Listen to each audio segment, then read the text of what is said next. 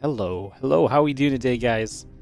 Welcome to Monday Cup 59 and 60. It's back-to-back Monday Cups today, and it's gonna probably be a little bit of fun. Looking forward to getting into some action, looking forward to getting into some games. We're gonna start the day off with Ryung versus Classic, who just happened to be a round of 16 matchup, so gives us an easy one to head straight towards. Initially round of 8. I've got an eye on maybe MaxPax versus Cure. I mean, Ryung Classic winner plays herO. Let's just have a look at the bracket quickly, I guess, and then have a look to see what is coming up today. So it does look a little bit like this. So you got yourselves herO versus the winner of Triple and Rebellion, Ryung versus Classic in that same section. Creator likely plays a Laser round 2, and the winner of that likely has Solar or Nicorect to come up against. MaxPax will probably play Shameless or Led Alex, and then the winner of that plays Cure or Rex. Percival will likely be awaiting Young Yakov, and Rogue is in the matchup against Art for that same section. So we have a pretty good spread of players today. I'm actually pretty hopeful that we see some different results, actually. And again, this is going to be our first of 2 cups today, guys. We're going to have a second cup coming up in about 4 hours' time. So we're going to go back-to-back cups, because we are on the Twitch front page, which is obviously exciting as well. So that's going to be exciting. What's up, Dan's Pro? Thank you so much for the few bits they dropped in, Dan. I appreciate you. And yeah, we've honestly got a pretty fun day of games. I like what I'm seeing already. It should be some good fun. We're waiting on Ryung Classic. It might be a little bit of time before they're ready to play, because Classic does not seem to be here just yet. But this really is quite a stacked cup as well. Like, the signups are all here. A lot of players are ready to play. The round of 8 especially is going to be banging, I feel like. I think it's going to be a good day. I see Classic coming online, so we shouldn't be too long before we get into this. Get ready to kick this off. Incoming at Honey 2 zeros, yeah. Maybe. What's up, Bexvard? Thank you so much for the 20 stream watch streak. Some commitment and dedication to the cause. Appreciate you. And yeah, hope everyone is doing well. Welcome. Whether you're on Twitch, whether you're on YouTube. Hope you guys are ready for a fun day of games. We are just waiting, like I say, for Classic to come online. But he is on his way, so we should be able to get going here in just a couple of moments and get this Classic Ryung series vetoed up and ready to party onwards. Very exciting. So yeah, double cup today. The second cup will take place in about 4 hours' time. There's no Monday Night Weekly, and like I said, we're on Twitch front page, so we've typically been doing these double cups when we get the chance to with the Twitch front page, so making full use of the 8 hours of promotion that we get. What's up, Cake Machine? Thank you so much for the 18-month resub on the Prime, starting us off nicely as well. Appreciate you. Thanks for the streams. No worries. Thank you so much for supporting. Yeah, we've got some sponsor stuff as well. I can't remember what the command is. Is it... There you go. Yeah, I should probably have that on my stream title as well. Cool, we have a Marvel Strike Force sponsorship as well. We're not going to play it today, because today's going to be kind of long anyway, but we'll probably talk about it at some point when we have a little bit of downtime. A bit further down the line. Sorry, I keep catching my throat. I don't know why, I need to keep clearing it a little bit, but hopefully that just goes with a little bit of talking. What you saw the whining and confusion caused by the bracket reset double series in the finals of recent tournaments was like that's doing an entire tournament reset. Yeah, you're not actually the Monday Cup champion unless you win back-to-back Monday Cups. Like, you know, we don't love the fact the first Monday Cup single elimination, so you basically get a second Monday Cup to try and win. It's clever, right? Yeah, it's clever. You don't get why people are making such a big deal of it. Yeah, I think because it's just... People have heard of bracket resets, but best of 7 into best of 7 is a pretty horrific format for StarCraft 2. Like, I personally think bracket reset in StarCraft 2 is already pretty bad, personally. I don't think it actually belongs in StarCraft at all. StarCraft 2 is not that type of game. But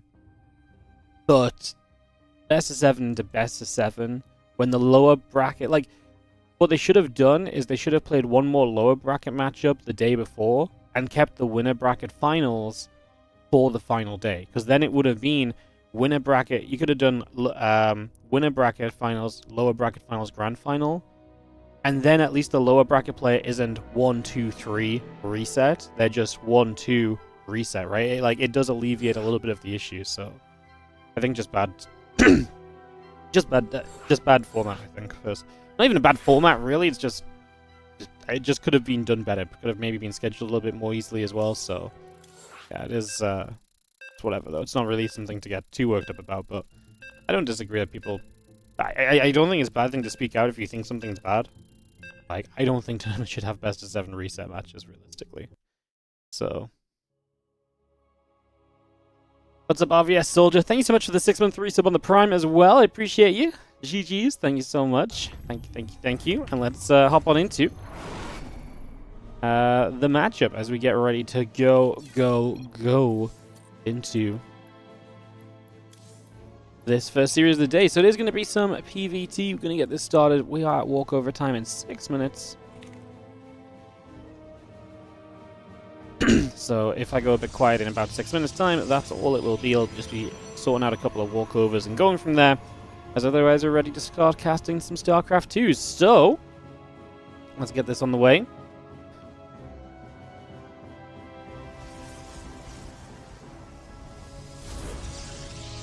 We have ourselves on the top right side of the map. Our Blue Bros player to start us off is going to be Classic, as we are starting in the round of 16 of Monday Cup 59. And in the bottom left corner, the red Terran player from Vitality will be Ryung. I was so impressed with Ryung yesterday in the Korean Royale. If you guys did not see Ryung's games yesterday in the Korean Royale, my goodness, you gotta go check out his games. He played his butt off.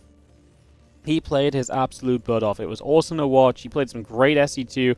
I went into the day being like, well, you know, this first series I kind of fancy him in, but the others no shot, you know? And he played so good.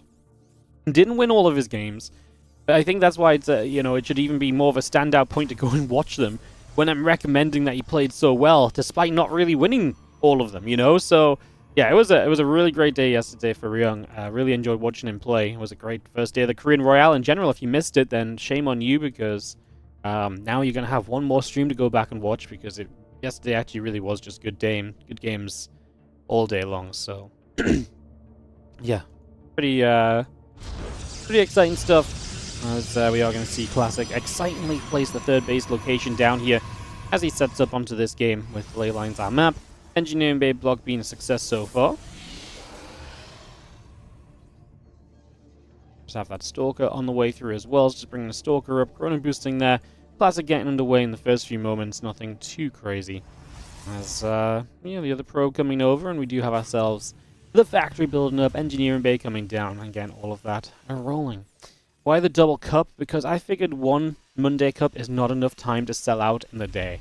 I thought, you know what, 3 to 4 hours of Monday Cup action, like, how do we ever convince people to give us subscriptions and donations and money? So I thought, instead of just selling them for 4 hours, we're going to sell out for 8 hours, and I'm going to be rich. You know, I've got a yacht to pay mortgage on or something. Yeah. Something like that. Or the other explanation is that we have a Twitch front page today. So we're on the Twitch front page, and that means we get a viewership boost, and we get 8 hours of it. So it'd be a shame not to use it, and there's nothing else going on once the first cup ends. So we go second cup mode, and yeah, double it up. Why not 12 hours? I have a life. Yeah, look, I'm trying to balance making millions while having a real life, you know. Come on, guys, let's be realistic. I'm not going to work my butt off for 12 hours a day. I did that 10 years ago, and then we just be kind of you know, ticking over right now, you know, just kind of letting each day pass by and just slowly getting. Yeah. I mean, hey, if the players play long enough games, we'll go for 12 hours. That you know. So really, it's not up to me. It's down to the players. Do you guys ever think there'll be a day we go for the triple Monday Cup? Oh my god, the triple Monday! I mean, I have no idea why we would do that, or if there's any reason why we would. But yeah, maybe someday, just because we're feeling feisty. Charge sentry coming up. The medevac is going to go out up towards the upper right-hand side. A couple stalkers will gather. The Hellions are going to be right there. Another stalker coming over. As you see the gates, the robo, and the charge all building. A couple probies coming through, and that medevac will go up towards the top, unloading a few marines, unloading the siege tank, and Classic actually has to recall back over to deal with this. And now we're going to drop into the main base, and that's going to be a really open main. I feel like Ryung almost can't believe his luck. He's like, did I just walk over to the main base that's empty? He actually blocks that stalker in with the tank dropping to the right-hand side. Whether that was intentional or not, either way, it's a pretty cool little move. And we actually get ourselves some good damage done here. Forces a recall, gets a stalker. Now the rest of his units are pushing up onto the map. He's going to try and make a siege on this third base. The problem is you are tank pushing against someone who's opening charge. And if you just if you just build zealots here and you just charge in once that army arrives, typically that is good enough for you as a Protoss player to play defense against these tank pushes. There's a little bit of a supply issue right now, and charge is not done yet, so we're actually attacking into this very quickly. We're going to try and go for that first tank, and we will get the first siege tank. There's also just a lot of Marines, though. I feel like Classic's getting a little bit overwhelmed right here, and Ryung pushing up onto this base. Single Zealot will go down. A couple of Stalkers still trying to ping through. A couple of Hellions going to be there. We siege the tank, and I mean, Classic lost a lot. He tried to defend this very quickly, and like I say, I mean, I thought he was going to at least wait for charge, and the more Zealots you have, the better. He is on 4 gates, so realistically, if he just lets his base take damage for a while, then charge in, he would have had a lot of Zealot reinforcements too. I actually think there was a possibility for him to do a lot with this, but instead, Classic goes arguably too soon, and this base is in trouble. And this is not a 3 base. That's the natural.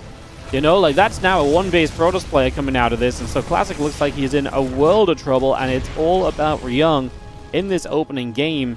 As the few Zealots come over, the tank and the Marines retreating back. Just going to be seeing the Zealots still charging through. And just going to be seeing a couple of Zealots walking up this ramp right now, trying to see what else is going on. I mean, just trying to put some pressure on or do something, because the rest of this army has been great. And you've killed the freaking natural, essentially. So you're up against the 1 base Protoss. All you've got to do right now is defend, and that's exactly what we're going to start doing here over these next couple of moments. And we're going to catch a couple of these Zealots already, as that was what was in the natural. Yeah, I mean, Ryung just has to make his way back over to his base, basically, and figure out a decent fight here. He has nothing in the main, so it is a bit awkward, but realistically, this army of Classic is trapped. I mean, Classic still has a small army, you know, so... And Classic's not re-expanded, so he's completely all in. I mean, I guess that's interesting, the force field going down, but now the sentry's dead, so that won't last forever. And we will just slowly push back into our own main base. One of the more awkward kind of cleanups of a game that we've seen, but Ryung, I think we'll get there. Just, you know, believe. Just taking a little bit more time to get there, but we should get there in the end. The SCV surround. We're going to try a recall where we save absolutely nothing. I mean, Classic probably isn't going to leave the game right now, because this is 1 base versus 1 base, so... I mean... I guess we still have a game, a 1 base versus 1 base. I'm getting a little carried away. I'm like, Ryung just needs to defend this army. Classic's all in, but Ryung's super committed as well. You know, he's only been 1 base too, so maybe, yeah, maybe even more reason why Classic shouldn't have committed in as quickly as he did previously, right? We really should have waited for the gates to kick in and everything else. Well, now Ryung's going to come swinging back across the map. Does Classic just need to defend here, or what is the situation?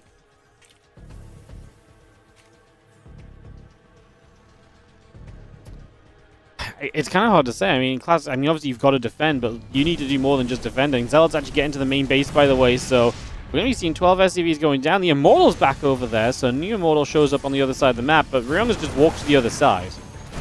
Do we have the tech to deal with this? The force field is absolutely massive. The more you force field here, the more time you buy, the better off you're going to be. It's going to be hard to get the sentry in reach because of the siege tanks. Gateway is still powered as well. Classic has an army supply lead. He's got a natural surround setting up. I don't know, to be honest. I mean, we were building a bunker on the bottom of this natural ramp as well, which is going to wall in a bunch of those units. I don't actually know how to make this call. Here we go. The 1 base Terran versus the 1 base Protoss. The Classic looks to make the move out. The Immortal in the background gets crushed down. Now the Zealot's getting onto the siege tanks. Is it enough? As we just need to work our way through these tanks, it doesn't look like it's going to happen. The damage output is not there. The tanks have slaughtered the Stalkers. And Ryung is going to get the GG from Classic. He's down to 3 SCVs, by the way, but Classic has 1 army supply. What a ridiculous end to this game, as Ryung does indeed take it home in the end. But like, we actually had just a little bit of a reset there that I wasn't expecting. I thought we were going to be in a much more kind of moving forward kind of. I mean, that was just crazy. I'm kind of a little bit stuck for words because it was just a little bit crazy, quite frankly. And Ryung goes and takes a 1-0 lead off the 1 baser. To start us off today. Looks as though no one is requesting my attention for a walkover or anything, so nothing happening there. And that means I can more or less fully focus up on this game number 2 now, guys, as we head into Ruby Rock for the second map of this best of 3. Ooh. What a game, GG. What a game. Actually, what a game, though. Like, actually, genuinely, what a game. What a great way to start the day off. Ryung, man, look at Ryung go. I'm loving it. I'm here for the Ryung renaissance, you know? Just the comeback of Ryung. It's his time again, maybe. I don't know what it is, but the last 2 days, he's been freaking awesome. And he's always been solid while kind of being that kind of player who, you know, if we had to place him in Korea, I'd say he's kind of at the bottom, you know, he's the bottom end of the pro players in Korea. But man, you wouldn't have thought it the last couple of days of games he's been playing. It's been really fun to watch, and definitely when he gets a chance to bring out the strategy and the build orders, and the game is more reliant on that, you're definitely still seeing some of the brains of Ryung coming into play, so... Bottom right side, classic. Upper left side, Ryung. Game number 2 of this best of 3. We still do replay packs? Absolutely, Demi. There was one that went up... it's probably a couple weeks ago now, but yeah, I mean, we'll probably do another one in the next couple of weeks. Okay, we put one up October 13th. Probably in the next week we'll do another one as well. We typically post once a month, and as usual, you can either sub, or if you just want to purchase a specific replay pack, you can just do that on Patreon nowadays as well. So you don't even have to be committed anywhere or anything like that. So yeah, all the usual ways. But yeah, but like I said, the last pack was a couple of weeks ago. There'll be a new one, like I say, in about another week, give or take, depending a little bit on how busy I am admin-wise. I'm freaking rammed this week, man. I've got to record a YouTube sponsorship video over the next couple days still. We've got the Marvel Strike Force Twitch sponsorship we're going to be doing. Like, there's a lot happening. There is a lot happening right now. So, yeah, I'm a little bit rammed, but hopefully just for the start of this week, and then later on in the week, maybe I can even get a replay pack out this weekend. I'm just trying to think what we've casted in the last couple of weeks to put in the replay pack. There's been a couple things. Maybe we're going to get the Proby. Going to take that down. We have the SCV building up the command center as the SCV will take a journey. Back to the upper left-hand side. He went to scout. He saw the Nexus coming down, so Ryung already has that information in the game. He's going to build a bunker, so he's going to be super safe. Does not want to deal with any early game Protoss shenanigans, which means, you know, he doesn't want to have to deal with the early Adept or an early Stalker, or just any of those early units showing up and poking at the front door. So he wants to try and stay clear of that as best as he can, and just kind of move through from there. Twilight Council about halfway done. Adept coming up. We'll go for a little bit of a shade out over the left-hand side. And yeah, the factory coming through, the command center on the way, SCV building the Twilight Council probes, and the rest of everything on the way by. The Adept will continue to make a shade out across to the left-hand side for the moment. And meanwhile, another Adept is going to be already in here. Sorry, I didn't actually see this one. Oh my, you know what, it's early in the day. This is why we shouldn't do the good matches early, guys, because this is the problem when you get a good match early. My brain's not turned on enough to look for the things. This Adept got away super low HP, got a couple of kills. Those were Reaper and the Marine. So he killed the Reaper and he killed the Marine. Comes back over, wants to stay clear from the Hellion with that hurt Adept. Try and let it actually regenerate back up to full shields if you can. But just in general, applying some nice pressure here. And wondering if it is maybe time to shade out of here already. Maybe it already was time to shade out rather than that shade up that we just saw. Because right now, these Adepts could have been long gone. Instead, I mean, we can actually absolutely kill that Hellion. It will go down, but it means the Adept commits. SCVs might be needed for a bit of damage here. Extra Adept showing up. Marines go down, and we're going to threaten the shade once again. The Marine wants to run for that Adept. Ryung decides not to go for it because he's afraid of running through the other Adept and taking free damage. And this is becoming an issue because that Adept felt like it was a guarantee to go down, and that at least helped to equalize things. But we're still killing Marines, and despite the bunker, Ryung is finding himself in a ton of trouble here early. And just a simple Adept play, and the third Adept showing up really, I think, putting the bit of a spanner in the works for the kind of expected defense that Ryung was going for. There is a Widow Mine up to that top side. The Marines trying to step forward, splitting the damage again, man. Just these Adepts are not taking the damage they need to take. We are going to get rid of one. The second just going to be going down as well. Not low enough, man. This is ridiculous. This Adept has 5 kills. This is now 8 Marines, a Reaper Hellion, and an SCV for 2 Adepts. I mean, that's just beyond a ridiculous amount of damage. Beyond ridiculous amounts of damage. Medevac Around the right side, going to retreat away up to the top. We do have ourselves the gateways, the Nexus, the Charge, and the Observer and Stalkers all building through as well. That medevac retreats back. A few Stalkers coming over. Ready for a little bit of a poke onto the natural here, so he's going to come through. Just going to see the Siege Tank is firing away. The Stalker's already taking some shots. Going to see a couple of the Stalkers going down, a couple of the SCVs moving by. Have that Marine going to get jumped on as well, so the Marine will also fall. 2 more Stalkers showing up. I mean, I wouldn't be surprised if Ryung kind of just dies to this pressure, because this is the kind of game where everything has gone wrong, the game has unraveled for you quickly, and as that kind of takes place, as that happens, you end up in this situation already where, quite frankly, you just don't have a lot to kind of deal with the follow-ups. Now, in this case, Classic isn't that committed. He falls back with those Stalkers pretty quickly, even doesn't even try and stay on the map. But Ryung's on the way is to Stimpack and Stimpack and Combat Shields. Meanwhile, Classic's about to finish Charge. Templar Archives is completing. Like, we are just in another world of upgrades here for Classic. Like, his position is so good right now. He is absolutely storming away in this game. There's +1, Stim and Combat, all coming through from Ryung. Like I say, if you get to those upgrades, great, you might have a shot to do something, but I feel like we're not going to see anything from those upgrades before Storm finishes, which is a terrifying sign that Storm is going to be done from Classic before the Terran has any of their baseline upgrades ready to go. So that's just, like I say, it's a disaster in the making, realistically. As that Warp Prism is going to start up. The Charge is going to finish through. The upgrade's still coming by. Marine Marauder Medevac coming up. A couple of barracks being added on. And we will have our Medevac. And Raven, where were they? I've just seen them and then I've not seen them. I'm on the wrong side of the map. What am I doing? My brain is not in it today. That's not a good sign when we're doing a double cup. Gonna have to turn it on. Might be a Monster Energy kind of day, guys. I might actually have to turn to the energy drink and just lock in a little bit, because, yeah, we are not locked in just yet.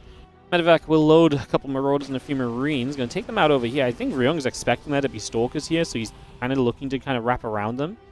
Or something to that effect. The Observer here will see this group of units, so Classic will be aware. Not that it's really doing anything too dangerous for him just yet. He will launch a Prism over in that direction, and I can only imagine that's a pretty typical harassing Prism. 4 Zealots inside, looking to just hit the main base if Ryung does go for a larger move out, which at this point, Ryung might even just pull the boys, you know? Like, get those SCVs and just drag them across the map, because, yeah, he's 5 racks as well, so he's absolutely in kind of all-in territory. 5 racks and single engineering bay, he's 100% pulling the boys, so doesn't even need to be a query on my mind. It is just a guarantee, and it's already happening. So these few Zealots, I think the main thing here is Classic is you don't really want to warp in. As, oh, actually drops Storms very preemptively in the middle of the map. He drops a bunch of Storms as well. So a lot of the energy used. Like I said, I don't think we want to warp in here. We just want to kind of get rid of those SCVs. Templar going up the wrong ramp. No! Somehow only 3 of the 5 or so that went up there went down. We got 1 Storm off. Zealots charge in. We're committing. Classic's just going to send it. I mean, a messy defense from Classic. It works because he's so stupidly far ahead. That early game was disastrous for Ryung. There's no other way to phrase it. But if it wasn't for such a disastrous early game where then Ryung can do absolutely nothing on the follow-up, that was the sort of attack, or that was the sort of defense from Classic that loses you games. So, fortunately far enough ahead, it didn't quite matter here, but a little bit sloppy for sure. As we get ready to jump into Tokamak here for Game 3 of Classic versus Ryung in the next couple of moments. Alright, have a peek at the brackets. Fred are going to be playing a Laser, Solar playing Nicorakt, Q-Rex, Rogue Art.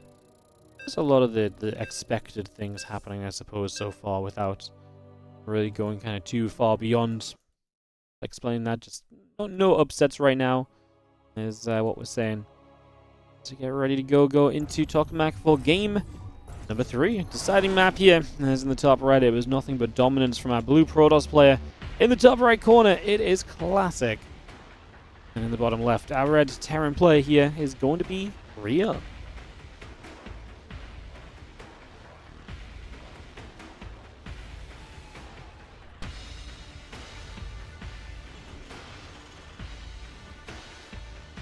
Early SCV across the map again, maybe looking for that faster engineering bay block, trying to throw Classic into that kind of responsive situation where he has to figure out what to do, has to play a little bit offbeat from his typical build and his timings.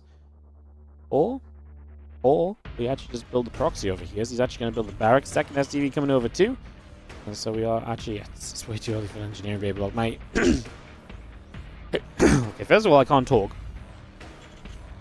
I'm gonna have to get a drink after this one. Secondly, my brain is still not locked into the game, so we're just gonna get through this, take a moment, get a drink, reset, and we're gonna kick off. All right. So yes, way too early for an engineering bay block. Instead, is going to be the double barracks. Second SCV coming over, as well as obviously, additional commitment there. So I'd say that's a pretty big deal. As this probe comes down the bottom side into the main base, you have this probe stepping over onto the front.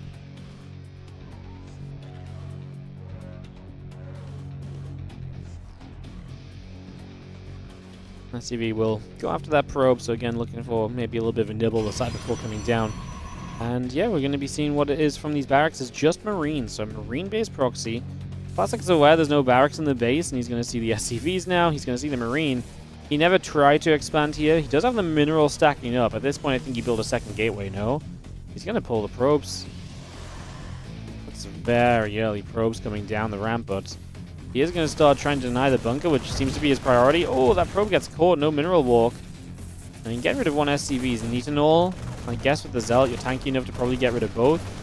As the problem is these are melee units, and melee units do pretty rough against range units, depending on the numbers. Stalker is about to pop, though. That Stalker might just be enough to actually stop this bunker getting online. I do feel like that has to be a little bit of a priority right now. That bunker comes up when you've committed so much to trying to defend. If you let the bunker get up in the end, it does feel bad, but there's not really going to be much choice now. The bunker will finish, and it just feels like this entire probe pull was then unnecessary, because if the probes pull, you want to stop the bunker. If you don't stop the bunker, like this was going to, this scenario is going to happen anyway. You didn't have to pull the probes at all. Just pull the probes if the Marines walk into your main base, right? The whole point of pulling the probes is to try and, deny the establishment on the low ground. As Classic now throws down Robo Facility and Gateway across the map. So he's going to proxy. This would be a disaster if Ryung were to find it, but it isn't necessarily the first thing you think of going to look for. He does know there's a probe on the map because he was obviously, scouted. And he knows that the probe hasn't walked back through here because, he's had the bunker and everything. So Stalker's trying to get down the ramp, going to hit the bunker a little bit, trying to trade. Without a battery, this is not an easy thing to do. It's kind of awkward. I imagine what he wants to do is he wants to bring the Stalkers across the map to join in with the Robo and the Gate. We're going to throw the Nexus down over here as well. Okay, Classic. He's just going to go full swing towards this. I was going to say, if he brings the... oh, no. Oh, my God. This is such a mess of a game. So he basically says, I've got the sentry so I can force field the Marines out if they try and push up. And then what actually happens is, he kind of has to recall the Stalkers. This is... StarCraft. These are pros, by the way. This has been a messy series to start the day. These guys are kind of playing like my brain is working. It's not quite 100% for sure. Now, we are going to have a Prism, and that's going to be an issue, I think, for Ryung. There's going to be a lot of micro potential on Classic side. A lot of chance for him to get work done as he pokes around at the front and again, takes a chance to maybe get some things done here in the early stages. Stalkers joining up, Tank and the Marine coming in. The Prism is going to be finishing soon, and the Twilight Council is going to be the next step of this as well. So again, that Twilight Council up, the Prism joins with everything else, and we get ready to maybe make a bit of a play, but there's a Tank and Cyclone in the main, so I can't imagine we're going to do too well there. Ryung is going to have his command center finishing in the main base in the next couple of moments, just getting that completed. As we see the Stalkers lifting back into the Prism, going to pull back over to the side just a little bit, just drop off once more. And wait to see if he tries to do anything else. Honestly, at this point, I mean, Ryung just scouts this gold-blue base. Classic has to dominate, right? Because if you don't dominate in this scenario, what happens is that you're going to fall into a very weird position where your opponent's going to be able to push the one location you have an expansion on very easily and very quickly. I even imagine tanks up here, Siege, are going to be able to hit that Robo Facility, which takes away one of your key tech structures. So you're going to have to be really on it. You're going to have to be really active, which obviously he's already active because he's on the map, but he has to, defend here and at the front of the Terran's natural. If the Terran gets to move out at all, I really do foresee there being some tricky siege positions that Classic's going to have to figure his way out of, and I'm not sure if he's had a clean enough early game to kind of make his way out of those scenarios easily at all. And yeah, that's a good point in the chat as well. The fact he used recall on those stalkers means he can't recall probes to take advantage of the gold-blue base as quickly. So yeah, that's actually a great point. And he did just walk them over here in the end, but a lot of the time you would see the probes recall into this base. Sometimes you recall to kind of keep them hidden and not be scouted, but in general, I think it's probably worth it instead of that many probes walking across the map. Cyclone is still locked onto the Prism there. Cyclone very narrowly gets the Prism. That would have been a disaster. Banshee across the map is going to go for a bunch of probes. Meanwhile, the Stalkers and the Sentries and the Zealots going to come into the natural. I do not know if I love that for Classic. He's going to commit to killing the Siege Tank, but the Cyclone will guarantee this kill. I mean, this is messy. We recall back home. We do get rid of the Banshee. 38 supply right now for Classic. 58 from Ryung, as he sets up 14 workers in this game. A little bit of an army supply lead, and this is definitely trending in Ryung's favor. This is definitely going the way of the Terran player right now. It is absolutely looking great for Ryung, as we have Classic returning from the recall that he used to get back home and deal with the Banshee. I mean, he's got 21 probes left. It's mostly on the blue gold minerals, so he does have some gold mineral income, which is nice. But Ryung is still left mining more, unsurprisingly. Gets an Observer now with the Cyclone lock on as well, so another nice catch. And I mean, Classic just has to go. Now he's got Zealots, he's got Charge, but Ryung also has Stim, so man is upgraded. There's double Siege Tank on the natural. This doesn't look like it's going to be it, does it? The damage output on those tanks is not even close. The Stalkers are disappearing. And Classic, first appearance in a WARDITV Monday in a hot minute, is not going to get it done. Ryung takes the opening match of the day 2-1. And Ryung moves on in to play against probably herO. herO is going to be waiting for Triple Rebellion. That's probably going to be the next one up over there. Wonder what we should go into. I'm kind of tempted to go Cure Rex or MaxPax Shameless. We get the potential MaxPax Cure if you pick in the favorites. Round of 8, I think that'd be kind of cool. Predator or Laser playing right now. Winner of that plays Solo or Nicorite. Rogue would play Percival Yakov. I think I like maybe looking for the MaxPax section. I think it just leads us along nicely, to be honest. So maybe we have a peek to see if we can maybe make that happen. Shameless has just come out of game. Don't see MaxPax online. Oh, there he is. MaxPax just popped in. Trying to figure out what the deal is with these guys. Just in time to miss the first match. Look, look. At least you're here for the rest of the day now, right? In time, you know, just in time to miss the first match means you're just in time for everything else. I think MaxPax and Shameless might just be about to start playing. In which case, I know it's a PvP early, guys, but I do like the round of 8 that this leads into. So I think we're gonna lean towards doing this PvP. And going from there, perhaps.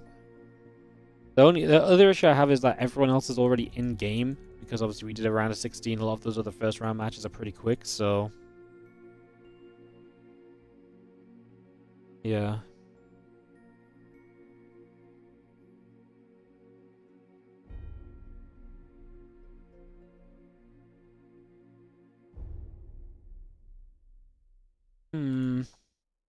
Just waiting to see if they load into something here, guys.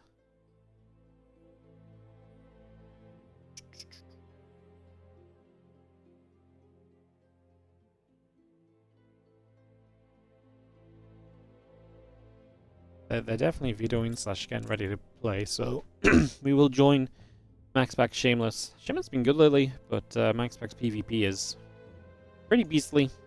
Not going to be an easy matchup for Shameless. Not a fun one to draw yourself into, unfortunately.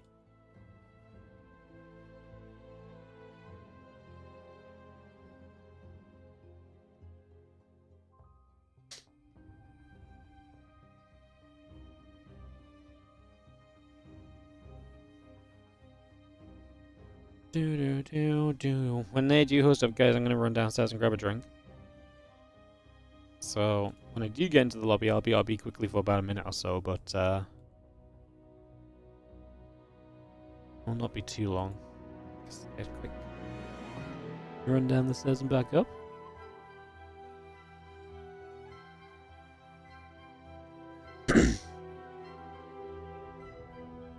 How's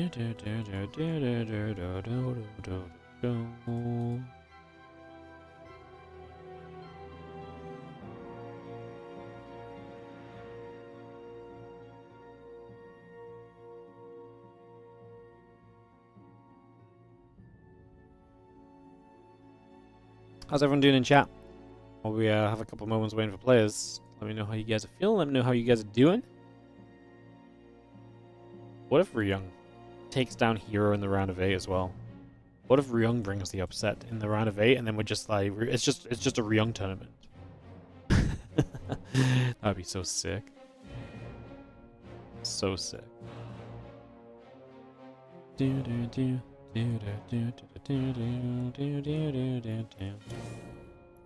hero's still waiting for Rebellion and Triple to finish playing, but they are playing. Rebellion, at the very least, was here a bit earlier on, so should be underway. MaxPax hosts the lobby. Alright guys, like I say, I'll be just 1 minute as we kick into this. Hey, what's up, Growling? Thank you so much for the 21-month resub on the Prime. I'll throw you guys on the loading screen. I'll literally be 30 seconds. BRB.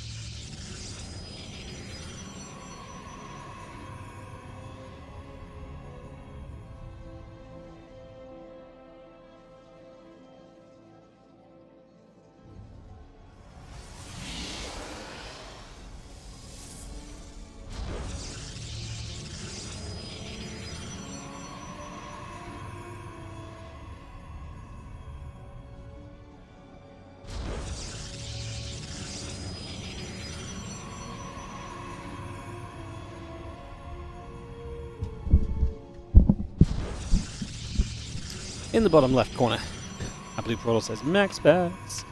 This is indeed game 1, guys. As in the top right, that red Protoss player is going to be Shameless. Alright, thank you for your patience. A little BRB. So we're going to do Shameless MaxPax. And then see where we go from there. Heading into some round of 8 action.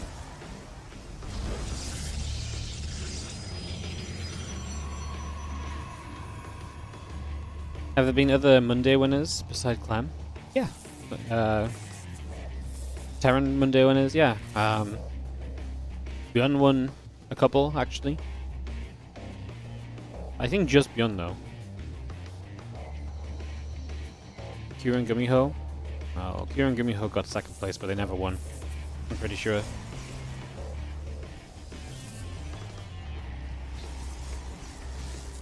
Maybe today. Maybe today all will change. Obviously got herO and MaxPax who are going to try and protect the protect the winning streak of the top 3, as they are on opposite sides of the brackets as well. Bjorn has definitely won 2 as well.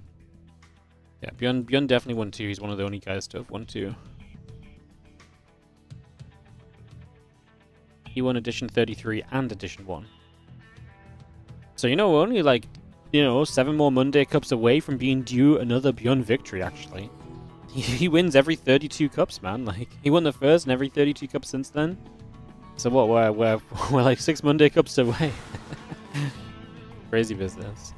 Yeah, Wikipedia has all the stats at the bottom of the list as well, so you can quick check it as well. So you can see all of the information that you need about the Monday Cups. Follow all the storylines. Prism on the way over. A couple of Adepts are going to take their step up. Stalker going to be here. The Zeld is going to come along with the Stalker. I'm just going to keep the Adepts at bay for the moment. We do try to make a little bit of a move up. Not much going to happen there. Prism is going to pop out. Sentry and the Stalker coming through. Warp Gate producing. And the Prism is just going to be loading up and looking for some initial harassment. Now, the Oracle will see that, so you're aware that this is arriving as MaxPax, so you can position a defense already. Two Stalkers very effective at making sure this does not drop into the base. As the Oracle goes to the other side, Sentry and Stalker will be there to push the Oracle back. The Oracle will be chased away for the moment. A couple of Adepts still shading through. And this Prism heading in toward the main. Simon's going to be met by a Void Ray, so again, we'll still not find access. Two gateways finish up. We're going to add on a third one. We already have the first Immortal arriving, but it's going to be go time from Shameless from here on out, because you are going to want to bust this down. You're one basing against the expansion. You need to find damage, and MaxPax is going to be looking for his typical PvP defense to set himself off. Not into a good start of this game, but probably just to win this game because of how committed Shameless is. If MaxPax defends, this game pretty much usually just ends. But defending is not easily done. It is a challenge. The battery doing a good job on the Void Ray Prismatic Alignment, allowing that bonus damage as well. So, not a great time to have to fight, realistically. The Oracle's across the map, and we'll try and keep an eye on that because, you know, getting back in for stasis can be a pretty big deal as well. So one thing to watch for is now there's two Void Rays. So the second Void Ray activates the Prismatic. Good micro from Shameless. Doesn't take too much damage just yet, but again, there's only so much time where you can kind of step back and wait out the Prismatic Alignment, especially as more Void Rays come up. There's going to be a more continuous string of those Prismatic Alignments available. Cancel that Stalker Warp and just step through and start fighting again. Force fields towards a couple of the units. The Sentry does get saved. Good micro still from Shameless. The micro on the Prism has been, like I say, very good so far, to be honest. It's one of the patrols of all time. Check back on that in a second, baby, as we do see once again just another little push up. Immortals on the ground are going to be pretty beefy. They can do a lot over time. Void Rays with the double activation here, and Shameless move commanding a little bit. You can see just the units kind of stepping forward rather than actually attacking.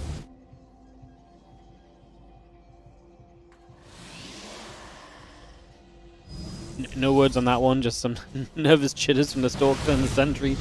As we do step forward once again, I mean, we are draining those batteries of energy. It's not endless, but, man, there are 4 Void Rays. We do not have the Stalker count here to get through 4 Void Rays. And what's kind of crazy, we lost 4 Stalkers, but I feel like the Stalker count has just not been growing that much. Which is kind of wild, because it feels like if you're playing against Voids, the one thing you need more than anything else is to make sure your Stalker count is good, because you need to eat through those Void Rays, right? If you're not dealing enough damage to those Void Rays, nothing else really matters here.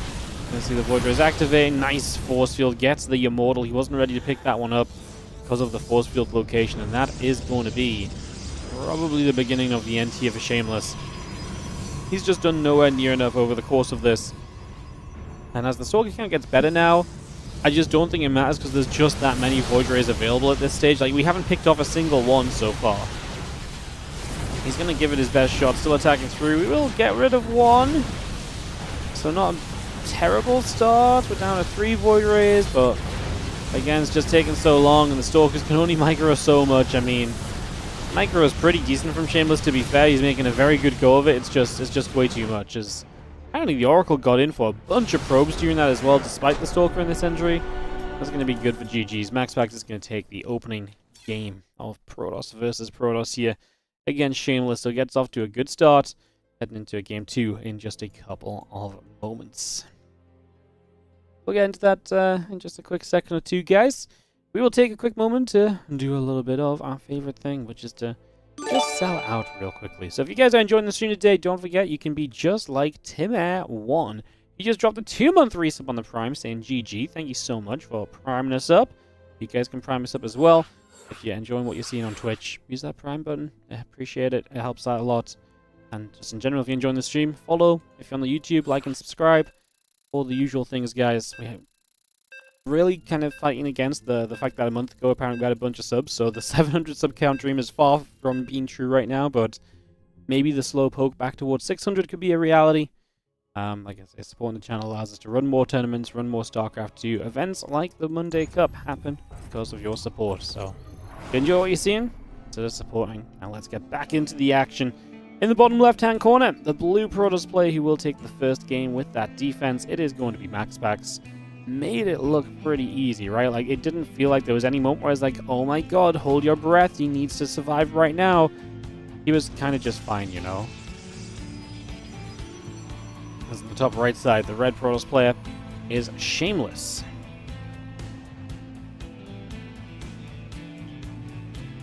How many cups of coffee do I drink a day? None. Don't like coffee.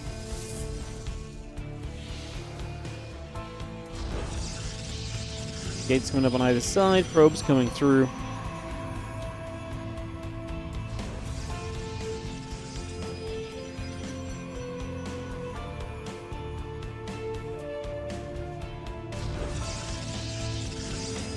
Want to get a few simulators down on the main base. The probe coming across the map is going to go checking through toward the main. Obviously just a little bit of a scout here early from MaxPax, trying to get a read on just what's happening. Sees a lot of value in getting information clearly. He just wants to be as unsurprised as possible as to what his opponent is doing throughout the course of this. Alaza won against Creator. Man, I love that Alaza's back.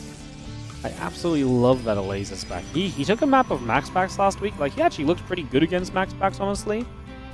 I love that Alaza's back.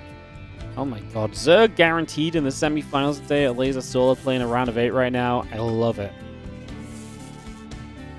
I love it. We have not had a Zerg win this tournament since the 2nd edition. It has been 57 cups. It's been over a year since a Zerg won this tournament. Solar is my best candidate to win it right now. Maybe we'll see if he can possibly pull it off. As what you see at probes, it's going to be chasing around a little bit. Stargate dropping down from MaxPax in the bottom left. So we'll get that Stargate on the way. A couple of Stalkers, Gateway, Warp Gate building through. And obviously this proxy gateway, this forward gateway from Shameless is going to line our ideas of what's going to happen. And MaxPax is going to learn of it as well as he just walks straight to it with this probie. So gets to see that pretty much straight away. Zerg was nerfed too much. It's a bit of a combination of things where there's not as many top-level Zerg players. The absolute best Zerg players don't participate in this event really at all. And the top Protoss and Terran players do participate in these events. So the odds are very just skewed against Zerg players winning in cups like this, just because it's just the top guys don't play, and overall there's just less Zergs as well. So it's kind of a little funky in that regard. I wouldn't say Zerg was nerfed too much. I mean, you could argue maybe that's why there's less Zerg players now. Everyone quit, but I don't really stand by that, to be honest. I don't really believe in it, but I mean, I'm also not the Oracle to say everything, because this Oracle does move up to the top side of the map. So we are going to see MaxPax making a play toward the natural. A few Stalkers will step in, and they're going to look to put some pressure on. A couple Stalkers there taking damage. Going to try and step back over. Zealot right there too. The Oracle flies over the natural into the main base. And activate and get the stasis ward going. Going to get that finished. It's going to be a bunch of probers being caught immediately. Stalker still stepping through. Another Stalker taking some damage. The Zealots going down as well. We get chased back the other way. More probers in the battery still coming through. The Void Ray activating. The Stalkers have to step away.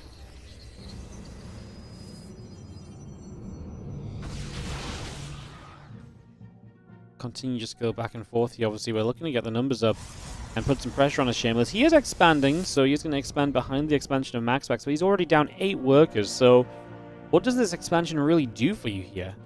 To me, it wastes 400 minerals, and you're kind of in a go position. I mean, if he doesn't believe he's going to break through, then that's all well and good, but is your best option really to expand going to be, what, like 10 workers behind almost? Like, that seems pretty miserable to me.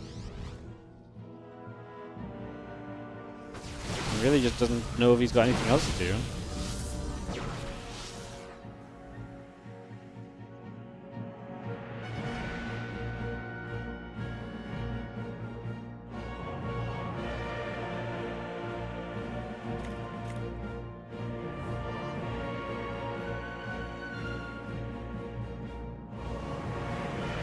Go over here. Took a lot of damage, but got a stasis off, just catching. And again, another few probes in the Stalker once again, so just being annoying with what you've got available. The other Oracle going to come in and just activate the Pulsar Beam.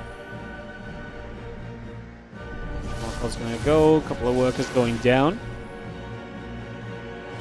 Stalkers again just going to try and keep things pushed back up into that corner, so Just going to keep things away there, as you have our Stalkers and the Void Ray making their way across the center of the map. So through the middle of the map we go, Gateway in the probe, and, Gateway in the pylon nearby.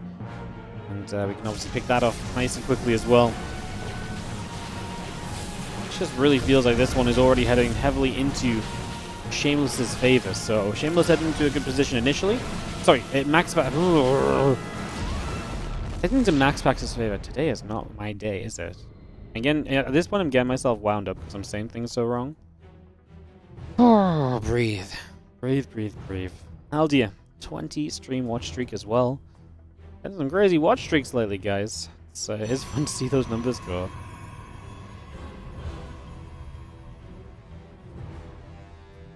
Blink from both players. The Nexus coming through. We are going to see our Stalkers in the Void Ray taking the chance at the Nexus there. Sentry goes down. Stalker is able to get rid of the Void Ray. Stalker still stepping up, going after these other couple Stalkers. Blink is going to be finishing very shortly.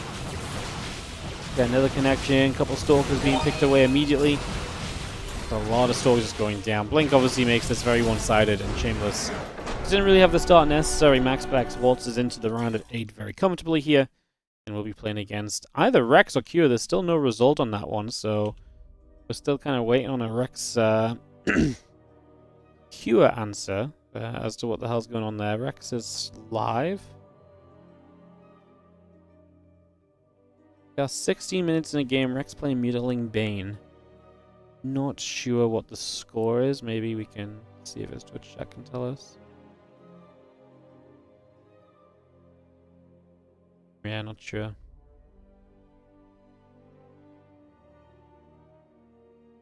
Not sure. I'm kind of interested in going into MaxPax versus Cure/Rex, honestly. Rogue is still waiting for Percival and Yakov to play. A Laser is already playing solo. That has begun, guys, so we can't jump into that one.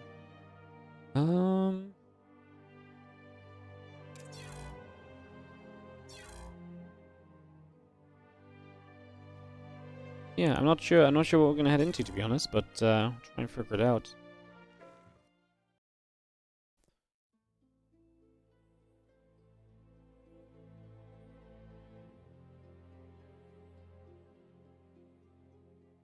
Why expand after the one base push? Isn't it somewhat an all-in situation? Now he's miles behind.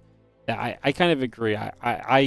When he expanded, I thought it was just over, because if you're gonna commit to the attack and just not succeed on the attack, like, to me that's a flop already. So I'm completely with you. I agree.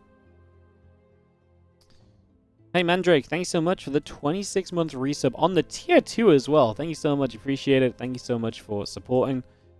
Appreciate the 26-month resub. Appreciate it. Hell yeah. Thank you so much. I guess we've got kind of eyes on Rex, to be honest. Just seeing where we can go, perhaps. Figure this out. What's up, all is Rem? How you doing? Kind of, I mean, let's have a peek. So this is obviously Rex's point of view, because he's just streaming. Unless maybe one of the other streams actually has this game. Oh, there and Yakov Percival. Okay. So this is Rex's point of view right now, guys, that we're just going to talk over for a couple of moments, because obviously he's playing against Cure. It doesn't look great for him, I want to say, because it looks like Cure has both bases kind of on the bottom left side of kind of the Terran main and natural. So it doesn't look good for Rex at 90 supply. It looks as though this might be a little over. He's just trying to make something happen with the meters and maybe some Burrowed Banes as well. But this is the result we're waiting on to figure out what we can do. See if there's another game or not. And the winner would play MaxPax. So if Cure is winning the series off of this, then this would be kind of, you know, Cure versus MaxPax coming up. So that's going on. As you can see, like I say, it's an 80 supply Zerg against a Terran player who I'm pretty sure is on his way to win this game. There we go, GG's. So, yeah. Rex sets back, takes a sigh. They've been playing for a while. I wonder if it was 2-1. Yeah, I wonder if it was 2-1 or what the dealio was. Because, yeah. We'll see what gets updated on the bracket though, guys. Hopefully soon, as like I say, with herO winning, him versus MaxPax will be up next. herO had a disaster in the Korean Royale yesterday though, so I'm hoping he's feeling a little bit better and coming into today. Otherwise, him versus MaxPax is unlikely going to yield the results I think he's going to want it to. So we shall see. But yeah, I'm pretty sure we're going to be MaxPax versus herO here, unless herO is going into another game. I don't think it is, but maybe I'm wrong. Hey, Dunhozzy, thank you so much for the 11-month resub on the Prime. Thank you for the dedication. No, thank you so much for supporting it. I appreciate the Prime. Like I say, every sub helps. Every little bit of support goes a long way. Appreciate you guys. Thank you for helping us get there. Thank you so very much. Here in Rex. You're not going into another game, right?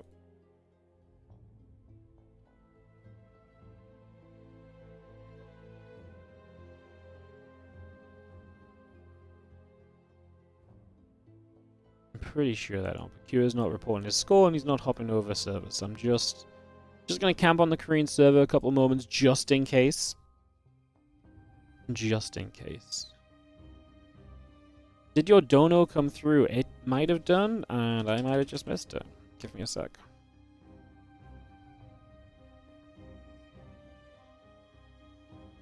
It does say you're the recent donator, and I've just completely missed it. How did I miss that? I have no idea. Thank you so much, All is Rem. Put this toward your mission of keeping esports alive on the £10 donation. Thank you so much. Sorry, I just completely missed that. It just didn't... Did it pop up even? It might have popped up. To be fair, it might have popped up when I was... It probably... I know what happened. It probably popped up when I was watching Rex's stream and I don't have the ding there. So I probably just didn't notice it. Thank you so much for the £10 donation. Some love in the chat, guys. Some generosity on the donation. Thank you very much. Indeed. Yeah, like I say, pretty sure that herO is just AFK following the game, and once... Yeah, once that is, once he's done there, then, we'll be back at it. Pretty sure, they're not playing another, so it does look like herO got the win. Rex is playing well lately, man. I wanted to invite Rex to the Korean Royale. Rex was like the next person on my list if anyone declined their invite. Nobody declined their invite. I was like, huh. I was like, oh, fair enough. So Rex was like right there on my list. Especially I didn't think all the Zergs would play. So he was right there on my list and just didn't happen. So, yo, thank you so much coming in on the super chat. Tamir Lebovic. Thank you so much for the 6. I have no idea what currency that is. But thank you so much, whatever it is. I have no idea what currency symbol that's meant to be.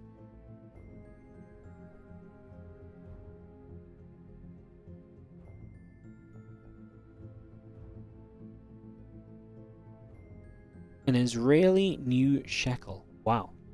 That's crazy. Thank you so much for the 6 of those. Appreciate it. Thanks, Woody, for keeping SCT alive. Thank you so much for supporting the channel, mate. I appreciate it. Thank you so much.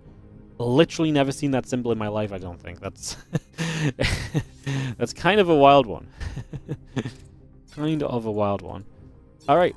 Thank you so much on that. As herO is going to advance through to play against Ryung in the round of 8. Laser playing against Solar.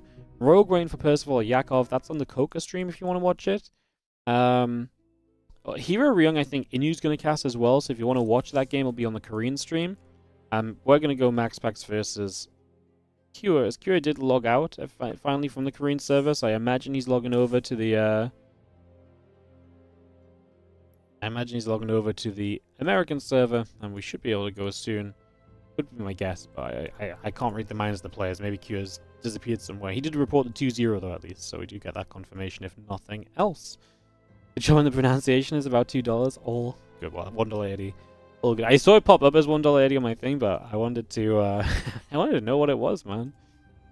It's very rare. Like, I'm not gonna say I'm like a knower of all worlds or something, but like, you know, I'm fairly well traveled. You know, I work in an online kind of global industry. You know, I've seen a lot of, you know, little bits of cultures. Like, I'm familiar with a lot of currencies and stuff, I guess. So it's very rare to see one that I don't know. Do I know CHF? That's the Swiss franc. Right? Yeah. See, like, I know a lot, just... This one was... I've just never seen this symbol, like. It's like a little, like... I don't really know how to show it on screen. It's on my other PC, but it looks like this, basically. So it looks like... It's like this. It's like a up, down, and curve, and then this... Then it's like a down, round, and curve. Like one of them. Yeah, crazy. Never seen it.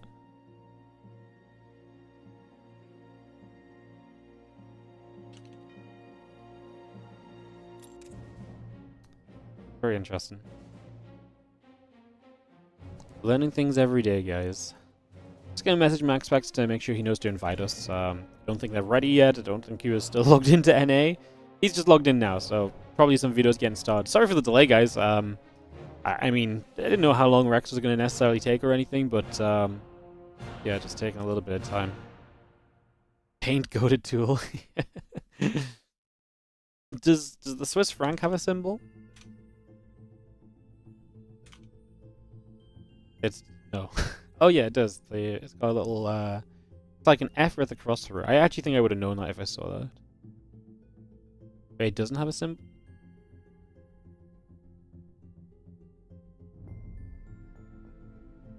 It's no symbol for the currency actually represented in a similar manner as pounds. Okay, cool. Interesting. The F with the cross guard. Oh, that's a good way to describe it. The F with the cross guard.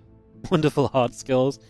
Look, I don't crank the paint out for no reason, you know. When the paint comes out, you know it's going to be a special day, and this one was no different. No different. Alright, guys, Kieran MaxPax coming up for our quarter-finals here on Double Monday, WARDITV Cup Day. It's because it's because we're on the front page of Twitch. So hello, if you are watching on the front page, hello, welcome to the wonderful game that is StarCraft. Someone with worse paint skills than you, bro. I threw this up. Well, okay, I'm not going to try and defend my paint skills. I don't know why I'm going with this. If you watch on the front page, hello. We are watching some StarCraft 2 today. We run StarCraft 2 tournaments every single day, pretty much. And this game is still alive. I know. Believe it or not, it is not dead yet. We are trying our best to make sure that's the case. So hello if you're watching from the front page. And yeah, we're just waiting for players, and we'll be into our next matchup in a couple of moments. Was I drawing that symbol? Yeah, that's exactly what I was drawing. It wasn't too far off, right? It's just a little bit closer together on the...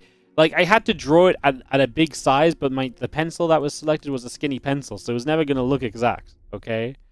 I was screwed from the starting point, okay? I think the general point came across.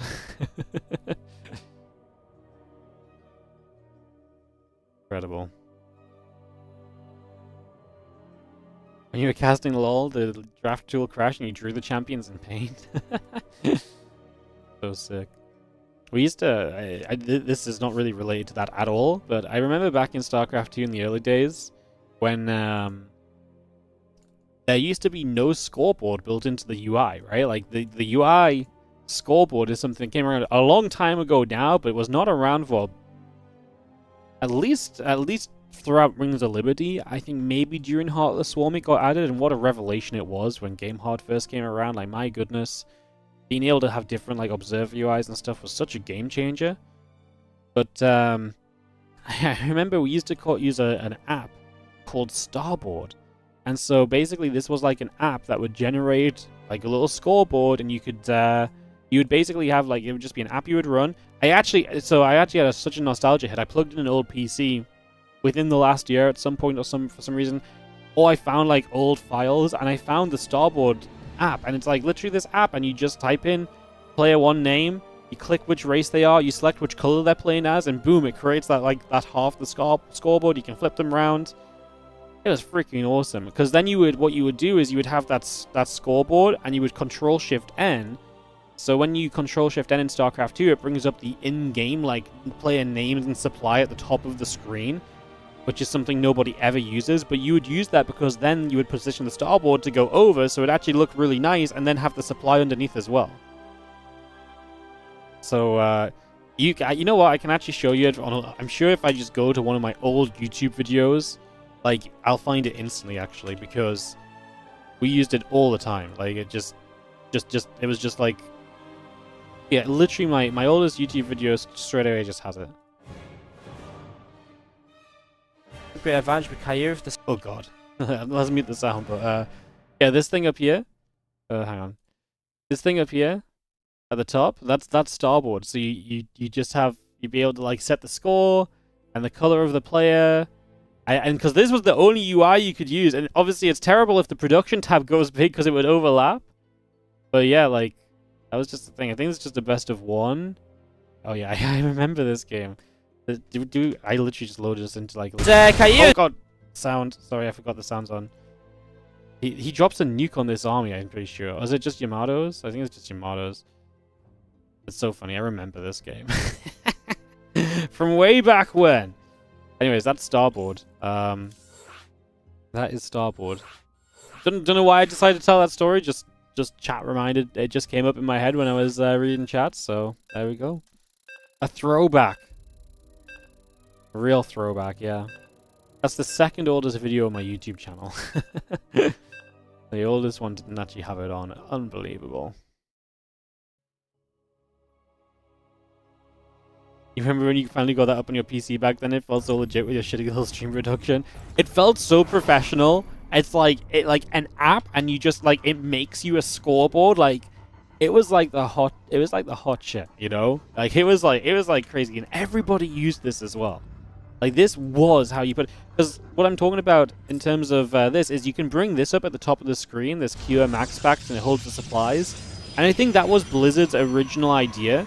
And so what people would originally do is they would just use this, and they would have like 0-1 like written in with like an OBS file or something. But it was just so cool because then all of a sudden you could make it look better, and the colors could change, and you could like click the button, and it was just easy, you know, instead of having to do it in OBS. And yeah, I actually don't even think this thing up here used to look this good. I feel like this has been updated with Legacy of the Void. I don't think the SC2 symbol in the middle ever used to be gold, but yeah, maybe it did. I probably didn't use it that much. Anyways, reminiscing, and yet here we are still in 2025, and StarCraft 2 is still available.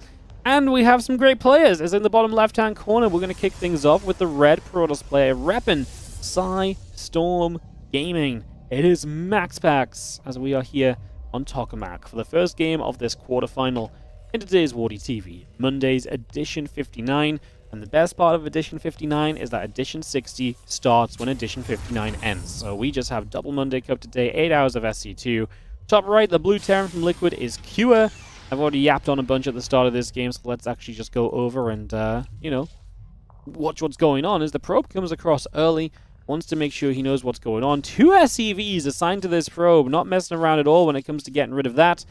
Command center goes down. SCV is, probe, sorry, is deflected for the moment. And that will be our starting point for now.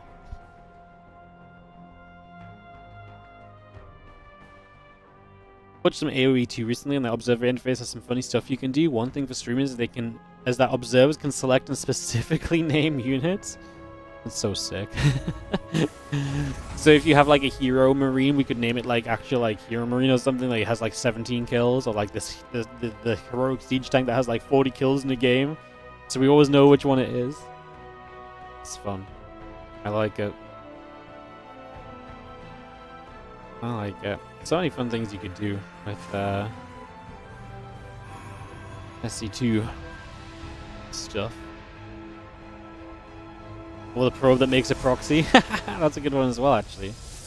You know what I'd do? I would always label the scout in SCV and see if the scout in SCV survives till the end of the game, you know? That's a great one, right? Just guarantee the scout in SCV, see if the scout in SCV lives till the end. Yeah, there's a lot of you know what? That's perfect opportunity for me to get more distracted with stuff in the game than actually just talking about the game. I'm sure Twitch chat would absolutely love it. Can you imagine? Woody, stop naming the freaking units. There's a battle going on. I'm like, look, what's more important? The battle has just cleaned out 200 supply, or whether this Hellion is still alive from the early stage of the game, you know, like this is Bob the Hellion, you know, we gotta see if Bob's still driving around the map. Two SCVs go down initially here. MaxPax's first little move in with the Adept, tank and Marines on the way. I'm a little scared for Kira in this matchup. MaxPax has obviously been consistently great lately. I feel like Kira's been kind of playing here and there still, but maybe not as much. And when we saw him yesterday, he had a nightmare, and that's no pun intended, as he lost a nightmare as well in the TVP, and he lost convincingly too. Like, he did not really stand much of a chance in that one, so I do worry a little bit, and it's a weird place to be, because I feel like it was just about a month ago, maybe a month and a half ago, that Kira was one of the guys giving MaxPax very consistently very great matches and very great series, and they were going a little bit back and forth, and still say MaxPax was favored, but like Kira is right there challenging him, and it just feels like that has maybe slunk away a little bit for Kira right now. But maybe yesterday was just a bad day, maybe today he's going to show us that that's not something we should be worried about at all. And maybe this looks a whole lot different as Prism and the Blink will come through. Build probes and a Stalker producing.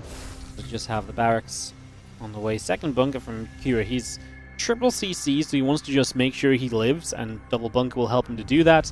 MaxPax is wasting no time, by the way. He's going to go Temple Archives off 2 bases. He does not take a third just yet. So before the third base, he will go into further tech. So actually very safe from MaxPax. We'll see what he does with it. Obviously, he will throw the third base down. I don't think this is going to be like some crazy 2 base or anything. The main point just being is that, like, yes, he's on that way to that Temple Archives, and he's on the way to that Temple Archives super quickly in this game. So, yeah. If Kira doesn't do much, and honestly, like, Temple Archives Storm is not a great attacking tool, as you know, as much as it used to be. It really is much more of a defensive tool now. There's definitely like a world here where Kira just gets away with throwing triple CC against someone who's teching up with tech they can't use right away, and Kira should have a great economy in comparison. Units in the main base as Stalkers blink over to the side. They will get one more SCV. Good control from MaxPax. Doesn't lose anything just yet as Storm and the Charge continue in. The gateways will build over in this natural corner. And yeah, gates coming up. Storm and the Charge on the way through. The Observer is going to step across as well for the moment. Stimpack, Combat Shield, Starport, and Marines building for now. Reactor coming up.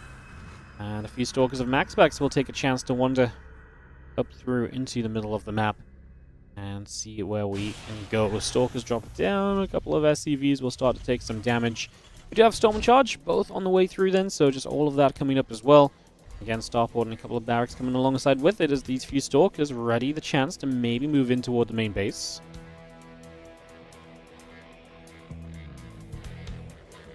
So yeah, Storm and Charge both coming up. The Immortal on the way through. The additional gateways are coming by.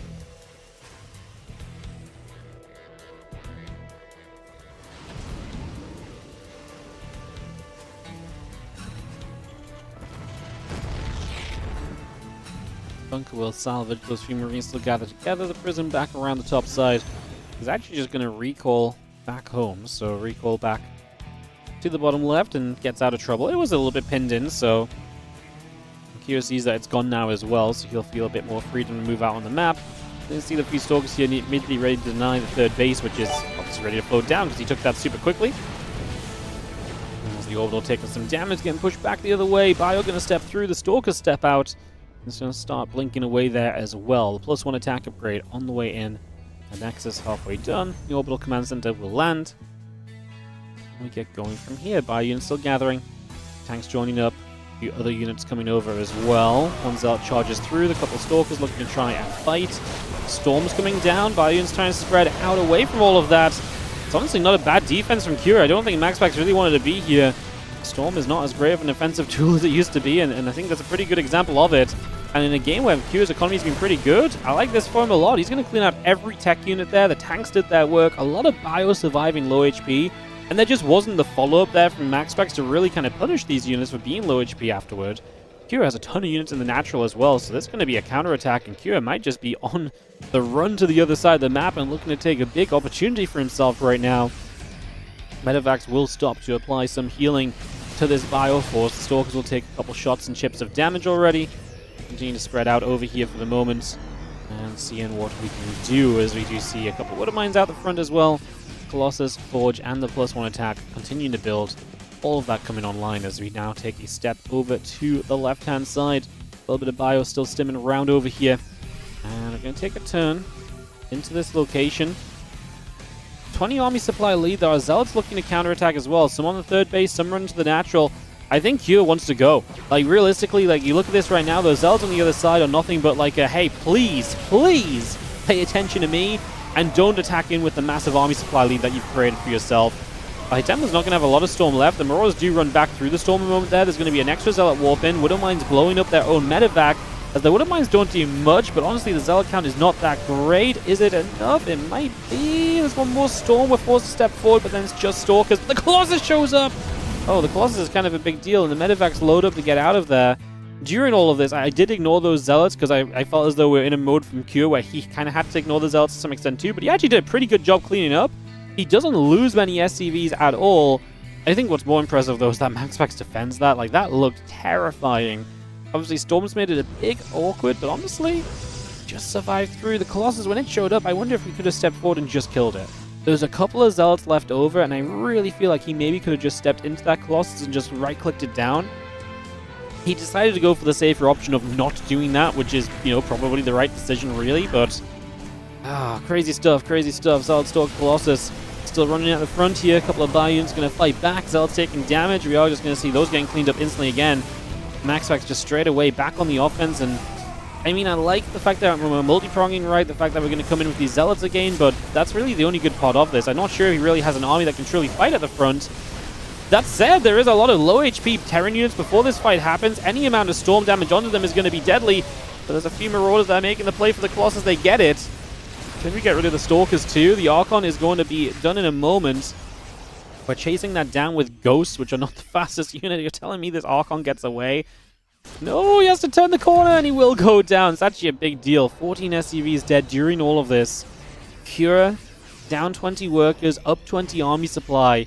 The thing is, MaxPax sitting as a 4-base Protoss comfortably right now, I think has the economy to rebuild out of this anyway.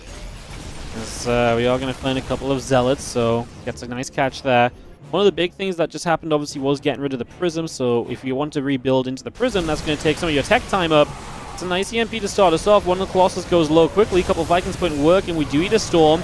Our first Colossus will go down. Is there enough to defend here? Another Storm comes down. It's probably going to mean that, yes, there is. Probably, maybe. It's surprisingly close once again, to be honest. It's very back and forth. My goodness, this is turned out to be a heck of a game as well. A couple of Zealots on the other side. Going to try and run their way through here. The couple of Marauders doing what they can to play clean up on said Zealots. Everything pulling back toward this third base. Again, Colossus, Zealots, the High Templar all coming through.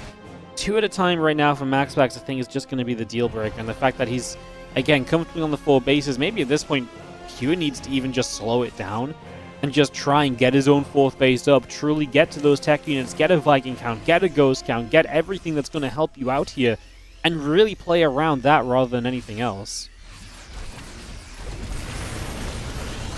Widowmine will collect the Zealot pick off there, so we're able to take that down. The missile turret dropping into the front also. 2 Zealots on the left-hand side will step back on the left. And yeah, +3/+2 continue to come in as the bio will stim across. It's going to be a couple of SCVs going down. Command Center will float across to that 4th location. I think that's the best thing you can do right now as herO, is slow this game down. Like, MaxPax is an 85 pro Protoss. His army is clearly good enough to deal with the aggression you're throwing at him. You don't have that much of an army supply lead right now. You're down in an attack upgrade as well. So I think it makes a lot of sense just to hang back and hold back, to be honest. So take a breath, take a breather, take a moment. Let's just have a few Marines going to stem forward through the front there as well. All those upgrades coming through, the Vikings and the ship weapons coming up also. And get our 2-2 on the way, the planetary fortress building. I'm just going to be seeing the army splitting across the different bases right now. The Stalkers will still step their way out onto the map. So MaxPax making his way to the upper right-hand side.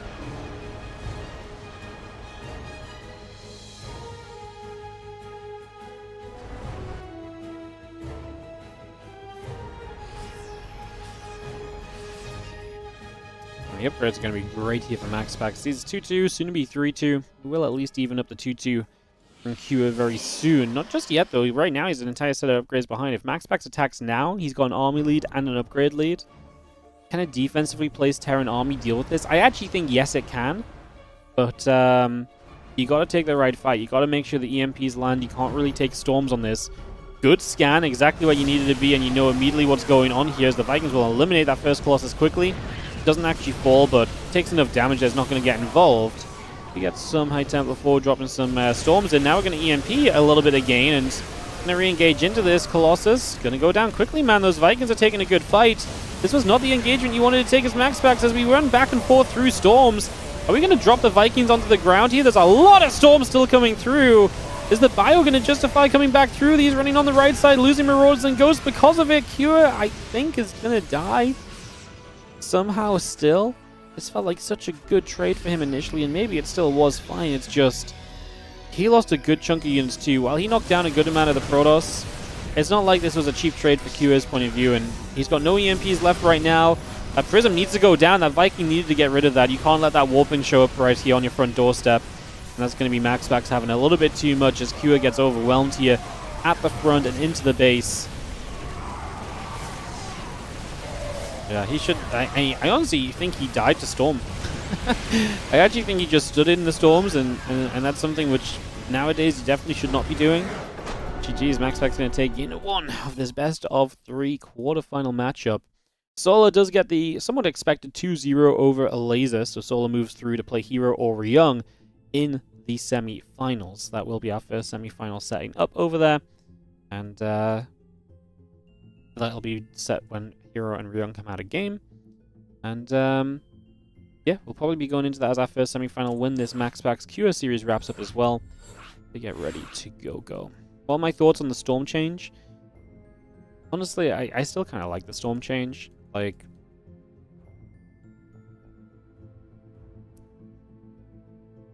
it's interesting because, like, I'm probably a bit biased, but I still don't think that running forwards and dropping a Storm should do that much damage. I'm not a fan of things that do loads before you have a chance to respond. And I feel like new Storm kind of alleviates that a little bit. Old Storm, like, you could literally drop just aggressive Storms and things died, you know? So, I don't know. Honestly, I think... I know people were very kind of touchy about changing Storm, but I honestly think it's working out fine. It has a little bit more kind of room to play around right now, and that might just be an absolutely fine thing. Yeah,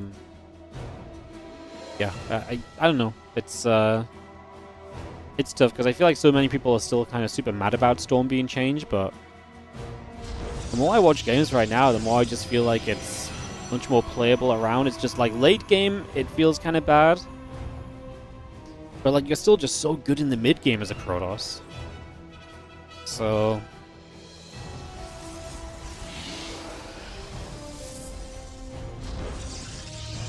it's weak when it tickles you and you move away.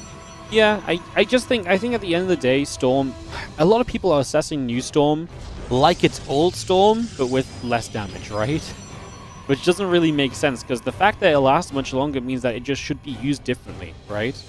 And yes, if you drop one Storm like you used to and the Terran is already moving, it's going to do nothing and it's going to look a bit silly. But then you have to appreciate that it's creating a zoning area, right? It's, creating an area you can't walk back into as the Terran for a set amount of time. And that's why I think actually you're going to do, you're going to see Storm being kind of like, actually then it's fine, it's good. But like, people obviously compare it to like, well, I used to see that Storm take off half the HP of the Terran units, right? And it just doesn't do that anymore. So I think it's still fine, honestly. I think it's reasonable. I think the question is, like, did we need Storm to be different than it was? And honestly, I kind of lean towards yes. I think here's my biggest thing, is I think Storm was extremely good when you attacked and when you defended. Like, was there a scenario where Old Storm was ever bad? And I think about it, and no. It's very hard to land a bad Storm, because if you just hit units, they will take significant damage before they can get out the way. And that's really good defensively, and it's really good aggressively too, especially when you have a Prism that can drop the High Templar in. Now, maybe if you had Old Storm and you changed the range of it, maybe that would have been enough, because then the Terran has a bit more kind of EMP counterplay against something that is just guaranteed damage if it lands. So maybe that would have been enough to balance it out. I'm not sure, honestly. But I do like it being a bit more of a thing now where it's like, hey, Storm is very good defensively, and it really is. You know, in the right situation, you know, let's not pretend one High Templar should defend like 20 supply of Terran running into your base anymore. Like, so, you know, overall it's pretty good defensively, but it's not as good offensively. And I think that's kind of a fine balance, to be honest. Especially in a state of the game where Protoss nowadays much more rely on like spamming a lot of units and just having a lot of units in general. I don't think you need the big, strong spellcaster to be super good offensively as well when you're also completely swarming the opponent. So it's a very interesting discussion. But yeah, I think that's my thoughts on it. So yeah, it's an interesting change. I think it's changed up the game a little bit, which more than anything I'm thankful for. I think anything that kind of goes the way to kind of change up the game is generally a good thing. So I'm into it. Just seeing some things kind of play differently is fun. Triple Reaper here, going to dive in from Q as he looks for some damage. We will see probes starting to go down, so a few shots coming about. Workers falling, a couple of workers going down immediately. As the Reaper drops back down, will get taken out here. Italians in the natural as well, trying to find damage, but obviously through the battery, it's turned into a little bit of a frustration. I feel like that should have been like 6 workers killed, not 3. I know the Hellions are still healthy. Maybe they could have stuck around for some more damage, but I really felt like that should have just been a couple more workers killed. So yeah. Okay, final comment on the Storm. I think if Protoss mid-game got nerfed in another way, current Storm is not it. But because the current Protoss mid-game is very powerful still, I think current Storm is fine. I think that's another good way to look at it. Like, if you get rid of the other strengths that Protoss have in the mid-game of like a really good economy, the ability to kind of rebuild a lot and just mass expand, if you get rid of a lot of that, then it's like, oh god, they don't have Storm as well. It's like, it becomes really scary. But right now, with the way that Protoss is in the mid-game, I think current Storm is fine. And if, honestly, like, I don't even think it's a bad balance if in the end, eventually, maybe they change the mid-game, but they bring old Storm back. I think that would be fine as well. At the end of the day, you're still seeing Protoss players dominate mid-game 9 times out of 10.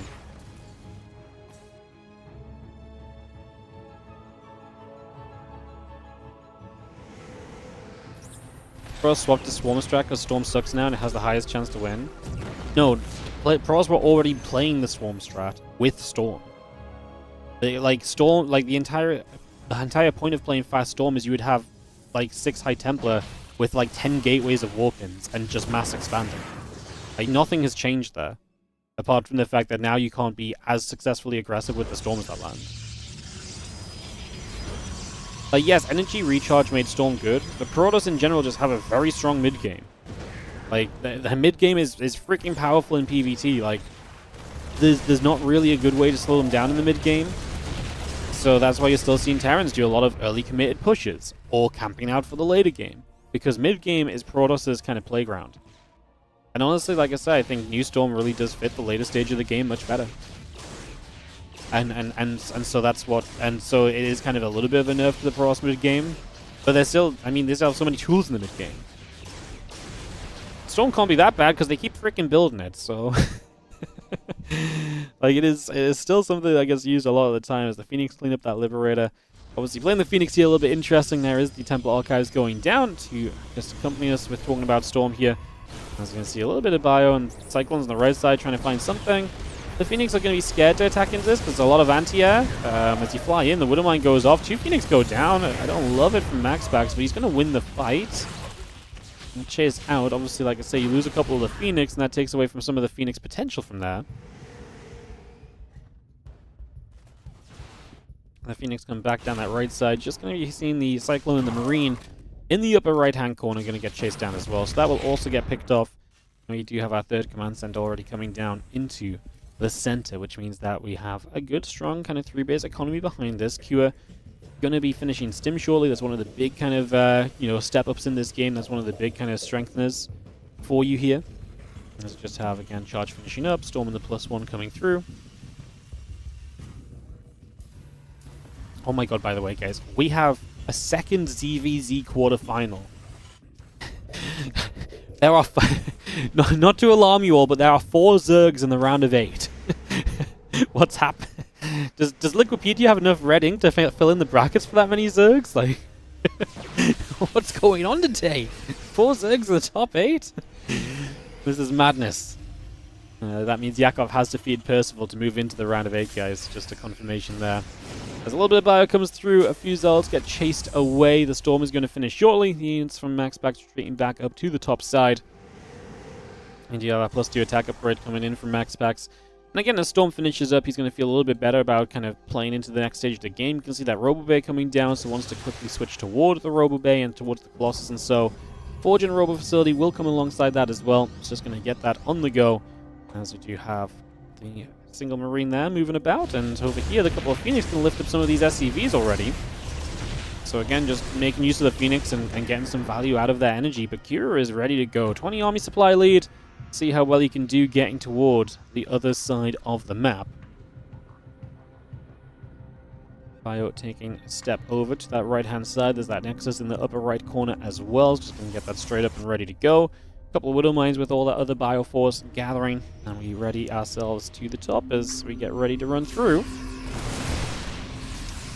Actually going to get a couple of Widow Mines in nice burrow positions, so we actually have a good chance of using them defensively. First Storm goes toward the back, actually hits a Widow Mine there, which is kind of what you want. If you can knock the Widow Mines down before you run into them, then great. I think Cure should have stepped in there. There's really very low Zealot count. I think that's absolutely a moment where you step in. Phoenix is going to absorb some of those Widow Mine shots. Again, Cure eats a lot of Storm damage. I actually think Cure just needed to... This was a moment where I actually think you disrespect the Storm and you just attack through it, and I actually think it would have gone well. There was not enough Zealots to be that scary in that scenario, realistically. Not in the slightest. Bio coming through, trying to deal with the Zealots on the other side. Only lost 4 SCVs. Maybe that's part of the reason why Cure ended up in a bit of a funky place, as we do use the Healing Shrine to help out. Save some medevac energy is never a bad thing, especially if you're going to keep on fighting. Keeping those medevacs healthy on energy is going to be a big, big plus for you as well.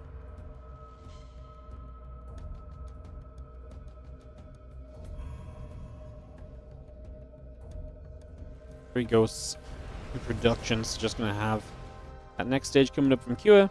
What do you guys think? Do you think he could have done better up over here? It's a very narrow area, so a very low amount of storms do well. It's just like, he was like here and the storm was there, and so it's like by running back, I feel like you make things work instead of just diving in. Like there was like 2 Zealots. I think he just could have targeted down the High Templar as well. If you get after the Stalkers, that's obviously amazing too. I really feel like there was an opportunity in the upper right just to be a bit more confident, a bit more kind of carefree, and just send it. Especially because by pulling back, he did so much damage to himself by walking back through that storm. I think that's the one thing I really hate. If there was like 8 Zealots here and you're running into Zealots, then sure, run back through the storm and just disengage completely, but I don't think that was the... I mean, maybe if another storm, maybe if you dive in, there's another storm that comes down, then it just looks horrible anyway, and maybe then my, my grand analysis really flops. Not really too many Vikings here right now, as we do drop an EMP on the majority of the army, though, so we soften things up. Storm is something we step back through there, taking a bit more damage, as MaxPax does force Kira away back down the left-hand side here on Persephone. And Kira backs it up for the moment as the army gathers in. The 5th base will drop into position. But Mine hits the Prism, which is a big deal, because now that's softened up, it's going to be easier to get rid of when it's trying to harass you. And the rest of the army back to the center of the map. Kira getting a 4th base, so trying to get a 4th base during this as that Prism.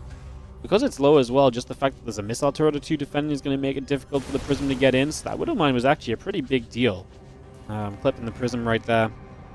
Pull up right now from MaxPax is going to be the +3/+2, the blink upgrade on the way. Couple shots already coming out from the Colossus as we head our way down to the bottom and we aim toward this. Big stim, couple of EMPs going down, the Archons get deleted. Storm is good, forces the Terran to think about what to do. We step back into the Storm. Storm on the bottom side. I love where the Storms are. They're really like right where the Terran wants to run through. We're just standing at Cure. Oh my goodness.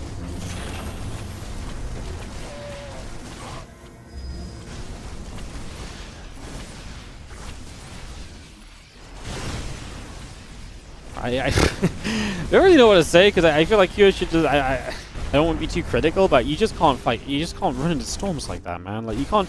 He didn't just run into the storm. He ran into the storm and he sat in the storm, you know? Like, this was a perfectly okay game for him, and then he was just like, ooh, psionic energy. let's mess around with that. It's like it's like he was staring at the plug hole and he's like, I could plug this thing in and like it's gonna work and my army's gonna do great. I can poke it with my finger. It's like, ah! Like, I really felt like a couple of times in this match he just picked to kind of fight in the storms, and I only want to be critical because I think better of Cure than that is what it comes down to, right? I just expect Cure to be better than that typically, so yeah, just felt like he kind of put himself in a little bit of trouble there.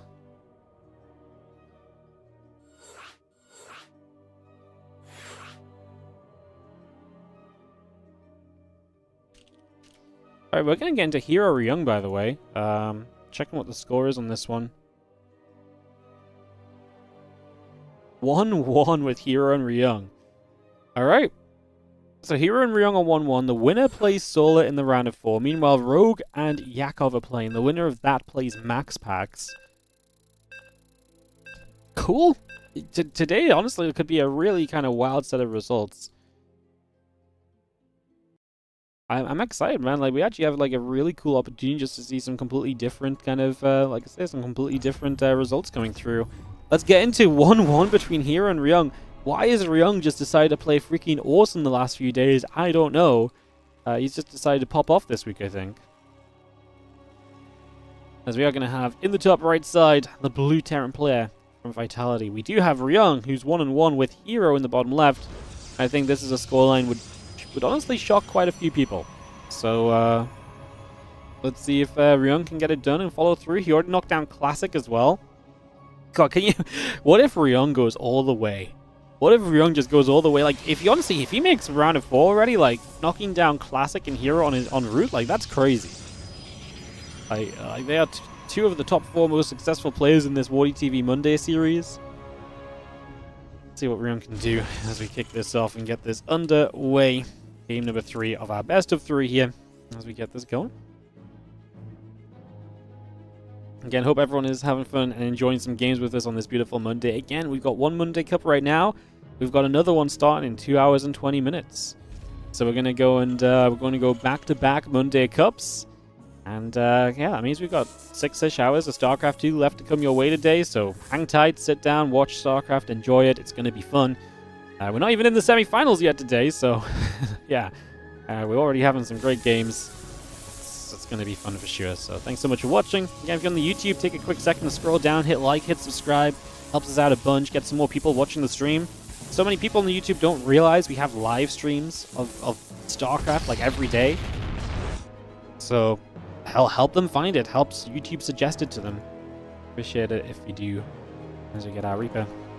In production, the Orbital coming through, Cybercore and Nexus coming about right now as well. Yeah, we'll just take a few moments to get settled into this Game 3 without too much happening just yet. Which is not a bad thing. I'm genuinely excited to see what Ryung does, though. Ryung's been very tricksy with the builds. He's been coming up with a lot of different ways to play and so on, so kind of intrigued. Reaper. Patrolling at the front, keeping an eye on things. Hello from YouTube, about to leave for the office. Ugh, pain. Good luck on your day of work. Hope you can watch some StarCraft at some point. Just have the factory is about to finish up, by the way, so get that finished. CC is coming about as well, so just going to get that all on the way out for now. So you have the Hellion and Marine coming about. Probe, also the deep arrays. We are expanding as Ryung, so just on the high ground right now, but is going to go to the expansion eventually. Building a Marauder off the racks. Wondering if there's going to be kind of a long-term aggressive commitment in that regard over the next little while. At work and the stream is on your third monitor. Oh, yeah, living the life. 3 monitors at work. Crazy business. Gonna see the one Marauder, just gonna help defensively at first, apparently, then swap the factory to the tech lab to get the Cyclone on the way instead. And we have herO built into Twilight Council, which is not too much of a surprise just yet. The Adept gonna try and shade toward the high ground. Again, Cyclone on the way through. Stalker is there, and the Reaper taking quite a bit of damage, so taking a few shots. Going to get chased up to the high ground into the main base. Again, a couple of additional gateways coming out right now from herO. So getting a couple gates up, getting a few probes up. Blink coming through, the Stalker going to be there, just chasing the Reaper around. Reaper jumps down to the low ground, and again, just going to be chased by the Stalker in the next few moments as it gets warped in, and that Reaper is in trouble. That Reaper is gone. Down and deaded. SCV's pulled to the low ground, the rest of the units gathering up there. And we do have the robotics facility building also, as a couple of adepts going to try and shade their way in.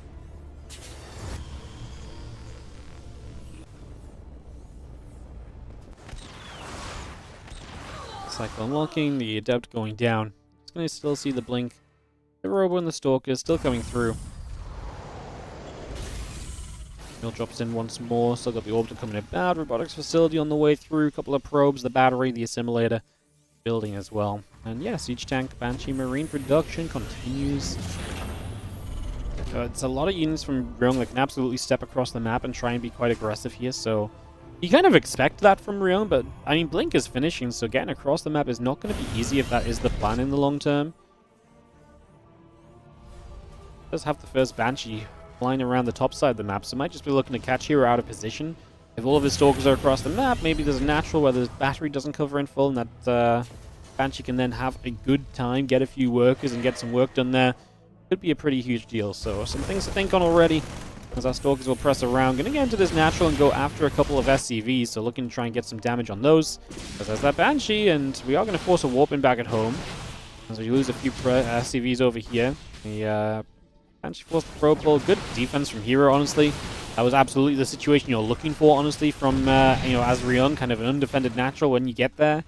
And he didn't even get 2 kills, unfortunately, so well defended by herO. And herO just straight up to the Robo base. So he is one of the players that has been prioritizing the Robo over the Storm. As you kind of go from the 2 base to the 3 base, and you get your first kind of chance to really tech up beyond the Twilight Council upgrades. So herO going to do exactly that right now. As the Engineering Bay continues through, Stimming Combat Shield still building up, SCVs on the way. And the Starport just getting its reactor going. Looks as though Ryung will be forced into the bio upgrade phase of this game, so he's not going to get a major move out or push or trade before Stim, Combat, and +1 are all completed here.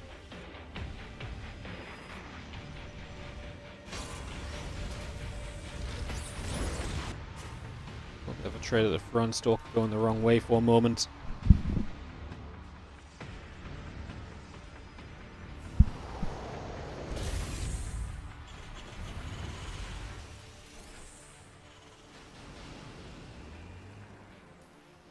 You can get the thermal lens and the charge coming through, the Colossus coming by. Just going to get a few gateways coming up as well.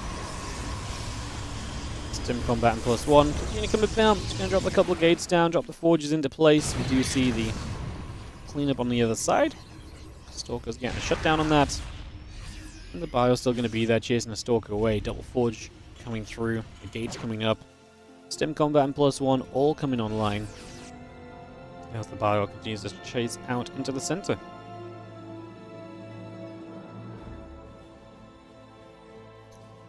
Concussive Shells is starting. Got that extended thermal lens on the way as well.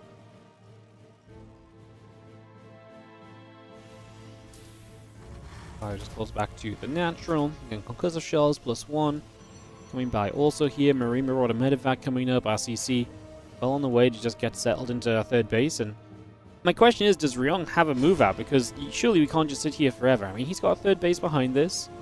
So he doesn't need to, end the game, but sitting back and doing nothing is just prime time for herO. Like, you can see right now on the mini-map, herO has a ton of little red dots here and there, so he's got a lot of different points of vision. Ryung is going to make the move down to the bottom side. Army supply is slightly favorable for him. Like I say, I don't necessarily think that means he should take a straight-up fight, but he is up an upgrade as well, so he's got an attack upgrade advantage. You see the Stalkers and try and get some chips, and that goes wrong for the Stalkers. So now try and reposition a little bit. Tanks are very important here. They're the thing that can actually deal with the Colossus right now, as these Widow Mines. I was going to say, maybe a step too far forward. See that Zealot going down. The Colossus taking, honestly, some pretty big hits. See, Ryung is almost tempted to kind of go for it, right? He's stepping forward. He's like, should I? He had a couple Marauders stemmed up. He's like, okay, I won't. But I don't mind this as like a little push out, put some pressure on, scare the Protoss a little bit. And then we're just going to back away. And I guess take our third base. I don't know if I really love this position overall. Ryung is down on workers from where you might want to be. And that does just start to accelerate this kind of like, oh yeah, I'm a 4-base Protoss player. I'm going to be able to expand as much as I want. And just kind of that phase of the game starts to set up here from herO. And it is not a fast third base at the end of the day from Ryung. So maybe it would have been nice to maybe just keep a drop going. Like if he, as he retreats away there, maybe a couple medevacs load, play toward the main base, threaten a little bit. We've dealt well with these Zealots so far, that much I will say. So making sure these Zealots don't get through for a major run-by. There's going to be the Colossus showing up, so the rest of the army is there on the right. There's not a lot going around on the left. Going to pop the Guardian Shield. We're just going to go. Widowmines are going to do a lot. The Zealots clump up on those immediately, by the way. And the Vikings will get rid of the Colossus quickly. Remember, one of those Colossus was low already from earlier. But the Zealots is going to win this out. Ryung should have some more units, no? He's going to pull the SCVs in. We have a Viking left. The Colossus steps back into the fight, so it will go down. Ryung just needs to get rid of a couple more Zealots. He's looking as though he's fine here, honestly. Down in an armor upgrade. As herO does have to back it up. Losing the Colossus means you're resetting that tech. And Ryung only lost 3 SCVs in the end. When he pulled the SCVs, and I was a little bit afraid we're going to see a lot going kind of the wrong way and just end up in a bad position. More Zealots coming over. Stalker Immortal gathering up. We got Marine Marauder, Ghost Viking coming through as well. The extra Zealots are going to warp in right now. Just going to get all of that coming by.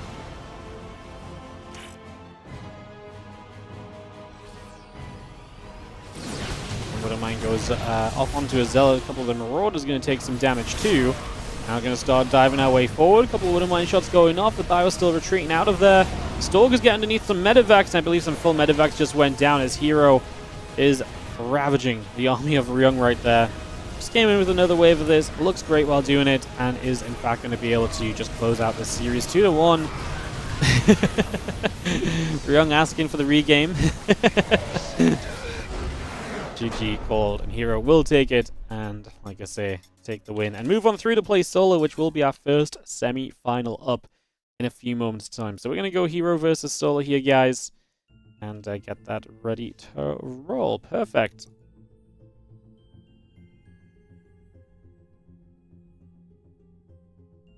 Perfect. I'm going to be a minute or two here, guys. When we come back, herO solo in our first semi-final. I'll see you guys shortly for more StarCraft. We'll be right back with herO versus solo in the round of 4.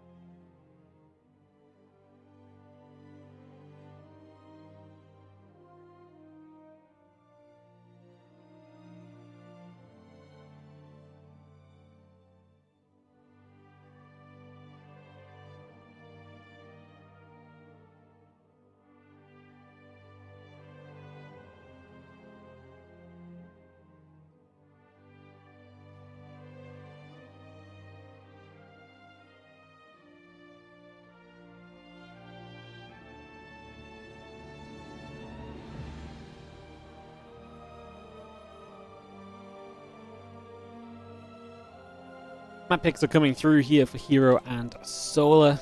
Again, that's sorted out, guys, and we'll be off and away into the ZVP in a few moments. MaxPax will play the winner of Yakov and Rogue in the other semi-final. That will come up after this one. So no Terran in the top 4 today. Will there be a Zerg appearance in the finals, or is it all going to be Protoss? Because herO and MaxPax are the two most winning players outside of Clem in this tournament series. Clem 21 wins, herO 15, MaxPax 14. Obviously, you look at the other guys left. Solar has not won one of these, although he's been in the finals once too. Was winning against Clem, but didn't get it done. Here, Rogue has never been in the finals of this cup. Yakov has never been in the finals either. It leaves some questions open.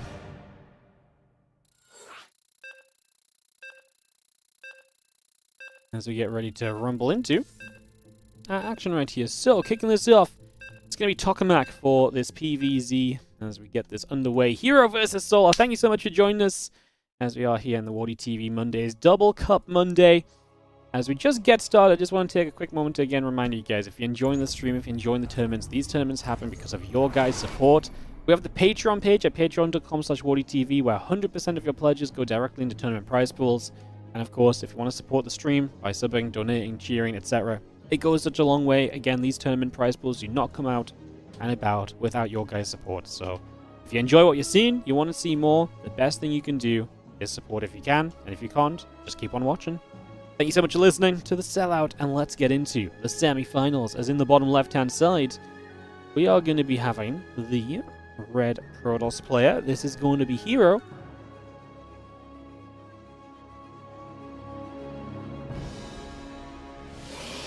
While on the top right-hand side, our blue Zerg is going to be Solar, repping Falcons. He's had a bit more success against herO as of late. A matchup which was not going well for him over the past year and a half if you tally up the overall results, but his better results have come in the last few months, so we'll see if that is enough for him to maybe take a PvZ or ZVP victory, I should say, today and move on through to the finals for the second time ever. It's crazy. Solar's only ever been in the finals once of this tournament series. And it's not like Solar plays every single week, but we're just used to seeing him do really well, and he's absolutely one of the top players that can challenge the other top guys. Just when he plays in this cup, he just doesn't seem to get through the Clem. He doesn't seem to get through the MaxPax or the herO. He just gets stopped short.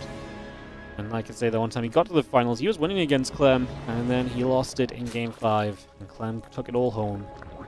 Let's see if Solar can change history today. We will see, as we just have our Hatchgasm pool coming up, Cybercore building, Nexus on the way, and we get ready to rumble in game number 1 on Tokamak. We actually just watched these guys play the other day as well. It was some good fun. herO was able to get the better of Solar then, the most recent time we casted them. What tournament was that in? Was that just in last week's cup? Was it in a qualifier? It might be in the qualifier for Korean Royale or so. I think herO got the better of Solar. I think that's what I was thinking of, so yeah, let's just have the Cybercore coming up. Of course, if you want to know what to expect in this matchup, definitely Solar has been, especially against the other Koreans, he's been a very Hydra-heavy player, being very focused on being aggressive, being kind of, committed to attacking, really trying to hit hard and early. In against some other opponents, he plays a lot of variety of styles, but against the other Koreans, it really does feel like Hydras are the way forward for him. Just see the Adept in the Warp Gate coming through.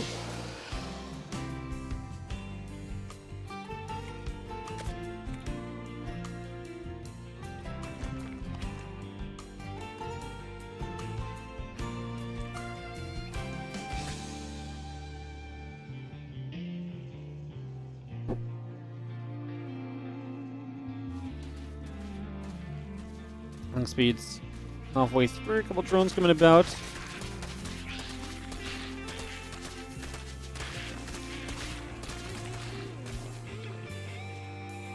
Again, Oracle on the Warp Gate coming through, the Adept and a couple probies coming about right now. Just going to see that Ling speed is going to finish soon as well. Get a few drones coming up, the Lings, the Overlord as well. All of that coming in as you do have the Oracle just Chrono boosting from the Stargate. And pretty peaceful from herO. Obviously going to get a couple Oracles up here. We'll see what he does with them. We'll see how the harassment goes. herO, one of the best at getting damage done early in the game in this matchup, but then Solar, I'd say, is one of the susceptible players to taking that damage. But if he can get off to a good start, if he can find a good defense, it's only going to up his chances when he gets the aggressive stuff going on a bit further down the line. As the Oracle heads to the top, couple Queens going to get there immediately, and the Oracle gets turned for the moment.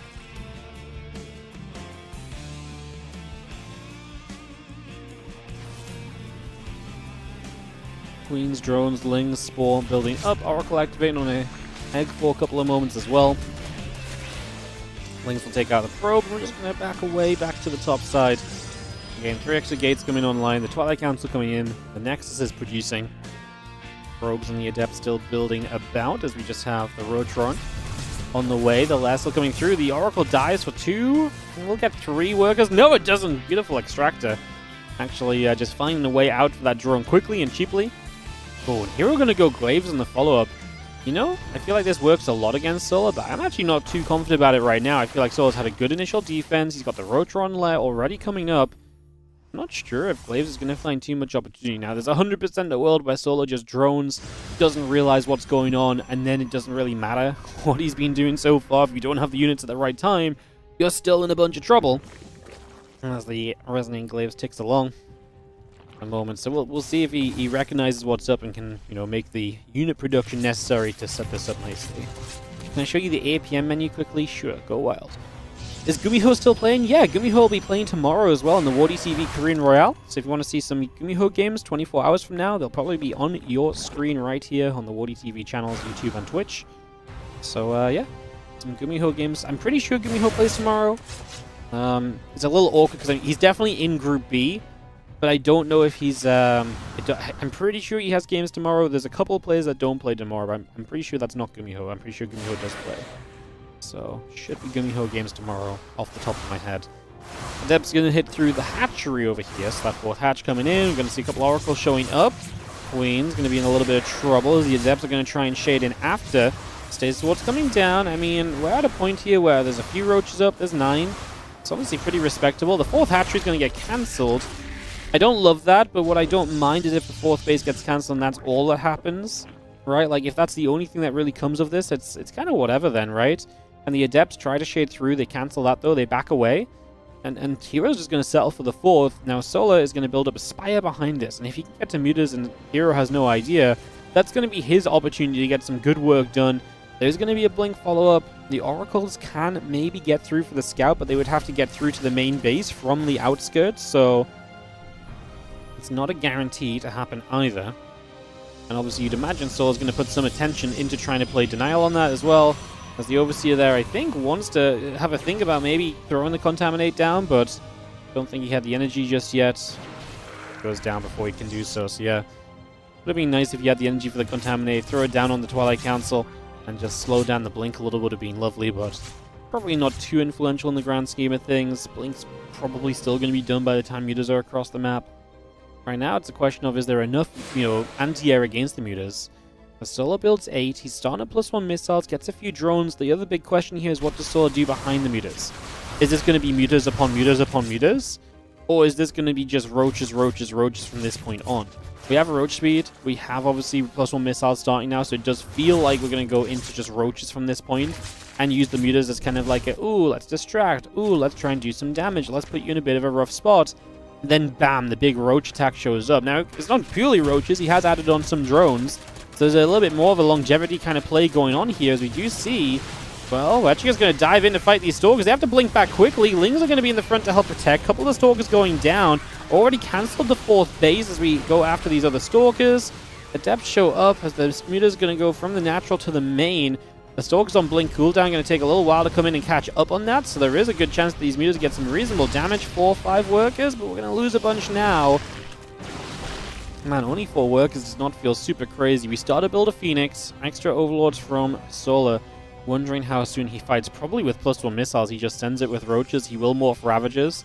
And it's going to basically be a Stalker Adept army. You've got to remember that a lot of this herO supply is Adepts, and Adepts are not going to be as good in the long term here. As, we actually do lose a couple of drones. Seeing this 4th base pretty barren of workers, though, tells you a lot as herO. Got to tell you that, hey, I think Solar's probably coming my way. You see some extra stack defense coming up. It's a little funky because he cancelled the 4th, so I wonder if we just make another play for the 4th. Would Solar be okay with just killing the 4th and then going from there? Or does he need more? Those 2 Archons are on their own. The Mutas are going to find the Oracles, so that's going to be a nice quick pickoff. Get rid of those. 1 Archon goes down. Now we got the Adepts finally showing up from the other side. A couple of Phoenix are lifting some Ravages and just slowly doing their thing. Not a lot of stack defense still available on the left. There's a couple cannons that will fire, but the batteries are drained of energy. Solar up 50 army supplies. Ling stream into this. It's a very, very messy fight. Units on both sides. Couple corrosive vials landing on the bottom right as well. Probes are pulling in already as herO sees the desperation signs lighting up and the need to play defense. Solar backs away, and I do not mind it. Take a second here. I wonder if he swings to the 4th base. It's interesting because I do feel like he drained the batteries well, knocked a lot of the stack defense off the left side, so maybe you just go there again. herO's expecting the swing to the 4th base, actually. He's expecting that to be the move. Solar shows his army to the left side. Actually, herO's out in the open, by the way. He's over here. So he's going to step forward with those Stalkers. The problem is these Stalkers are going to find such efficiency against Roach Ravager. And we're very soon going to be on +2 Stalkers as well. So as long as they can avoid Biles, well, let's see what happens. Because it is a good Roach Ravager count, and it's a good spread of Roach Ravager too. Good concave attacking in. Is it enough? 58 army supply ahead here for Solar. He's got a lot of units actually out across the map trying to deal with things. I think it's the Adepts that went across the other side to try and make some stuff happen. We're desperate to finish some of these Stalkers off. We cannot let all of these Stalkers survive low HP with just good Blink Micro. We have to commit through and punish some of them. That's where the reinforcements are going to help a lot. That's where the Lings will help a lot. The Zealots are now ready with charge as well. They want to get involved as we reinforce with a couple of those. The Ravagers on the top side doing good damage. Some of the Zealots blocked behind the Stalkers. And again, some of those Stalkers getting very low. Knock those Zealots down. Solar's maintained, I think, enough army supply lead right here to get this done in my eyes. The Roach Ravager regathers for a couple of moments. We're going to commit through once again. A couple of Stalkers going down. A couple more Warpins coming through. A couple of Zealots and the Sentry being brought into play. I mean, this 4th base is going down no matter what. There's no way Solar doesn't right-click on this to finish it up, if nothing else. But yeah, I mean, that I think is already enough, honestly. We're going to build a melee upgrade. We build a Void Ray here from herO, funnily enough. He's like, anything that can help me save the day right now. I don't know if it's actually the best commitment of resources. I actually wonder if a Void Ray is that much better than just like a couple extra Stalkers and microing, but I mean, at this point you're throwing Hail Marys because there's not really a way that a couple of Stalkers probably changes things. So maybe the Void Ray does push him back. Maybe force a couple of Corruptors. It doesn't really matter. I'm nitpicking at points that are not going to matter at all because this round of Roach Ravager is massive. Solar coming straight through. I said the Hydras, and obviously kind of expected that. The Glaives kind of takes you away from the Hydra play in general, puts you on the Roaches. And that's why Solar is playing an aggressive Roach Ravager game more than anything else. GG, Solar 1, herO 0. And Solar is on the verge of a second ever finals appearance in the WARDITV Mondays. Meanwhile, Rogue and Yakov just came out of game. They're going back in game. I'm actually going to try and get the score update on that, guys, and try and figure out what the dealio is over there just to give you an update. Because they've been playing that ZVZ for quite some time. They first hosted a game 40 minutes ago, so either they've played a ridiculously long ZVZ, or they're in game 3. Either way, that's obviously kind of interesting. Or they played ridiculously long ZVZ, and it was and it's game 3. I mean, 2 20-minute ZVZs is not short, right? So just waiting for one of the guys on or in game with those guys to go in game, and we can maybe take a quick peek at what the scoreboard is. Would be nice. It is 1-1, so Rogue and Yakov are 1-1. Winner moves to the semi-finals. So MaxPax is waiting for that result still as we continue through this semi-final matchup from the top portion of the bracket. In the bottom right corner, down a game will be the red Protoss player here. It is herO. He takes on the blue Zerg in the top left corner of the map. We've got from Falcons, Solar.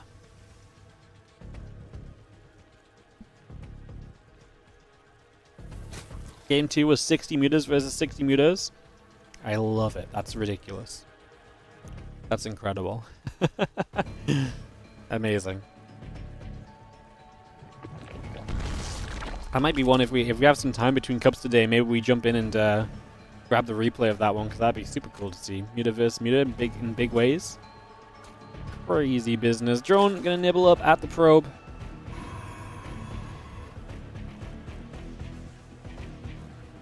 Are they locked into race ahead of time? Nope. If they want to race switch, they can race switch. We have no rules on on race switching during tournaments anymore. There are some players that want to switch it up. Sometimes we're gonna let them. Fans like it. If they want to do it, the opponents don't typically care. So most people are not going to race switch, but if they wanted to, they could do. For example, last week herO played Shameless, and he played. That in the Korean. That might be in the Korean Royale qualifier, actually, not the Monday Cup. But he played Shameless and he played Terran in the first game against Shameless, lost and swapped to Protoss after. I think that was the Korean Royale qualifier, actually. But yeah, on the rare occasion it happens, we're not going to block it from happening. I used to have it in my rules that you were committed to a race from the vetoes. Personally, as an organizer and someone who didn't necessarily play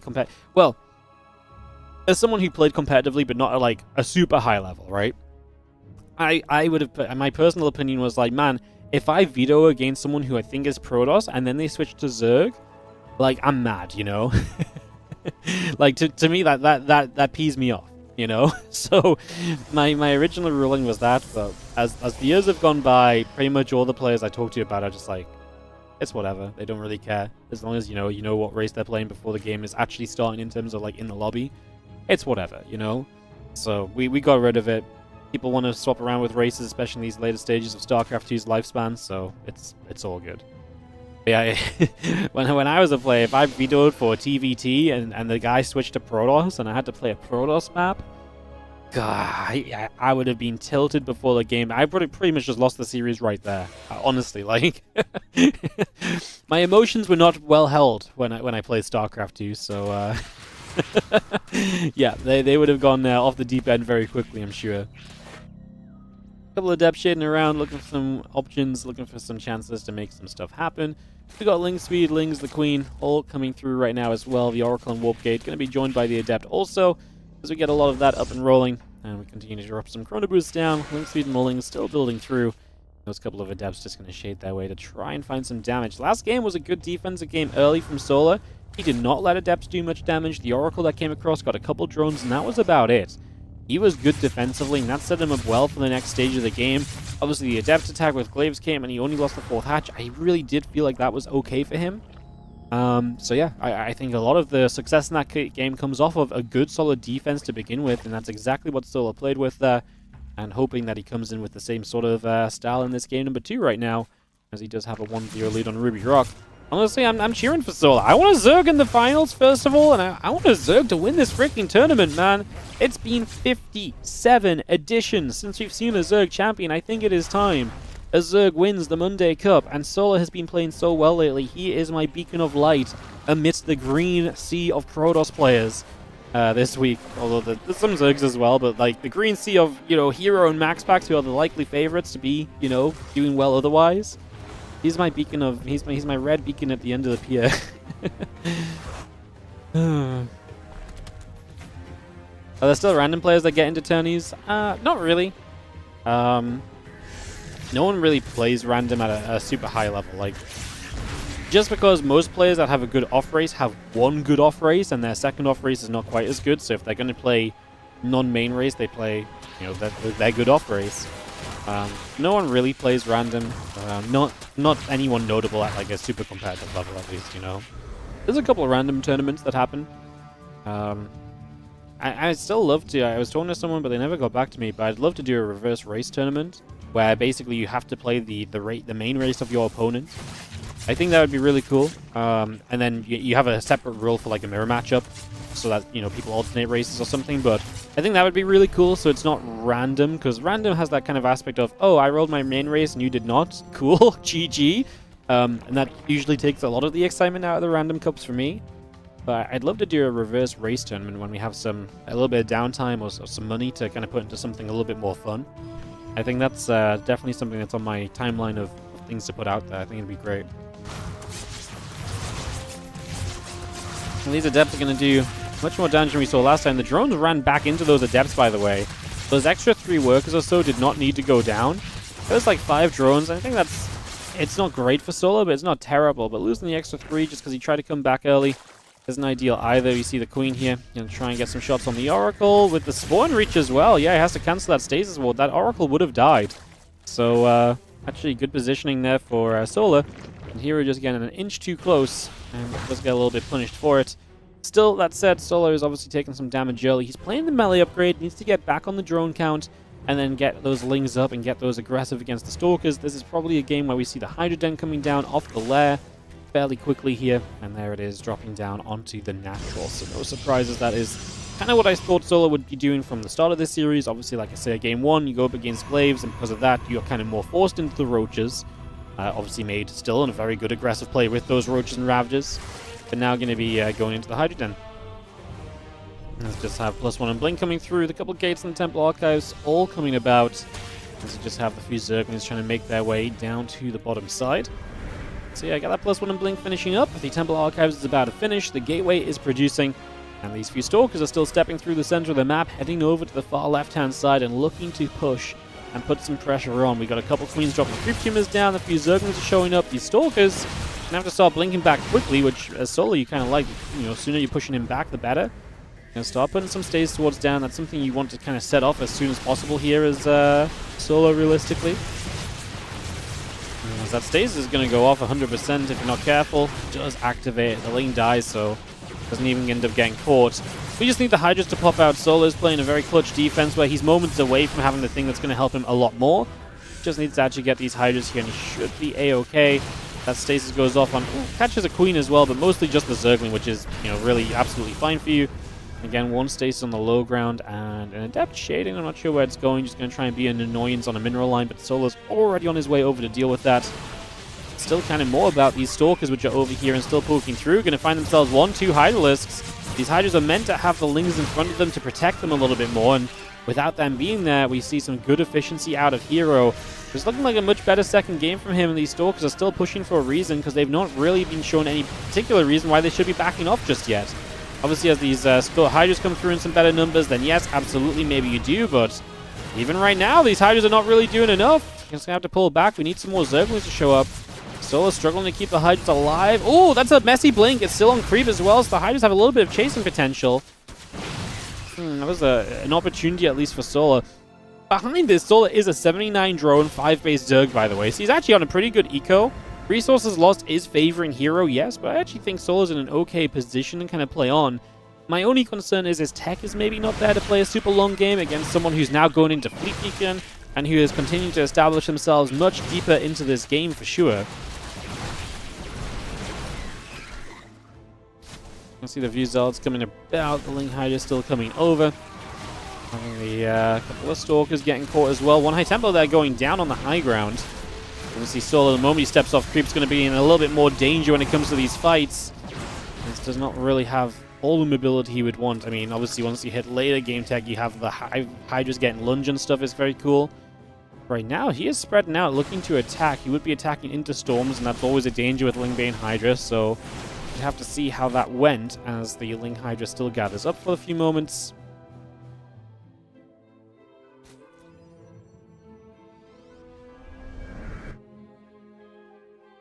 A moment to breathe myself. It's been a little bit hectic here so far. We've seen a Storm coming down, a little bit of Ling Hydra taking some damage. Hydra's on the right side, going to try and get those Zealots. Stasis catches a few Lings. We've got some Banes as well, but they're going to get caught by the next Stasis. Solar have been pretty good about popping Stasis wards so far.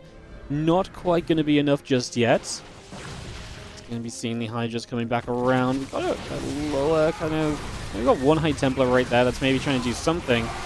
These Banes are going to come out of stasis, by the way, and they're going to be right up and close to get involved. That Storm is maybe not that great either. Bane's going to roll in, soften up the Stalkers, threaten the mineral lines. These High Templars are out of energy, and herO's supply is not looking super pretty right now. The Hydras are going to keep on moving through, and Solar is looking to take a 2-0 off herO because he's right here up in his face. I don't think herO has a defense, man. The Storm on the right side does nothing at all. We're warping in a few more Stalkers. Is that going to be enough? I just come back across, just going to be chasing in. Those Stalkers going to blink into the corner, but they are stuck. It's the Mothership to try and save the day, but there is an Overseer, there is detection. We drop the Time Warp as well. Probes are even pulling into this, but it's just not looking pretty. We're going to go after the Overseer, and we have seen in the past, the Mothership Cloak lasts a long time. And for the moment, at least, the Mothership will save herO, but he's down 80 supply in this game, and Solar is looking to make his second ever WARDITV Monday final here in edition 59. As we do have Hydra still stepping through, Stalker still being chased, the Mothership being chased off as well. Mothership looks as though it's about to go down. Mothership falls, Stalker's in trouble, and the Lingbane Hydra is still swarming across the map. As Solar does what Solar does best, which is just mid-game aggression. And you know what it is as well? It was such a good defense from him. Like, it was clutch as well. Like, he was in trouble. The Stalkers were trading well, and he just kept holding on. He did what he had to make sure he got to this position and had this chance to come across the map with the 80 drone economy, with a massive Lingbane Hydra. And at this point, obviously, probes just keep on dying, and Solar is not going anywhere. herO going to get knocked down in the round of 4. And, yeah, Solar to go to the finals. As herO types the GG, and Solar will take this one down.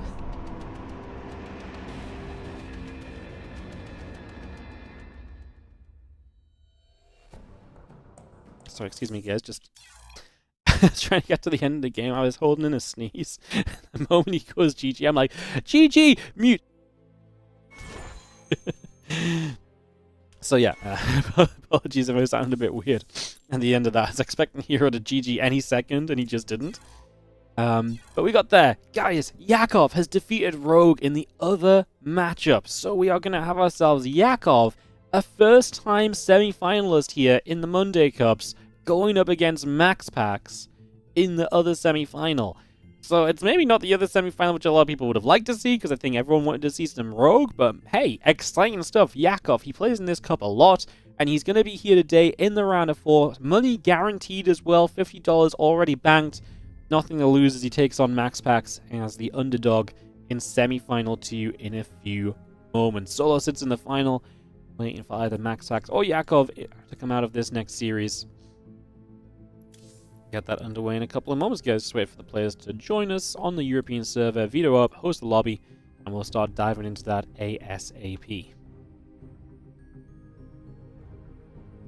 Beautiful. Alrighty, guys. Into this in a few moments. Hoping Yakov won't get stomped. This is one of these matchups where I'm like, my belief for Yakov is kind of low, and I feel bad saying it. I feel like Yakov's played great lately, but I don't know. Something about him being in the semis and having to step up to the plate and kind of, battle, swing upwards. The last 2 times they've played, Yakov did take a map, so a beatdown may not be on the table. But Yakov has beaten MaxPax once in 2020. Their series scoreline is a 1-29. But the last 2 times they played, Yakov took a map. Those are 2 of the 4 maps he's ever taken. The other 2 maps being during the win that he had. In losses to MaxPax, Yakov is 2-58 in map score. And those 2 maps have come in the last 2 series. So it's a terrible matchup for Yakov. It's a terrible matchup for Yakov. But with a slight sprinkling of hope, because their most 2 recent matches went a bit better for him. So yeah, it's definitely Yakov the underdog. Well, I'm saying there's a chance. I mean, I'm saying it's an upward trend, if nothing else. We're on the right direction as Yakov. Taking maps is better than not taking maps. Yakov legitimately went, if you ignore the last 2 series, Yakov went 5 years without taking a map off of MaxPax over 23 series. like that's a statistic, That is a stat, but hey, like I say, he took a map the last couple of times. Maybe there's some hope. Maybe there is a bit of a dream. Alright, we're going to kick off in a few moments, guys. Welcome to the WARDITV Monday Cups. Get this going in just a few and get back on track.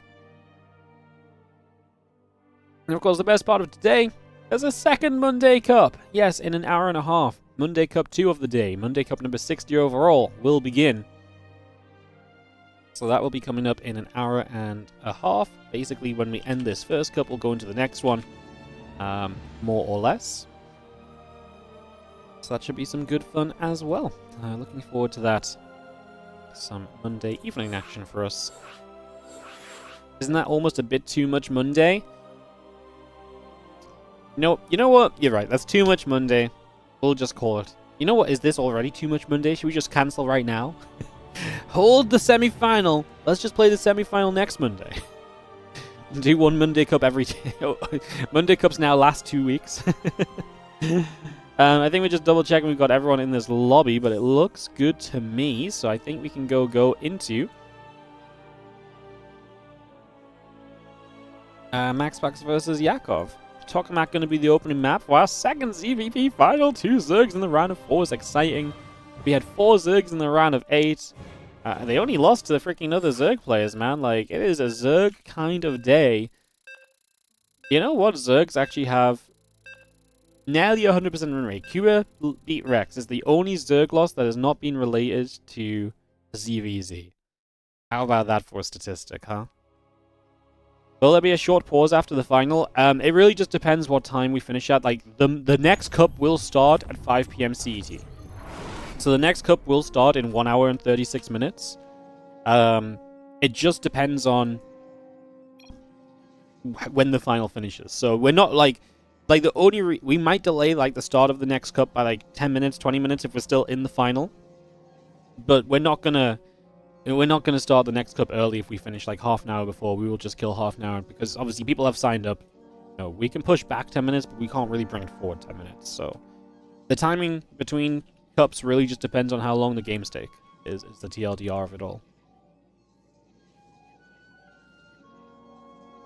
Alright, well, MaxPax, the bottom left, is definitely going to be our favorite here in this round of 4 as he takes on Yakov, who I painted an ugly picture for him. You know, he's 4-58 all time against MaxPax in maps. He's 1-29 in series. But like I say, the last 2 times they played, he took a map. And the only other times he took maps was when he won a best of 3 5 years ago. So maybe today is the day. 30 series of practice against MaxPax comes down to this. Yakov looking to make the finals of a WARDITV Monday Cup. That would be a story. He plays a lot of these cups, like not every single week, but he plays a lot, and this is his first ever semi-final, the first ever time he's going to cash in on the money for being here today, and I absolutely love that for him. It's awesome to see. As we set up here on Tokamak, let's see what we get into. I'm going to throw the Inu camera on. Nice to have an actual observer, because my brain was not observing well earlier today. When we started out, I was struggling, so yeah, love that. Is this PUBG? Pretty much. It's like PUBG, but instead of parachutes, there are drones. And instead of a deadly circle of doom, there's storm. And instead of, like, hiding in bushes, there is dark temper. It's, you know, not quite a one-to-one comparison, but if you have a little bit of an imagination, you know, if you have a little bit of imagination, you can get close. Probably being annoying early. I say Yakov, big opportunity here to get an upset. I think the nice thing for Yakov is like, yeah, it kind of feels like a big deal. You're in the semi-finals of a weekly, and to a lot of people it's like it's just a weekly. But yeah, you know, for Yakov, he doesn't make it this far a lot of the time, right? He's never done it in our cup before. But then playing someone like MaxPax, though, you might feel the pressure, but I also feel as though you're like, man, I've really got nothing to lose. Like, no one expects me to win this. So let's just go out there, play my game.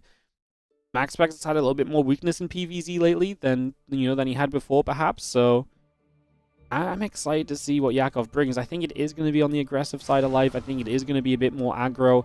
I think the key is going to be having the first 5 minutes of this game be clean. Let's not let the Oracles do too much damage. Let's not let the... Like I say, let's not let the Oracles do too much damage. Let's not let the Adepts kill a bunch of drones. If we can stay away from that, I think we're going to have an opportunity, at least from Yakov, to hit some timings that could genuinely be quite scary. The problem is MaxPax is very good at dealing that damage, so I really do expect him for at least a couple of the games to just straight up be like, haha, and boom, damage is done, and we end up in a miserable position.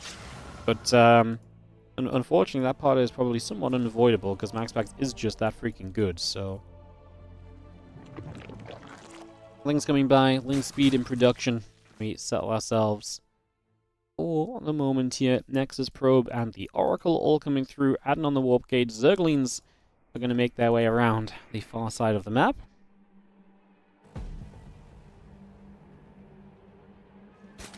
Down to the south, Oracle activating. A couple of drones are going to have to start running. Queens are going to be there. Hey, it's not a bad start. Oracle mistargeted a little bit. 3 workers. It's not terrible. 3 workers is very allowable damage. If it stops at 3 workers and you don't see much more, this is kind of fine. Oracle took a good bit of damage as well, so I don't hate it so far. I mean, we're going to go kind of deep, kind of analyzing every part of this, because realistically, Yakov's an underdog, so we kind of have to go deep to kind of figure out where and how we're maybe going to find our way through this and so on. Next gate, Twilight Council and Forge building up. The Nexus coming through. The Pylon building, Assimilate on the way. And the Oracle of MaxPax trying to go up the center. Now going to turn around as these few Zerglings show up to try and be a little bit aggressive as well.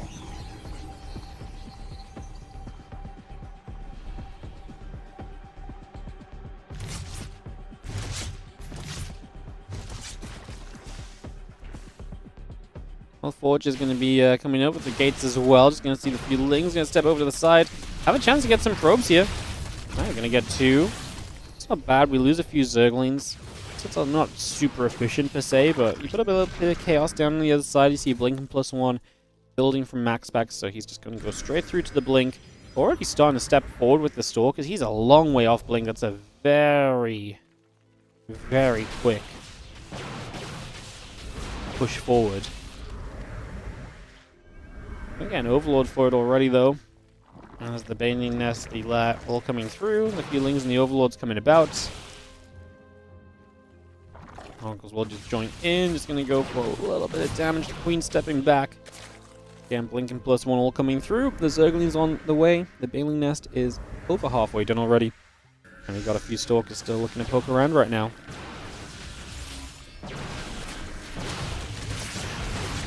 Stays is going to catch. A few Lings get caught. 26 Lings in production, +1 in Blink, all coming through. Now with the Blink done, this is where the pressure's going to add up a little bit. I'm looking at the supplies, man. Yakov's just been down a few more drones than he should be kind of all game long. That melee upgrade is a mile from being done. The high den's a long way from being done.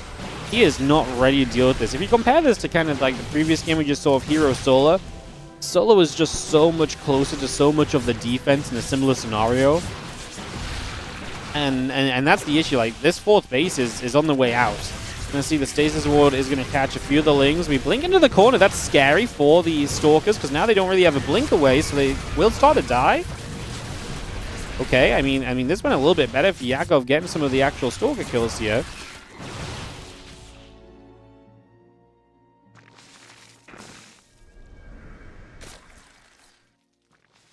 Storm starting up as MaxPax looks for the next phase of this game. Yakov takes, I think, his first supply lead of the game, which is terrifying 7 minutes in for a Zerg player who will at least be finishing melee upgrades soon, getting some Hydras on the up. MaxPax opting for the Storm upgrade is kind of an expectation as well here overall. A couple of those drones pulling across to the side and getting working onto the mineral line already, so just going to get that straight up. Melee upgrade about to finish. Bane speed coming through. Hydra speed coming up as well. A couple of those Lings still getting knocked down for the moment.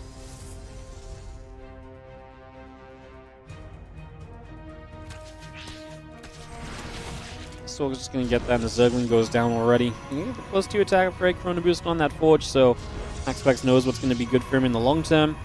And I do like that Yakov adds on another round of drones. I don't think he's ever going to have had the power to just be like committing to an attack right now. This has been a rough early stage of the game for him.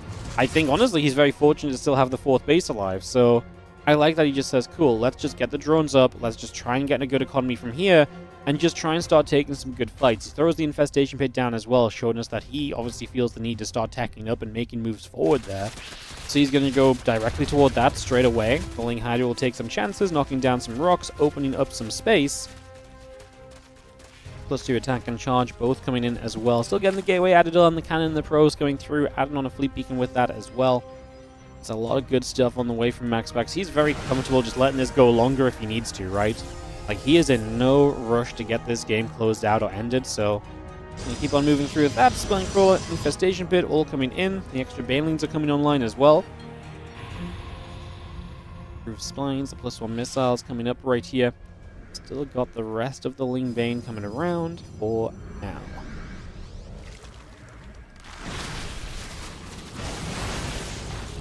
The Storm, don't lose too much to it as Yakov, but you can kind of see where the issue is going to be, is that if you run through those Storms, it's a lot of low HP units that follow up. he's on his way to the Lurk Den. And like I say, as much as I like that for him, I'm still extremely concerned for the fact that there's just the tech that is needed from MaxPax. He's taken a 5th base. It's been a slow start from Yakov. He's been very unable to really achieve anything when going on the map.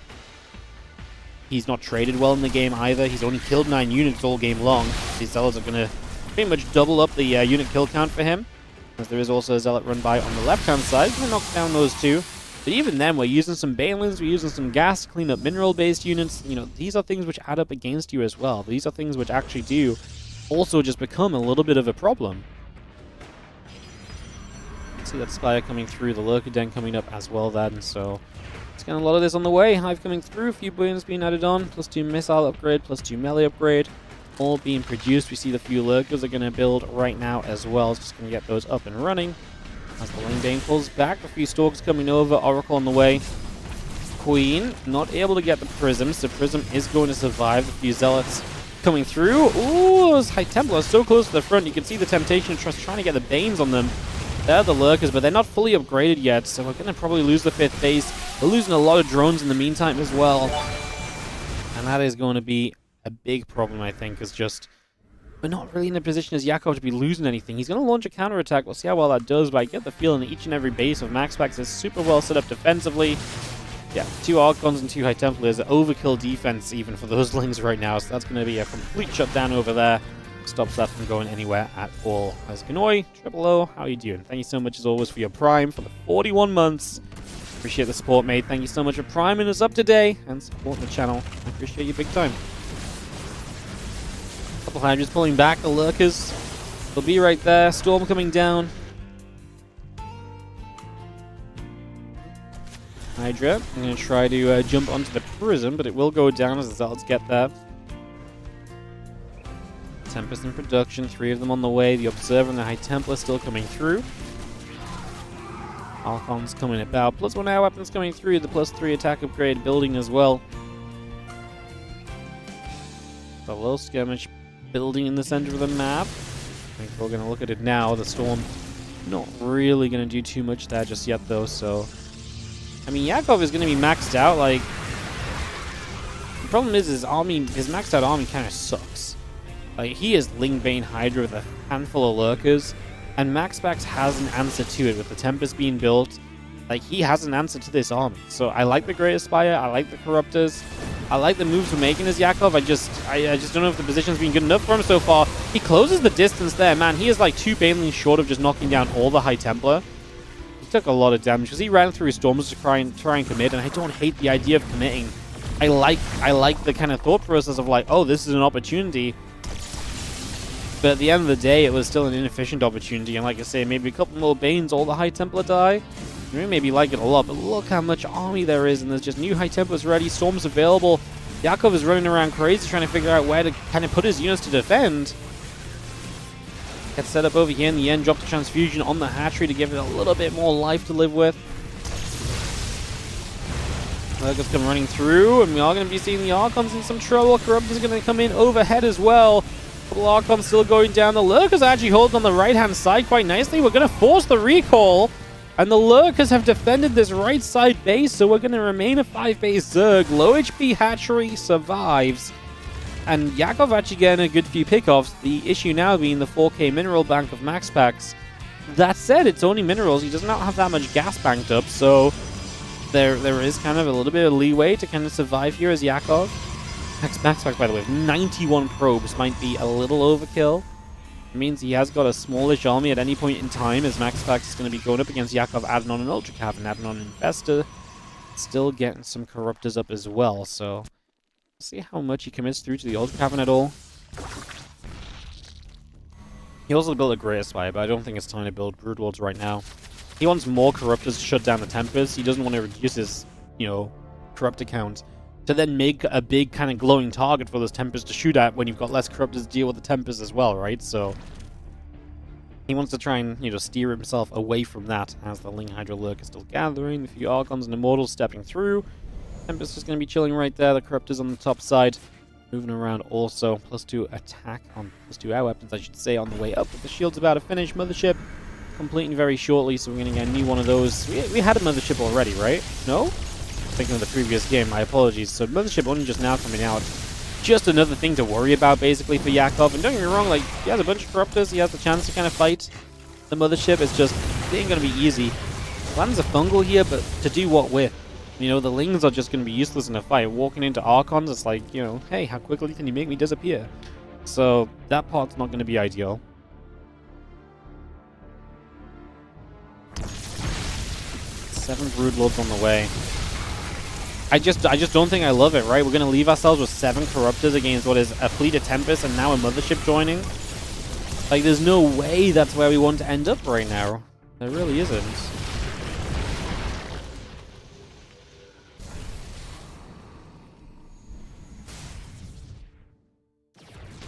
Army just gathers, going to be having ourselves a little bit of a push through, just going to be seeing ourselves the couple units going down. The Tempest are going to get jumped on Corruptors, trying to make that play through. But this is the thing, like every time you step forward, it's just storm, storm, storm, and you don't really want to commit to it. This hatchery now goes down. The other hatch on the far right likely going to not be far behind it. MaxPax has had a very comfortable position in this game, looking good so far. We've seen the Lings running through. Corruptor's going to dive in toward the Mothership. We're going to recall reinforcements over here, which is just a cool play to end the game on. It's just the chat move. It's like, whoa, you're committing on this army? Did you know my Mothership can bring the rest of my army straight into this fight? Bam. Woody, do you have any info on when the other 6 new maps are going to be announced? No. I think I know what they are, but I don't want to know when it's going to be announced. I'm pretty sure it's already decided. Like, I'm pretty sure all the polling's been done and the decisions are made, so I think it's already set what the map pool is going to be. I have no idea when it's going to get announced. Probably soonish, because I imagine they want community tournaments to start using the full map pool if possible, so they can see how it works before they, you know, before Blizzard make it official, maybe. So I can't imagine it would be too far away from happening. Yeah, I'm not 100% sure. Straight to game 2 here on Ruby Rock for our second map of this best of 3. MaxPax leads by a game in the semi-final. Solo waits in the finals for whoever advances through this one. Let's update the bracket there because Solo didn't report. And we'll be in game with this in just a second, guys. So, more StarCraft 2 coming right on through.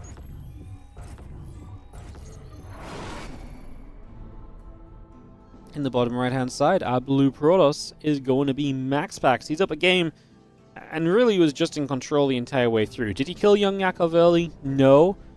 But did his early damage and pressure put Yakov in a losing position the entire game? Yeah. Yakov had chances to get back in the game because MaxPax didn't kill him. But MaxPax made sure to shut all those opportunities down. Like, MaxPax just played very, very solid. Really made it so that it was just not really going to be any comeback potential on the side of Yakov, our red Zerg in the top left.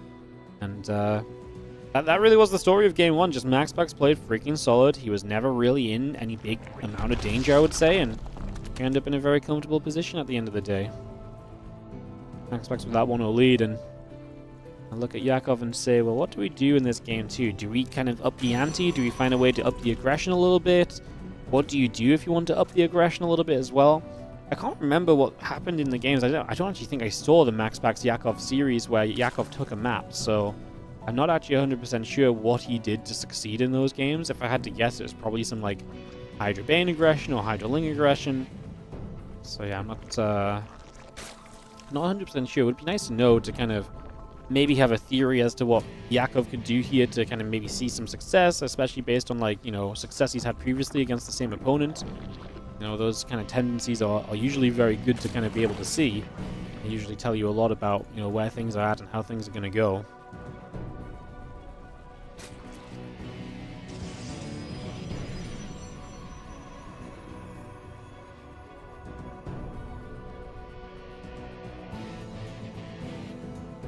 Overlord heads down the bottom right side. Again, just going to see Cybercore and the Assimilator coming up, Pool and the drones in production.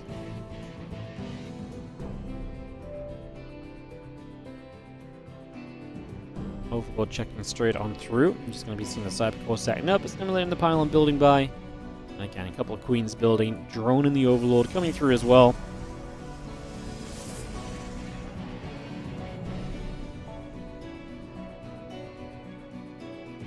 Stargate will build from MaxPax. No surprises in that regard. Just going to get that Stargate started immediately. The Nexus is a few moments away from being done. And we have an Adept Warp Gate building as well. On the other side, the couple queens will come up from Yakov. We see the link speed coming through too.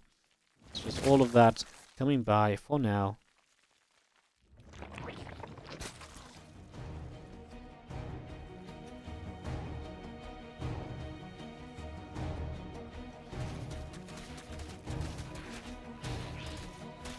Not a lot to say. It's PvZ. Sometimes it's best to just take a moment, rest the voice. Especially when we've got another 5-ish hours of StarCraft 2 still coming your way, guys. So, I'm being quiet. It's not because I hate you guys. I'm just trying to be sensible.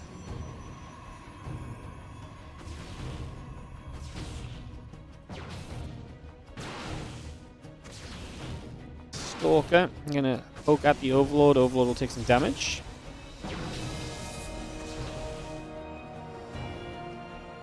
So if we just taking some shots, just getting pushed over the sides. The Oracle coming through, the Warp Gate coming up.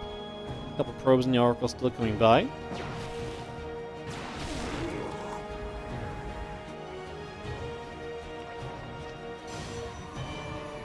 All sets out, gonna move toward the upper left-hand side. Again, Nexus coming through, the Oracle and the Warp Gate all coming about. And again, a couple queens in the hatch in the Evo chamber coming through too. A couple of Zerglings will make their way around. The Oracle goes to the upper left.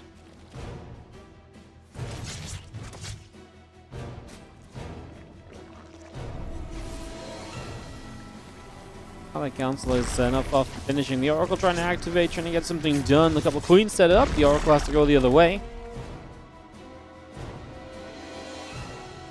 Drones, Queen Spore coming through. Just going to be seeing the couple of queens hitting the Oracle once again. So again, just playing chase about, and the nice thing is it's one drone killed, so it's a better defense for Yakov right at the start. He gets the melee upgrade started nice and quickly too. I like why Yakov's going this game. A little bit more direction, a little bit less damage taken. I feel like he's just doing similar things to game one, but he's doing them better. And after how game one went, that can only be seen as an improvement, obviously, and that can only point you in the right direction. So, feels like a little bit more hope, perhaps. He throws a Roach-Roaring down as well, though, so it's not just going to be kind of Lings in the Hydras. He will have the Roach-Roaring available. Whether he wants to make use of that or not is obviously a question that remains to be seen. That on the way up right now, so it will open the tech choices towards Hydras, and so if that's what he does want to go to in reality, we just don't quite know yet exactly what the decision is going to be just now.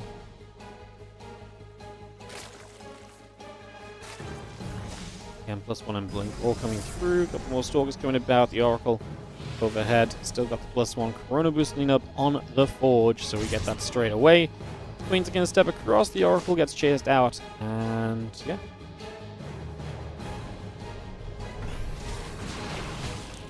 Stalkers will get another couple of Crypt Teamers. So got +1 on the Blink on the way through. And these Stalkers now going to get rid of the Overlord, so Ovi will go down.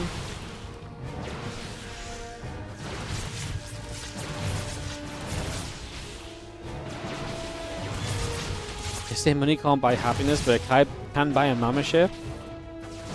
You know, never really thought about that, but no wonder pros players are feeling good, man. You're having a good day, bang! Mothership, they're cheaper than they used to be too.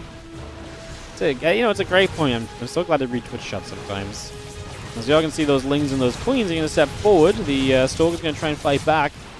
Those few Lings caught in stasis is kind of a big deal, because it is kind of, you know, the extra few Lings that might have made a big difference. Oh my goodness, he just gets away from that next stasis being massive. Like I say, I think Yakov is in a much better place here than he was before. There's one more stasis in the back that we've got to be super careful about. A couple Lings, set it off. The Stalkers just blink. They're going to be stuck in the corner. Yeah, the Oracles are active and dealing damage, but these Stalkers are stuck. A bunch of them start going down. They can only blink away over here, where they're going to recall into more damage. All the Stalkers bar 2 go down, and Yakov gets a cleanup on the attack of MaxPax. Instantly starts launching the Lings across the map. I don't think they're going to find anything over there. There's already Zealots and more in position, so I don't think these Lings are going to succeed, even with their melee upgrade. But that is an absolutely huge just defense initially. Knocks the Stalker count down, and that is, like I say, it's a big deal, because it just removes the pressure on the map, and now you can fully focus on getting your drone count fully set and playing into the next phase of your game. Resources lost 1400 to 2k, so it's actually still good for MaxPax. Just one of those scenarios where it feels as though, like, it still feels like a win for the Zerg, I think, getting rid of so many of those Stalkers, but it did take a while to get there. How many kills did the Oracles get? One Oracle has 9, the other Oracle has 8, so they are pretty well split in terms of damage done for the moment. And kills created thus far. Storm +2, charge all coming in. Just gonna see the couple of Oracles are gonna come about. Just gonna be seeing the +2 melee, the missiles, and the baneling speed all coming around as well. The extra Lings coming up, the Roach Ravager coming through. Just gonna see the Zealots are still moving about as well. MaxPax down to the bottom side, trying to see a bit more of what's going on. Roach Ravager Bane just gonna knock through the rocks and obviously open up some pathways, give yourself more chances to run around the map. Never a bad thing as the Zerg, as MaxPax is coming across the map again, because it's time to now put the Storm to use. Fleet Beacon behind this, so he's ready for the next step of this game. He's ready for the next stage to try and tech on through, but he's also ready to put some pressure on with what he's got already. First Storm is not going to find too much damage immediately, at least. As Yakov actually has the Banelings rolling down the right-hand side, he's going to hit a stasis wall, but he's got a few Banes left. No, they crash into the Archon. The Stalkers stands in the Storms because he's desperate to get the damage from these Ravagers onto this army, and he will knock down a bunch of the Archons.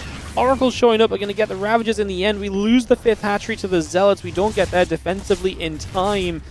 Yakov just standing in those Storms, really wanted to get damage out of this. Those Banes, if they didn't hit the Archon and the Stalkers and they just ran through and hit the couple of High Templar faster, those Archons would have never morphed, and then you would have probably never sat in the Storm. That might have been even better for Yakov. He shows up on the other side of the map with a bunch of Roaches, trying to stay out of cannon reach and get some more trades off here. A few more Banes are going to morph in. Bane's going to come around the bottom side. It's going to be seeing the Lings kind of catch a Stalker going down. The rest of these Banes going in after the mineral line. Going to chase through the Storm. Those High Templar are in trouble. Oh my goodness, they're all getting blown up. And the High Templar are gone, and his MaxPax in serious trouble here. I feel like we need to consolidate where we're attacking as Yakov. He was starting to run toward the natural while still being over here towards this base. Decide what you want to do. Bane's rolling through towards Stalkers isn't fun, but I don't know where else they were really going to go.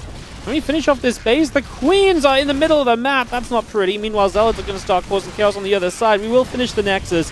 MaxPax loses his 4th base, but Yakov has Zealots to clean up on the other side, and he has to rebuild out of this right now, because he lost a lot in getting this trade done. And like I said, these Queens are just on a vacation. They got paid leave apparently, but they probably weren't meant to really be there. This was not the place they wanted to go. They got the wrong flight. Even worse, they got the wrong flight and they walked to their destination anyway. They didn't even fly there. They took the wrong turn on the road on their hike or something. I don't know. MaxPax is going to win on the counterattack. He has a lot of supply right now, and Yakov does not. Yakov just struggling numbers-wise to kind of get back on track. Immortal goes down pretty quickly, though. I mean, it's not like MaxPax has super great units here. One Immortal and a bunch of Stalkers is, there's a lot to be desired realistically. Look, then coming through, the Muscle Augment still building. Another group of units setting up in the center. The Zealots are going to get onto the hatchery on the top side, work their way through that, and just try and knock it down. Not quite going to see too much success just yet, though, as the units gather back up. Prism to the main base. And yeah, Yakov's just down 15 supply. He's not recovering from some of the damage that he's taken. He's lost a lot of drones. And he's still got 65, but it's not in comparison to the 77 of his opponent, where it's just a little bit too much, and MaxPax is going to knock down a base again. He's now getting some more of his units back online. He's getting back the Storm, and as he has all of that, it's going to be so much better for him.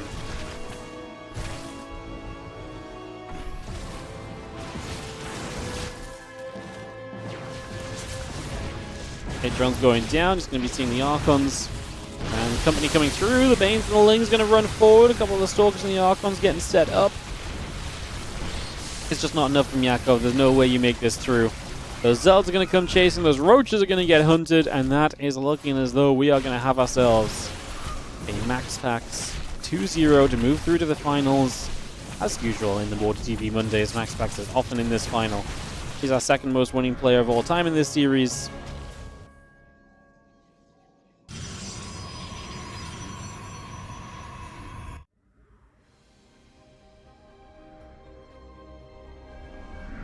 Gonna see the science expands coming up as we're trying to get to Lurkers. I mean, okay, let's see what kind of happens there. And the Ling Roach join up together. I'm just gonna be seeing the Mothership on the way, adding on the Immortal too.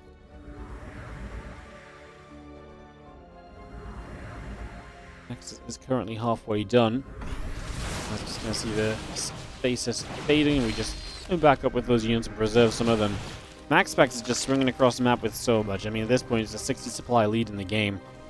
And we had our excitement in this game. We had our moments where it felt as though Yakov might be making the plays and might be getting stuff done, but the reality is GG needs to be called, and MaxPax will take a 2-0, and Yakov will have to wait another day to try break the awful streak he has against MaxPax. It will not be today, it will not be in this one, but hey, a semi-final is still very good for Yakov. Like I say, he has not made the semis in 59 editions, and don't get me wrong, he doesn't play in all of them, but he plays in a lot.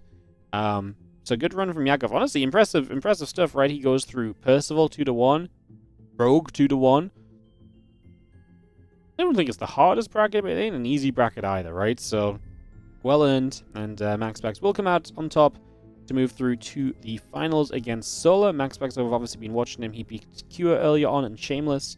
Good run from him. And Solar has gone through Nicorakt, Laser, and herO. Has yet to drop a map on the day. Same with MaxPax. So, it's a fun final coming up. ZVP between Solar and MaxiPaxi in just a few moments. I think I'm going to have to go get myself another drink, guys. My throat is not holding up well at all today. My voice keeps disappearing. So I'm going to take a moment and BRB. And when we come back, it's going to be our finals, Solar versus MaxPax, in just a couple of moments. I'll see you guys in just a few for that Solar MaxPax CVP final.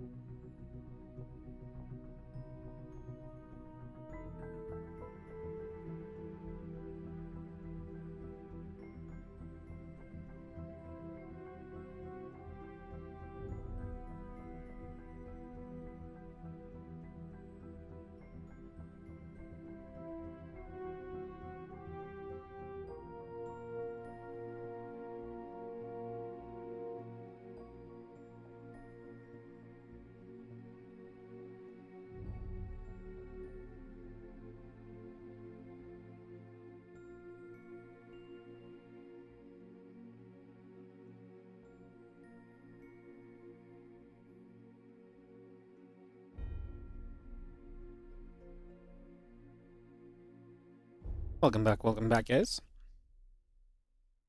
Thank you to Ellie for being our BRB entertainment. She came in, took her payment of 2 halves of a crisp.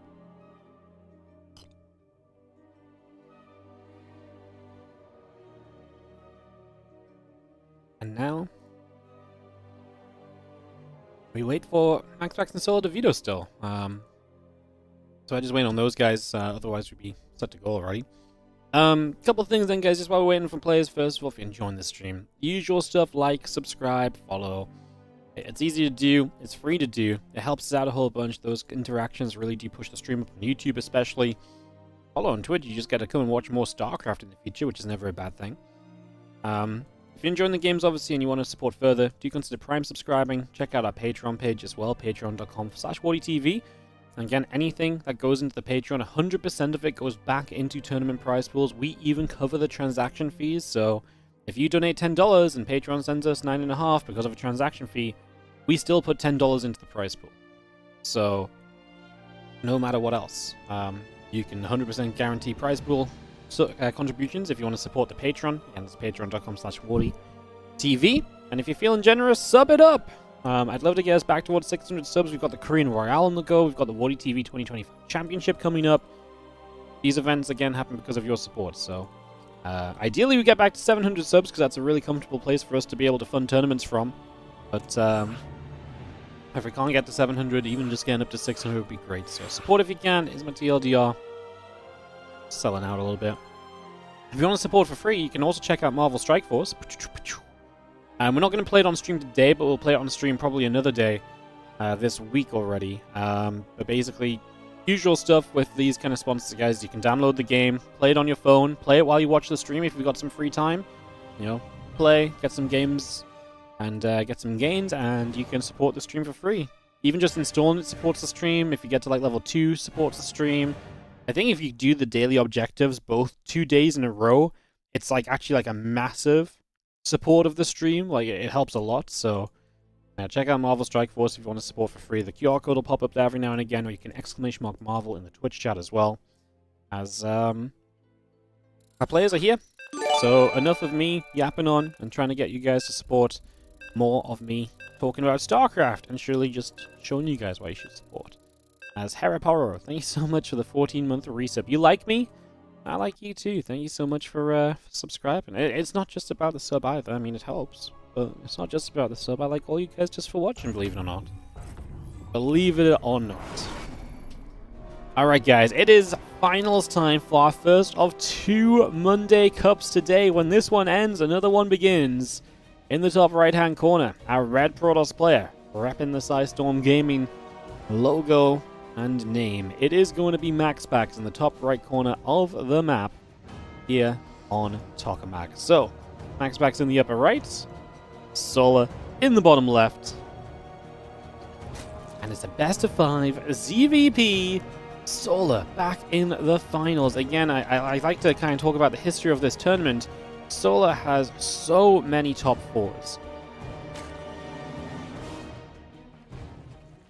17 times Solar has finished top 4, so 1 in every 4 events. Solar is a top 4 finisher in this tournament series. He's only made the finals once. Now twice, he lost that first time to Clem. If he wins today, Solar would be the 10th ever player to win a Monday Cup. Because there's a lot of guys that have appeared, and there's a bunch of guys that have only ever done it once. So yeah, that's kind of a little factor. Things to think on. MaxPax looking to extend. Actually, MaxPax, if he wins today, would tie herO to be once again the second most winning player of the Monday Cups as well. They're both trying to chase down Clem as the #1 guy. Obviously, they'll get a second chance later tonight as well if they want to play the second cup of the day. Monday Cup 60 comes up after this one as we kick into Game 1 of this series. So, MaxPax, Solar. And we've obviously gotten to see them both play a PvZ in the round of 4, so we get a good idea of what to expect. I mean, I think MaxPax is the likely one to kind of change it up a bit more, especially in the best of 5, where I think as well you're just going to have to see MaxPax probably go into a different phase of the game. Against Yakov, he was comfortable, he was in a good position, he got a lot of value early every single time, and he was really able to capitalize on that, whereas Against Solo, I think he's going to have a much tougher time kind of putting himself in those positions. And Solo's aggression is going to hit hard. And we saw against herO, one game mutas into roaches, the other game just Lingbane Hydra aggression. Solo did not hold back on the go button. He put down the accelerator and he drove straight through the front door of the Protoss a couple of games in a row. So, kind of expecting something similar from Solo kind of throughout the series. The coolest part of watching Solo play as EVP is he finds so many different ways to get to that aggressive setup. And if he does need to play it a bit later, he's still pretty darn good a bit later on as well. So, yeah. We'll see what happens. As yo, Void Operator, thank you so much for subbing for 3 months in advance. Love that. Thank you so much for the belief and the support. I appreciate you. Subbed across the Christmas period in advance. Love that. Thank you so much for the 2-month resub. I appreciate you. Thank you so much. Oracle on the way. Warp Gate in production. The hatchery, the Ling speed, all coming through. We have our Adept going to pull across toward the third base for a couple moments. Clean Lings and drones building as well. And yo, Kleiner's Fusel, thank you so much for the £15 donation. You're going to have to just quickly get my dashboard open to read the comment. £1 for every map Zerg has won in the cup so far. Oh my god, Zergs have 15 map wins? That's actually a little bit crazy. That's actually a lot. Thank you so much for the £15 donation. I love that message. That's a thematic message. I love it. Beautiful stuff. Alrighty. Into game number 1 then, as we do have an early Evo chamber from Solar, so he sets up initially onto, like I say, a fast upgrade. This Oracle is on track to see that. It's in the back of a natural, and this Oracle is going to fly right through there, so there's not exactly going to be hidden information as the Oracle goes for 2 drones, loses its shields. Good choice just to get the 2. Any more would have seen a little bit more kind of actual HP damage done. That part you can't regenerate like you can the shields, obviously, on these Oracles.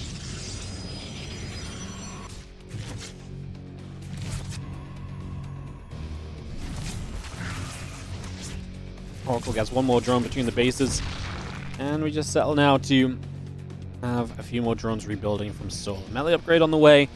Few Lings here going to threaten on that third base already, and MaxPax doesn't have too much nearby. Ooh. I'm going to go charge. If he goes charge on Archon, that's very nice against the melee upgrade, and that might just be a choice because he's already seen the Evo chamber and you're presuming what's going on here. Solar adds that Baneling Nest quickly, so what... It's interesting because charge is good because you can go like charge on Archon against Ling Bane, but then if you're just on charge lots and the Banes are quick, maybe you can knock the charge lots down and actually have a good time as well. It would also be dangerous if Solar played into the Spire, but I don't think that's likely in a game where he rushed out the Evo chamber. No lair yet either. There it is, starting now. But yeah, does prioritize that Baneling Nest pretty early on. We'll see if he does anything with it, or if he just kind of gets it early just in case.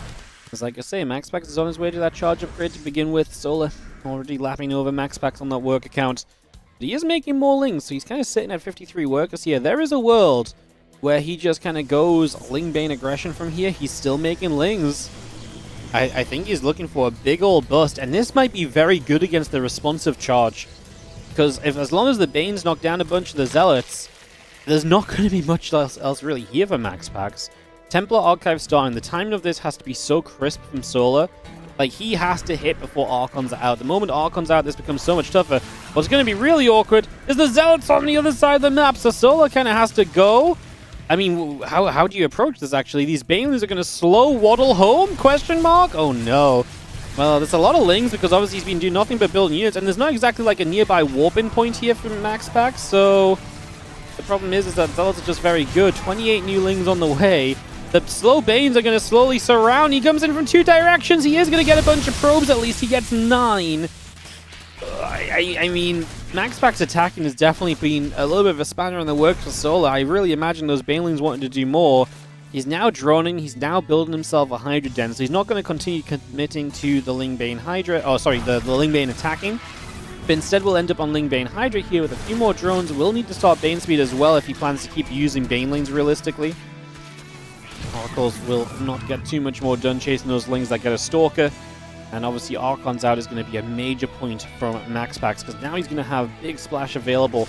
That's why Solar can't really keep attacking with just Ling Bane. Because at this stage, tech units are out. Like I said, it was really going to be a pretty fine timing of being able to hit there. As you see the Groove Spine starting, so just going to move straight through to the Hydra phase of this. Starts up that Baneling speed as well. Did he start Carapace for a second there? I think he did, and then decides to go for the Bane speed instead as a priority. I mean, I like that. What I don't like is that MaxPax is already shoving into him, and so Solar might be in some danger right off the bat here. Stasis Ward trying to come down.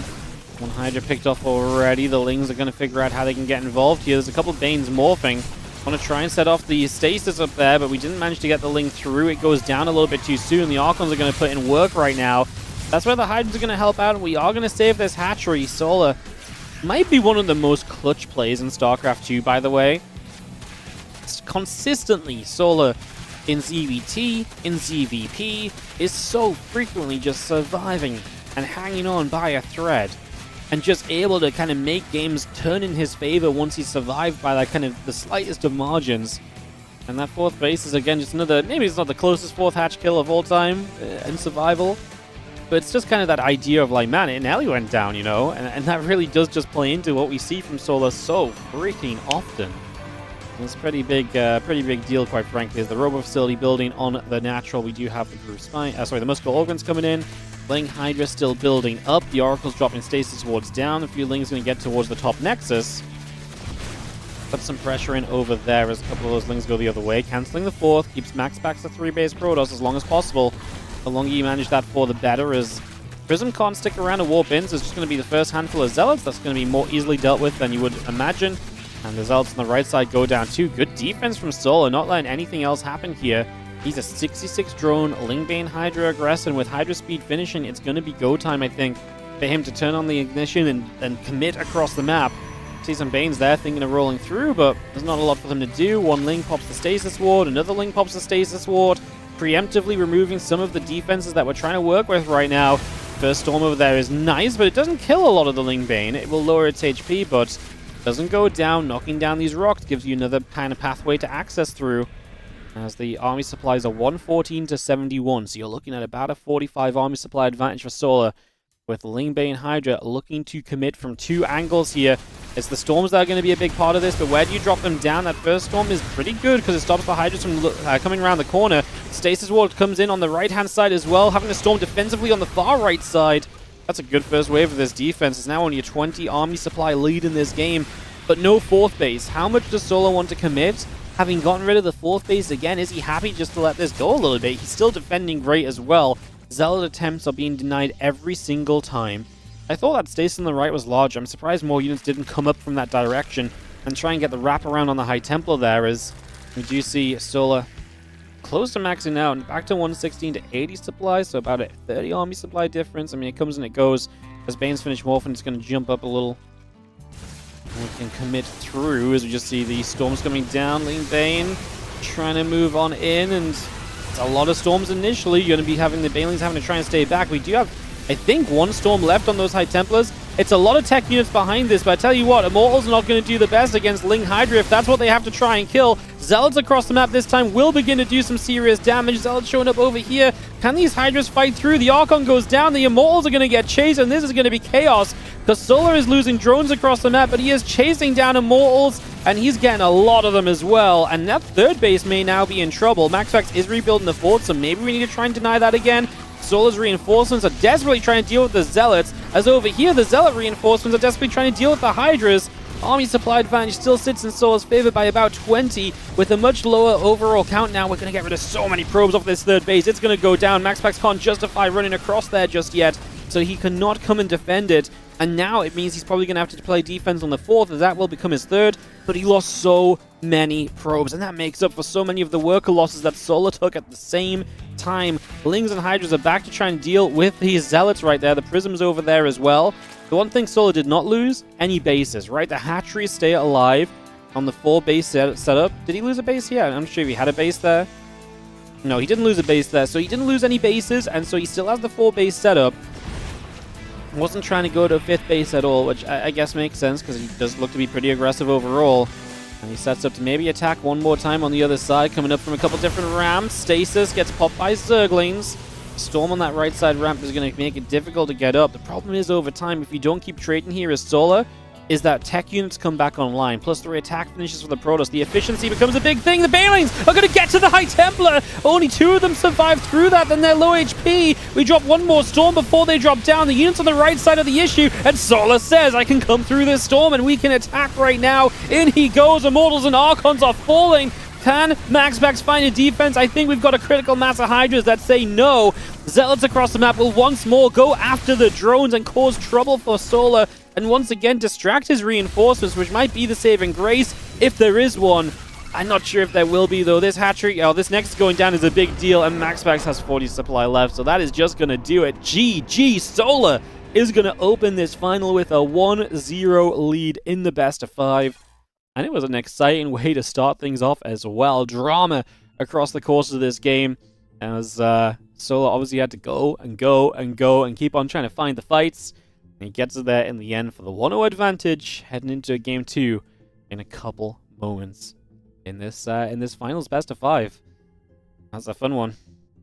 Okay, great opening game. That's exactly what I kind of expected us to see. Aggression from Solar, MaxPax clinging on with the defense, trying to make something happen with it, not quite able to a lot of the time. Yeah, excited to see what we get going into game 2 in a few moments. We'll kick back into this, guys, just momentarily.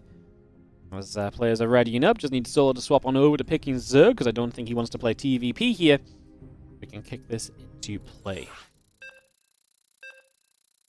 That was honestly a weird game as well, because we obviously started out with the starting point of Solar was to be super aggressive. So he started out trying to be super aggressive, kind of Ling Baney, and kind of like committing to an attack. That went wrong when MaxPax attacked him. MaxPax was doing that based on the scout and information he had, so he made a great call on what he saw. MaxPax saw, oh, you're playing a you're playing an Evo chamber, so I'm gonna go straight to charge instead of going into blink. I'm not going to give you the advantage of melee upgrade Lings versus the Stalkers, so doesn't let that happen. But didn't matter in the end. Solar is able to scrap his way through to a game 1 victory, and that's what Solar is so freaking good at as we get into game 2 here. In the top right corner of the map, the red Protoss player from Psystorm Gaming down a game. It is going to be MaxPax, as in the bottom left, looking to be our first Zerg winner of a Monday Cup since edition number 2. Back in it must have been, what, September last year? When was edition number 2? Yeah, September 16th, 2024. That was the last time a Zerg won this cup. The last time we had a Zerg in the finals is kind of a long time ago as well. Shin in edition 43 back in July. I don't think we've had a Zerg since then, so Solar already doing crazy things by being in the finals. And I get the feeling he's going to do crazy things winning this finals today. I've just got a good feeling about Solar today. He's been playing great lately. His EVP has looked as good as it has been recently as well.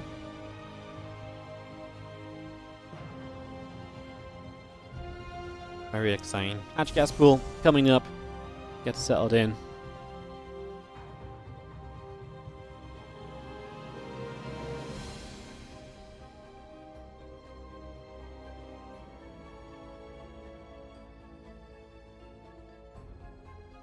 Yeah, Hatch gas and pool coming through. Just going to be seeing the Nexus and the Cyber Core coming online.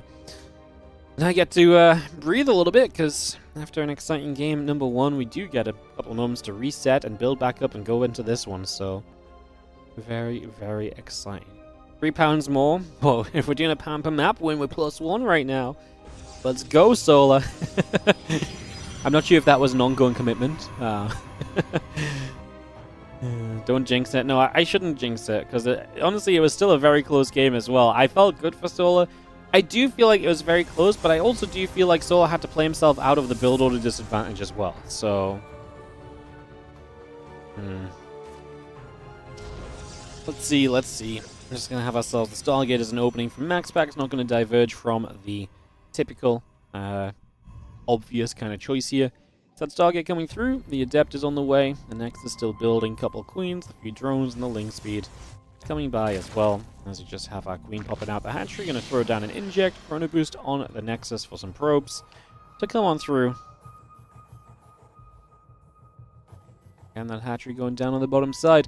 Just a little reminder as well, if you somehow didn't hear me talking about it already today, but when this cup finishes up in 40 minutes time, we have cup number 2 on the day. So we'll have a second Monday Cup coming up today, and that will be pretty much going back-to-back with this one, unless this is a very fast final. So yeah, we're going to be pretty much just back-to-back cups from the finals of one to the early rounds of another. The Monday Cup double up to celebrate our front page on Twitch. If you are on Twitch, and if you're watching, or if you're found us from the front page today, say hi. I'd love to hear from you guys.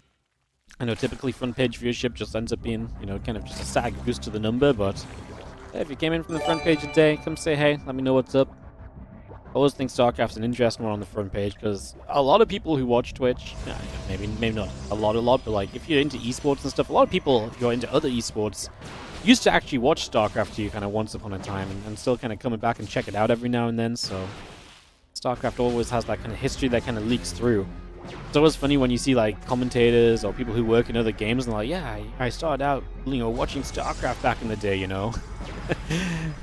So it's kind of cool to work in a game that has got such, I guess, deep-rooted history in the world of esports, and so and Twitch as well, realistically. SCT best esport. Yeah, it's definitely pretty great, huh? Hey, thank you, Hummy. Appreciate your 34-month resub on the Prime as well, mate. Thank you so much for supporting. Appreciate you priming us up. As we do have Resonating Glaives on the way. The Nexus coming through, the couple probes coming up, the Assimilator is coming by. Have a melee upgrade building from Solar right here. The drones and the Lings continue to produce. And an Extractor going to come about as well. So just going to get that underway. A few Zerglings are going to go on. And yeah, Resonating Glaives going to be a part of this for the moment. Going to see the Oracle going to activate. A couple of drones going down early. Queen's going to be there. 3 workers killed. The Oracle gets pushed away to the sides. Again, Rotron coming up. Hatchery on the way through. A few extra drones. Lings producing by for the moment. And yeah, Resonating Glaives is just going to chrono on through for the moment. Get that out. Get that operational as our Nexus and our Probies continue by. The few Lings are going to wrap around onto the Adepts. And the Adepts are going to say, no, push those back the other way. Obviously with Glaives, that's the big switch up here. Rotron is about to finish from Solar, and he's going to kind of need to build Roaches ASAP here, gets the first few on the way. And like I say, it's a bit of a late kind of build on the Roaches. That's going to potentially give the Adepts positioning. And obviously if these Adepts get in the first position, the follow-up positions are very difficult to deal with, because then you just have the ability to kind of pick and choose your shades. Going to stick to the front. We just see a Queen that's basically up for grabs, and we're going to wander down toward the third base. There are Roaches on the third base, so all the places from the 3 Roaches that we built to spawn, they all spawn on the third. That's incredible. The Oracle just flies through the Queens and goes down. I mean, we do right-click the Oracle with the Queens, because obviously they were attacking the Adepts otherwise, but even still, you don't really want to be giving that up, as you are going to see Queens for a bit more damage here. Into the main base. That's where maybe we lose a few more drones. Some of the Roaches were on their way up there quickly. You can see the Adept shading once again. A Roach on that low ground trying to play defense. Solar's down almost 20 workers already, by the way. As the extra Roaches show up, and MaxPax is just right-clicking down a few more drones, I think, here. Just getting as much as he can. There's no way in which Solar doesn't just send this across the map for the counterattack. Blink is actually a long way off. The Oracle is going to be big. I think a Stasis Ward is necessary. Oh, he's going to build some drones. I was absolutely certain. He's going to start Overlord speed. I think he doesn't want to actually drone, but I don't think he believes he can fight without building Overlord speed to bring the Queens across the map. So he's not going to... He's going to drone a little bit. Now he's going to morph for Ravage. He had a few more Lings on the way. It's going to give you a chance to finish Blink. There's the Dropper Lord. Yeah.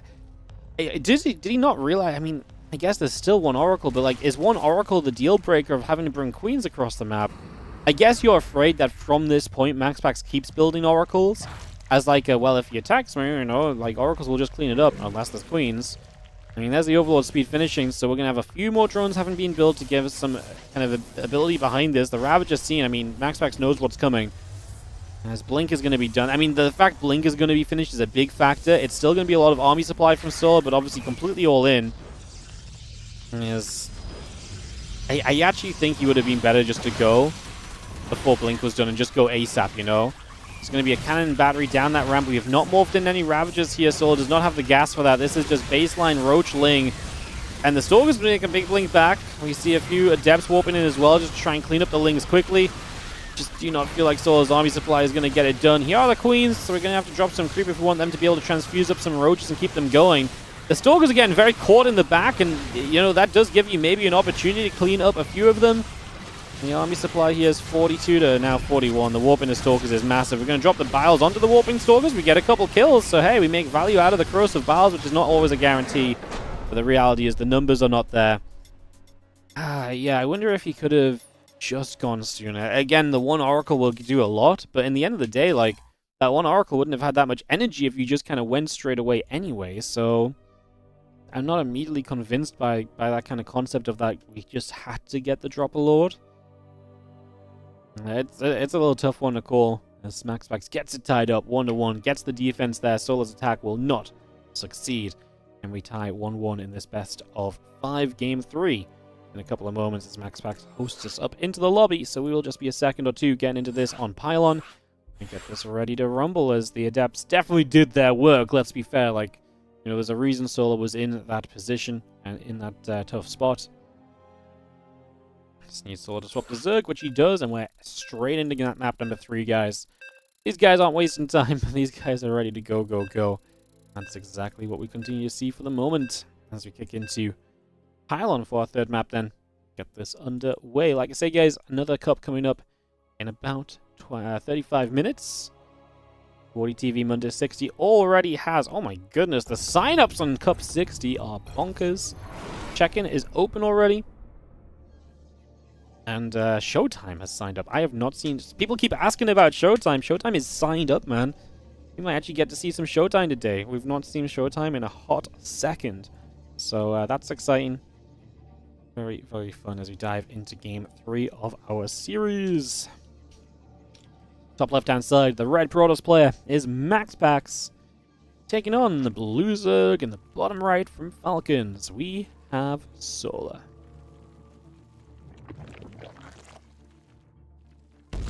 Can you sign up? Yep. The bracket link has the 60th cup right there. If you guys want to sign up, come play. It's an open cup for a reason. You might get smashed by Solar or MaxPax or someone in the first round, but you are absolutely welcome to come and play. Just if you do sign up, make my life easy. Be on the NA server. Be in the WARDITV chat channel. And yeah. You're very welcome to come and sign up, guys. If you're out there right now want to come in and take part, you can sign up right now. Hero Marine in the bracket too? Yeah, I saw that as well. Hero Marine I know sometimes plays the Monday nights. It's just we haven't seen Showtime sign up for anything in a while. I know he signed up to play the Kung Fu Cup monthly this week, but yeah, that's really kind of about it. As you see, Roby coming around, nibbling about. Gateway Cybercore coming through. Zealot is on the way. Guess we should probably put the Observer on instead of just sitting AFK for a moment or two. Would probably help. So Hatch and the gas coming on in. Get that drone, the Queen coming through. The Zergling going after the probe as well. As we just have our Gateway and the Cybercore all building up. So getting that through. The Zealot on the way. Overlord just coming to the front. Just a couple of gateways there will be finishing.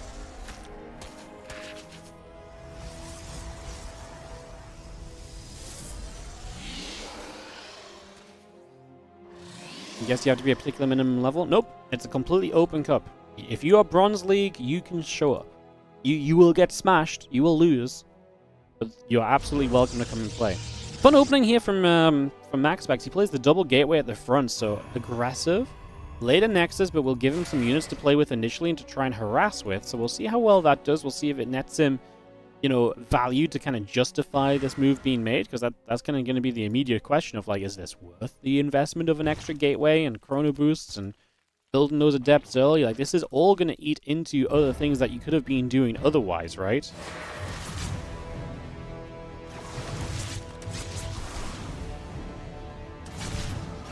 So we come over. Ling's on the way up. A couple Queens are going to try and play defense. The Zealot being there as well is kind of a big deal, as it's really helping a lot against that Queen, but the Lings do get around. Great response from the Queen to run. Just stay away from these adepts, because that Queen could still go down, and that's what we're going to realize now is... Solo's chasing the adept still with the Queen. Going to get rid of one while the Queen actually lives. Maybe the adepts wouldn't have killed it that quickly, and it just wasn't worth it, but that's 5 drones going down, so... Damage taken from Solo, but obviously it is a later Nexus than usual, so it's like, okay, I'm taking damage, but then... Like I say, it's damage which is more allowable than it typically would be. You're still forced to lost mining time, though. I'd still say this has been pretty successful, as Solar is finally going to get to link speed in the next few moments. That link speed is going to be a big deal. The few drones and the Overlord still coming up. Gates in the Robo facility coming by. The Resonating Claves beginning. And as you see those gateways morphing in on the natural already. So getting those up, getting those running. The Resonating Claves coming through. Probes and the gates coming in line. Just for now. Circling speed will complete. And where are we going from here? Again, you see the extra few drones coming about. The Queen and the Overlord coming through at those gates on. Just get set up. One Stalker at the front will poke away at the Zergling and push that back the other direction. There is the Baneling Nest coming into the front door as well, so it's going to just be part of the wall off and give us a chance to morph in a few Banelings here in the future. How aggressive does Solo want to be with that? I mean, he's just droning for now. He's actually, you can see right now, overtaking the Protoss at like 35 workers already is pretty nice. Like, it's a little bit earlier for the Zerg than it should be, so you can see the kind of slowdown in the economy of MaxPax is very real. The Baneling Nest will be important just to help with the Adepts in the end. Just get a few Banes, force those Adepts to split. Even just getting them to spread means the Lings get better surface area, right? If those Lings can run in, get a full wraparound on the Adepts and get some damage done, then that alone is a pretty big factor, and that does a lot for you. So the Baneling Nest has a major role to play. We need to deal with this glaive play. MaxPax is basically kind of playing builds here, which is trying, the whole point is to try and deny Solar from kind of playing his Ling heavy melee upgrade style to success. These Banelings have to do work right now as we shade away. The Banes are going to be slow chasing after the Adepts. You do see the split up that gives you the surround on the Adepts that you're looking for, though. And so that's going to help a lot. The problem is now the Warp Prism is here, and the issue with the Prism is going to be that you can instantly warp in Adepts. And so you don't have time to morph in more Banelings here as Solar, and that makes it so much more difficult. So yeah, the instant reinforcements is huge. If you're playing against like a later kind of glaives, like after Stargate, Banelings are a little bit more useful. Because of the Prism, it makes it that much tougher. That said, this is still very committed from MaxPax. He's still a 2-base Zerg, Protoss player, which means that our Zerg can somewhat justify some of this damage. I'm not going to say it's great that we're kind of, you know, running around after Adepts and struggling and it's taken a while, but like, it could be a lot worse, realistically. Just going to be seeing the couple of Queens going to get in after the Adepts, a few more Warpins. Gonna go charge behind this. We're very close to finishing up the Roach run. Solar. Like I say, right now, it doesn't feel great, but you have to rely on the fact that this is commitment from the other side. And as long as that is a commitment, you're kind of okay with this, just building units and shutting it down and then going from there. MaxPax is again slow on that third base, so you can't really kind of benefit from additional economy just yet. Means we'll drop a transfusion. Obviously, we do kind of need to keep the third base alive. A couple of Adepts going to try and run for the front here. A little bit of splash damage. The Lings committing. We're going to get the Queens onto the Prism. Not enough for the kill. We're out of Zerglings as well as these Banelings try and roll through. We are now building Roaches. There's not a lot of Adepts left over, to be fair. These Queens will go after a couple extra. An extra warp in again, though, but that's where the Roaches are going to come into play. Actually, having Roaches now should help a lot. But we just lost our Queens as MaxPax still pushing at the front, and it's difficult, man. Like, we just don't have the numbers, really. We're going to shade. We have anything in position over here. One Roach alone is not going to do it. Oh, it's so close from Solar, but I think this is going to be too much, because at this point, you can start warping in, you know, Zealots in the future, and you come with, like, an Immortal Zealot attack. I don't think Solar's going to be ready to deal with that at all, especially as another 9 drones go down. So we finally clean up the Adepts, but with a major cost attached to it of that economy falling. And it's not like Ling Roach counterattack is on the board now either, because there's Immortals coming up, so there's going to be a defense there too. And Solar ends up unprepared. Obviously did take damage early. He made a great effort at defending this, but now I think the disadvantage is just too much. He's going to keep making Ling Roach as well, which I think sends that he's going to go across the map. He doesn't need Overlord speed to drop the Queens this time because there's no Stargate in play, but yeah, I mean, just took too much time. Like I say, MaxPax is starting to design his game plan around just, hey, I do not want to let you play the fast melee upgrades. You clearly feel comfortable playing Ling Bane Hydra aggression and just aggression like that in general. So he's kind of doing builds that make it difficult for Solar to do what he's comfortable with. There is going to be the Prism that's already going to hunt for some of these Roaches before they get across the map. And the micro starts, and like I say, 2 Immortals in the Prism feels like an impossible task right now for these Roaches. They do not have Roach speed, they're not teched up at all, they don't have an upgrade, they are baseline Roaches that are going to have a lot of Zerglings to come across and help out. There is a double army supply advantage here from Solar. It's going to be 1 attack to try and get it done. A couple of sentries start going down quickly, the Adepts are putting some work in, the Lings try and peel away. On top of the Immortals, we lost some HP on one of them, but it's still looking pretty cozy. The Pylon will go down perhaps. New battery, so it's actually important to get rid of that pylon because it gets rid of the battery power, and right now Solar is still 30 army supply ahead. Those 2 Immortals are not doing enough right now. They don't have bonus damage against Lings or Ravagers, right? So that's going to be the issue. There's a few Zealots showing up. That's going to make life more difficult. The Ravager damage output is good. The Zealots are dying quickly, and Solar's counterattack is still giving him some life as he comes on through. Now going to try and break his way through the wall. A couple of files on the gate here. If he gets the 3rd Nexus, he might just be okay with this. Lair on the way, a couple drones start to build. It's still going to be tough because his opponent is going to be on good tech units. 2 Archons being added as a major addition as well.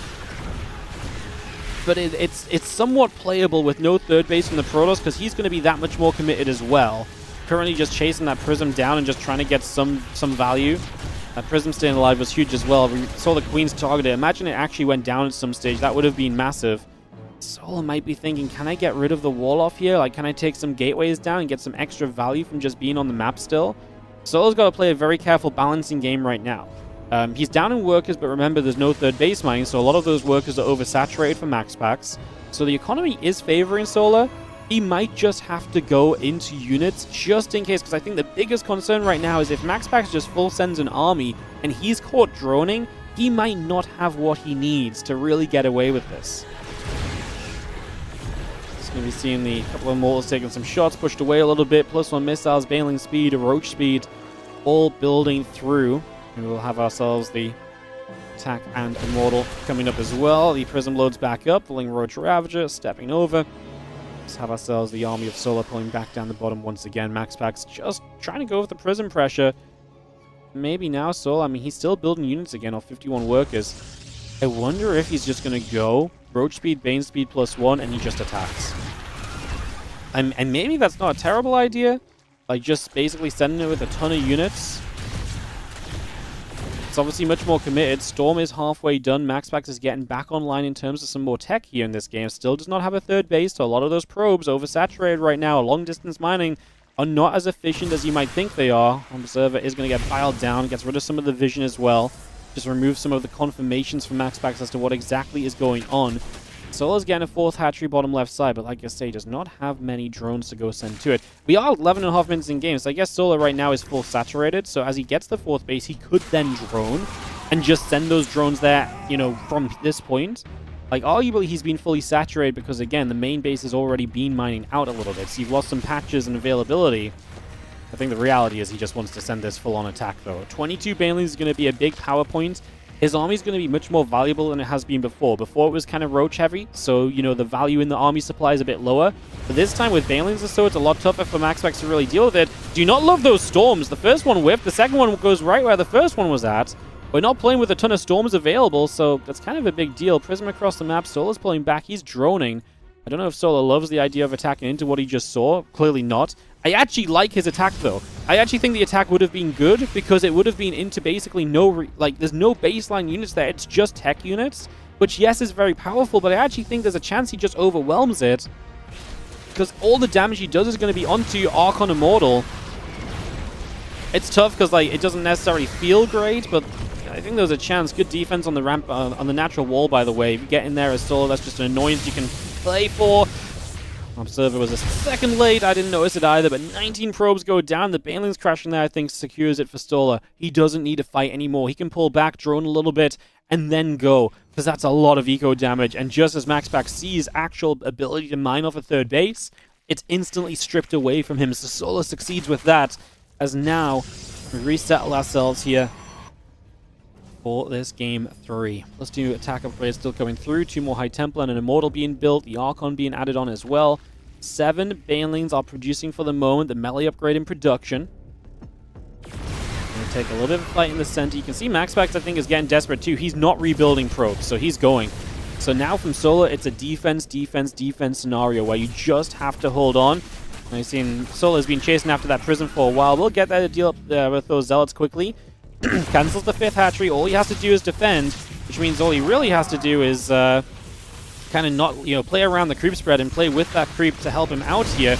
I don't hate sending a few Banes forward, but maybe could have done it a little bit more better.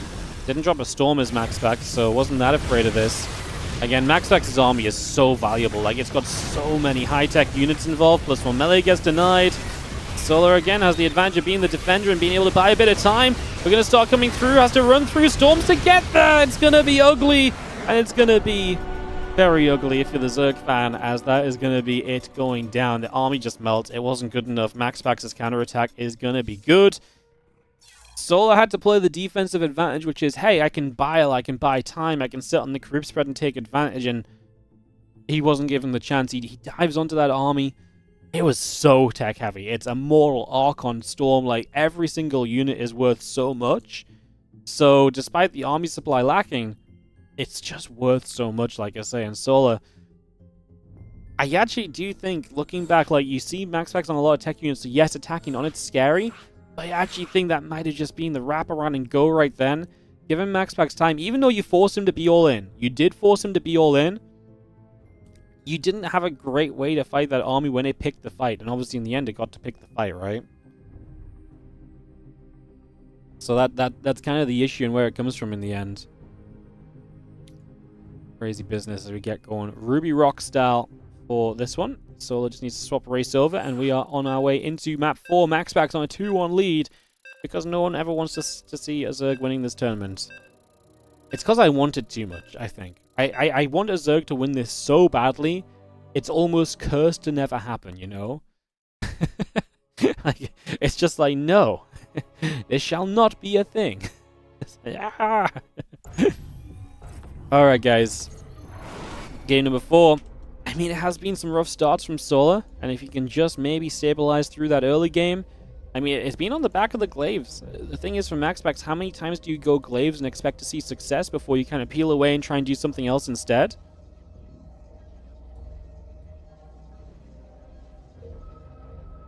Fun questions as MaxPax top left, Solar bottom right. Game 4 of our finals right here as we kick this off.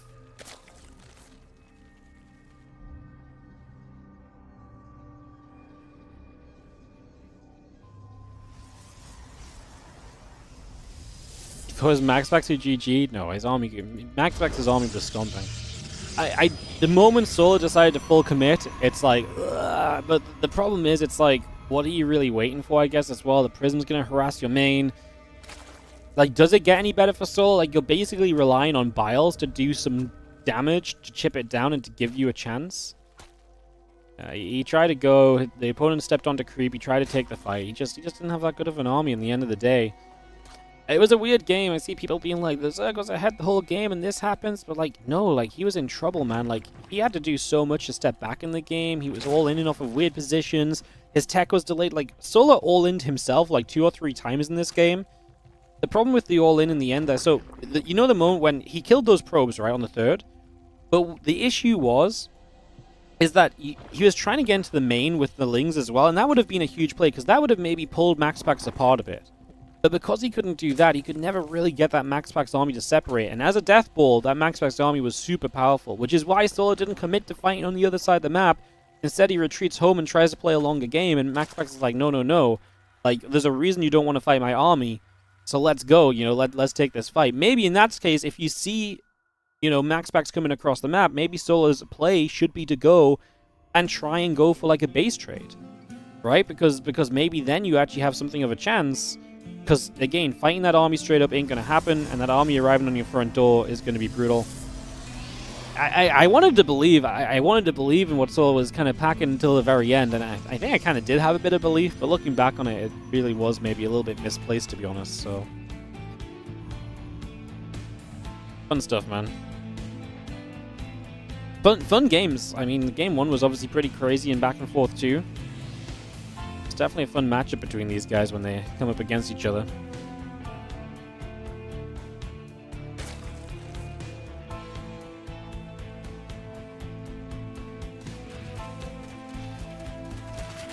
The Lings will just knock some rocks down. Stargate is about to finish. High Warp Gate building, Link Speed producing.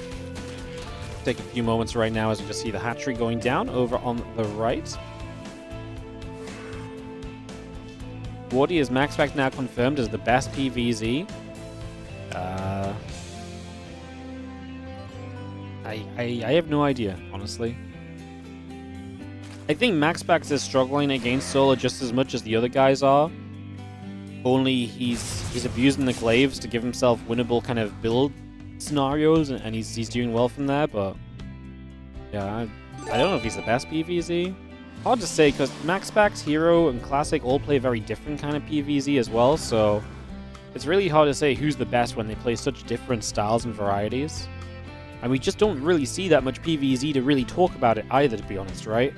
Like, you know, like, we're gonna, like, today is the most PVZ I've watched in a hot second, and we just don't see the matchup enough to really make those sort of statements, I think.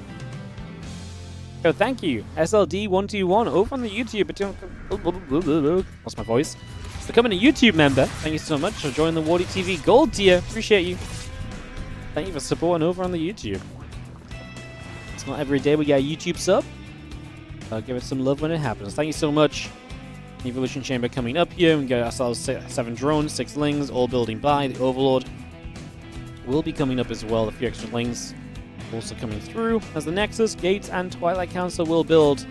It's going to be seeing a couple of Oracles stepping over. The Queens are going to be right there. The Oracles get turned around. A little Revelation coming down already. And the melee upgrade is going to be the build of choice once again from Solar. A little predictable, maybe. We're already 5 minutes into this game. I really yapped on that much about everything else before really locking in here. Apparently so. This is, I mean, 5, 6 drones going down across the map, but we're going to cancel a third, or are we? I mean, Oracle show back up. Was that just 2 Adepts, 3 Adepts, 4 Adepts that kill like that many drones? Ugh. And those Lings on the other side realistically killed an Adept, you know? Like, they killed an Adept, some damage to the hatch that doesn't go down. And Solar is bleeding early on this one. 8 dead drones. Doesn't feel good at all. Still equal on workers, as the blink just now starts from MaxPax, but it does feel pretty rough start. For someone that relies on having that strong early to mid-game economy to hit as hard as possible when their tech units come online, it really feels like Solar's getting set back in a big way here in this game 4. Currently down 1-2, must win this game to keep this finals and Zerg dream alive.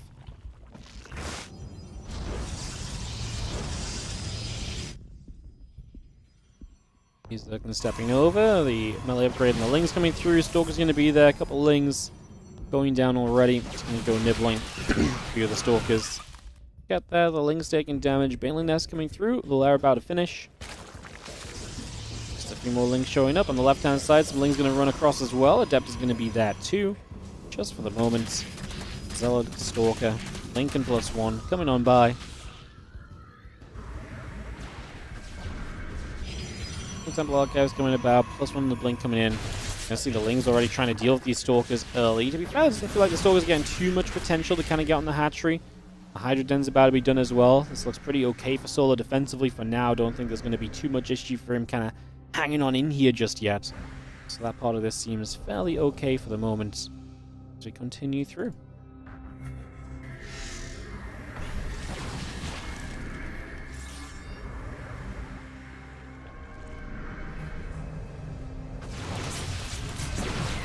Lings get some catches. The Queen's going to be right there. Just going to be seeing the stasis is going to be pretty sizable. Yeah, I've got a few Hydras coming up. The Ling Bane counterattack setup as well could be big if MaxPax doesn't have a response to that. Losing economy as the Protoss when you feel like you're in control is one very quick way to lose advantage. We're going to see it coming though. And so we're just going to pull away. Crash for a few probes and 2 probes and a battery. Pylon. It's supply blocks, MaxPax. I want to pretend it's kind of decent, but it's really not what you're looking for. Let's be realistic. As Solar's going to come around the left side with the Lings. Is going to try and get over here. Going to jump straight on toward this Stalker, which tries to pull back. A couple of cancels will come through. Storm and that charge coming up as well. So MaxPax getting into that better tech position. And Solar, 77 drones. I think we've seen this one before where it's just going to be Ling, Bane, Hydra. And we are going to send it. Now, this obviously is pretty committed in terms of composition. it's not committed in terms of economy for Solo, right? Like, he's going to have a lot of eco here, right? And 78 drones is nothing to, you know, scoff at or anything. So he's going to have good eco, but he is playing an aggressive composition that typically wants to keep momentum. It wants to win fights. It wants to keep winning fights. If you do not make progress with Lingbane Hydra, and you're not teching up because your idea is to keep building Lingbane Hydra, you're going to see a similar scenario to what we saw in that last game, just with different army comps, where basically the MaxPax army is going to be way too valuable, it's going to be able to be way too good altogether, and then Solo's army just can't trade against it. So it's important to start getting some trades and getting some value ASAP. Lingbane's still coming through. You're going to see the Muscular Augments coming up, the Overseer back around the top side. We've got the Lings moving around as well, as a couple of Zealots going to step back over there. Again, just going to have our Lingbane Hydra Force continuing to come about. Muscular Augments coming up, +2 attack coming online, Cannon and the Probes building as we speak, and Solo's about to max out. Like I say, he's making no moves, in my eyes, to set up for later in this game, apart from, you know, +2 melee upgrade, sure. But he's making no moves to get off Lingbane Hydra, which means he should be looking to fight, right? The longer you wait here, the more tech comes online, the less happy you're going to be about actually having to make this fight happen. As you see some of the Ling Hydra starting to run in on the right side. There's a Storm available off that one High Templar, morphing even more Banelings, 21 additionals coming through. Again, a lot of units bottom left as well, so the multi-prong is part of the reason why this can see success, because you're forcing the pros to play good defense in multiple directions. Right now, I'd say we're actually overcommitted on the bottom left side defensively from MaxPax, and that means this upper right side has a lot of potential. That first Storm gets dodged away from for the most part. Solo steps back through it, one more Storm available. Now it's just these Archons here, and the Bane's going to reach that mineral line. Actually blows up a bunch of Warping in Stalkers, which is really good value. Banes are still coming through. MaxPax is the one that's lost a lot of supply. The Lings and Banes are trying to get to the High Templar there. They're not able to reach. On the left-hand side, we are going to see a few Hydras left over. MaxPax did pull a lot of the defense to the right, realizing what was going on because he was under-defended on the right. He overreacts, pulling over to the left, and that maybe leaves the opportunity for that base to be exposed.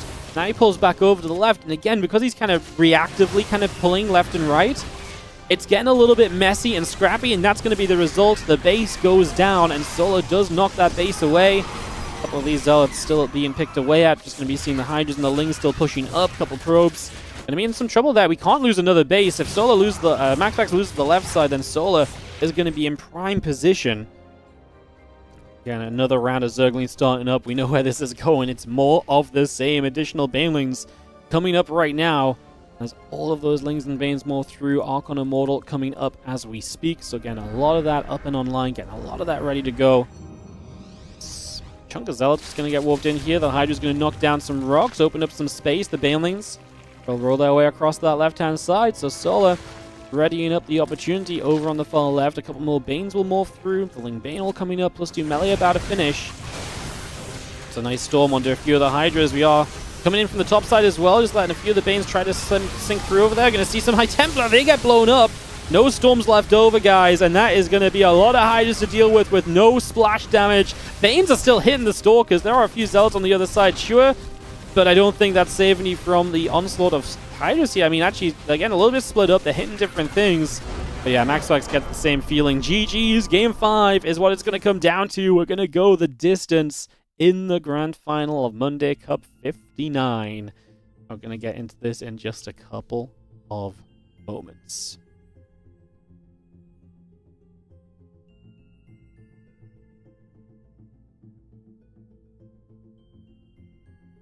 All right, we're going to get that underway, guys. One more map, and then we've got another cup coming up straight after. Exciting stuff.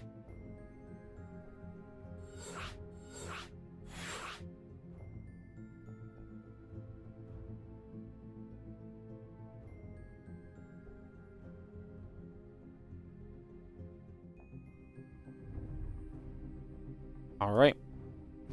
Everyone join the lobby. It's set to go. Lineup for Cup 60 straight after this is looking great, by the way. We'll obviously focus on that when we get there. But yeah, that's looking great. We've got everyone is checked in as well, pretty much. So we're going to see like 23 players or so on that one. Ooh, looking good, looking good. Alrighty, guys. I'm going to kick this off and get into 10,000 feet as we are kicking into our final map of this series. I like this map for aggression, actually. I like this map for moving around, hitting different places. I think that does favor Solar a little bit. Are we going to go to that metaverse meet in between cups? Absolutely not. The next cup starts in 7 minutes time, so we do not have the time.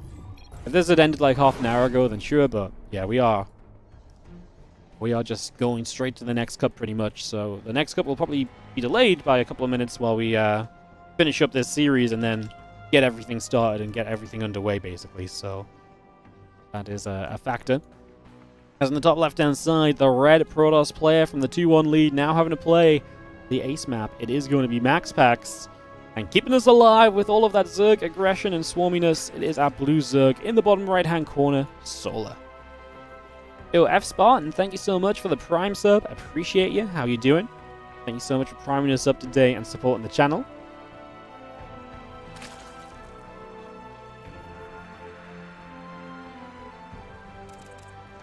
See how it all comes to a close in this 59th edition of the Monday Cup. It has been 57 cups since we last saw a Zerg walk away with the victory. Can Solar change that here in his second finals? It's the second time he finds himself in a Game 5 in the finals. Last time he lost to Clem, he was pipped to the post. Is it going to happen again here? We're finding out very soon. Hatch gas and pool coming up, the gate on the way, and we get settled in on 10,000 feet. Access going down on the natural. Can't believe Clem didn't sign up by the cup. I'm pretty sure he's probably on a plane from Canada to France. So it's probably the reasoning, or maybe not even on a plane yet, if I had to guess. Depends how early a flight he wanted home. Knowing Clem, probably not too early a one.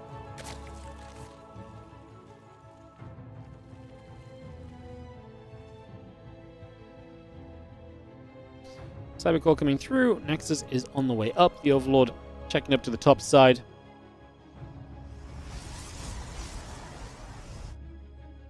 And a couple of Queens will build. The Overlord and the drones coming through. The Nexus finishing shortly. Stargate on the way. Link speed in production.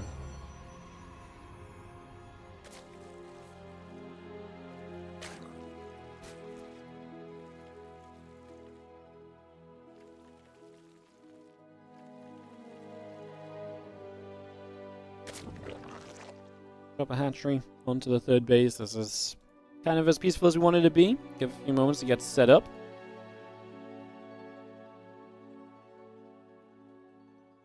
Scan established here as our Stargate. Going to finish very soon, the Warp Gate coming online. As we had one game where MaxPax did not play the Stargate. The old school 4-gate glaive, and it did work as well. So, yeah. Was fun, as now we wait for this next one. That link speed coming through, the few drones coming about, Queen on the way. Just going to see the Adept down on that bottom side. The few drones gathering up right now. And we have the Adept just going to get in onto the Crypt Tumor. Checking that off. Again, Warp Gate still coming through. A couple of drones, the Queen and the link speed coming about. As the Stalker going to ping through the Overlord. Again, Nexus is producing the hatchery coming online. And just going to see that Stalker still getting in after the Ovi. Try and make a little bit of something happen there.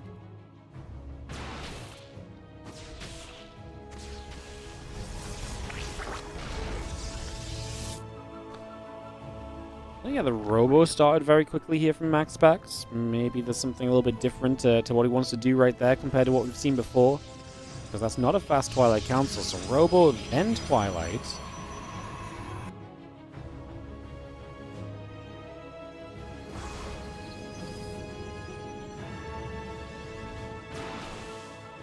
Just gonna see the few Zerglings still dashing about.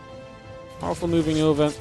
Queens are going to be there, and they're going to get a couple shots off and push the Oracle back around. Roach Rowan will go down at the front. And it's going to be there into Roach Rowan. I mean, this is a complete switch up from Solar. He's been playing non-stop. Just back-to-back-to-back Ellie upgrades. And now in Game 5, he's like, oh, I'm just going to play a bit more of a Roach style. And you know what? it's the perfect call, because I mentioned that Robo first, and this is why it's a Robo first, because we're getting the fast Prism, and we're not rushing Blink, we're going Templar Archives, we're looking for the Archon drop. And the Roaches are going to be a much more reliable source of defense against the Archon drop than melee upgrade Lings are going to be. So this is once again MaxPax doing all of the builds that are particularly good against melee upgrade build orders. And in this final game, finally Solus says, you know what? You know what? I'm gonna be a Roach player. And that might, I mean, that doesn't necessarily guarantee the defense, but it definitely makes Solus' life a bit easier because you're not fighting against the build order disadvantage from the very start of the game. So it's a pretty major factor there as the Fuhai Templar morph into Archons. Yo, Headfield's downstroke, thank you so much for the 30-month resub on the Prime as well here in Game 5 of our finals. 7 Roaches, Roach speed producing. Just going to see the Prism going to take a journey down the bottom. Not sure why we're zooming in there. We are going to see a first Overlord in some trouble. Ooh, Solar supply blocked. Has 2 OVs on the way. Has a few Roaches already out. Transfusion available to keep that Queen alive. It is the target. The Archon stepping into it. We drop a Stasis Ward during this. It's an interesting position. Might be something we accidentally run into at some stage. Solar saw it though, so he's going to set it off with the Ling. Well handled for now. Into Storm, and Solar says into Infestation Pit. Oh my goodness, what are we doing, Solar? What are we going to do with that Infestation Pit? Like, is this just a hive? He doesn't have money stacked up to kind of play Swarm Host or anything crazy. So probably just a hive and teching through. It's just such a step back from everything that Solar has been doing. What if it isn't? What if it is Swarm Host actually? Nidus.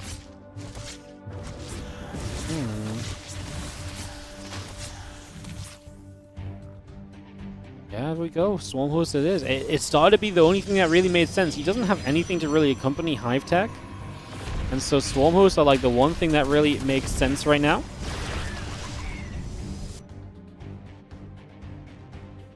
Oracle steps over to the right. Prism coming up around the top here just for the moment. It's going to be seeing the, obviously, first round of Swarm Hosts are going to be some of the most dangerous ones. We are going to have Storm to help, but it really depends on where those Swarm Hosts hit and how well they do initially. Revelation, if MaxPax is watching, you should be aware of the Swarm Host, but we are going to Nidus to the left that's going to give access to kind of Swarm Host the main base. And that's potential for a lot of value right off the get-go there, so that is something that can definitely come through, I'd imagine. As the Nidus sound, and well, let's see how well we can defend against this right here over the next few moments. Swarm Host popping out. And Immortal in the +1 upgrade coming through. Just going to be seeing the Locust coming in. Drops the first Storm. The Swarm Host Locust kind of move through it. Oh no, they go after the Archon, so they step through another Storm. That was not a great first round of the Swarm Host Locust at all, quite frankly. So that really is not a great starting point. That's not what you want to see. Let's just see 10 Roaches, a bunch of Lings still coming through here as well. So a lot of value coming about on that. More Swarm Hosts just going to come popping out for the moment, so they're going to come over as well right now, stepping straight through.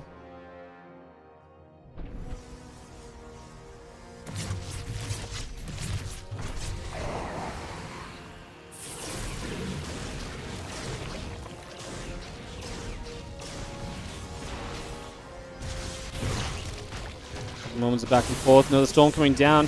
They really need these Locusts to do something a bit more meaningful, but they're not going to get a Nexus. So they're just going to get a few probes, a little bit of this, a little bit of that, a few Zealots going down as well. The Roach Ravager relocates back over the sides. I'm getting a little afraid for that. I feel as though we're not really doing as much as we kind of need to be right now.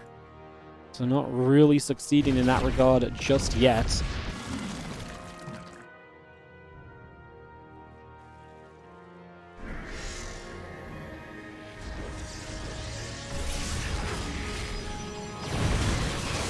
Storm coming down, everything else still gathering together. So again, we go back and forth for a couple of seconds. Just going to be seeing a couple Corrosive Vials trying to drop through as well.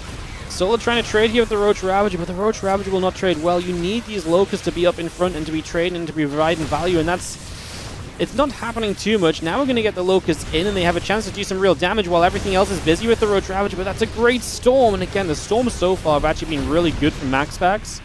The Storms have really helped him out, and you do see the progress here from Solar, which is to move in toward the Lurkers and to step into that next stage of the game already. So, going to get that going immediately. start that off and get that rolling out. Just going to get that straight underway here for the moment. Just going to be seeing these zealots coming through. A couple of cancels coming in. I mean, we need to protect this base. The Roach Ravager is right there. We need to protect it. Like I say, can't really afford to take damage when you're playing a low eco kind of game, such as Swarm Host styles. The Templar stepping over, need to be careful. They don't get jumped on by roaches. They were on their own. Morphs and Archon. Hey, that's not bad. Forcing the Archon morph on a 2 high Templar that had energy. I mean, it's better than losing it, obviously, as you know, as MaxPax, but it could have been a lot worse. We dive in again. Locust trying to do something. They get an Archon. I mean, hey, an Archon's nice. An Immortal's even better if you add that onto the rest. Ooh, now he got it. It's low, though, right? It's still a, you know, a unit that's going to be low for later on. Because, like I say, Hydras are building. This Lurker, you know, the Lurker production is going to be starting soon.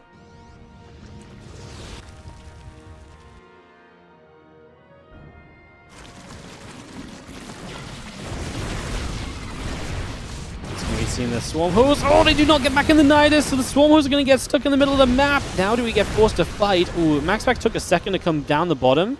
So actually, not too bad. We actually dropped the Locust down on the Zealot, but then there's an Immortal there, and these Swarm Hosts are still taking damage. There's a Nidus top right that he is going to be able to escape the Swarm Host into, so they get away. Uh-oh, MaxPax just walked into the Lurkers, and 2 Immortals go down immediately as well. So damage done there right off the bat. Also, is going to be rough. You want to try and stay away from that, obviously. I mean, obviously now you're kind of aware that there's lurkers. You're probably going to be a bit more cautious about the ways in which you move around the map at this stage.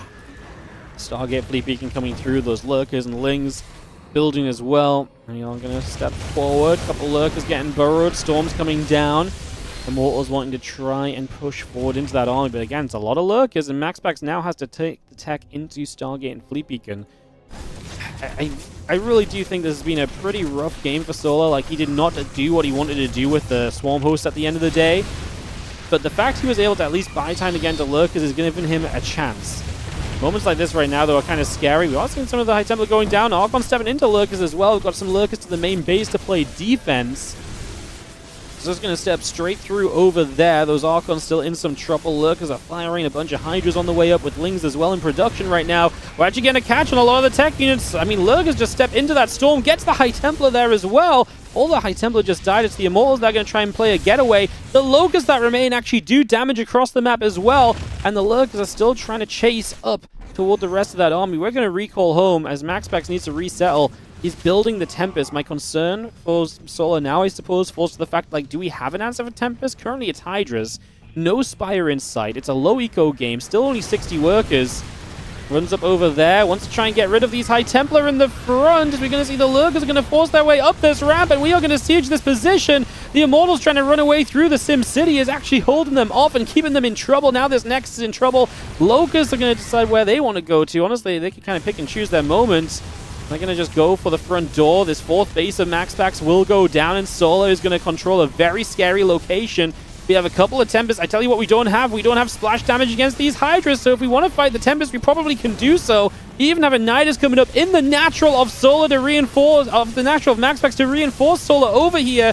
The Hydras can start going after that Nexus maybe. Like I say, we don't really have the splash to stop these Hydras. Yes, the Tempests are doing some damage, but they're not untouchable, so you've got to respect that, and that's why MaxPax is not getting too much done quickly here. We try and make our way through. The Phoenix lifting the Lurkers to try and get them unburrowed, and it's kind of working out. The Hydras need to step over and help against these Immortals. They are going to try and trade. Zealots going down. We're out of Lurkers. The Hydras show up, and the cleanup is made. Right side, 4th base attempt goes down. Nidus goes down. The Phoenix lifting multiple Lurkers, saving the day, quite frankly. Because without that, I actually think we stay in a very, very difficult position.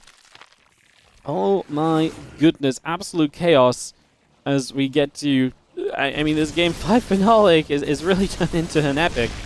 Observer there. Lurker goes down. What are we left with is Solar. 4 Lurkers, 7 Swarm Hosts still. Man, he does not have a lot. He's only 53 workers, but it's a 3-base Protoss at 15 minutes in game.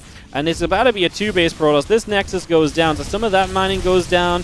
We're going to turn. Honestly, killing Zealots right now is value. Anything these Locusts kill is value, honestly. I don't know what they're chasing after at the end there. I'm just going to see a single Zerg and trying to see what's up. Uh-oh, the Swarm Hosts are seen. They need to run away. Solar needs to pay attention to his Swarm Host right now, not recognizing that they're in trouble. Solar's still not recognizing it. He's just letting the Swarm Host die. Oh, what a disaster. We just saw how much value they could still provide. Losing 3 out of the 7 is such a shame. You don't want to rebuild them because they're expensive, but if they're still there, they're providing free value every single cooldown, so just letting them go down is such a shame. Viper's available as we're going to yoink in first Tempest, yoink in 2 more. The Hydras will make short work of those Tempests when they're close. So all the Tempests going down, the couple Lurkers that are around, going to do what they can. We morph in more Lurkers now because we don't necessarily need the Hydras. The Immortals step in, and Solar is going to do it. He is going to win the WARDITV Mondays for the first time. And he is going to be the first Zerg since Shin won against MaxPax in also a 5-game series. In addition to, it has been 57 cups since a Zerg won this tournament. And today, Solar is the second ever Zerg to win this event. It's been over a year. It was September 2024 when Shin beat MaxPax in a 3-2 crazy kind of bonkers series as well. And man, what a game to end it on as well. Absolute chaos. I really felt like the early game was not good enough at all for Solar. And he just kept it going. Yo, Clintus Fusel, thank you for the £3. Let's go. 3 more Zerg map wins. Gets it done. Thank you so much for the donation. I'm so happy. I wanted a Zerg to win this tournament for so long. Just put a Zerg on the win board, man. It happens. A Zerg wins. Solar should be the kind of guy who's won at least some of these cups before. We know how good he can be. Finally, time to get himself a victory. GG's. Guys, the best part of that is it was epic, it was awesome, and it doesn't have to end here. Because we are ready for Cup 60. Cup 60 has already begun. It's underway. Cup 60 has a bracket already, and it is starting off right now. So we're going to do what we can to jump into one of the matches in Cup 60. I don't know who's maybe about to play or anything. I will just take anything I can find, honestly. I'm trying to think what might be kind of interesting, to be honest. Honestly, there's a bunch of players, so I don't even know. Maybe Odd Baby Marine, but I get the feeling they might have begun already, to be honest, so... let me have a look around. Let me have a look around and try and figure out what we want to do, guys. So, we'll try and sort something out for you. See if we can get in game on anything. Yo, Baby Marine and Odd are not in game. Hey, that's a great first round match then. Let's just do that. Baby Marine, Odd. Winner plays Solar, our reigning champion. So I was like, God damn it, I couldn't even be the Monday Cup champion for 1 whole week. I gotta go do it again. Crazy business. Alright. We'll ask for the invite on Baby Marine Odd, I think, and we will go from there. And kick off into our second Monday Cup of the day, guys. From one Monday Cup to another. Just like that.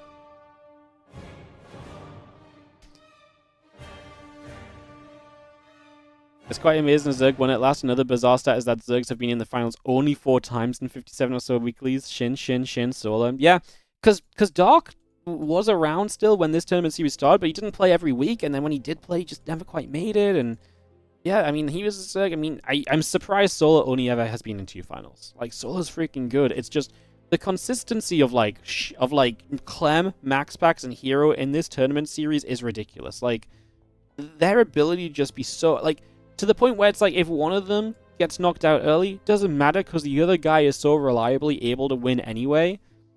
It's actually wild. Like, obviously, we've had weeks where there's been no Zerg signed up, so yes, like, the Zerg stat is going to be skewed in that regard.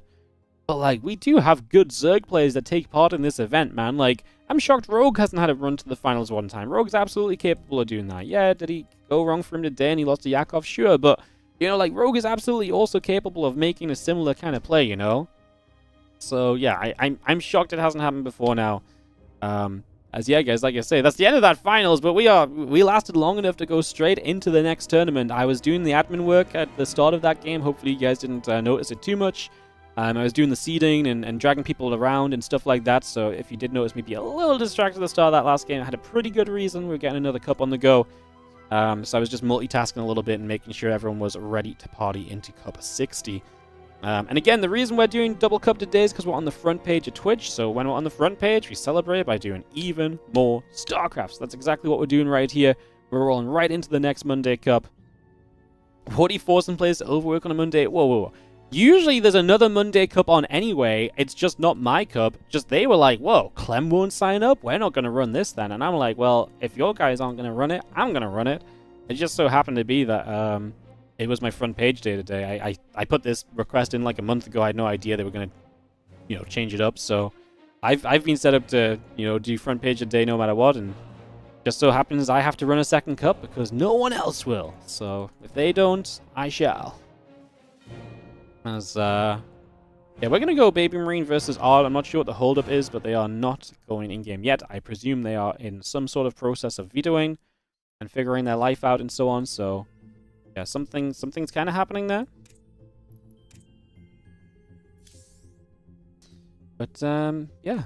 Right, okay, I should really stop talking so excitedly between the games. I need to breathe and let the voice calm down a little bit, recover maybe a little bit slightly would be nice. Cause yeah, right now I'm I'm talking about I'm still hyped off the final. I'm genuinely just excited that Zerg won. Like it's the craziest thing, but like I'm genuinely just like happy a Zerg player won. Just nice to see a Zerg taking a win, honestly. Like, isn't that just wonderful? I think so. Crazy stuff. Crazy stuff. Like, I like the storylines of these cups, and there's been so many times I've hyped up the Zerg win. It just felt impossible. Like, the one time Solar got like 2 to 3 in the finals, and it was just like, they're so close as well. So yeah. Fun stuff, fun stuff. It's actually walkover time, guys. So I'm just going to ask anyone if they need walkovers. And that means we can do that before we get back in game. Not just a Zerg, but it was an awesome series. Yes, I mean that too, right? Like, for me, it's like a double whammy. A Zerg one, and we got a great final, excuse me. How much downtime till the next tourney starts? The next tournament's already started. We're literally just waiting for players to veto and host up a game, and we're going to get right into it, guys. So, approximately from 3 seconds from now up to like a couple of minutes, maybe, these guys are vetoing. So, however slow they want to be. They've been vetoing for like 2 or 3 minutes. Maybe one of them's AFK a little bit or something. Never mind. There you go. Lobby came up. So, yeah. It really was in the immediate future, pretty much. Pretty much was just in the immediate future, so... yeah.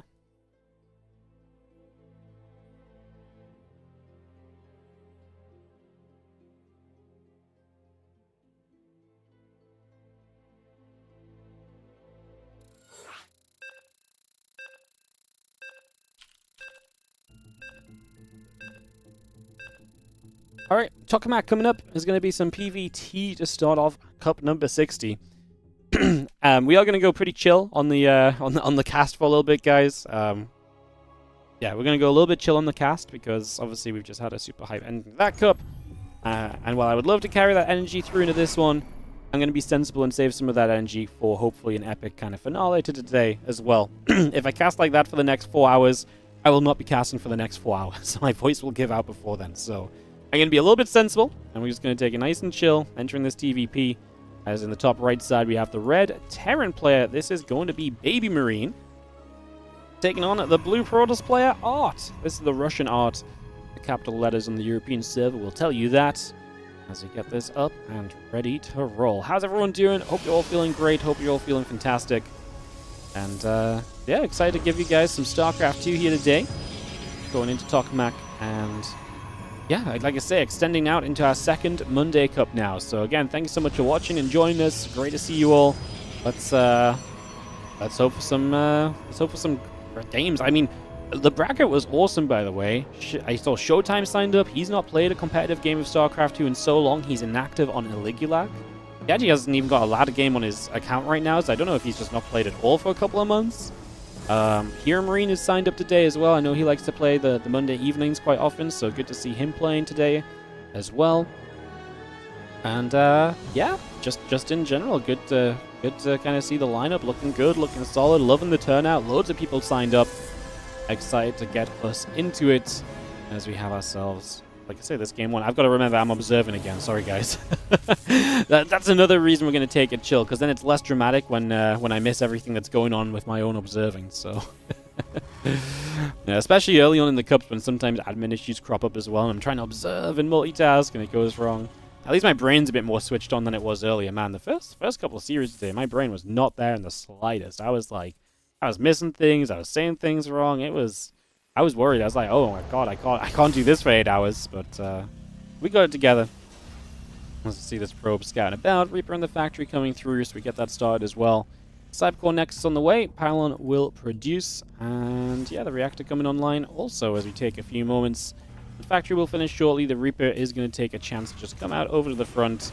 And yeah, I mean, I guess we follow the Reaper across the map for these early stages to see if it can get some damage done. Baby Marine, Reyno's little brother, in case you're not aware, and pretty darn good at StarCraft 2. Not quite the level of Reyno, obviously, but hey, man, dude made a freaking top 8 at a home story cup last year. Like, that was one of the sickest storylines we had recently in StarCraft as well. Baby Marine top 8 in a home story is genuinely a very cool result, and Art is an up-and-coming Russian player as well, so it's a pretty fun matchup for the first round here. And like I say, unfortunately, the winner of this plays Solar in the next round, and I have to say that whoever goes up against Solar is likely going to be an underdog, and may just have to try and take on the advantage of the fact that Solar might be a bit fatigued or so, if they want to maybe get a win, because it's going to be a difficult matchup for them, almost no doubt. So we'll see how it goes. Hallucination to the upper right-hand side, trying to see a bit of what's going on. I'm trying to see what's going on. Who's won the most WARDITV Mondays? Clem. Clem has won 21 Monday Cups, so he's just won just over 1/3 of all the tournaments that we've had. And then MaxPax is on 14 wins. herO's actually in second place with 15 wins, which is actually, I always find like herO's stat quite impressive, because herO did not win any for like the first 20 or something. Like MaxPax had won 10 before herO won 1. And then MaxPax had that like massive dry streak where he just didn't win for like 4 months or something crazy, which is very normal for most people, but very unnormal for MaxPax Clem's herO. I was talking about unnormal. It's unnormal to take so much damage. I don't know why. Unnormal's not really a word either, but, you know, it's been a long day. 5 probes go down, so it's a big amount of damage done by Baby Marine getting with those early units, but man, it kind of feels like he needed it. He's still down 5 workers following that damage, so he gets in, he does damage, gives up his early units for it. It's nice, but it feels like Art's being kind of greedy enough to get away with that. As you see, Baby Marine going to go Hyperflight Rota Banshees. So wants the speedy Banshees and wants to try and make some plays with those. Baby Marine is that kind of quick, aggressive Terran player where he's trying to do all the tricks and trying to be everywhere. He's very harassment focused. The speed Banshees really play into that playstyle, obviously, and that's exactly what he aims for now. Barracks comes down, in case you were concerned it was going to be mech. No. Basically, Hyperflight Rotas is just as interchangeable with Cloak now, because it upgrades quickly and it's a little cheaper, so you can kind of integrate it, this or Cloak, and, you know, each one has its own advantages. Right now, Hyperflight Rota is kind of the cool new thing to do, so we're seeing it a little bit more often. And I actually think it's pretty powerful as well, because the Hyperflight Rotas almost gives you more chance to play around the upgrade that you get, whereas Cloak relies a bit more on just does he have detection or not. Whereas the Hyperflight Rotas, even if he has Stalkers, you can sometimes play around those and still get damage done and still just maximize value in the early stages, though, so... Very abnormal. No, I don't like abnormal. I prefer unnormal. What? Yeah, because un ends with an N and normal begins with an N. We're not allowed to say unnormal. Yeah. English, huh? Is that why? It's probably why it is, right? But then you have unnatural. No? Someone just really didn't like that kind of way of it working. There must be a reason, right? Someone out there in chat's probably smarter than I and has this figured out. Just going to see the 2 Banshees make their way down to the left side and in toward a main base here. A few probes will likely be up for grabs, so we're going to get in. The Banshees will go for a few workers, 3, 4, 5. And this is amazing because we're just out of position. We force a recall on the Stalkers, and you're speedy enough that we can just turn the other way. 11 workers going down. Now the damage is really adding up, and those Banshees took 1 Stalker shot, so they are healthy. They are ready to come back in and do more damage later. So those Banshees are having a great time so far. We do see +1 Stim and Combat Shield will being added. Medevac, Marine Marauder, a couple extra Riddle Mines coming through too. So just have the 2 Banshees here, going to escape out over to the right side. Hallucination pops from the sentry. And yeah, we just take a couple of moments to see where we're going to go. Stimpack combat in +1, all building up at the moment. The command center building on the main base. There's a couple of extra barracks coming through as we continue to get settled. Those Banshees make their way back around into the center for now.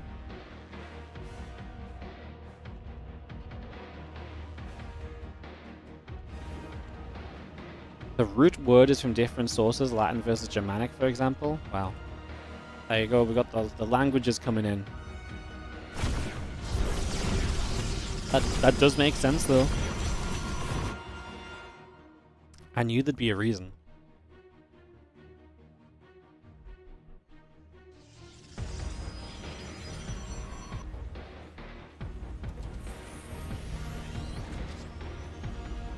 I guess abnormal is the Latin. Because ab means from or something. From normal. That makes sense? I don't even remember. My Latin's so rusty. It's been a few years. 16 or something, probably. Yikes. Banshees are going to come around over towards the right side. A couple of probies going down. So a couple of workers going. It's going to be seeing the Viking Marine Marauder coming up. Armor upgrade coming through. Robobear in the Nexus coming down as well. And just have ourselves the Mayo just going to be joining up, and yeah, we have a couple of moments to see where we're going to go. A little scan coming out over this side as well. Get this on the way. I'm just going to be seeing a couple cannons coming through. The Ghost Academy going to build as well in the natural, and seeing the rest of that Bioforce joining up together.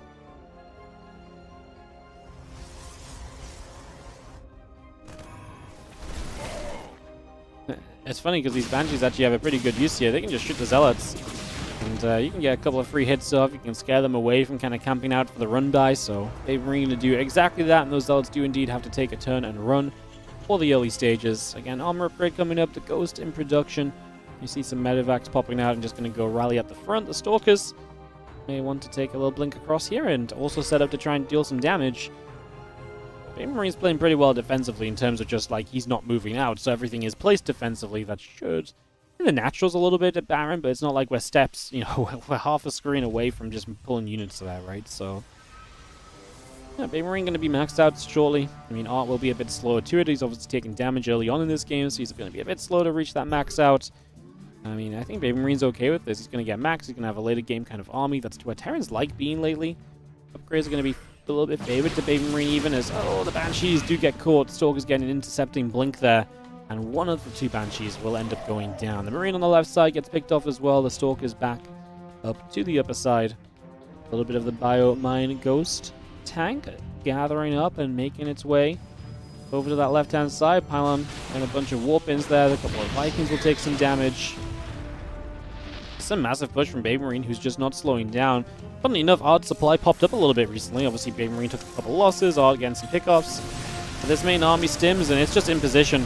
Plain and simple, we are not in position to fight this immediately, so we're going to have to come down the ramp. The EMPs line up beautifully as you wrap around that corner. The EMPs were great, and a couple of the Vikings already going to get rid of one Colossus.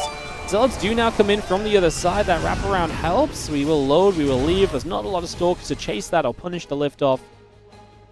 Kind of a weird one, right? Like, it felt like a good fight to start off with from Baby Marine, but Art makes enough of it that, you know, Baby Marine just has to back away. Resources lost is going to be a bit favorable to Baby Marine at the end of all of this. Considering the start of this game, I like it for Art, because I actually really felt as though he was going to be in a lot more trouble than he's ended up being in. And for now, Baby Marine just backs off. More Vikings, more Ghosts, more tech units to kind of continue fighting the later stages. Hey, also Dragon Force 3705, thanks so much as well. 5-month resub priming us up. I appreciate you so much. Thank you for priming. Thank you for using the sub on the channel. Like I say, as always, it helps support more StarCraft 2.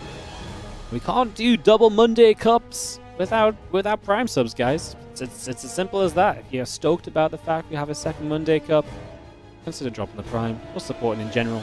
I appreciate you guys.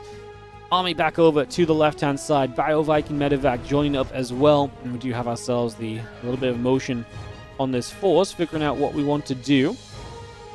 Also, are these games live or replays? They are live.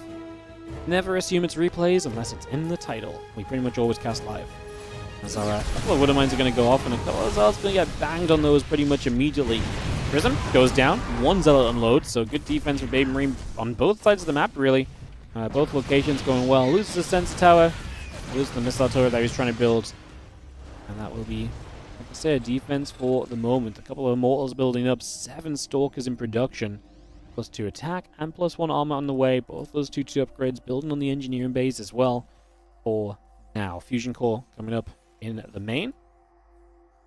And again, just a bit more bio. Ghost, Viking, Medevac coming through for the moment as well. Settling down into the center. Going to be an observer right there that we might be able to grab if we're watching carefully. If not, then it's just good information for Art. Sees exactly where the army's coming from, can pre-position himself. See Baby Marine looking to figure out which direction he wants to attack. And this is a ramp, but it's a pretty wide ramp, so it's not the most terrible position to attack up in. Zealots flank you here, so you are just going to be clumped and trying to run. The Vikings already in some trouble, trying to back away from this as well, as we are going to now turn around, fight this. Archon's taking damage, Colossus still stepping through. The Stalkers will blink in after. The Bio will be there to greet this. A bunch of Stalkers going down already. So that's a ton of damage being done. The Stalkers all fall, and the Vikings will still stick up in the skies. Man, good fight again from Mod. He's taking some good engagements in these later stages, man. Catching, you know, Baby Marine a little bit alone. Maybe could have been a bit more careful with some Stalkers, but otherwise, not bad. Baby Marine's going to go Advanced Ballistics. He's going to go Liberator range. And can you blame the guy?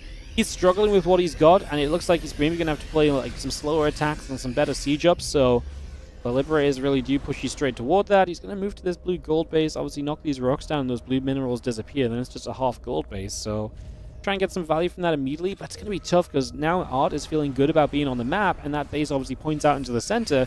This is a position you can kind of sit behind and just deny a little bit if you want as Art, and that's going to slow the 5th, and then, you know, then I'd much prefer just seeing the 5th base up here from the get-go, perhaps, so.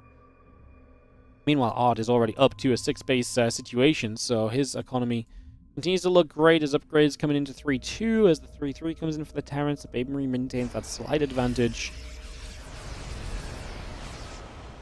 For another next on the left-hand side, you've got the money right now. The economy's booming. 80 workers currently in play. The Terrans are used to massing command centers. The Protoss are used to massing bases. As we have our Planetary there is going to finish. Like I say, the most logical thing to do right away here, knock the cooling tower down. That immediately just removes a bunch of resources from the Terran side of the map. So do that before he gets any benefit from those. And we're actually going to loop around the left. It's Art who's maybe looking to initiate a fight here. Colossus is going to be great against those Marines. What I'm scared of is there's not a lot to stop the Terran chasing into this army. And, you know, there's no Storm, there's no Disruptor. And while I'm not going to say I love the Disruptors, it does kind of, you know, in this scenario, a couple of Disruptors could play a role. Actually, add a couple on right now. They could definitely play a role of, like, if you're uncomfortable about the Terran stepping into you, the Disruptors can buy you time, push that Bioforce around, and oftentimes maybe give you the distance to just get a few more Colossus shots off, right? Get a few more laser beams in. Just see a little bit more success overall. And Lib's still coming up, the Ghost coming through, the Marauder coming about, the Disruptors are still building from Art. The army down the left-hand side is going to relocate once again. The Stalker's going to get after a couple of SCVs. 2 workers going down. Still Libs in production, the Ghost coming up. Another scan on top of that army. Just for now to see what's going on here as another Liberator sieges and get set to rumble. Just going to see some EMPs coming down. We go back and forth again.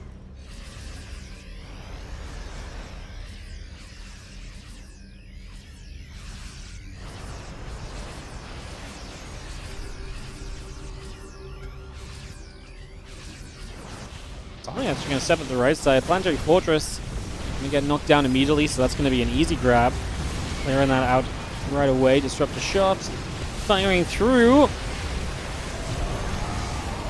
Especially with Liberators up, sometimes you need the Disruptors just to push the Bio back as well, to give you the chance to get under the Libs, but the flank of the Terran units from the bottom side is massive, and this is not an army from Art that's going to see success.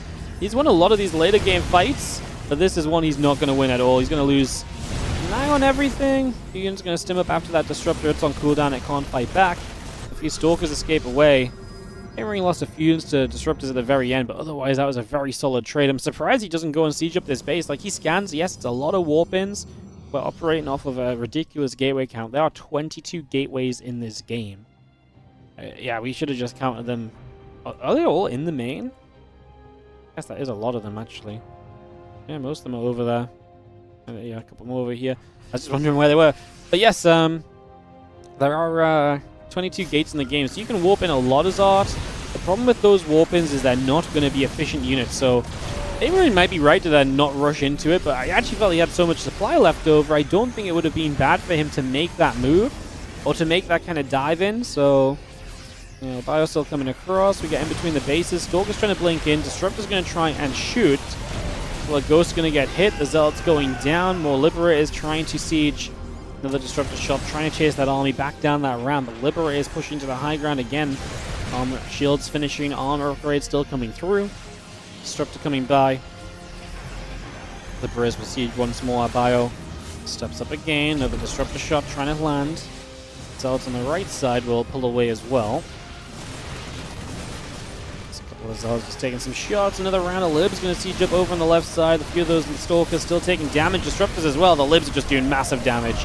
They're doing so much that Disruptors get basically deleted. No, he just blew up his own Zealots!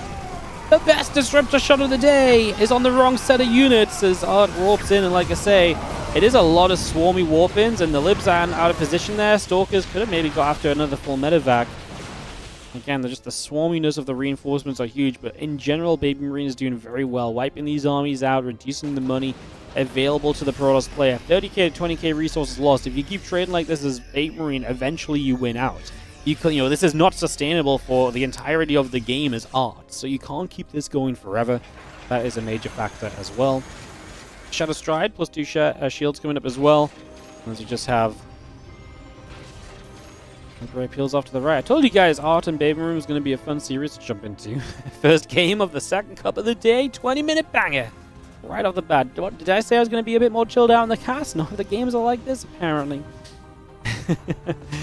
Biomedevac Lib just joins up. You do see some of that Zealot Stalker still going one way and the other. Going to drop a little pylon down over there. The Colossus production has resumed.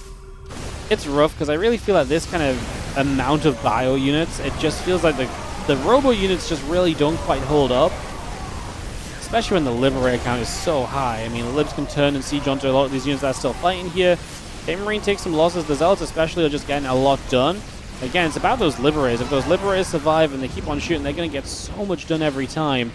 It's going to unsiege again, pull them back. Both players taking losses. Again, Art does not have a bank anymore, though, so one more fight like this, and this time around, Baby Marine really would just win out because Art has been super reliant on having the bank to go again instantly. When you look at the rebuilds in this game, look at the supply drop-offs, right? Bam! Rebuild. Bam! Rebuild. Bam! Rebuild. Like, Baby Marine, that last fight was maybe more of a loss, but he's going to rebuild so much better because, again, he hasn't had to lose his economy as much as Art has lost. Or he hasn't had to spend his bank as much as Art has, so the banks that are there now remain strong from Baby Marine, and Art is not even maxed out, which again, you take a fight now and there's no bank account for the Protoss. That is the dream for the Terran player. That is where the win comes from in the end. And that's exactly why I think Baby Marine should be able to identify that these trades have been good enough. Stimming over there, not sure why exactly. Maybe with these DTs arriving, I'm not sure. Sensitives will tell him the army's going over to the right side. He's going to swing around. He's just going to hit this Nexus. There's a massive Libs here that can play defense, to be fair. It's scary, though, with the DTs, because the DTs do provide, like, the chance to possibly, maybe, bring you back into this. Oh my god, he's going to save the planetary as well. As the EMP came through, he came running back home to play defense on that. Oh, that's such a shame. The DTs only clicked the planetary as well, as they didn't even get SCVs first, so it's just straight up DTs being lost. It's so rare you see a planetary actually saved against Dark Temple. Their damage output is usually so much, man, those Liberators. When they all fire at once, it looks utterly ridiculous as well. Just so powerful as the Bio here is going to stim in. After those Colossus, the Observer in the front in trouble. There's the Lib sieging. This planetary will not be saved. No repair on it. Again, it's just units being lost, and the rebuild here is purely Zealots, a few Stalkers, couple Disruptors. Art still has 80 workers, so he is rebuilding the bank, which I was talking about him losing. I mean, realistically, man, again, you just can't take a good trade against these Libs right now. It's now a 13k resource loss difference.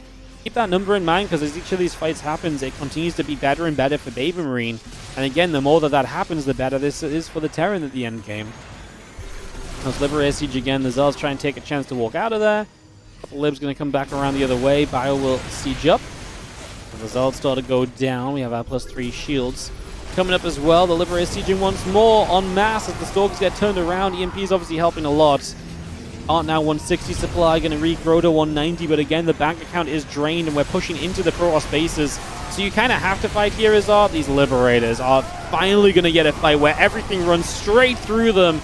And you almost drop below 100 supply there, Azar. This Warpin is barely going to save you, though, in the long term. DT shows up, it gets scanned. Last Hope falling away, being scanned away. And we should finally have GG on the side of Baby Marine.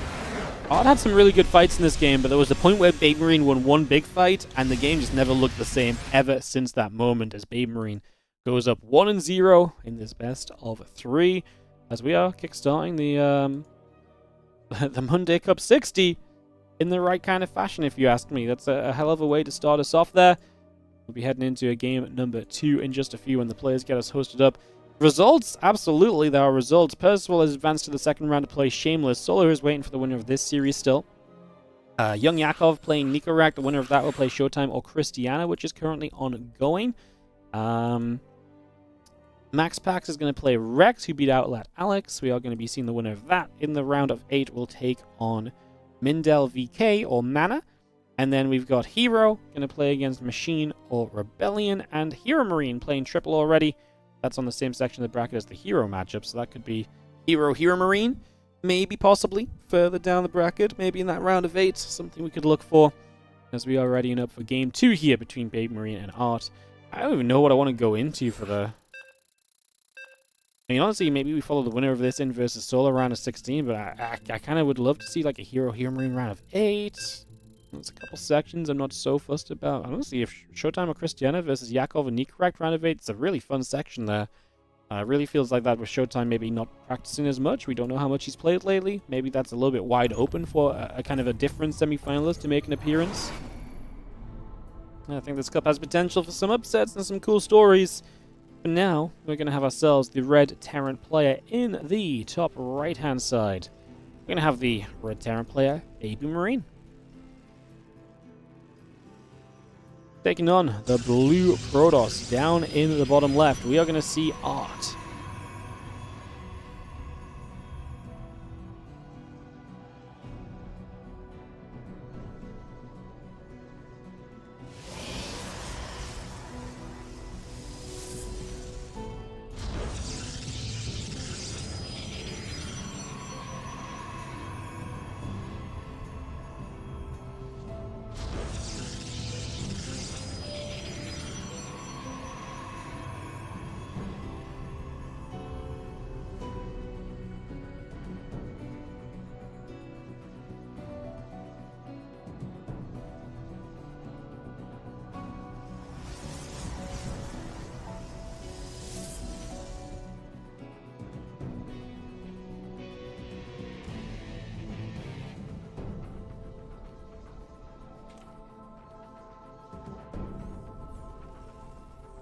Probably moving through, just going to see a little bit of what's up.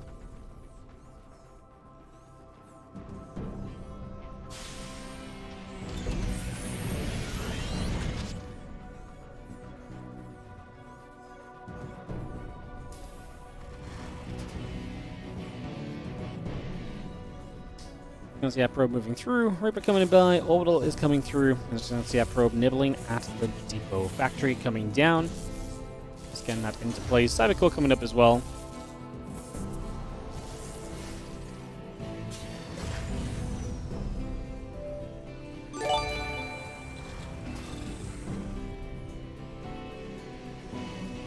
And you get settled down.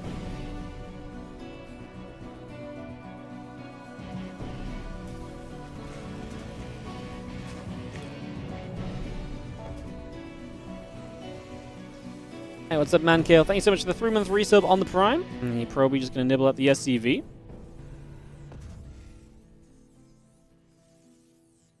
It's going to come across. It's going to be seeing what's going. Trying to see what's going down.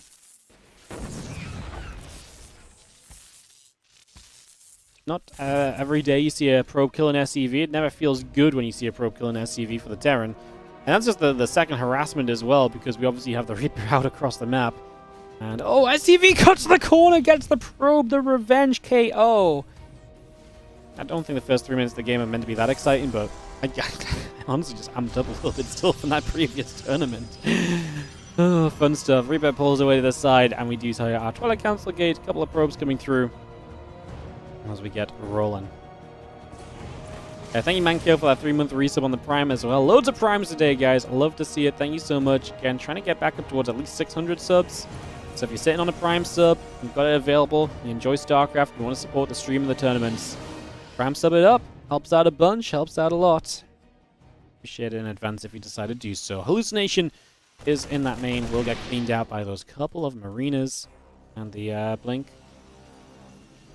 continues on by. Okay, about to finish. Robotics facility onto the natural. Stalker and Sentry will push up. Reaper will get chased away.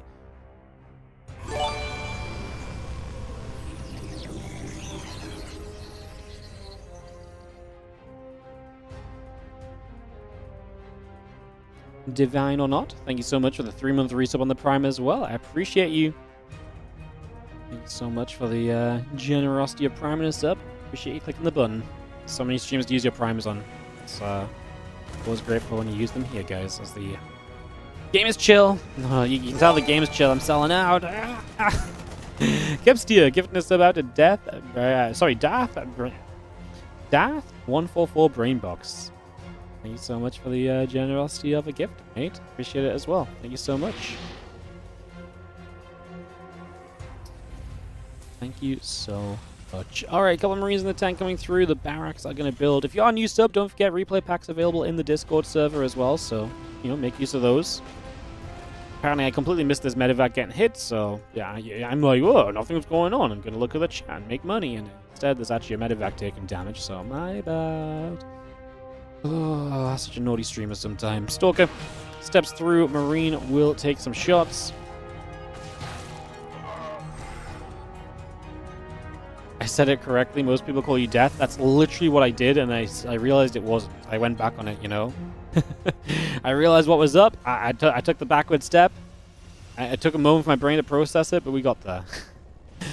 +1 stim. Going to be the choice from Baby Marine. No real shock or horror on that. He ends up just coming back in with this Widow Mine drop, and the probes pull instantly, so he's not going to unload. He just moves away again, which kind of gives this a little bit scary, bit of a mystery as well. I wonder if Art guesses there's just a Widow Mine in there. If it's just a mine, do you not think he'd just unload it and drop it? I'd be a little bit skeptical as what it is as Art if I was, you know, if I was Art right now. Just because I'm like, well, why wouldn't you have just dropped a mine if that was what was in there still? I still haven't learned to pronounce your name with a single E. Look, Matt, you can tell me as much as you want, but when it comes up and I just read the name in front of me, you know? It's streamer brain, man. Like, it's really hard to call people something that they're not written down as. TLDR, you're just a Twitch ID to me. I used to be really good at remembering kind of what to call people way back when. It's just there's so many people nowadays, man. My brain's getting older as well. It doesn't remember everything anymore. Barely even remember what to call myself sometimes.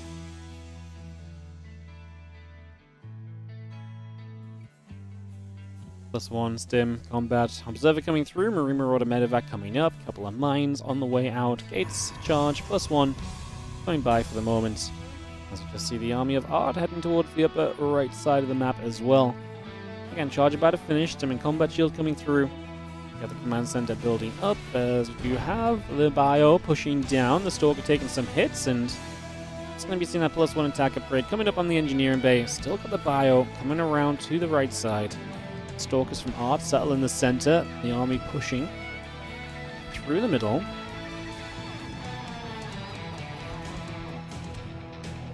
The Stalkers have missed this army, which is concerning because they're units you kind of need here as part of the defense. Baby Marine's a little bit unsure about going into the Zealots, though, so he backs away. Might have been okay for Baby Marine, because if he fights, then tries to retreat, and these Stalkers flank.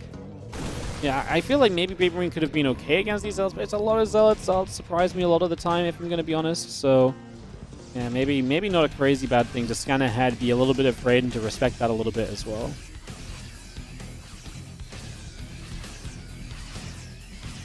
Got medevacs coming through, the armor upgrade coming up, everything gathering on that natural.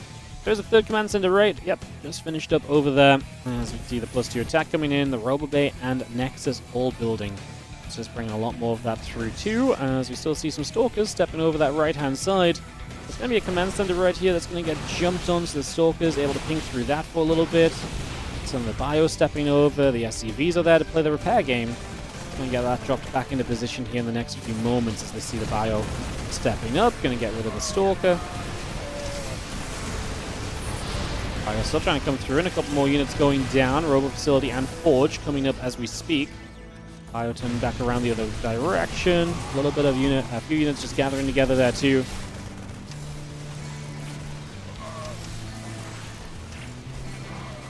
As far as V's going down, now the rest of the Zealots charging on this. Baby Marine has a couple of Widow Mines that are going to help a lot in this, and yeah, the Force Fields are not going to help the Zealots at all either. We kill the Siege Tanks, but that's really about it. Oh, the recall, it's a good recall because the Force Fields are still there. It's a scary recall if anything is chasing you, but Baby Marine probably feels pretty good about this. 5 SCVs lost only, and he's going to start going across the map against an army that just lost a bunch of its kind of frontline units on the Zealots. Maybe there's some exposed kind of forces here. I actually do think he can fight because he's got a couple mines that are fresh and available as well. If you fight in the right place here with those mines, the Zealots are not going to be as much of a problem. I mean, right now, just borrow the mines here and fight this location because you can run down to the 4th base. You can force him to run through the mines. I think I would have liked that a little bit more than how he's approached this. Ooh.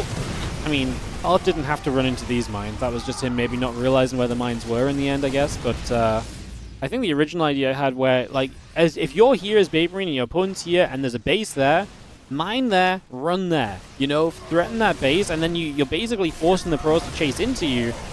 Oh, it's such a kind of neat. He's going to come in with the reinforcements from the other side. The Colossus saves itself for the moment. Another Widow Mine going off and dealing some damage. The reinforcements get cleaned up, but only in allowance of the rest of the units showing up. And Art is going to lose the Colossus. He lost the Immortals. He lost the Sentries, the Stalkers. We're warping in Stalkers defensively. I don't love that against a bunch of Marauders. I think we need the Zealots. We're going to step away. Baby Marine, that's nigh on criminal.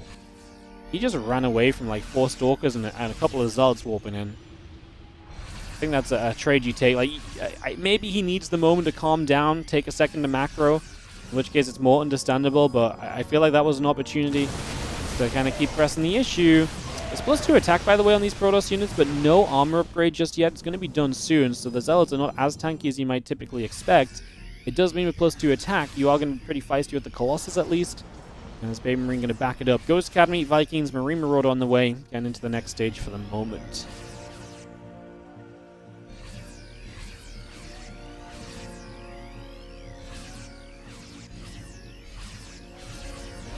Tier coming about, Ghost Academy finishing soon, Vikings Barracks and the Starport all coming around. Just going to have the army regathering as the +3/+2 comes in, the Immortal being added on. We get a couple probes going with that. Next is halfway done at the front. So that's going to be a 5-base setup. Zealot Colossus. Step through the center, a few Stalkers going to go along with that as well.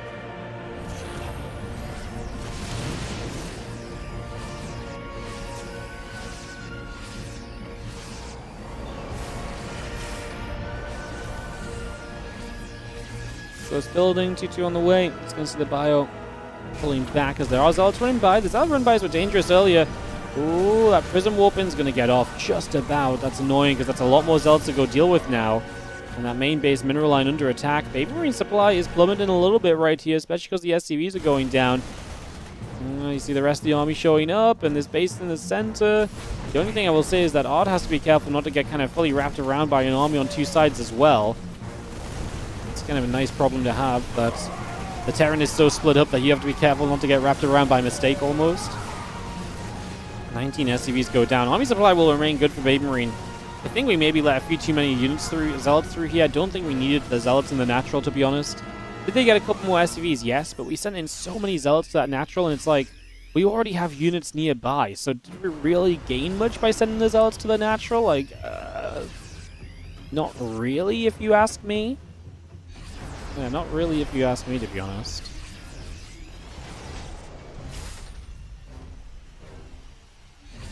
Game calms down, and Baby Marine can re-establish some of the economy he's been losing.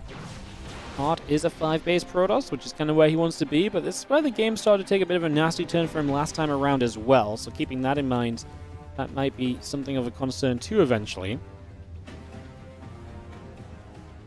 And around to the right, again, a lot of Zeltstalker Colossus gathering, and we look for a push up the right side. A couple sentries involved there as well. 2 Immortals on the way, so we are going to buff this army up with more Immortals. I like that, because that's actually a really good way to beef up your army without putting more reliance on the Colossus. Clearly, Art does not believe in the Storm, right? Like, he's not built Storm at all. But I do like I say, the army becomes way more powerful by adding those Immortals in. So it's a good way to add tech without necessarily kind of going too far on one single thing. The defensive position, and oh no. You can see the trap. Uh-oh, we saw the trap as well, but now the Zealots are going to be running away through the units. So Baby Marine's still going to get some value there. Good recall. Art realized immediately the issue that was, being run into right there. So recognizing what was up. As the SCVs come through, the Planetary Fortress will be repaired. I'm just going to keep that up and alive. Bit of bio comes out over to the left side. Gets a bit of defense going. What's up, Hamper? Thank you so much for the 5 gifted subs to the other run away. Zion is boss. You 1849 KA. Magical Uckus 24. Octopus Dildo. You know what? Love that I have to read that one out. Thank you so much as well. And Nicor Oranges. Thank you so much, Amber, for the 5 different subs. So we get into the return of this game number 2. Yeah, nice name, bro. How did you lock that one down? I can't believe that was available, you know? I can't believe that's not one you wanted to... Someone else didn't snap it before you? Or maybe it is. Maybe that's why Octopus is spelled weird. Alright, we are going to be seeing the bio just stimming through. The Vikings are going in straight after the Colossus right now. As we are going to be seeing, I mean, they fall. This is where the Immortals need to kind of stand their ground, but we're missing the Zealots. Where is the front line? Where are the Zealots that are meant to be tanking? Baby Marine supply does fall heavily.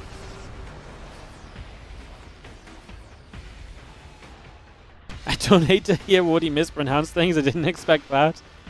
Oh, yeah. I'll never complain again about reading out all the gift sub receivers. You can't complain about me reading out 5 gift subs anyway, right? Like, when people give 50 or 100, it's a bit ridiculous maybe, but how often does that happen in this day and age? I don't even remember the last time we saw a 50 bomb. Been a hot second for sure. Disruptor Shot is going to get a lot of kills there because this is a low HP. Baby Marine is scrapping for his life and he is the king of saving Planetary Fortress today. Not against DTs this time, but still keeping it alive just about. I see that cloak coming up for the Ghosties, the Caduceus Reactor coming in, Marine Marauder producing the Sense Tower, part of this as well. There's a Disruptor that will just get rid of that, so gets a little bit of a KO over on that side. 4 additional gateways coming up as we speak, so all of that coming through. The Zealots on the left side going to get turned away by the Planetary Fortress, and we're going to take the chance to just chase those down. Doesn't have the stim to really kind of truly jump on them. You can see Art Supply still looking good, 191. And again, just the question of can you deal with kind of a defensive Baby Marine. This time the Planetary does go down. There's a lot of bio that's kind of trapped in over there, but Art Supply plummets as well. We get some SCVs, we get the base. Baby Marine still has a base up here, so he's still at 4 base term. I feel like he's okay as long as he's on 4 bases, mining 4 bits.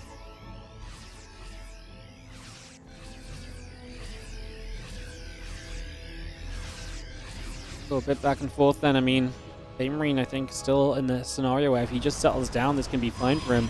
It is scary because the process is expanding like crazy, but resources lost is 4k in your favor. You're starting to build the Liberators, like you're starting to get to where you were really successful in the previous game.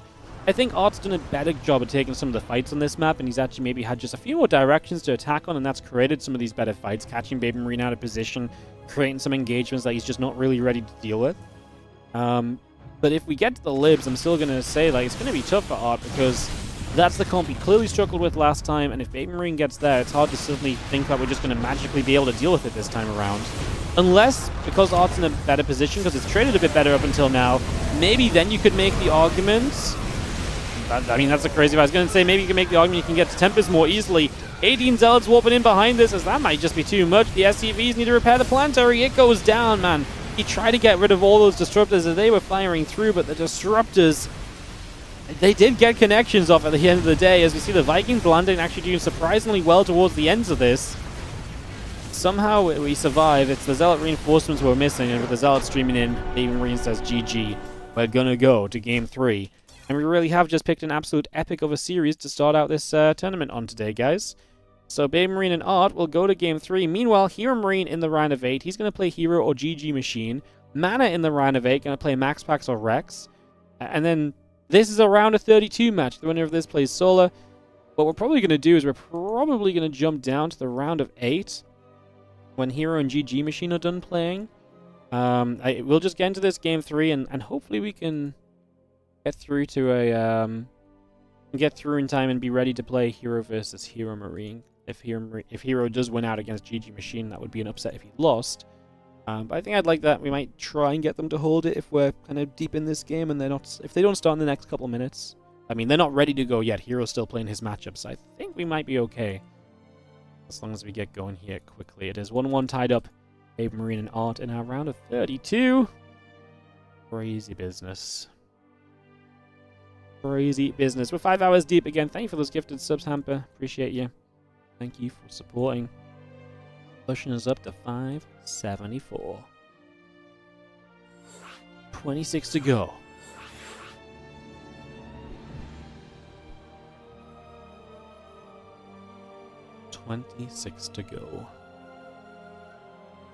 Ruby Rock.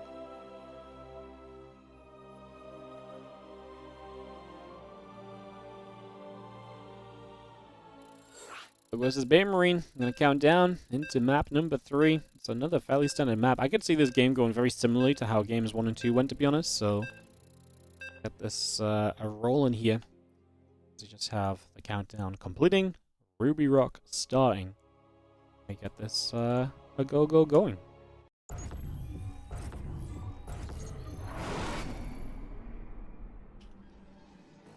In the bottom right hand side, we will start this one with the red Protoss player.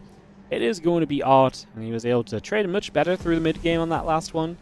I think just was able to find a lot more kind of positions to engage up into, a lot less defensive positions immediately available for Baby Marine. Made a big difference. Art, the red Protoss in the bottom right corner, as in the top left, our blue Terran is Baby Marine.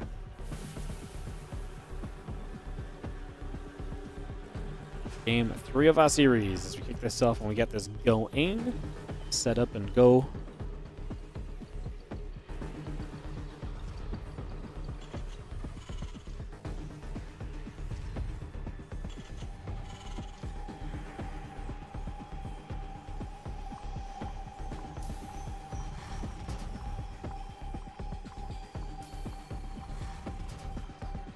I really picked an epic to start us off on this one. Fun. It's so wild when you get stuck in a first round match like this. I feel like I'm missing so much of the tournament because obviously, like, we're only checking in on the games every now and then. I feel like there was some of the guys are in the quarterfinals already. I'm like, what even happened? But hey, we get to watch these awesome games. I mean, not complaining, just it feels weird because I'm always like, I feel like I need to do a better job of knowing what's going on, but the reality is that's not really how it works. So. Fun stuff. SCV, I'm going to chase the probe around a little bit. Orbital Command, Marine, all building up as we take a few moments there. We do have the Nexus and Cybercore coming through as well. It's just going to get that on the way. A couple of SCVs will go nibbling at the probes.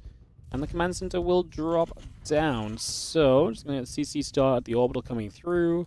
And yeah, Cybercore Nexus will come on in as well. So Cybercore Nexus both going.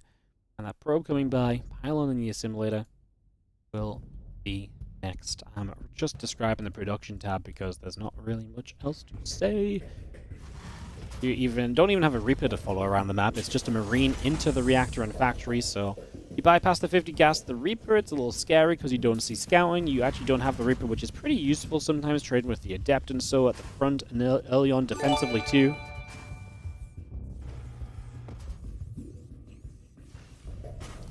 Hey, what's up? Kipster.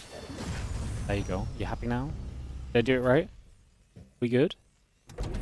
Thanks so much for the gifted sub to Myro X. Thank you for the generosity. Thank you. As we have our factory, gonna swap the doodahs on over to the reactor here. You're gonna see the barracks gonna go over, make some room. Bunker coming up, halfway done currently. Command center finishing on the natural very shortly.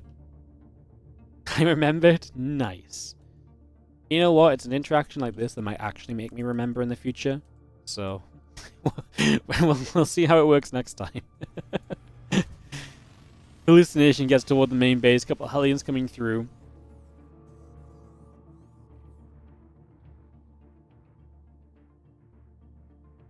And Gate is building. A couple of Widow Mines and Medevac will build.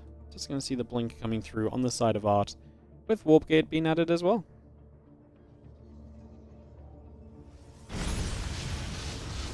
And can they bring that about? These Hellions get in. A couple of probes take a couple of shots right off the bat, so a couple of hits coming through immediately. Gateways will go down, so we get a couple of hits off over there. Just going to see the Stalker and the Sentry regathering themselves for a moment or two. Hellions around the right side. The Widow Mines continue to produce on in, and that barracks on the way as well. Continuing to get that moving out right now, so and bringing this straight in, getting set up. And yeah, Hallucination going to come flying overhead. It's just going to keep a little bit of an eye of what's going on as well. Heading to the top of the map and moving on over there over those next couple of moments. Marine Tank Banshee, Barracks and SCVs, Refinery as well, all coming up. And we will just see the Medevac stepping through 4 Widow Mines. A couple Hellions going to be there as well. Going to look to just get in. So the 4 mines will be able to unload. Let's see what we do as a Baby Marine here. Let's see a couple shots going off. Probes taking damage. 4 workers going down. Stalkers will continue to shoot, and honestly not bad. 4 probes. We keep 2 of the mines alive. That feels pretty darn reasonable so far. The blink is going to finish up on the Twilight Council, and the couple of Hellions just escape out over to the right side. So they never really got in because of the wall off, but they find the probe that would have built the third base, so it's a pretty late third in this game. As Blink finishes up, 5 minutes no third is, like I say, pretty committed, and ideally you want to be across the map dealing some damage with Stalkers right now if that's the case, but as you can see, that is not currently the case. So it's a good defense from Art, but kind of needed to be because, like I say, if you're taking damage on 2 bases at this point, you're going to end up in a really rough spot. You're already kind of taking damage by still being on 2 bases, realistically. Again, Stim will start through. Engineering Bay and Barracks all coming up. Factory drops down a reactor. Get that on the go as well. And yeah, still a couple of Hellions just chilling on the bottom. The Banshee is going to also move across for a little bit. Heading to the bottom right side. Oh, we just lost 5 more probes. No, where? Oh, I don't even know. Is that... I don't know. I just... my brain just decided not to pay attention for a moment. Now abandoning the main. We saw in the first game, Art took a ton of damage as well, and was able to come back from that and play a pretty competitive game for a while. So I wouldn't say this is all doom and gloom, losing 8 workers right now, but it's obviously not ideal, as the Hellions are going to go into the natural again, going to go to the far side to stay away from the battery if possible.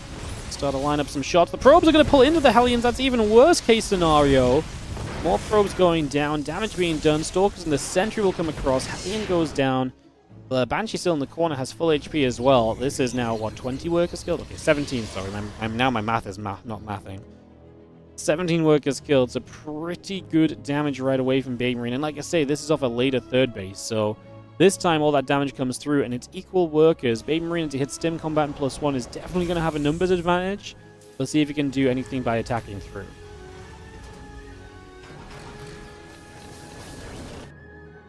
Observer just sits there, chilling for the moment.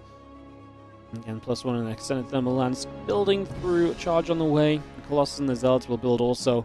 We have a big move out, Bio Army.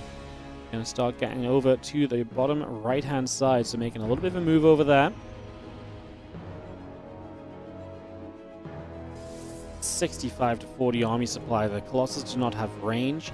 We will have charge and we will have +1. What I don't love is the lack of Zealots, right? Like, it's a very low Zealot count. I appreciate the bravery of trying to, like, step forward into this and show and honestly kind of just feign kind of strength. Forces the tank siege. And if the tank siege over here, you're kind of doomed, because then the Colossus can't attack into you. You might have bought enough time forcing that siege, to be honest. Maybe that was enough to get a few more warp-ins out. Baby Marine trying to lead with the Marauders. He's still feeling like he should be able to trade. I don't disagree. I think he should be able to. Art's done a great job of, like I say, just slowing him down and making him a little bit less sure about it all. Let's see the Zealots on the left side taking some damage. Baby Marine going to respect it once again. Widow Mine's already doing some work. We have reinforcements there that are going to close in on those Zealots as well, so they're not going to get anywhere. But now we've got 2 Colossus, now we've got extended thermal lance not too far away. Like, there's a real possibility that that's going to actually get a chance to finish here. Those couple of tanks will unsiege, relocate over, and now the Bio gets in range of the Nexus. So Nexus will take some damage, shots coming through, probes taking hits as well. We are going to see the Widow Mines are going to do a lot of work to those Zealots. What I don't love is that the tanks go down. The Colossus haven't taken much damage yet, but if we run out of Zealots and there's a lot of Bio left, the Colossus will not be safe anyway. He backs away. Baby Marine showing respect. I thought he had it. I actually thought he was going to stim through for the Colossus there. The Marauder count was good. There was no Zealots. He might have lost those units, but I think he would have killed both Colossus, to be honest. I think he could have had those Colossus. But Terrans, definitely, especially, you know, outside of the top Terrans who, you know, have so much confidence in what they're doing, I never think it's a bad thing to have a little bit of belief in, like, oh yeah, this could be a bad decision. One of the worst things you can do is try and break forward with utmost confidence, only to kind of slam your head into a bunch of unit losses and just, you know, it be a disaster, basically. So, yeah, things to try and steer away from. The Bio, the Medevac and Vikings joining up over there. They will still settle. We do scan for the Observer.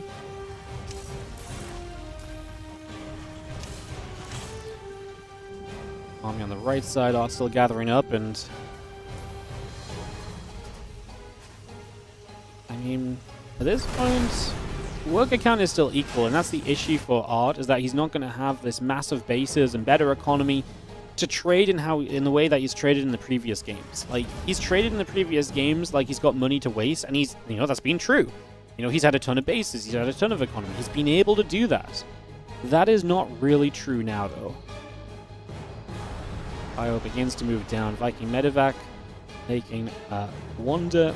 I mean, this is awkward because actually, this Protoss army might be out of position. All of the reinforcement, or all of the run-by, sorry, and kind of counterattacks are setting up. The Prism to the top, the few Zealots hanging around. See the Bio pulling back into the center with those Vikings there as well.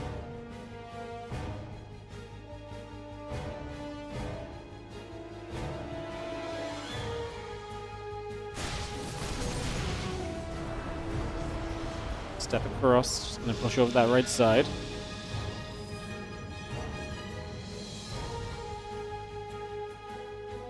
Again, Storm is on the way through. There's going to be seeing the Prism into the main. Going to take a few turret shots.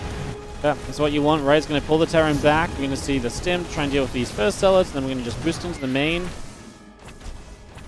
Actually lost the Prism, so this wasn't that much that unloaded in the end. I thought that Prism got through for the full unload, but I must have misseen it because the Prism is gone and there's not that many Zealots there. So new Prism builds up.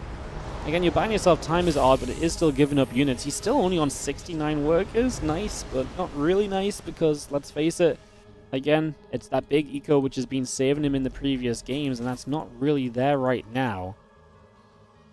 +3 attack, couple of gates coming through, 2-2 upgrades, and the ship weapons coming through. Actually, a Storm. Oh, we actually have High Templar, and Storm in general is obviously a new thing as well that we've not seen in the previous games. That's a little addition as well to think on.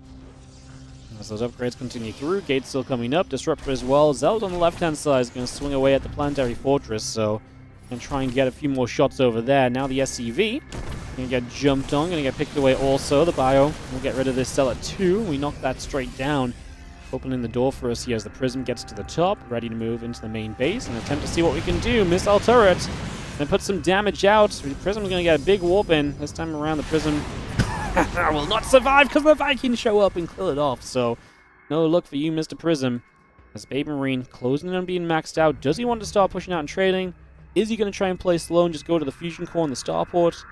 What is the plan going to be?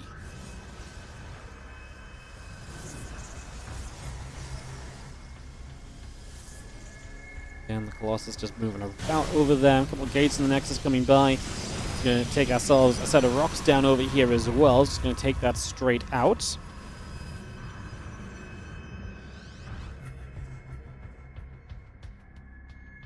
Stand against one another. Liberator Ghost building through for the moment.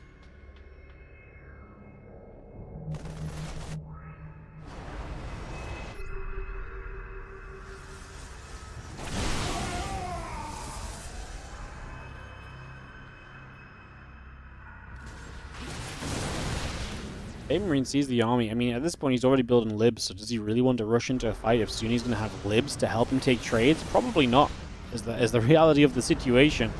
As the bio pulls down on the bottom side, we get rid of a kill right. We get a little kill right there. The rest of that Protoss army gathering up, a single Zealot stepping through. Just going to see the storm coming down, the Vikings overhead. The army trying to come through as well. Just going to be thinking about taking that fight. Disruptor shot fires. Both players playing pretty cautiously, realistically. I mean, Art, I think, understandably so. He's not in as good a spot as he has been in the previous games. Baby Marine, like I said, I could understand some of the caution earlier, but I actually think he had opportunities that he didn't jump on. And he's really not made any opportunities for himself since. He'd rather just let this game go on a bit, which, to be fair, is very regular in the current day kind of modern state of TVP. If he goes down, those disruptors are nowhere near kind of hitting their target. You get a storm from the bottom side, and obviously our main goal here is to push onto this Nexus. Libs are going to siege up the position, and that's going to mean that this Nexus is going down. Art should not try and defend it. There's a base bottom left as well. I'm wondering if Baby Marine's going to go for that, or if he feels as though he can do more. He's right next to this main base, man. Surely we attempted to drop some units into the main. Art's maxed out, so he can't actually warp in a defense. He could also liberate a siege to defend the ramp. I can't believe Art is just not respecting this possibility at all. As these ghosts should just drop some EMPs and just try and do something, as that part of the army is kind of, you know, thrown away. Baby Marine needs to unload the rest of these units and get ready to trade and actually fight. The Berets will cover the ramp. First Tide Templar walking up there goes down. The Stalkers trying to make their way through. We're going to blink in. EMPs on the ramp. We dodge from the Disruptors. They blow up more Zealots than anything else. The Liberators are doing work. The Vikings obviously helping out as well. I think it's time we just drop the Vikings and we fight, to be honest. I don't think we need to do anything fancy here. Just drop the Vikings, dude. Baby Marine. He's going to go and load onto the low ground, which maybe is safer overall. No, kill the Nexus, surely. Man, you just killed so much. Baby Marine has so little confidence in this matchup, and I'm not trying to bully or anything, just... I get it. I've seen a lot of his TVPs where he's tried to play with confidence and it goes wrong, but, like, I feel like this is a scenario where it's like, man, just... If those Vikings land, he wipes everything in the main base. Like, even if they just are what tanky for you a little bit more, like, there's no damage output really there from Art. So having to go through the HP of the Vikings is just going to be a doom send for him. So he keeps them in the sky. I mean, to be fair, keeping them alive means that you're ready to deal with the new Colossus, but there's no guarantee it was going to be new Colossus. I mean, yeah, catch here. I am criticizing someone that's winning the game at the end of the day. Like, it doesn't really matter that he chose to go the alternate direction. It's still going to be fine. These Liberators are going to be nigh on impossible to get through. Now he will land the Vikings. And again, it's just too much damage to really chew through as too much HP. In this case, he will keep the Vikings alive as well, so they can lift back up into the sky. Gonna get rid of this Nexus. This was the one that was up from before. This is the rebuild phase that's just now come back online. He scans, sees the Colossus, gonna go for the drop into the main base. I don't hate it. He sees the Stalkers warping in. I think you send it. The Stalkers are barely gonna do anything. They get rid of one medevac that was full. Second medevac was half full. To be fair, maybe we shouldn't have taken the Vikings in the medevacs. Maybe they could have just, you know, flew in themselves.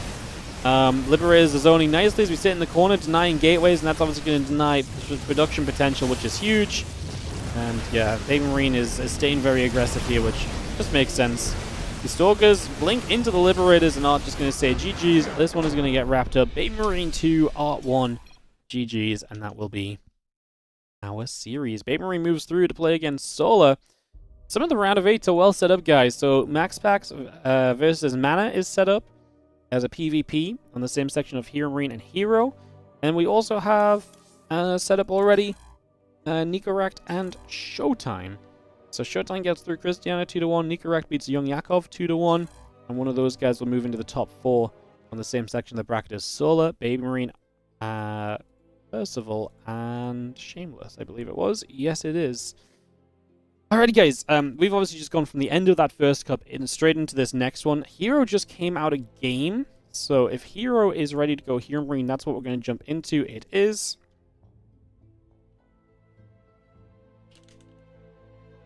Perfect. So, ask herO for an invite, but I'm going to step away for a couple moments, guys. We'll be right back. Players know that I need an invite, so we won't miss it. herO versus herO Marine is up next.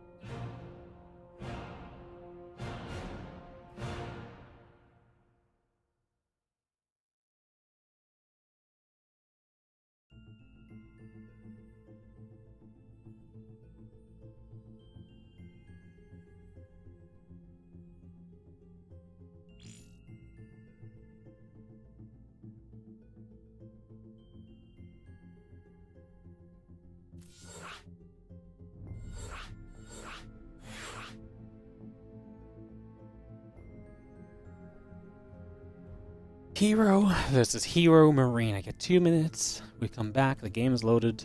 Well, the game's in the lobby at least. The game is set up.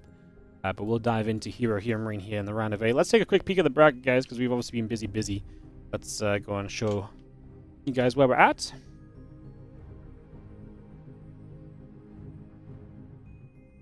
I swear I did this before and all the ads disappeared. Whatever. So Solar and Baby Marine will now play in the round of 16. Solar been waiting patiently for that series to wrap up. Percival will play Shameless round of 16 as well. We're in the round of 8. Because we're basically just going to go round of 8, semis final already, I think. So herO versus herO Marine probably comes out, finishes up, winner plays MaxPax and Mana, and then we're probably ready to go. Join wherever the top side of the bracket is at that point in time. It might be semifinal is ready. Maybe it's still in the round of 8 or so. Not 100% sure, but we'll obviously figure that out as we go. And then we've got the finals coming up as well. Ideally, we have another 2.5 hours of StarCraft to go, because that's how much front page time we still have. So we shall see. Thank you so much for joining us so far today. Appreciate you all. Appreciate the generosity on some subs and stuff as well. We are 24 away from 600. If you're enjoying the content, you want to help me pay the bills, keep the lights on so we don't have to cast in the dark, keep the streams online, do consider supporting, like I say. I only sell out because we gotta say it, otherwise people don't do it. And yeah, these tournaments ain't cheap to run, so if you enjoy what you're seeing, do consider supporting. We are obviously, $800 of prize money a day. And again, shout out to OSC, Winter, Loco, these guys sponsor these Monday Cups as well. So we're obviously putting some WARDITV money into this too, so like I say, if you're enjoying the stream, you want to keep these tournaments going, consider supporting. That is where I will leave it for now. I will go on the full sellout mode later, guys, okay? Prepare yourselves. The sellout will begin later. As Papa Mitch hits us with the 125-month resub on the tier 2. Thank you so much, mate. Appreciate you as always. Always good to see your name popping up. You already gifted 2 subs. What more do I want from you? No, nothing yet. If everyone else gifted 2 subs, boom. Imagine how many subs we'd have. We'd actually have such an insane StarCraft turn. Crazy business. All right, top left-hand side. Let's get into it. Our blue Protoss player is herO. And he's going to be taking on the red Terran player in the bottom left corner of the map. It is herO Marine. I can't believe I'm the only observer in this game, guys. Like, where's everyone else? Did no one else see this matchup? Alright, let's do a little bit of history on these guys, because I'm wondering when they last played. I know herO Marine didn't play in tournaments for a little while, but he started to play in some of the weekly cups again, so I'm wondering if these guys have met recently. So in September, they played a couple of times. herO beat herO Marine 1-0 and 2-0 in a Monday Night Weeklies. And then they haven't played apart from that since May. The last time herO Marine beat herO was back in... It was back in 2023, so it's been nigh on 2 years. It was in December 23, so a little bit of reprieve in terms of how long it's been. But like 2 years almost since herO Marine beat herO in a best of 3. That makes sense. PvT has been difficult for Terrans. herO's a freaking good player. I feel like herO, and herO Marine also kind of focus on a lot of other things in life instead of just being amazing at StarCraft 2. Obviously, he's still amazing at StarCraft 2. I would have always thought herO Marine and herO was a fun matchup, though, because this is a kind of match where you've got herO Marine who likes to play some tricksy, well-executed builds against the Master of Chaos. So you're kind of throwing the standard against the chaotic, and that obviously usually makes some pretty fun situations come around. So I think that does make for a pretty exciting little time here. As the Reaper comes around the left side, CC, Starport, a couple of Marines all coming up. We get set up, Tech Lab on the way, and we wait to see where exactly we're going to go from there. In 2023, most Protoss had died to game before 10 minutes. Was that 2023? I feel like that was more 2022, but I don't actually know. It was a long time that happened, though, to be fair. Yeah. Remember when it was the Big Gabe Cup? Remember when Mondays used to be Big Gabe's day? I feel like Big Gabe was actually more of a Sunday guy, and when it moved to Mondays, it was more of a Clem thing. Yeah, herO Marine used to be the finalist in a lot of those cups before MaxPax stepped up as well. Man, that feels like such an eternity ago, isn't that crazy? It feels like so long ago. On the quarterfinals of a WARDITV Monday here, obviously, winner of this is in the semis. I don't think herO Marine's ever been in the semi-final of the Monday Cup before. He doesn't really usually play in this one because he usually plays more in the evenings. This is a daytime cup. Typically, this one's obviously a bit later because we're going back-to-back today. As that blink comes through, we'll get coming up, and the Cyclone is going to get there to knock the hallucination down. We load into the medevac, and 4 Marines in a Cyclone will go and take a chance to get across toward the main base in the next few moments.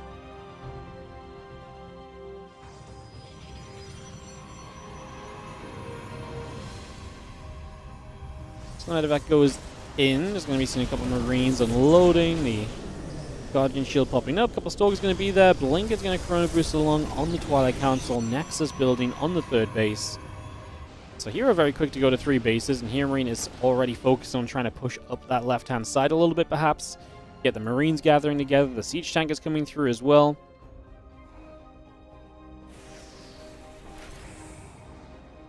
Viking will land. Just going to see the push in toward this 3rd Nexus, so we're not in position at all from herO. We're a few seconds away from Blink, so if nothing else, we're going to get the tank siege and in position straight away.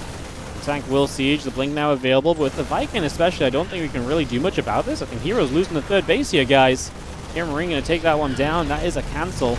They get the pylon after as well. It becomes a slow warp in. That gets cancelled too. The slow warp in because we're not attached to the Nexus anymore. We blink in. It's dangerous, man. Took a couple of tank shots still. Another tank showing up. Medevac and micro a little bit. The Marines are still putting in work. Reaper shows up. I don't know whether this Reaper was on the high ground for some reason. Hello, nice to see you showing up and joining the battle a little too. What's going on? Crazy business. Stalkers are a couple of them surviving. This tank on sieges. Oh my goodness, my medevac! No, he doesn't get the unload from the tank. So the tank goes down. I was gonna say at that point maybe you could have just left the tank there to just try and trade a little bit. But it doesn't work out. That's gonna be a cleanup from herO in the end. A shame because actually if he unloads the tank, he probably at least gets another Stalker or two perhaps, and then it's even better, right? Like, at the end of the day, resource loss actually favors herO. That's a little bit of a shame on that second tank. As you just see, the Stim is on the way through, and the Stalker's now going to go across the map. This was obviously a delayed 3rd base. herO ends up going to the 3rd on the top side of the map instead. So, we'll re-establish a 3rd base just elsewhere to where he was going initially, as we do have our Stalkers making their way down to the bottom. Bunker in position. Stalkers taking damage. Just going to be seeing a couple of those Stalkers getting shot already. The refinery still building up right there as we see the +1 attack. Charge on the way. Additional gates, Nexus, and Robo facility producing also. Our Stalker's going to try and get through onto a couple more SCVs.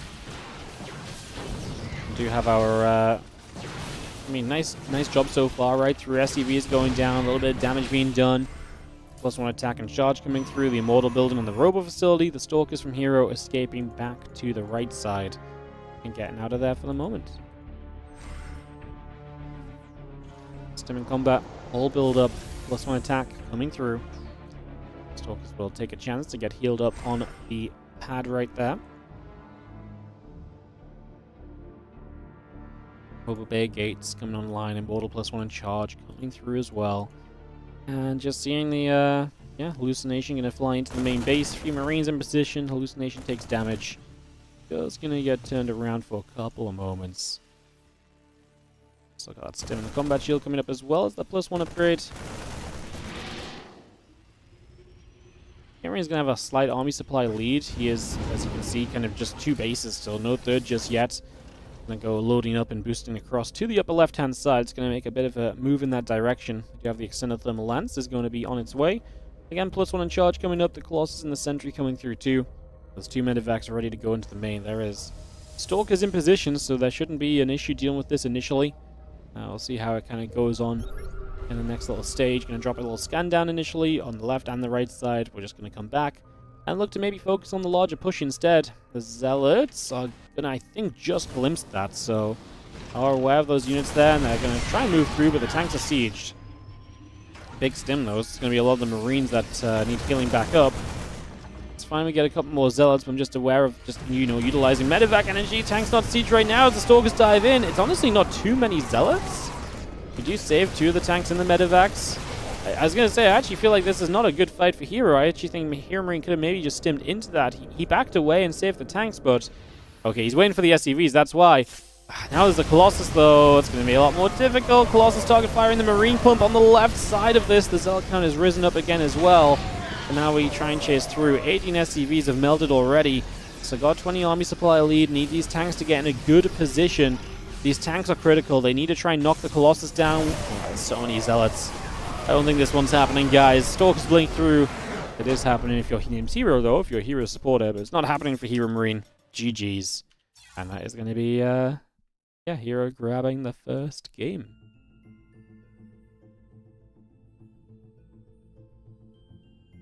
Alright, first game to herO. As we get ready to rumble into game 2, guys, they're going to get this hosted up straight away. And we can just dive straight in. A bit of a faster game, no need for any ads or anything. So we can just go, go, go. Beautiful stuff. herO Marine more like herO Colossus. Well, the herO Colossus definitely beat the herO Marine on that one, I can tell you that much. That's, that much is very true. From a glance.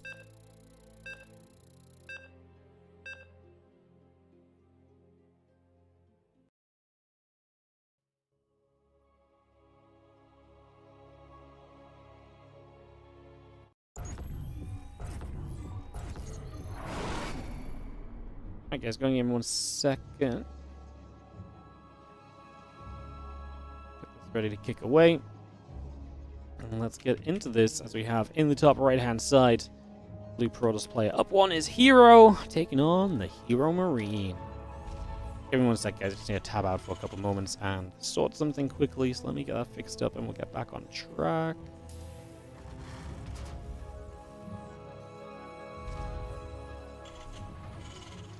Cool. Alright, so, gateway on the way up, refinery coming down, we get settled in here for a couple of moments as game number 2 starts off.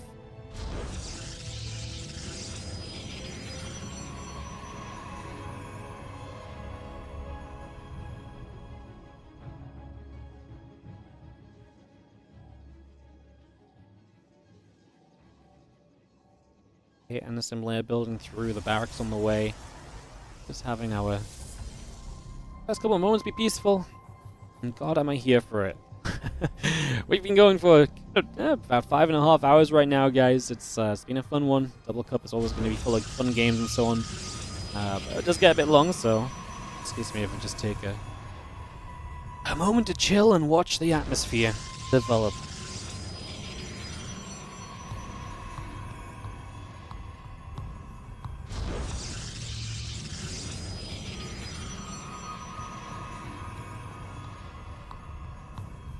Just saw the result of the 59th Cup.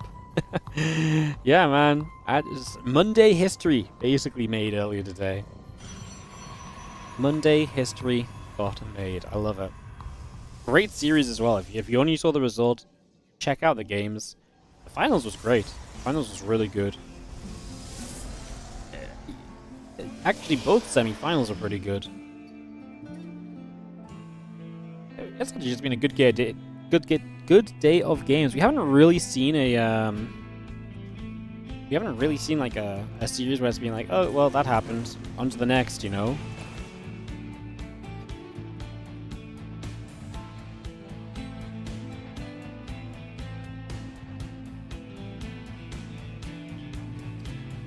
Coming across is gonna go and jump up a little bit. Oh. Who else is in here? Indy's in here! Oh my god, I'm observing and freaking Indy's in the game. Hi. Alright, time off time. Now I really get to put the feet up and relax. Beautiful stuff. Double Monday Cup on Monday? I know. If this isn't the most Monday thing we've done, I don't know what is, man. Like, we are double mundane on a Monday. Yeah. What's crazy is every Monday for the rest of the year we'll have a Monday Cup. No off day Monday Cups for the rest of the year. How amazing is that? Awesome, right? Awesome business. Alrighty, Reaper, coming down toward the bottom. I'm a tryhard. Yeah, I'm a tryhard. Try hard to keep StarCraft alive. Ah! Someone's got to do it.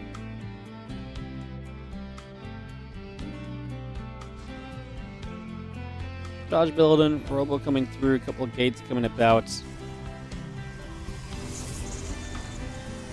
You've seen the siege tank building, a couple of Marines coming through. Up Yun and Clem playing? No, Yun and Clem are still on their way home from Stellarfest, I would imagine. I mean, it's barely midday in Canada, so unless they had an early flight, they're probably still there. They're definitely not on the way home. Definitely either on their way home or soon on their way home.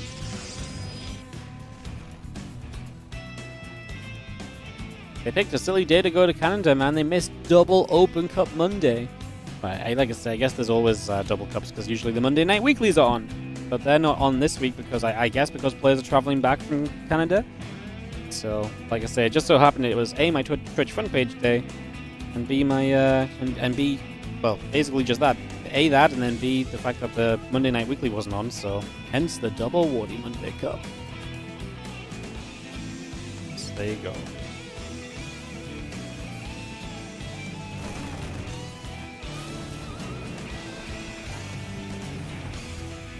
Max building, bunker on the way. Just got ourselves a few Marines to the low ground.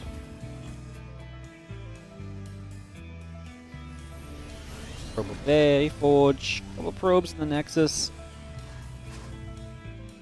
Just all on the way through. That blink will build.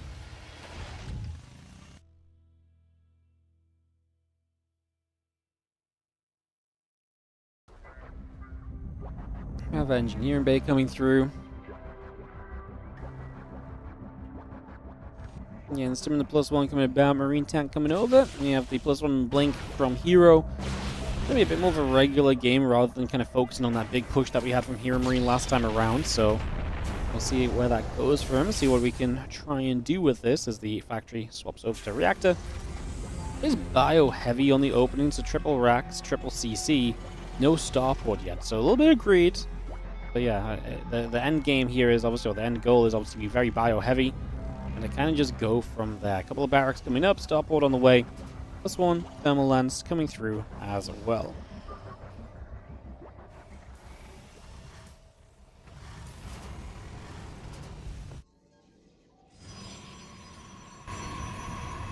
Again, +1 thermal lance coming through. The blink is coming over.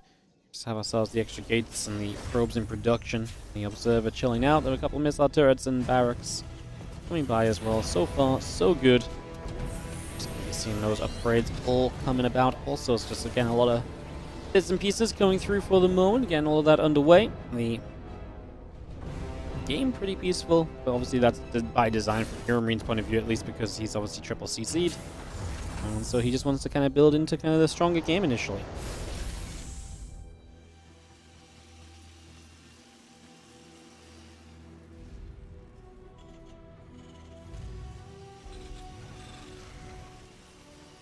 And +1 and extended thermal lance all coming through. That blink is about to be done. Temple Archive is already building from herO as well, so while he did open with the Colossus, looks like he's going to be quickly into the Storm on the follow-up.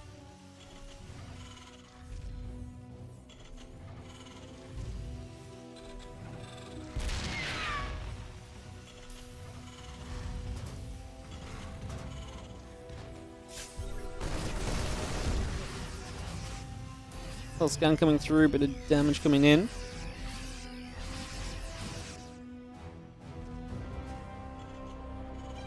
Just gonna see the +2 attack coming about, the Immortal coming in as well.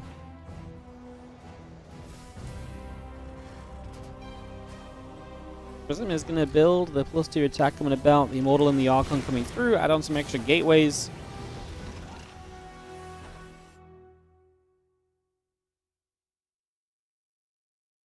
The rest of the Marine Marauder medevac just building in. Really is, these guys heard Wardy? You need a break? We'll have a peaceful game for a moment. It's actually, we haven't had a lot of peaceful games. Like, Bay Marine Art kind of had some longer games, but they were pretty hectic early at least, some fights, and then they slowed down, and felt like there was always that possibility of a fight. Right now, this looks like no one wants to do anything. No one wants to do a thing. Prism speed is going to be done shortly, +2 attack coming in. Portal, gateway is coming over, the Zealot Stalker. Archon Sentry pushing through, just going to be seeing the bio turn around. Uh-oh. Double Zealot's getting blasted immediately. Good force fields, we do not turn around to kind of pick up. The Prism is not making a move at the same time, which we might expect. This time we do get the lift off as the force fields come down a second time there, so herO backs up. I mean, kind of fine for herO Marine still, but I actually felt like there was more potential there. Like I say, maybe could have saved a few more units. Love these units in position. He's aware of the Prism. Not going to let that come through too easily. Scans out, sees the army still around. Takes one daring step backwards as, yeah, that Prism's dead, so it gets, what, 2 Zealots out. It's going to be an easy shutdown. So that part of the defense is good. Colossus You be careful. The tanks, if they target the right things, could do a lot here. It's not a fight from herO, surely. The line goes off toward the Immortal. The Colossus just live. Wow. Still not really the fight from herO, but I'm impressed with what survived. I thought a lot more was going to end up dropping down. He whoops instantly the 12 Zealots, and again, you just at that point where you just have like a bunch of bases. It's only 4 bases for now, but you have that ability to rebuild and just go. Here, Marine gonna have to lift off that 4th CC, trying to make some space. He's got a little bit tucked into the corner, which is gonna be nice against the Zealots. Not so nice if the Colossus get to you. It's another massive warp in. Need to get rid of these Colossus. Second one will go down. So there goes the splash damage. Can we trade well enough against the Zealots that have just reinforced? Here, Marine is still up about 20 army supply. Trying to hide in the corner. Vikings landing on the high ground. Any damage output we can get at the moment. Vikings landing. The Immortals will target those down. SCVs are pulled. Another warp in of Zealots. And do we just truly not have the damage output? We don't have the bio units, I don't think. The snipe comes off to get rid of one Zealot, and a couple of Vikings might have to land here too. There's a lot of supply in Medivacs. I guess a lot of supply in production constantly as well. It's just not here yet. We're getting close to the cleanup, but 14 SCVs did go down. So here Marine does end up taking some economic damage. Mule drops down onto that base as well. 10 more Marines, the +2 attack, full starting up, the +3 attack upgrade, the Shutter Stride coming in as well. Continuing to get that on the go as we build up here. There's going to be a bunch more Zealots warping in. Sorry, DTs warping in this time, so we're going to have that kind of issue to deal with as well. And they're very, I mean, they don't have Shadow Stride yet, but we're getting there. We're very close to it.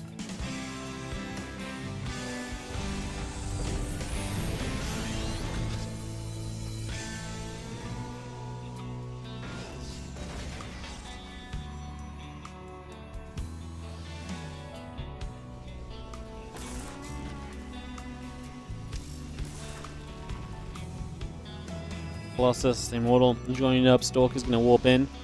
Let's see the few Ghost Marines, Vikings coming through. 3 upgrades on the way out as well. Just bringing a lot of that over.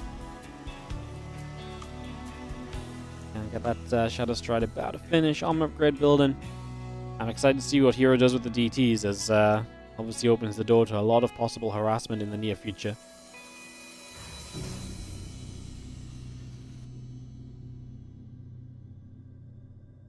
Stalker Colossus making their way across. A couple of Zealots and the Sentry going to be a part of this as well. All the way over that left-hand side, and thinking about a push into the bottom. Remember that we're going to pair this with the DTs, so you have that chance to really do a lot all at once. The Observer does not help deal with that Observer, that Widowmine at all.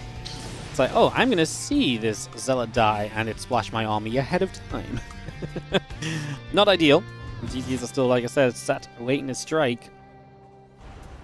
Prism going to try and make a play in as well. Going to take a little detour away from the missile turret as well. Into the main we go. There's a Ghost nearby.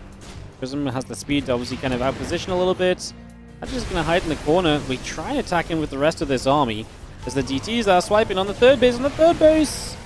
21 workers just died. Man, those DTs did a lot. Marine was like, oh my god, I've got so much, I'm like winning this fight, and it's because so much supply is in DTs and Zealots that are off toward the third base already, so yeah, that was not super strong. It's going to be seeing the rest of the army gathering up. Orbital coming through. It's going to be seeing the Zealot DT coming around a little bit. Ghost and the Viking going to fire. Prism goes down. Rest of that bio turned around. Ooh, good EMP on the Colossus. See the DTs blinking through. And moves into Archons, just trying to absorb damage during the rest of this fight. Here, Marine trying to back away for a couple moments.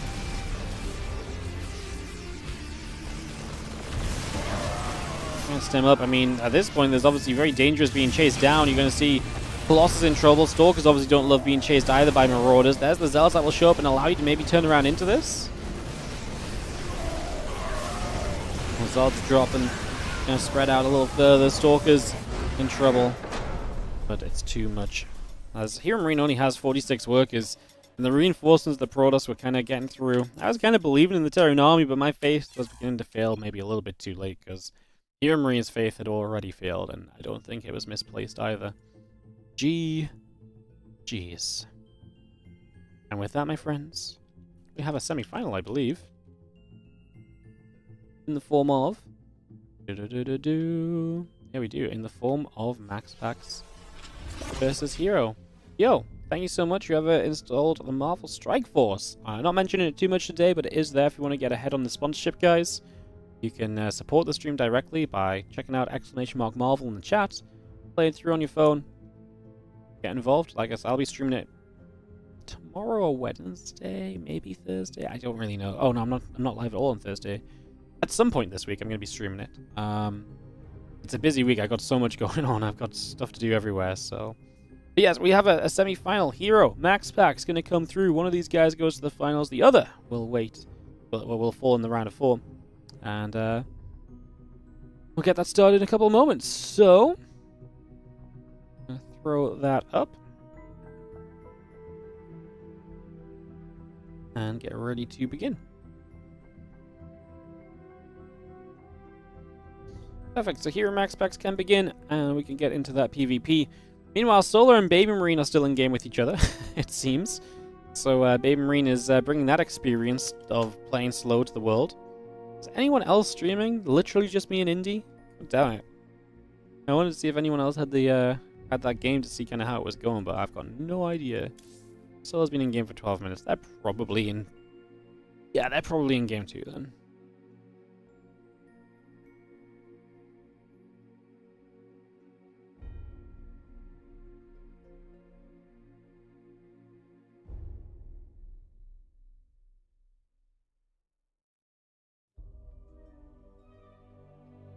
Alrighty, so it'll be MaxPax herO, and then we'll obviously move into just, like I say, we'll join the top portion of the bracket wherever it is at, so... Baby Marine giving Solar a hard time. He might just be giving him a 10-minute game. I think they might have played like a 10-minute game 1 and a... You know, they're 12 minutes in the game 2, maybe. I mean, it might be hard. I don't know, but it's not like they're locked into like a 25-minute epic or something for their opening game, so... Because I think they will have started about the time we started the herO Marine series. It's not like game 1 of herO Marine was super lengthy either, right? So.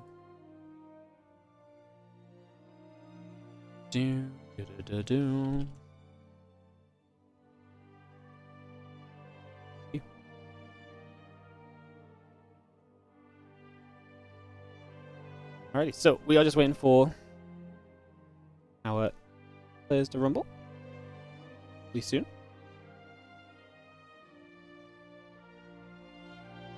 Ali's like, is that food?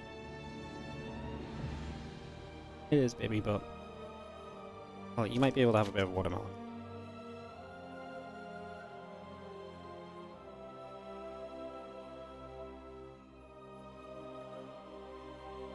Lovely.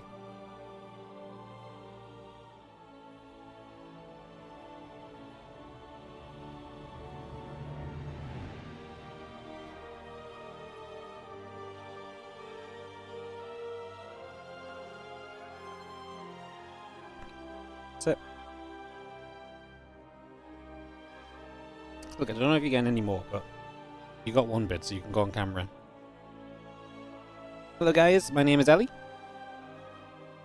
I'd like to remind you all that without your subscriptions, my father is unable to pay for my treats, my cuddles, my loves, and everything else doggos deserve. So please remember to use your Prime sub if you want to support doggos around... Oh, is that food? Is that food? No, no.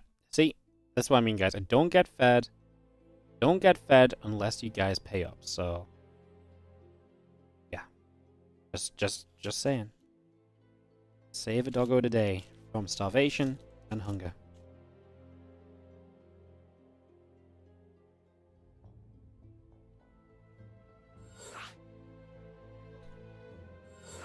That's what we're really here for. Hell yeah. Shameless? Absolutely.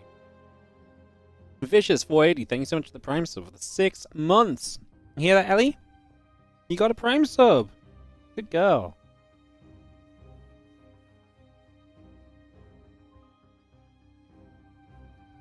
Good girl. Okay, look, you can have the tiniest bit extra for getting a Prime sub. Good job. Good job.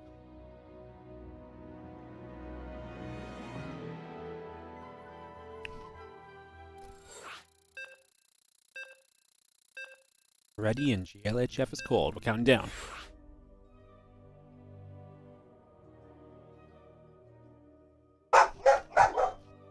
And the doorbell has gone, and Ellie has vacated.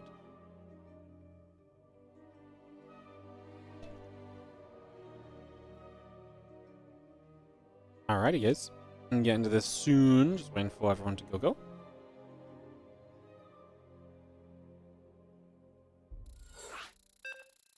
Oh. Alright. We have a bit more fruit.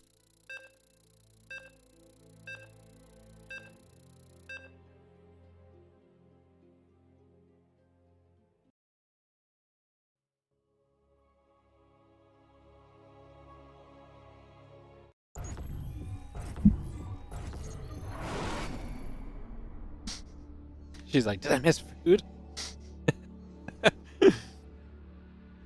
Did I fall off the main page? We went to 1K viewers.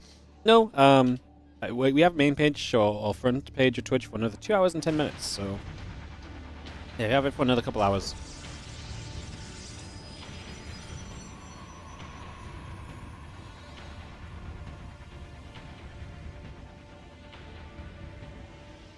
You could have swore last week I just said I only just got 40k YouTube subs. No. You must have misheard because I've had 40k YouTube subs for like 3 years. We're very close to 50k, but when I say very close to 50k, we're about to get to 47k, and we'll hit 50k at this rate next year, like in about a year's time. We're getting about 3k subs a year right now, so yeah, a little bit of a miscommunication maybe. I have a question for you. I see the Kerrigan post on your wall. Can I take a pic of it so you can make it your PC background? Surely you could just find it somewhere. It's a Blizzard artwork. I'm pretty sure you could just find like an actual picture of it.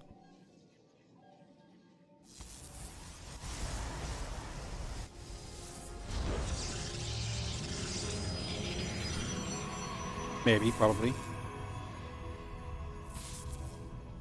You've tried, but you've not found it. Okay. I'll try look for you. But not now. Hey guys, I'm just snacking quickly while we get this game going. Before too much happens in this PvP, because we've been live for 6 hours, so I'm gonna snack while not much else is going on.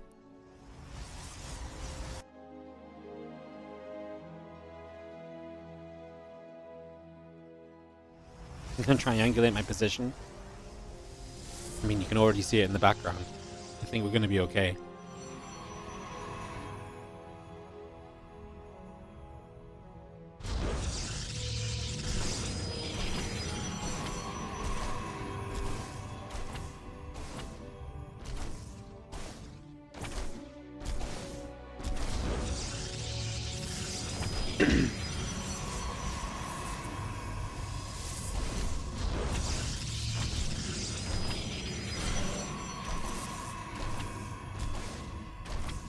It's gonna be seeing the bit of harassment here. There's a little bit of an annoyance with the blockage initially.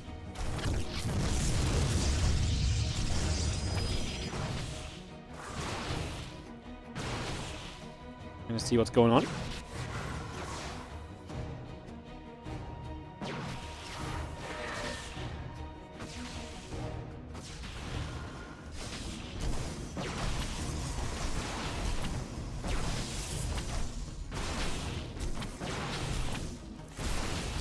We're seeing a little bit of pressure continuing in, so continue to go for a moment or two, and as we get settled down, it's going to be having a couple of stalkers continue to fight back and forth.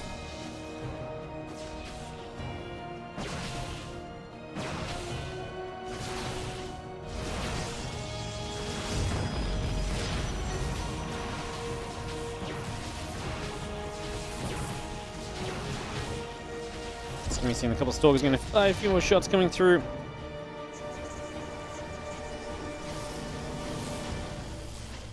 Seeing what hits coming by right now as we just take a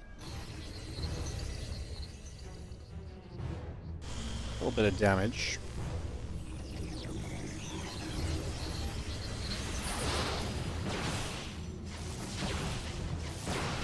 Stalkers going back and forth. Obviously, nice little force field there as well. herO able to get rid of a stalker already. Still get a little bit more value out of that one.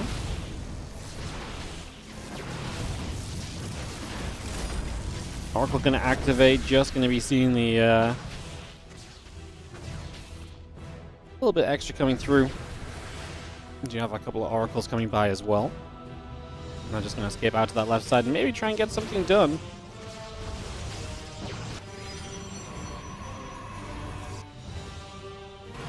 A couple of Stalkers still poking away at the Cyber Core, so again, a little bit more value being found for the moment. Let's see, that Cyber Core will fall, and that's finally going to be MaxPax freeing up the natural location, but of course he's already at this point thrown his third base down, or his third base location down.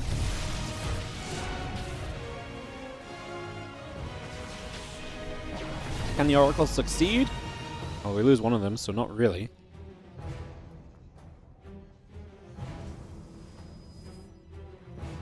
Not exactly ideal just yet.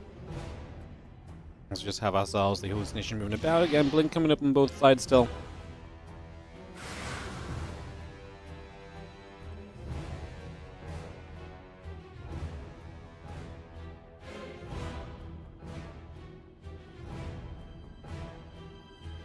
Depth Stalker will make a journey towards the other side, and we are going to have Stalker Sentry join there already, so defense is fine. You're in a good spot. Slight worker lead, slight army supply lead at the faster Nexus. Is on a faster blink now. Obviously the Oracle threat is not that big of a deal because there's only one Oracle, so the Oracle advantage is kind of minimal from MaxPax too. And herO has just worked himself into a very beautiful start of this game.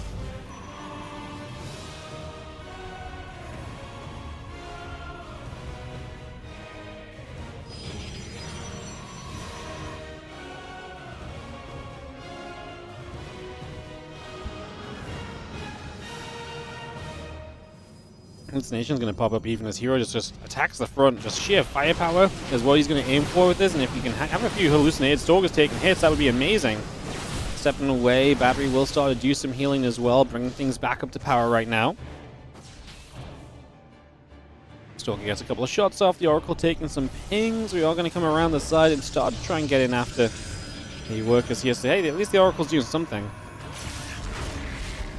Trying to find a little bit more value for the moment. Again, Forge Nexus, a couple probes in the Immortal coming about.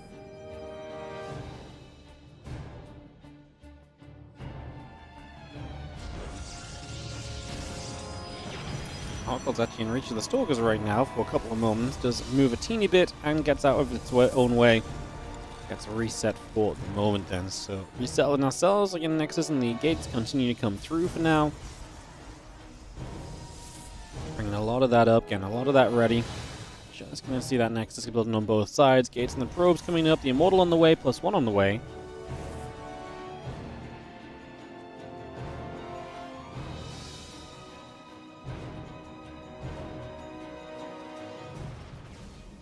More gates coming about. Why am I stuck on this Oracle? There we go. We're free! Alright, knocking down some rocks as we do see the army of MaxPax coming across the map as well. We are currently sat down, what, 20 supply line. MaxPax is in a brutal place. As we see herO going to be leading on the +1 as well. So going to be leading on the +1, has an Immortal out, which helps you so much defensively too. Has sentries where his opponent does not.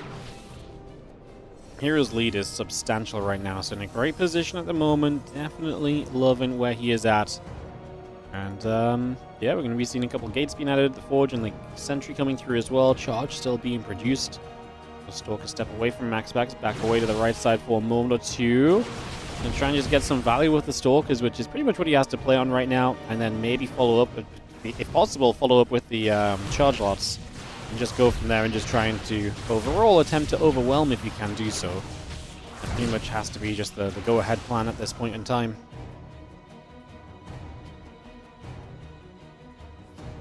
Six more probes dropping. MaxPax at least getting some damage. So yeah, I mean, MaxPax is finding damage, it's just... I'm surprised that he is. This Oracle, 3 kills, still just lingering between bases, and then the Stalker's just trying to keep on moving up. MaxPax is going to have herO coming at him once again. Now he's got the +1 attack upgrade as well, so he's going to have that advantage. The only thing really missing from herO being really well set on this is a Prism. If he has a Prism, he has a bit more micro potential. And on top of that, he just has the Warp Ins. Force Fields are going to say no to the Zealots to begin with, and now the Stalker count is definitely working out nicely. The see that Oracle already taking a few hits. The Nexus is going to be in some trouble as well. Stays in the main base, may go unnoticed, so we do deny some mining. Might be a little bit too late to the party to really have that much of an impact here as the Zealots go down. His Immortals are swinging. 72 to 20 army supply. Kind of says everything you need to know. As we just continue through there, those few Stalkers blinking back into the mineral line. Probes trying to come pull around. 10 workers going down. And that is going to be GG. herO takes the first game. Pretty dominant opening game from herO. Won the early game heavily. Followed up well in the mid game. Gave MaxPax no chances to get back in. MaxPax made a mistake losing that one of those Oracles. Takes away some of the potential he maybe had to get himself back on track perhaps. So, yeah. GG's. And that is going to do it on that one. Alrighty.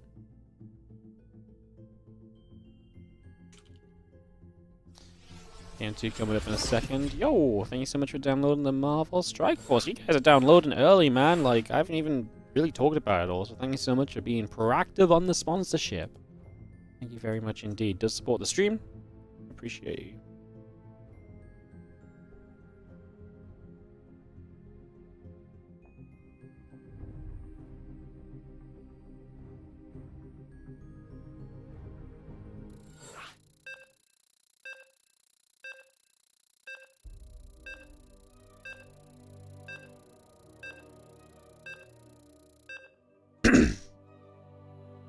Alright, ready GLHF.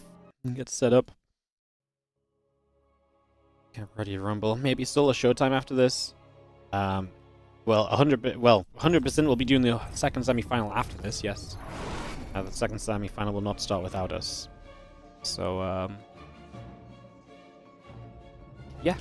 Let's get into game number 2 here. As in the bottom right side, our red Protoss player is MaxPax. He is up 1. Sorry, no. He's down 1 in this best of 3. Again, my head back in the game after the alley distraction. Yeah. You know what? I get a snack, I get a hot drink, and all of a sudden my brain is gone again, apparently. MaxPax bottom right, herO upper left. herO is the one in the lead right now of this best of 3 with a 1-0 advantage. Sorry for the weird sound. I just hit my microphone for the second time. Usually I can drink without hitting my microphone, but apparently not today.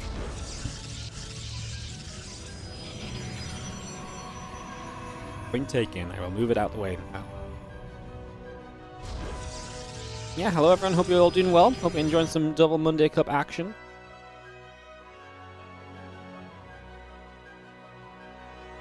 You see a couple of probes passing each other. Simulator's building up. I don't think there's anything too crazy to chat on just yet. Imagining this is going to be pretty well regulated for the moment. Probe getting back toward the top side, and just going to see those other couple probies nibbling away.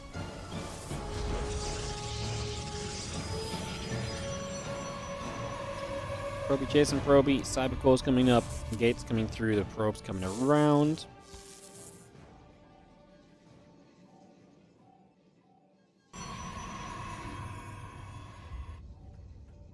I see the Cybercore's coming up on both sides, so again, that gateway coming about, Zealot in production.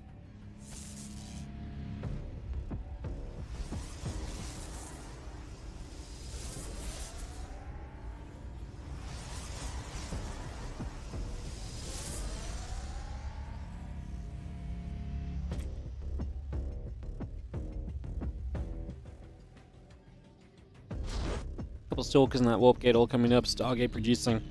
So it can be a little bit of a difference in the openings, obviously, as herO does have one pylon hidden on the map. It doesn't look like he wants to utilize it necessarily right now. Stargate coming through on the side of MaxPax. So bringing that straight over, and Warpgate and the Stalker still producing on in. We do have ourselves the probe. Gonna get chased by the Zealot for a couple of moments. Zealot gonna go hunting that down for a couple of moments.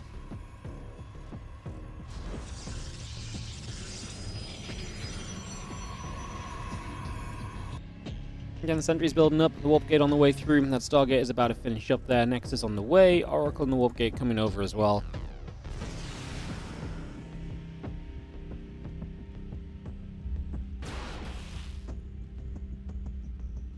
Just going to be seeing the Stalker going to get a couple of shots off back towards the probe, which will take, again, a couple more hits. And herO just going to expand himself, so both players will expand. herO straight to the Twilight Council. a lot less kind of messing around in the early game this time. He does hallucinate 2 Stalkers, so he looks to try and, apply pressure and, feign that he has more than he really does. There's only a Zealot here with the battery at the moment. 2 Stalkers in the high ground. Battery, it's kind of difficult though, right? So, no matter what, even with the fake Stalkers, you're not going to do much there. Void Ray starts from MaxPax. We'll see if he finishes it. That's a little bit of a, oh, I think you're being aggressive, but as soon as he sees the Nexus, I think we cancel. I mean, he did see 4 Stalkers, but he also now sees the Sentries, so does he realize that some of those were hallucinations? I don't think he needs the Void Ray here. And the Void Ray is the kind of thing that is just going to be not as useful as the game goes on typically. He is going to finish it up though, so doesn't go for the cancel. I think he had enough info to cancel it if he wanted to, so he clearly thinks it's still worthwhile and still going to help him out, which, don't get me wrong, it's going to help you if he ever tries to attack you, and maybe, with the blink deficit, you're still going to be, in some moments where you want to do something. Right now, I mean, MaxPax is going across the map. Maybe he actually just wants to try and do something with the Void Ray and says maybe herO's not prepared to deal with that. So, right now, herO's on a wild goose chase, chasing down an Oracle that's never going to be caught. And now these units are going to be outnumbered with a Void Ray, stopping them getting back to their base. So, gets a little bit funky right now. Stalker's going to shoot. Oracle taking a couple more shots of damage. It's going to be seeing a couple Stalkers coming back in over from the left. So herO does get the other units up, but he's struggling to control the 2 different combos right now. The Oracle gets toward the main. It's going to take some damage as well. That's the awkward part. You can't really leave the main / natural undefended because then the Oracle would have taken advantage. So we had to leave some units back over there. Void Ray pops Prismatic. 2 Stalkers will go down very quickly. There goes the Void Ray. We will double force field. A little bit panicky, honestly, from herO, who does come in from the other side. We're going to recall. That's 1 more Stalker, and MaxPax is out of there. herO recovering from that so far.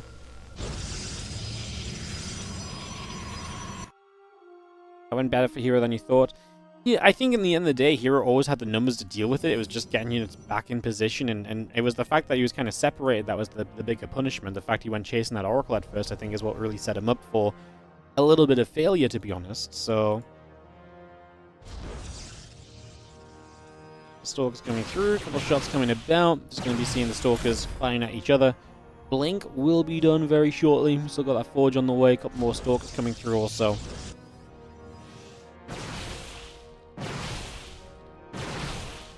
Getting over here, that Nexus will take damage once again. Just going to be able to knock that down, taking that out. Plus 1 charge. We'll build on in. We have the Nexus and the cannon. Gateway coming through. Just seeing the Stalkers regathering themselves again for the moment.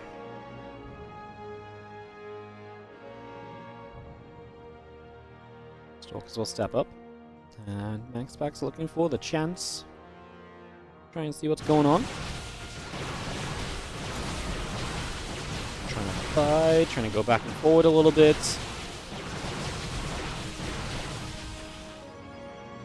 Got the +1 charge coming through. Gateway, probies, all coming up.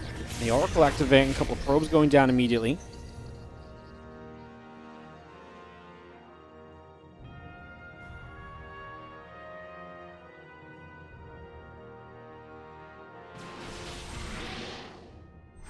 Stalker's coming through again, gonna get a couple more shots off. Stalker's gonna start dropping. We have a couple of sentries gonna activate Guardian Shield, so herO wants to take this fight.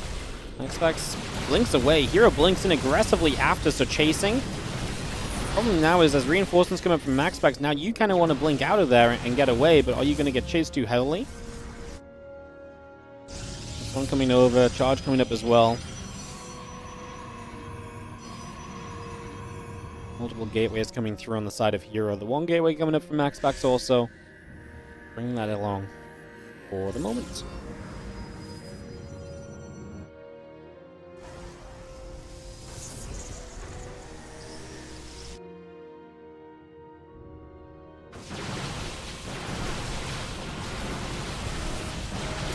Trade again. One Zealot getting into the front, the rest of the Stalkers stepping back. The Oracle will just chill out there. The 3 probes. 4 probes. Going down. Pylon.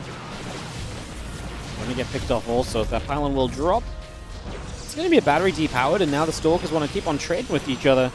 A couple more hits. Oh, walks into the stasis. It's never a good sign when you walk into the stasis, especially when those stalkers were meant to team up with these zealots. And herO actually has decent supply, but it's not crazy good. Charge finishing in a moment from MaxPax is going to try and guard these stalkers. herO will try and free himself. He does have a warping coming in from the bottom left side, so that's going to start moving through. Yeah, he takes the fight in a good time to actually allow himself to kind of get those stalkers into this battle truly and properly.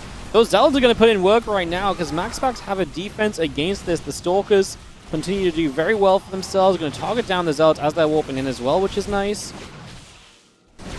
herO definitely taking an army supply advantage. He is just 8 gates versus 6, and he's on his way to +2 as well, and a Dark Shrine. Like, herO is absolutely just swarming this game, and MaxPax is not going to have an answer, and it's just so... It's so, like, obviously herO MaxPax trade maps all the time, but it's so rare that it feels like herO just dominate MaxPax like this. Like, game 1, game 2, bang, bang. It was just awesome from herO. Like, he absolutely just won this PvP. And that sounds very obvious, of course, he just won this PvP. But, like, just nothing was stopping it, you know? Dude was like, I want to stay up until 4 AM playing StarCraft 2, and you will not stop me. Yeah. I mean, what we started today at 9 PM plus it's 3 AM right now. Yeah, he's like, I will play StarCraft at 4 AM tonight, and I'm not allowed to unless I'm in the finals of the Cup. So, MaxPax, get out my way. I'm playing more StarCraft. Please check Solo Percival. They're at the very least in game number 2. So they're on Korea, is what we know.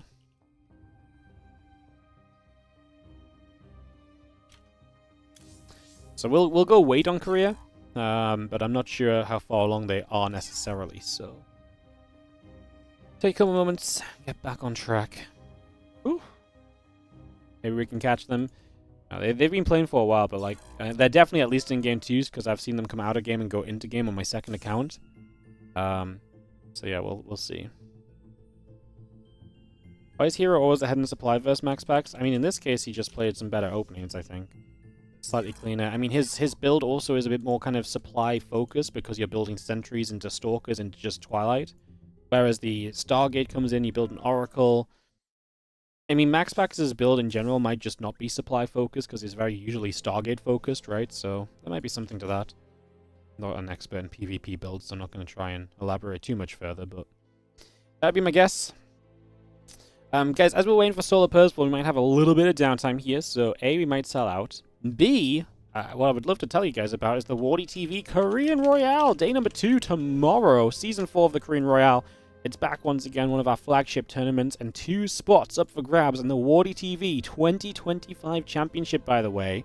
Just in case you want to, you know, get excited for that at the end of the year. Look how exciting this is. Oh yeah, I was telling you guys about this epic bracket I got made. Look at that. Does that not just look freaking stupidly fun? It looks ridiculous. Look at that. It's so silly. Yeah, this is our 2025 championship. We already have Classic, MaxPax, Showtime, and Clem qualified into the seeding matches. And they're going to be joined by the 2 players from the Korean Royale, as well as a couple of replacements based on other high-performing finishers in WARDITV events. And then there's going to be open entry group stage, well, open qualifiers into group stage. And then people go from group stage into the start of the bracket, and then they play the gauntlet, which includes, obviously, as well, playing against the players that make it through from participating in WARDITV events. What the hell is that? This is the bracket, man. So, group stage, 2nd and 3rd place finishers go here. Group stage, 1st place finishers go up here. Invited players have the priority. They go here, here, or here, based on their seeding matches. It's beautiful, no? It's beautiful. It actually works out very nicely, I promise you. These 4 guys drop down here. 2 guys move through. These 2 guys drop down here and here. 4 guys drop down here. It works, I promise you guys that much. You love how happy it makes me? Like, it's not... You guys don't understand the paint. Okay. Just to show you guys how cool Liquipedia is, I came to my Liquipedia guy, Mr. Cynical Death, and I was like, hey. I was like, hey. Can you... Hang on.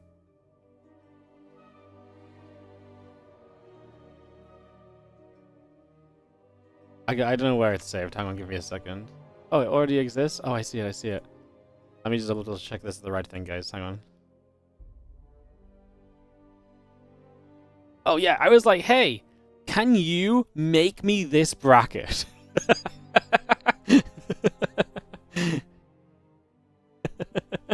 I was like, hey, do you think you can make me this bracket? He was like, what does S, and is that an S? What does that mean? What does the L mean? I'm like, boom, there it is. Isn't that beautiful? Do you know how long this took them to make? Legitimately, 2 minutes. Do you know all this time Liquipedia have a secret freaking page for making brackets and you can just click and it adds rounds? You guys have no idea how much of my life I've wasted making funky brackets to just learn Liquipedia have a secret page to do it with. My goodness, my life could have been so much easier. So yeah, Liquipedia have a secret bracket thing. So this apparently took 2 minutes. Once I explained how it all worked. That was actually, what I just showed you there was the second version I sent. I actually made it a bit clearer because I added these red lines in to break up the rounds. But yeah, that's our 2025 championship. And 2 players from the Korean Royale will end up in the 2025 championship. Where was I on Korean Royale? Let's go back. So, Korean Royale resumes tomorrow, as we are going to have a combination of Creator Classic, Gumiho, Rogue, herO, Shin, and Byeon. Although I don't think Byeon and Shin play tomorrow. So, tomorrow is going to be these matchups. Creator versus Classic, Creator versus Gumiho, Classic versus Rogue, Gumiho versus Rogue, herO versus Gumiho, herO versus Rogue, and herO versus Creator. If that ain't 7 best of 3s you want to tune into StarCraft 2 for, then I do not have another tournament for you, because that looks like fun to me. So that is going to be the Korean Royale, and the point of this was the top 2 finishers of Korean Royale do get seeds into that kind of better seeding matchup scenario for the 2025 championship. So that is that going on. Again, the whole point of the 2025 championship is to celebrate our players throughout the year. And if you play in WARDITV tournaments and you do well, you get that better seeding tournament bracket thing. And you get to go a guaranteed spot in the playoff bracket, TLDR. Anyways, guys, Percival just beat Solar. So Solar gets 2-0'd by Percival. How did we miss this? I do not know. But yeah, Percival 2-0 Solar. And we have a Terran in the top 4 because it would have been wrong to have Zergs in the top 4 2 Monday Cups in a row. I love it. I love it. So we're going to go to NA. It's going to be Percival versus Showtime. And we're going to get that ready up. I'm going to close my SC2 on that account. Don't need it anymore. Wish I saw that. Yeah, me too. I wish I also saw how Percival took down Solar.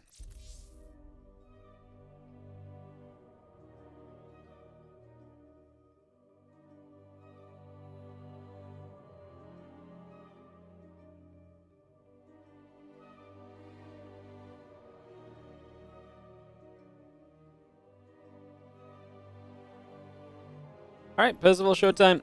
Getting ready to rumble. In just a few moments, we'll get those videos done and we'll get that sorted. Thanks for sitting around with us, guys. Are we going to cast Yakov Rogue after the tournament? No, I never got the replay for it, mate. Yeah. Crazy business. Alright, so yes. What was I going to say? Think, Wardy, think. Take a moment. Oh, I was going to sell out. Yes. Alright, guys. Obviously, a bunch of people here from the front page today. Just going to take a moment to sell out because we do put a lot of money into these tournaments and stuff. The Korean Royale is $3,500 from the WARDITV prize pools coffer. Obviously, WARDITV 2025 Championship is $5,000 plus coming out later this year. These Monday Cups cost me a few $100s every week to run. So if you guys are enjoying the Monday Cups, you're enjoying the content, then let me just tell you all the things you can do to support the stream while this next series gets set up. We're not delaying the series, they just have to veto, so we've got the time to do this. First of all, if you're on the YouTube, hit the like button, hit the subscribe button. It's free to do.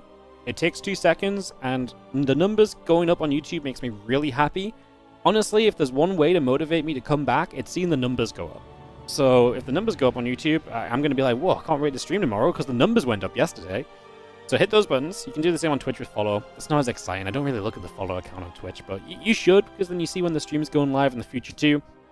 Obviously, guys, if you're really enjoying, you can become a member on YouTube. You can super chat. Very typical options. over on Twitch, you can donate directly. We hit our donation goal today. That does not very often happen, so thank you so much for the generosity earlier, guys. Actually, I missed a donation from Pulsar. I don't even want to know how long ago that was. An hour ago. WARDITV 2025 hype. I'm sorry, Pulsar. I just didn't see the £1. I apologize. It's because usually when small donations come in, I see the donation bar move, but I didn't today because it's already full and it's too small for me to see the number. It's like, I just say 29 instead of 28. That makes sense. Obviously as well, you can cheer and donate. If you're really enjoying, obviously, to consider using your Prime sub on the channel. We can take a bunch of money from the Prime subs and use those to generate more StarCraft 2 content as well.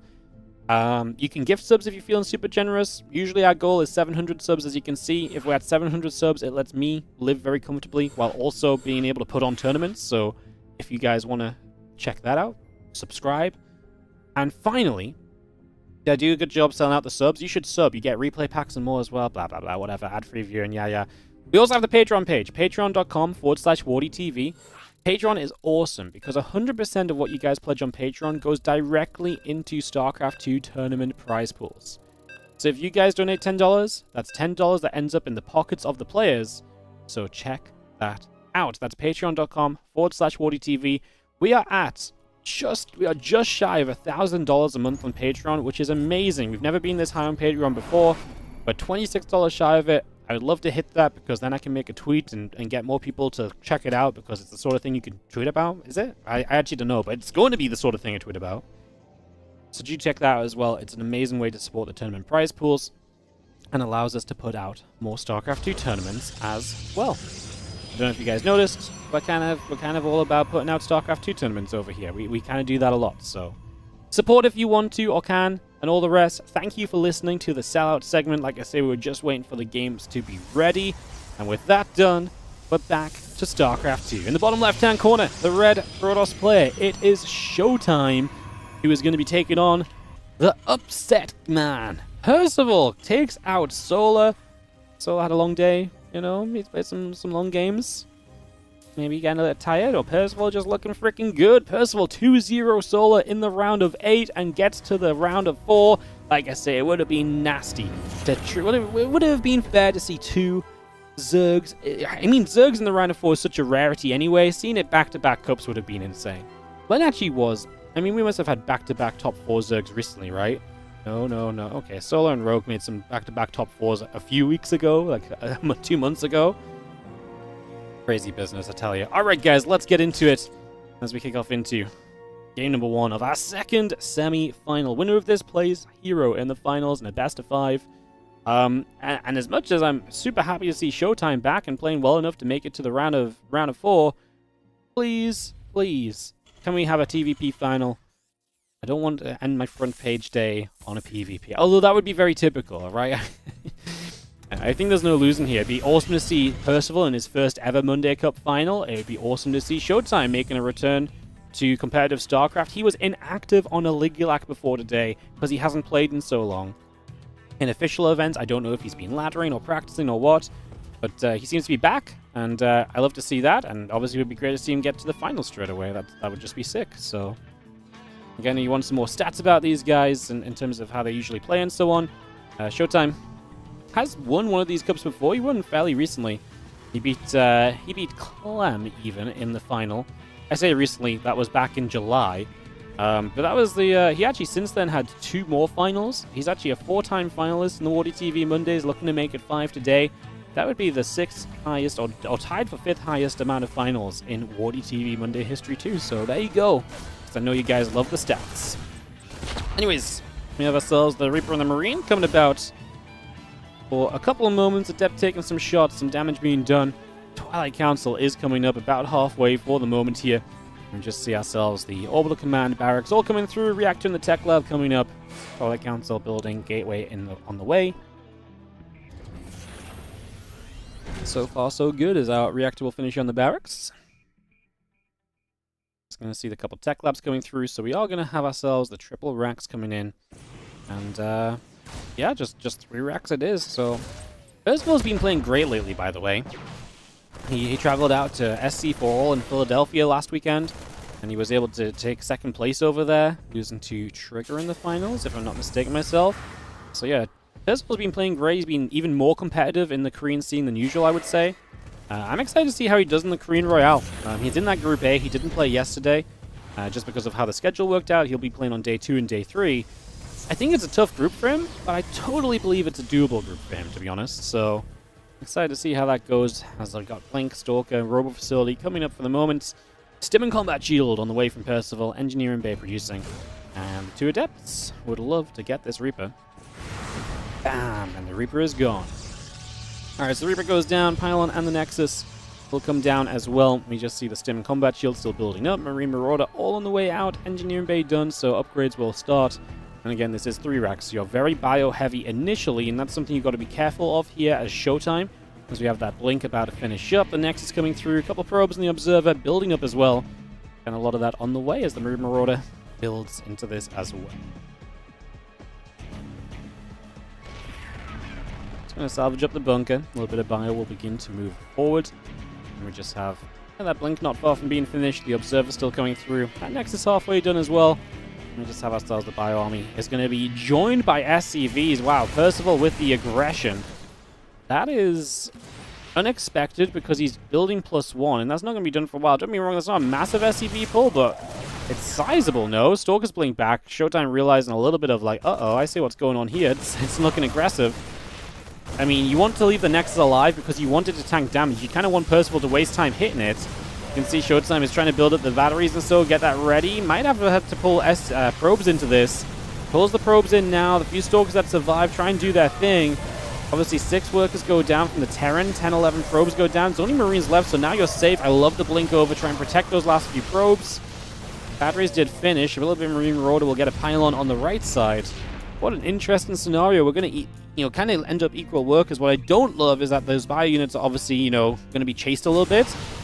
It's a scary Blink because there are other units there. It's going to cost you 2 Stalkers for the Marauder. 3 Stalkers for the Marauder. 4 Stalkers because of the misclick, but he actually had the Blink, so he gets away. I mean, that was wild. Give me a moment to process. Do we like it for Percival? Do we like it for Showtime? I don't really know. I think I like it for Percival. Especially because he's showing up again and Showtime does not have a lot of units and he still has to find a defense to this in the long run, so there is one Stalker that's already in trouble. Okay, that's in trouble.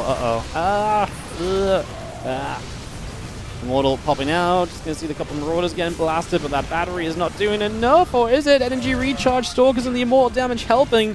Showtime getting the clutch defense for the moment. 48 to 44 workers. If Showtime keeps this third base alive, I love it for him. If he loses the third base, which I think he's going to do, I love it less, especially as he loses the Immortal there as well. He's only on 10 army supply. He just doesn't have that much production, and this consistent wave of Terran is just being a problem. A few more Stalkers warp in. Again, we are not on Stim right now, and if you Stim here, you're going to be super low HP on the rest of those units. Giving the Stalkers an even better chance to play cleanup. We get a few, we back away. I mean, Percival still has a lot of army supply. Showtime without a third, having to rebuild it. It's hard to say that Percival isn't just winning this game, right? I think at this, especially with the third base down, it just becomes a whole lot more obvious in terms of where we're at. So yeah, I think that becomes a much more obvious scenario here. And I do think that Percival is going to be fairly happy with how things have gone. We're going to see a Dark Shrine starting up from Showtime, so he gives himself the chance to get to DTs. That's obviously a very fun option. You get to Dark Shrine, you get to Dark Templar. That's going to give you some possibilities here in terms of what you can do. Just load up the Medevac, going to come boosting across. The Stalkers will go after some Marine Marauder. That Marauder force continue to chase, and you do see the Stalkers getting underneath. Medevac goes down, but it's going to cost you the Stalkers again, which is just... it's just so expensive. Showtime is not in the game in a way that allows him to trade out Stalkers like this, right? Like, he is not in that sort of a position in the slightest. GG. And that is going to be the end of that one. Boom, boom, bang, bang.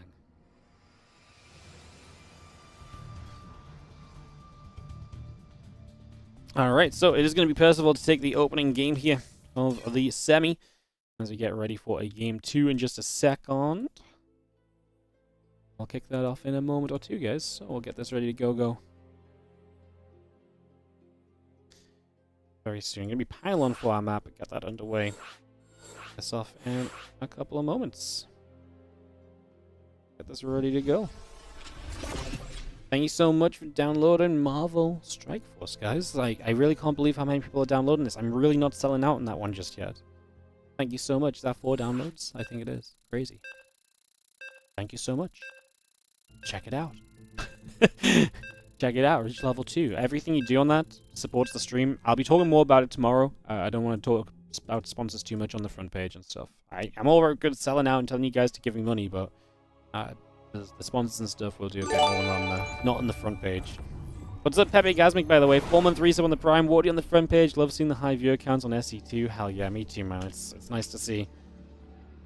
It's nice to see. I feel like we should have these viewer counts every day. I feel like the StarCraft pros deserve it, you know? They play some great games for us.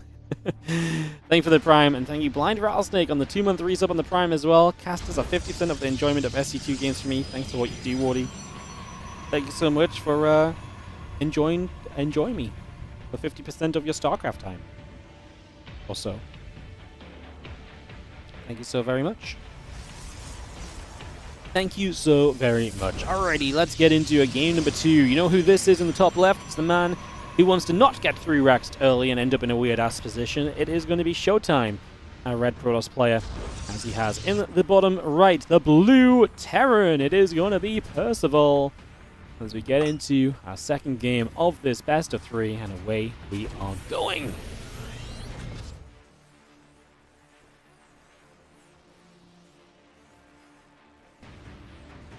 Away we are going.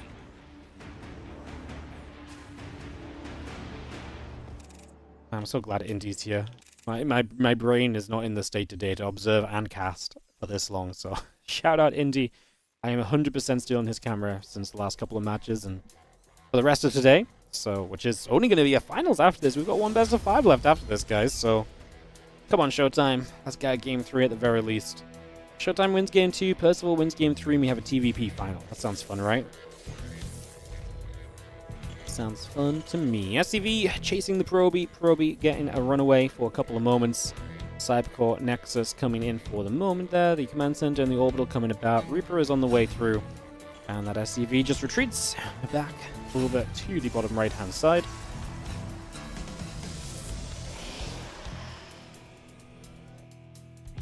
Adept in the warp gate, still building.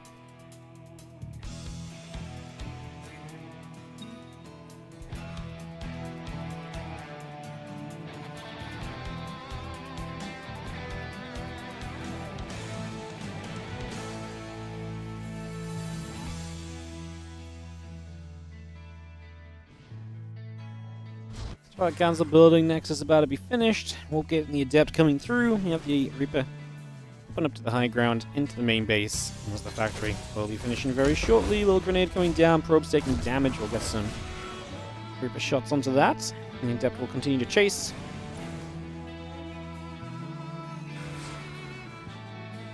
And Center finishing shortly. Just getting a little bit of back and forth to try and deal with this Adept on the other side, which will take a few hits, gets pushed back the other way. Again, we have our Stalker, Twilight Council, Warp Gate, all building through for the moment. So bringing a lot of that up and rolling for us as the Reaper steps back into place. And that blink will start up from Showtime. It's nothing really crazy there, and it's a bit more regular on the side of... a bit more regular on the side of Showtime. Oh, sorry, on the side of Percival as well so far.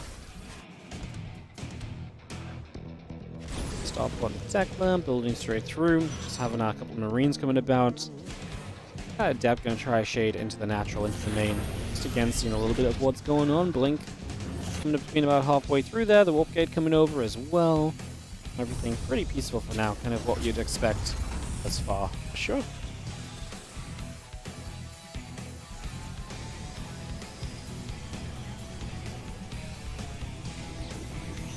Banshee and the Marines still building through. And Blink about halfway done. The Banshee about halfway. A couple of Marines coming over. Reaper and the Hellion will fire some shots, and the Adept does get popped. Moved around a little bit. And we just have Banshee in the tank continuing through as well. The Marines still producing. The SCV's on the way. The barracks in production. Cooper and the Hellion will take the watchtower for a moment there. The Adept still coming across the prism. Going to be about halfway done, and our Stalker is coming through as well. So continue to get that all on the way up. Banshee tank all producing. And yeah, the Banshee will have that cloaking coming along with it as well, so you're going to have yourself the chance to obviously get a little bit aggressive with that. Nice to see the cloak on the Banshee still. I feel like everyone's been favoring that Hyperflight rotors lately and the speed.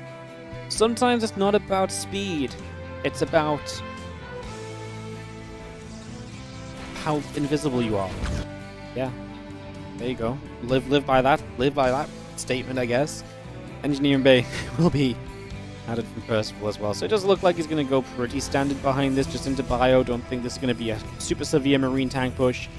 As Showtime warps in a couple of Stalkers and preps himself to maybe harass toward the main. Adept firing some shots off. Hellion taking some damage. Stalkers will not really want to go up there. There's a lot of Marines and the tank in position. I mean, to be fair, very good micro so far out of Showtime. Are we going to be able to get the siege tank? We blink onto it. We're not going to lose out of the Stalker. We actually lose the Stalker to SCVs. That was crazy. We were like 2 Stalker lifts away from this being like a perfect attack. Even then, this was so good. 2 Stalkers. He killed like 8 Marines. He killed the siege tank and like 4 SCVs. Like, wow. That was fantastic control from Showtime. He was literally like a couple of lifts away from that just being perfect. Like, the SCV's got one of the Stalkers, which I think he wasn't expecting. And then one more Marauder shot got another that was low, but that was so spot on. Banshees are going to go, and they're just going to go commit to whatever workers they can get. So, obviously, the thing with Cloak is that once you're detected, but I mean, this kind of worked out. 12 probes go down for all the good that Showtime just did across the map. Percival just did a lot of it. The eco lead is definitely going to be disappearing there, so that's going to be a pretty major factor, as we still have Stimpack +1 all coming through. Marine Marauder Medevac building as well. Our command center continues to come online as the reactor comes up. Depots are building. The Robo Bay and additional gates will come through from Showtime as well, so getting that up and running. +1 and charge also coming online here as the few units warping on that right side. Stalker stepping forward. Bunker in some trouble. Going to see that bunker going down, starting to pull back with the Stalkers. +1 combat shield, extra couple of barracks, all coming through for now as the Marines gather back over to the main base and look to get set up over there. +1 on the charge coming by, the Robo Bay coming up. Just have ourselves a few additional probes producing as we speak. The prism gets back toward the main base here, and we're just going to have ourselves the rest of this coming around. Siege tanks stepping out the front. Bio unit's going to be moving over. A couple of those Stalkers already in some trouble. Couple Stalkers going down. Just going to be seeing the units continue back around. +1 combat and the gun cluster shells coming up as well. Getting that underway. A couple of medevacs will be there to try and heal up the bio as we speak. So just going to get that underway as well. Just going to be seeing the, again, +1 in the thermal lance on the way through.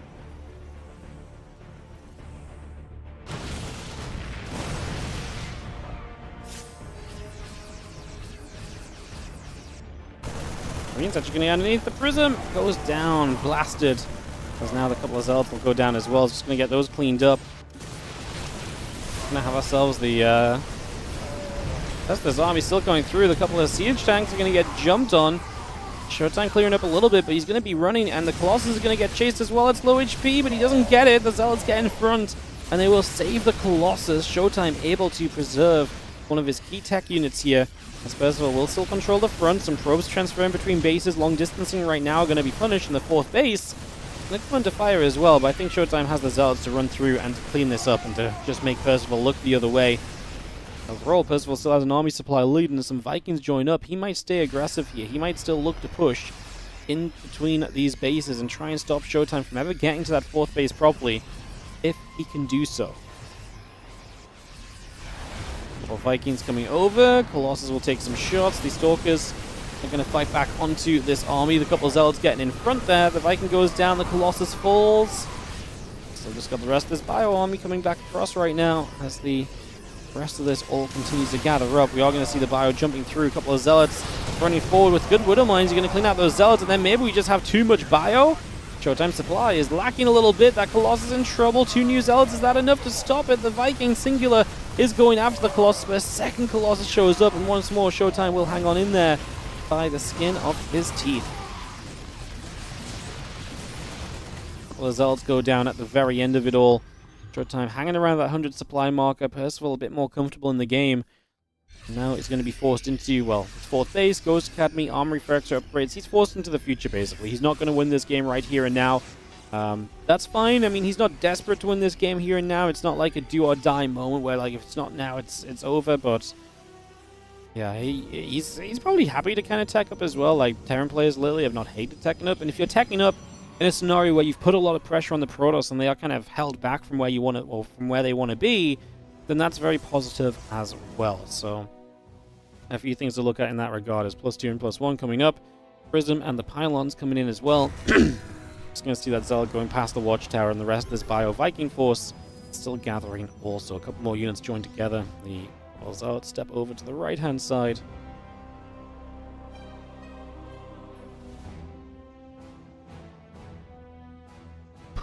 +2 attack starts, and the +2 armor should be soon to follow, so ready to go into 2-2 upgrades. Percival's still pressing up right now, although I feel like he's got a lot of tech on the way that would help him eventually. I don't know if he really wants to fight now, I say, as he stims in and just commits to it. Okay, I'll take it back. I don't know if he should want to fight now. Like, clearly he does, but I don't know if that's a great idea. Pulling back a little. And hey, what's up, Man in the Moon? Thank you so much for the 55-month resub. Appreciate the resubscription. Thank you so much for supporting as always. Appreciate you coming around. Hope you're doing great. As a couple of Vikings continue up, +1 ship weapons, 2-2 upgrades, all on the way on those engineering bays. Bio Army wants to step back into the center here and Observer. We'll see it coming. Disruptor's going to try and fire from afar, and kaboom! And we're going to jump on this as well. So the Marauders in the front, low HP, get jumped on immediately. A bunch of Marines went down. Percival just not ready for that. Scans. The Observer already fell to the EMP, I believe. And that is going to be Showtime getting the connection from the Disruptor. Gets a bunch of damage from it as well. And like I say, because he dove in, he actually capitalized on the damage done to the Marauders as well. They went absolutely flying off the screen as soon as he jumped onto that with the Zealot Stalker follow-up.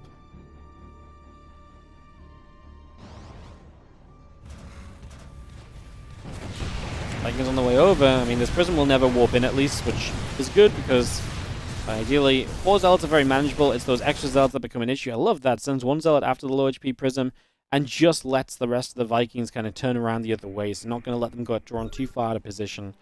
That's obviously just a good thing. That's a benefit as our 2-2 upgrades and ship weapons coming through. Vikings, Marauders all coming up. Ghosts as well. EMP coming down. The few Stalkers get turned the other direction.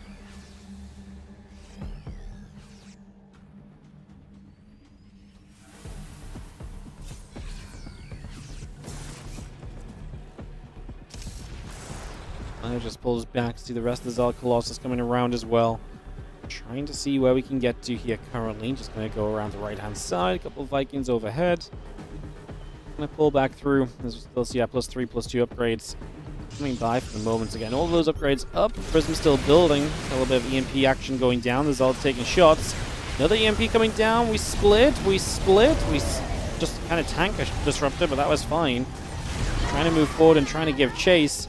Showtime runs, but kind of rightfully so. Going to finish up 3-2, so there's going to be a full set of upgrades ahead. Never mind, because actually I didn't see the +2 armor was finishing for the Terrans. He's going to be an attack upgrade ahead for the foreseeable futures. I guess Percival would want to go to 3-3, but he's a little bit gas-starved right now, prioritizing advanced ballistics, and a bunch of Liberators makes a lot of sense as well. They're going to be a big key factor deeper and later into this game. A Disruptor shot fires through, but does not connect just yet. Just going to see the Stalkers blinking through. The Vikings are going to be there. Colossus taking big damage. First one goes down. Second one goes down. The Zealot's still chasing. As you just see the Bio continue to pull back. Stalker, Sentry, Disruptor coming through. The Disruptor shot fires in. Doesn't do too much. Additional libs coming about as well. Bio back over the right-hand side. Nexus building, probes on the way, +3 armor upgrade now starting as well. That final upgrade from Showtime unless we start going into shields. It's a fun game because we're starting to see a lot of these trades really kind of coming about between these two players, so seeing a lot of that coming through as we have got Showtime able though to jump on that right side, and Percival definitely overwhelmed a little bit. Needs to have a few more units over here. A couple of Liberators going to get sieged up. The army gets chased away. The +2 ship weapons coming over.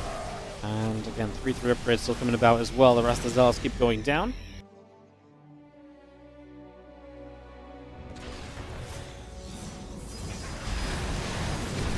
Shutdowns on the Prism have been great. Percival has been really limiting what Showtime is able to, force him into defensively.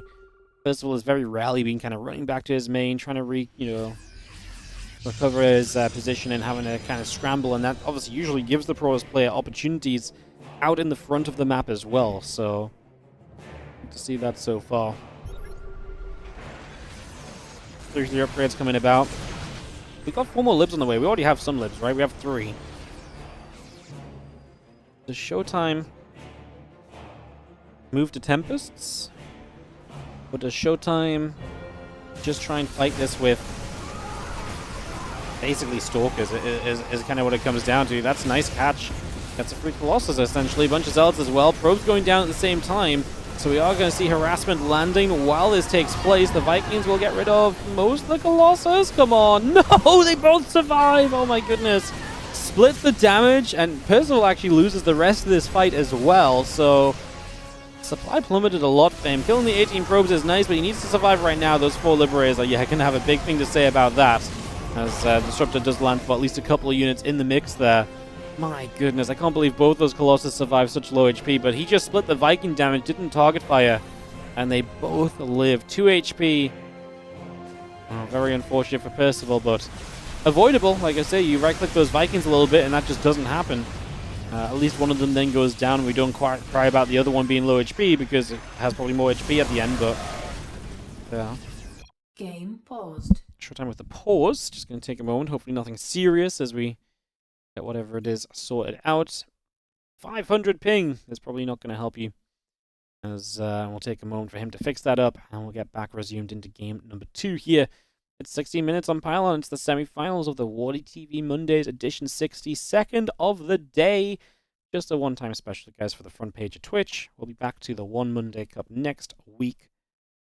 And again, we are Monday Cupped up for the rest of the year, by the way, so it will be Monday Cup after Monday Cup after, you guessed it, Monday Cup. Hey, Silly Dobby, thank you so much for the 19-month resub on the Prime as well. I appreciate you. Thank you so very much. Who is Percival? He's a Korean Terran player. He's pretty darn good. Kind of made it into a couple of the later GSLs. Kind of the newest thing we have to like new blood in the Korean scene, honestly, but he's been around a very long time, so he's not like an up-and-coming like 18-year-old guy who's just now popping off. He's been around a long time, and his persistence has seen him finally rise to the top. He's 23, so he's not like he's still on the younger side of things. But like he's not like the freshest thing on the block. Like he's been playing for years at this point still, right? Like I've seen Percival's name for a long ass time, so. Hey, Darksaber23, thank you so much for the Prime sub, 16-month resub. Appreciate you as well. Thank you for priming us up. Percival's a good guy. Met him at SE for all. Yeah, no, Percival's cool. Like him.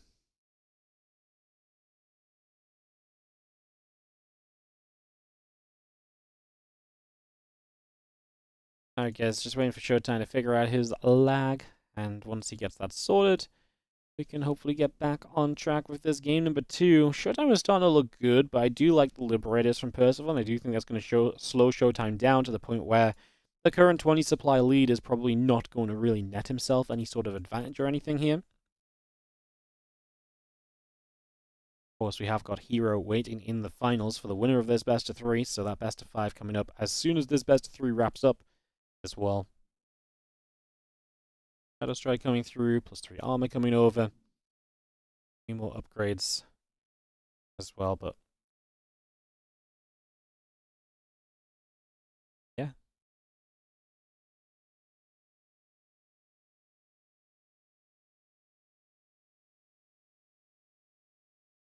We will sit waiting, guys.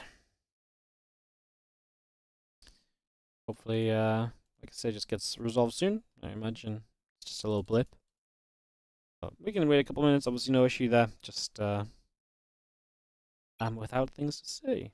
Not getting any better. Ah! should have shut up. Should have kept quiet.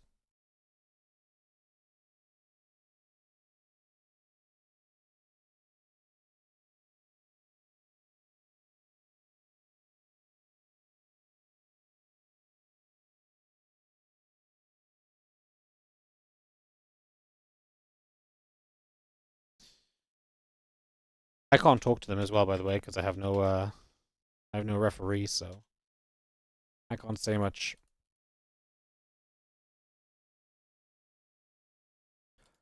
To let them know it's okay or anything. This is another good time to tell everyone how they can help support the stream. You know, good point. If you guys want to see more StarCraft 2 action, send your internet to Showtime. If he gets less ping, we can continue these games, and you will see more StarCraft 2 right now. Can I unpause the game? I cannot. Not unless you're referee. I'm not referee, otherwise it would... If I was referee, I would have to unpause the game. But, because I'm not referee, it doesn't say that a referee has to unpause it. So I can't type to them. I can't unpause. It's all in their hands. This delays our SC2, which means more SC2. Yes, in theory, the SC2 stream lasts longer, but we still get the same amount of StarCraft. Yeah, this is what I told Showtime. I was like, hey, buddy, keep it going a bit longer. I'll cut you in on the ad revenue if I get an extra set of ads in, you know? Rolf, thank you so much for the resub, the Prime. Thank you so much for the 19 months on the Prime. Thanks. Oh, thank you. Appreciate it.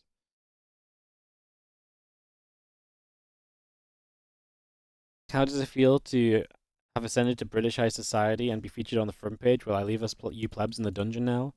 No, don't worry. I'll be back off the front page tomorrow. In fact, I'll be off the front page in an hour and 9 minutes. So my high and mighty time is soon disappearing. Fear not.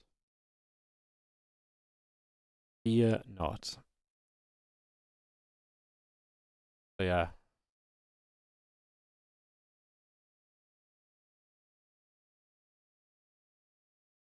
2,700 views is amazing. We should milk this more. Yes. Everyone wants to tune in to watch the pause screen. Keep it going, Showtime. Quick, tell them it's gone to 2,000. Introduce myself. Hello, I'm Wardy and I'm addicted to StarCraft.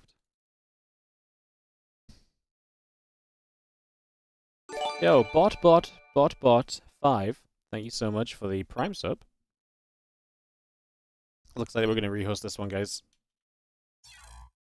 And just try with a VPN or so, but if you try and do that halfway through, it's just going to disconnect and you don't necessarily come back, so we'll get this one recovered.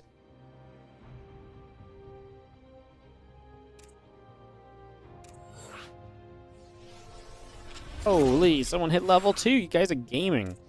You know what I just realized, by the way? I just realized that I got a new phone, right? So usually when I do these the sponsors, I have a thing to plug in my phone and I stream the game from my phone. And I just realized my new phone doesn't have the same connection as my old phone, so it's a good thing I'm not trying to do the sponsorship stream today because I'm gonna need to get a different connector.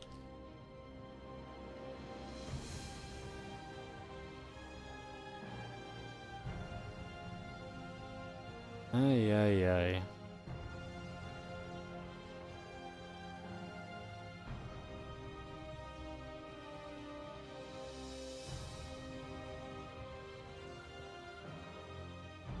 Alright, players are ready apparently, so we can click recover and get that started.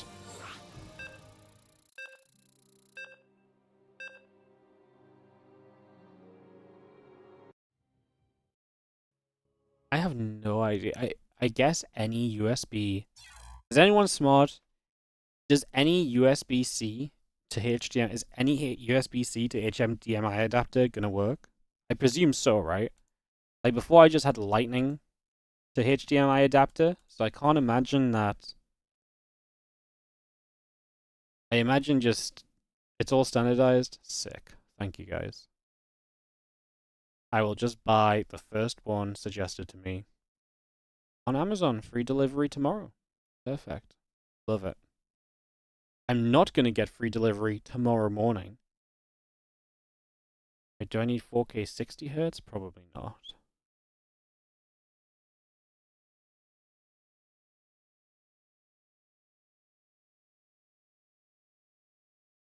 No, I don't think that really matters.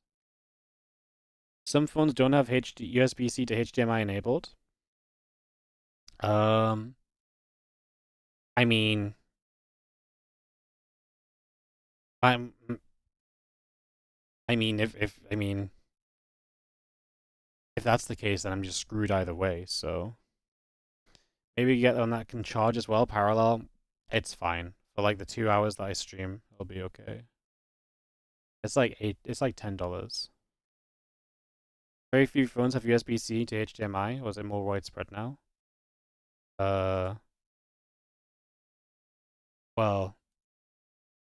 lots of phones have USB-C. Is it really weird for phones not to work USB-C to HDMI? I mean, it worked like my Lightning adapter to my HDMI worked, so I would imagine my new iPhone, like I don't imagine they take a feature away, no. Search for 2K 60 hertz. Well, I don't want 4K 60 hertz, bro. It's like £9, does it matter? It's like $10.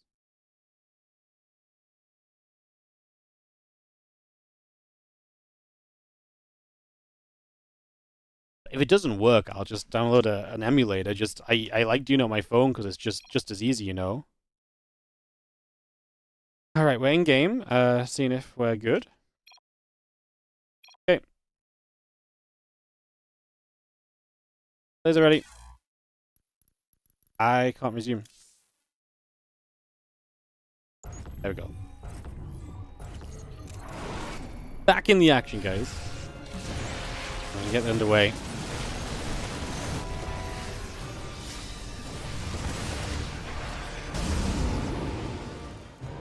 So away we go. A few medevacs gonna load up and boost around. As you just see the 3-3 upgrades, the ship weapons coming through, Marine Marauder Ghost all coming about. Bio gonna load up on the high ground as well.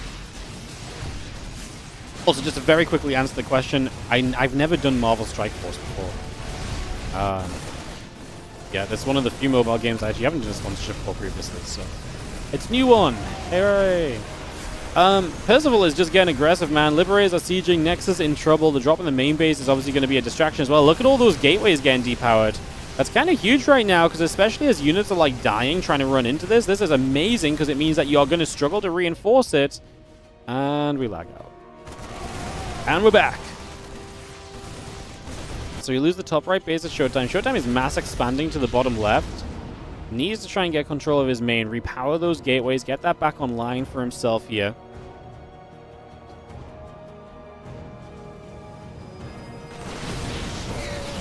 Unfortunately, then drops those units directly into the army, so that part is not going to go as pretty for Percival. Just going to see those medevacs coming through. Just going to get chased away. We do have our +3 ship weapons about to finish. Couple libs coming about. Medevacs all coming through. We have ourselves another fight breaking out in the center. A couple of EMPs will go down. The Liberators will siege, keeping the rest of that army at bay for the moment. Again, cloaking coming up. The Medevacs all coming through. Caduceus reactor building as well. And a lot of that on the way for the moment. This army trying to trade the couple Liberators with some good zoning. Going to jump on a Disruptor there. Anything we get rid of tech-wise is going to be nice. Those Liberators are going to be difficult to get rid of too. Do not love that Disruptor coming so far forward. The Stalkers will get the libs now. And the Medevacs are like, let's dive to the main base while everything else is dying. I think Percival might just be dead. That was a lot of units lost. And his supply is not recovering quickly at all. And Showtime might just push across the map, which is going to stop Percival from rebuilding as well. And maybe just move this into kind of a little bit of a disaster space. Stalker's going to get underneath. A couple Medevacs going down. And, yeah, no Vikings, no dead Colossus. Well, one dead Colossus because the Liberators are going to kill it, but I think Percival is deaded here in game number 2, as we are going to get tied up, which means a game 3, because it is 1-0 to Percival. Sorry, guys, didn't reset that when we rehosted the game up. But yeah, we are going to get to a game 3 between Percival and Showtime. Away we shall go as we dive up this ramp. Colossus still going after the bio. There's no way that bio is going to survive it. Fun game, man. Percival really I really felt like Percival had some good moments, but Showtime really kind of held control a lot of the time and came through as necessary. Very nicely done. Just going to see the Zard Colossus pulling back to the left.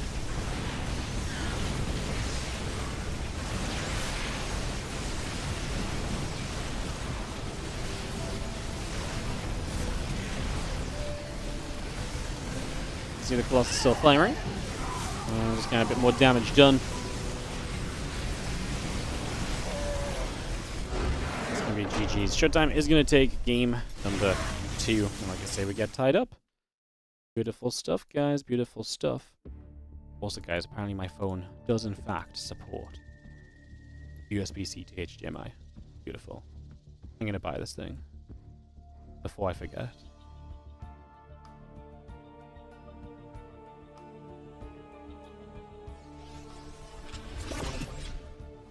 Level 5, whoever you are zooming through this game. Thank you so much, appreciate it. We are going to get them hosting game 3, guys. I'm going to join the lobby. I'm just going to BRB quick when they get in the lobby. And we can jump into the game 3 of this series, guys. Ruby Rock, perfect. Join the lobby. I'll be right back. Well, game 3 starts up. I'll be with you guys in a sec.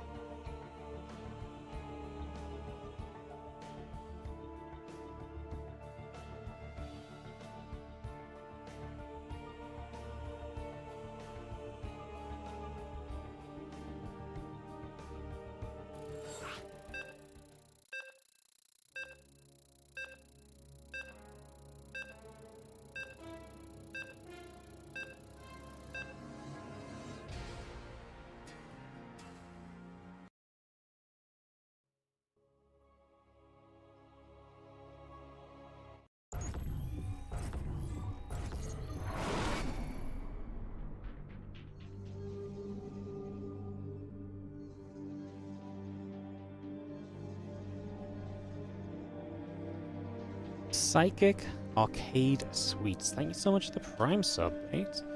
Appreciate it. We're at 584. 600 today, question mark. Big final sellout.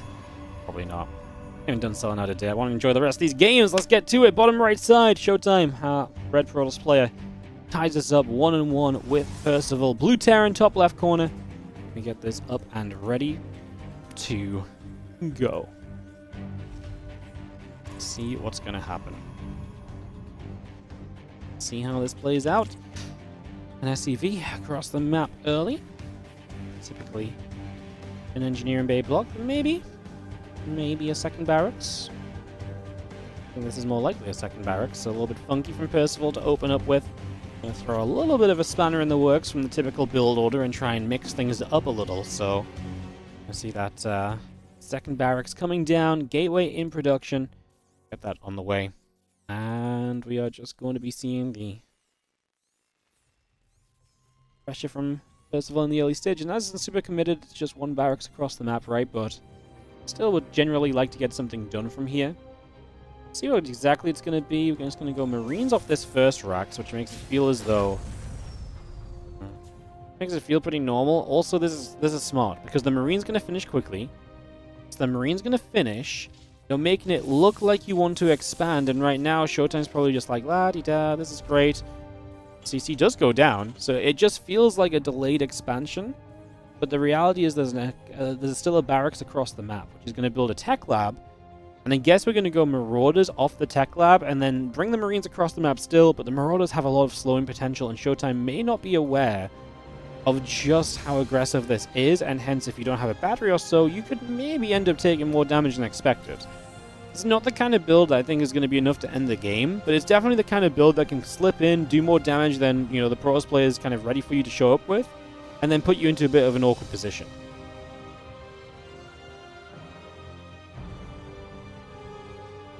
Because the shells are building up, command center and the orbital command coming through. Just have the Twilight Council and the Nexus coming in, the Warp Gate in production, and a couple of Marines are going to gather around. Adept to the upper left side. Marauder, like I say, coming through. These Marines going to try and hold off the Adept. Ideally, this Adept cancels its shade, backs off, and then, yeah, these Marines walk across the map. It's ideal for Percival. And Showtime will still poke around with the Adept, but then That's one less unit that is at home. In fact, there's going to be 2 Adepts on the map. The Adept shades through. Depot is raised. Adept's going to see, wait a second, that barracks has no add-on. Do you panic right now at showtime? The Marines have disappeared? I would panic. Battery goes down, yes. He's realizing that something ain't adding up. So the recognition that something's up, and then, uh-oh, the Stalker is not in a great position. Stalker's dead because the concussive shells hits. No, he doesn't get in range for the second shot, so the Stalker lives. I'll tell you what is dead, though, that pylon. I think it's worth just right-clicking the pylon down because it would depower so much, but we're just going to trade away for the probes because that maybe wasn't enough probes even. Stalker doing a bit. We're now going to get the Stalker caught by concussive shells. It's going to go down. No, it gets away. We recalled the Adepts back. Finish off the pylon. No, the pylon will not go down with the battery healing it. It's going to get a little bit more health on it. I mean, now the battery's out of energy, though, so there's not any healing available. We're going to energy recharge. Stalker going to take some shots. Bonus damage off the Marauders means that, I mean, you just take damage off more quickly, which drains the battery more quickly. We're starting to see that this is going to be a defense, so Showtime cancels up the next battery. But that is going to be damage done. And this is what I mean. I don't think this attack ends the game, but it can definitely do some serious damage, considering your expansion is still quick here from Percival. Your equal work is coming out of this. Resources lost is fairly even. This barracks is obviously not going to be back home anytime soon, so this is probably just a giveaway. The 10 probes, 2 stalkers. I kind of like it, to be honest. I kind of like it.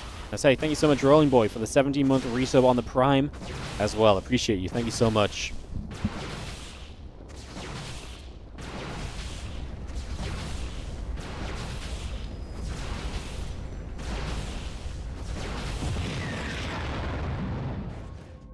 And that got intense. I wonder if he got rid of the pylon when those probes pulled in, if that would have been better, or if by leaving the probes to attack him, he would have ended up in a worse spot overall.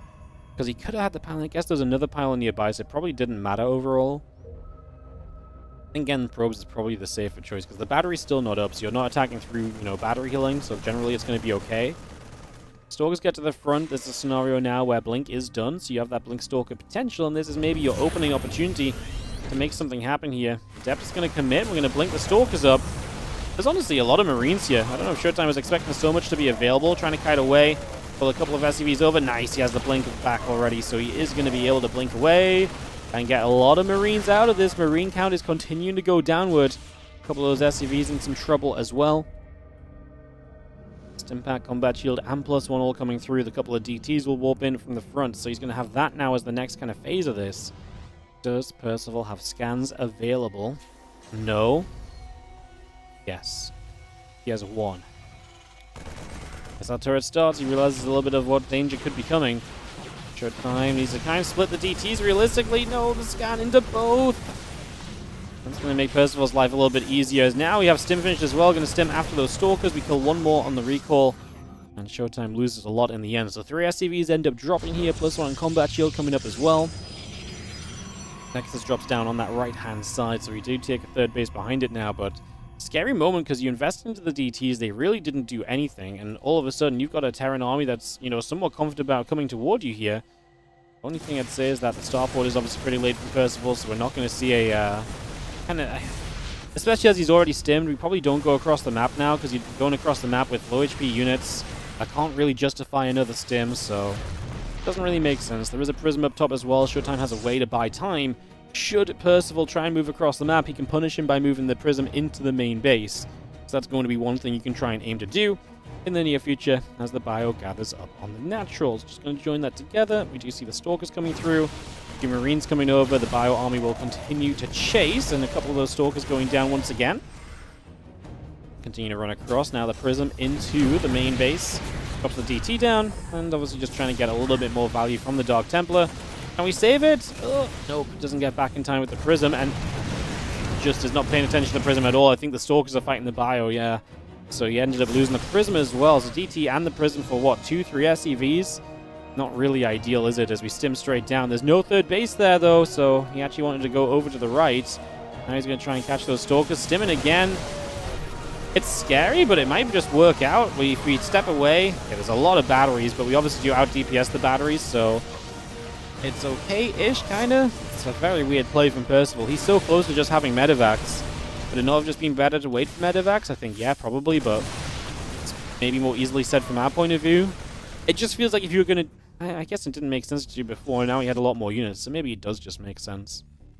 Robo Bay and Forge all coming up. The extra gateways in production. Zealot's still coming online. Armor upgrade coming through with Marine Marauder Medevac Mine in production as well. Zealot Stalker back around the natural. Messy game at the moment here in this game number 3. Let's see if he's going to pull. I mean, I don't like it for Showtime because I do think he's missing what he needs. As that DT is just unfortunate. Goes into the scan that's just looking to see what's up the ramp. Force field will not do enough. The batteries are going to do very limited amount of healing here. They're going to run out of energy soon. We do get a Guardian Shield. That's going to be big. Reduces a lot of damage output. Chasing forward. Extra units showing up. Still got SCVs. Is not a good sign for Showtime. Because if you're still killing SCVs at this point, I mean, you're just in trouble. There are workers going down, obviously, from this pull, but when Showtime tries to evacuate from the third base, these Widow Mines are going to burrow up. That sentry is going to be doomed. Didn't even use the Widow Mines, so he still has that one mine available that didn't die. And with Medevacs here, we actually have healing for these bio units as well. How wonderful. Third base is starting to go down. We're going to recall the probes, and that stim from Percival is wasted. But, I mean, third base is going to go down, and honestly, he has the army supply and the upgrade advantage to attack into this natural and move into the Monday Cup final.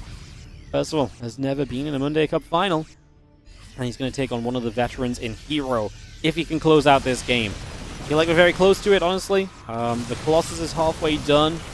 Even that, though, I'm not really believing in it. And the Robo is right there as well, so there's a chance it maybe goes down before the Colossus is out. Depending on what Percival decides to target fire, he's going to lose the stim. Okay, Showtime commits to the fight, knowing the Colossus will pop out to join this fight at some stage. Still pulling probes in. The Colossus doesn't have range, so it's going to have to get very up close and personal to be involved, which isn't fun either. And again, the upgrades are doing work for Percival too. Those bio units are just trading so well. He does have a third base now landed too, by the way, so he's going to have an orbital command morphing there, and a third base to work from means his economy is going to take him into the next stage of the game comfortably. Does he need to attack into the two-base situation anymore? Probably not. It's absolutely safer not to, but he might just like the idea of poking and trading still, because he can definitely still take, I think, efficient trades or force Showtime into a bad fight. He's going to knock down the Robo, which obviously reduces a lot of what you can do long-term here as Showtime. Because now you're going to build gateway units, DTs at best, and Archons. There's Ghosts on the way. There's answers coming through that are just going to improve your scenario. And Percival is bleeding Showtime out on these two bases and is not far from the finals. I don't think... Percival's probably made a top 4 before, but I don't think he's definitely not made a finals before. It's been an exciting day in the Monday Cups. Only thing more exciting now would be if Percival knocked down herO in the finals, huh? That'd be really crazy. 2 new Monday Cup winners on the same day. That would actually be raw. I'd lose my mind. DT swipes one Widow Mine down. Just gonna see the +1 of the thermal lance coming up. Robo facility still building.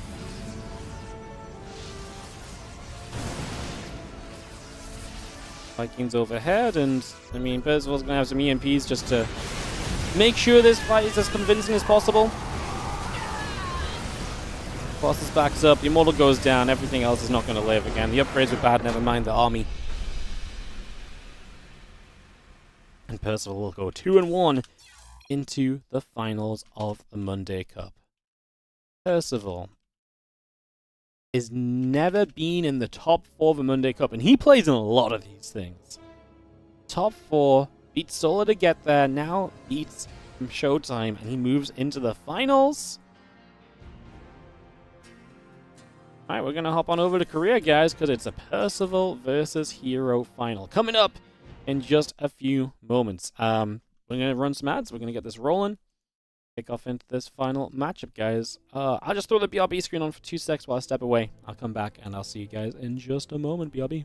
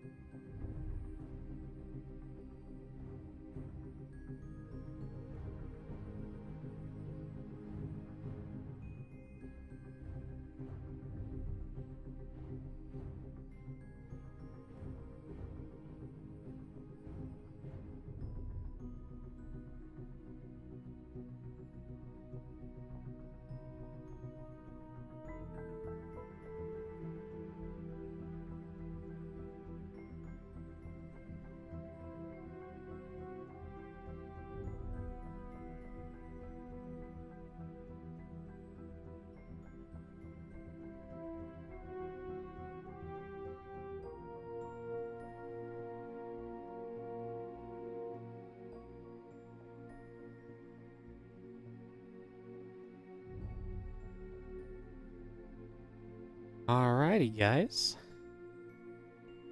I'm back. Ads still playing, but we're gonna ready up into our finals here. herO versus Percival.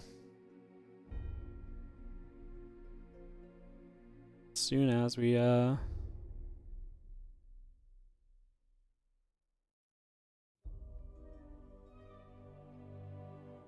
players ready to go. How we doing? Thank you so much for joining us today, guys. It's been super fun doing back-to-back cups. Been long, but it's been fun, and I'm loving the stories. Percival on a run. Percival's bracket was not easy, by the way. He beat Shameless, then Solar, then Showtime. hero's gonna be tough, but even if this is as far as he goes, it's been a good run. So, gonna get this wrapped up, guys. Last match of the day coming up in just a few moments. Getting this ready to roll on out. What's up, Piazza? 1987. Don't know why I read that number wrong at first. Thank you so much for the 21-month resub as well. Appreciate you. Thank you so very much. Thank you. herO is hosting. We are going in game for our best of 5 finals, guys. We're kicking it off. Getting it going. StarCraft 2 in. Again, thanks to all the players playing today as well. Appreciate you guys. All of everyone showing up. We had great signups today, actually. Like, really good signups, actually. So, signups today were pretty freaking crazy. Again, we're back tomorrow with the Korean Royale. We're here on Wednesday with something I don't know yet. Maybe mid-season playoffs. Let me actually reply to Eddie.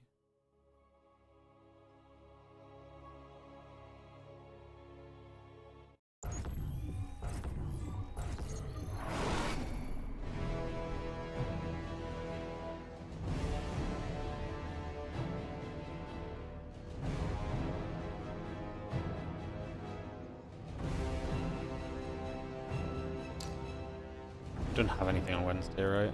Yeah, I think it's mid-season playoffs. That's probably why. Yes. Alright, let's jump into 10,000 feet. In the top left-hand side, we're going to start off with the red Protoss player. In this final, it is going to be herO. As in the bottom right side. Our blue Terran player is going to be Percival. Can he take down herO? I think he can take a map. I think he'll take a map. I think herO wins 3-1.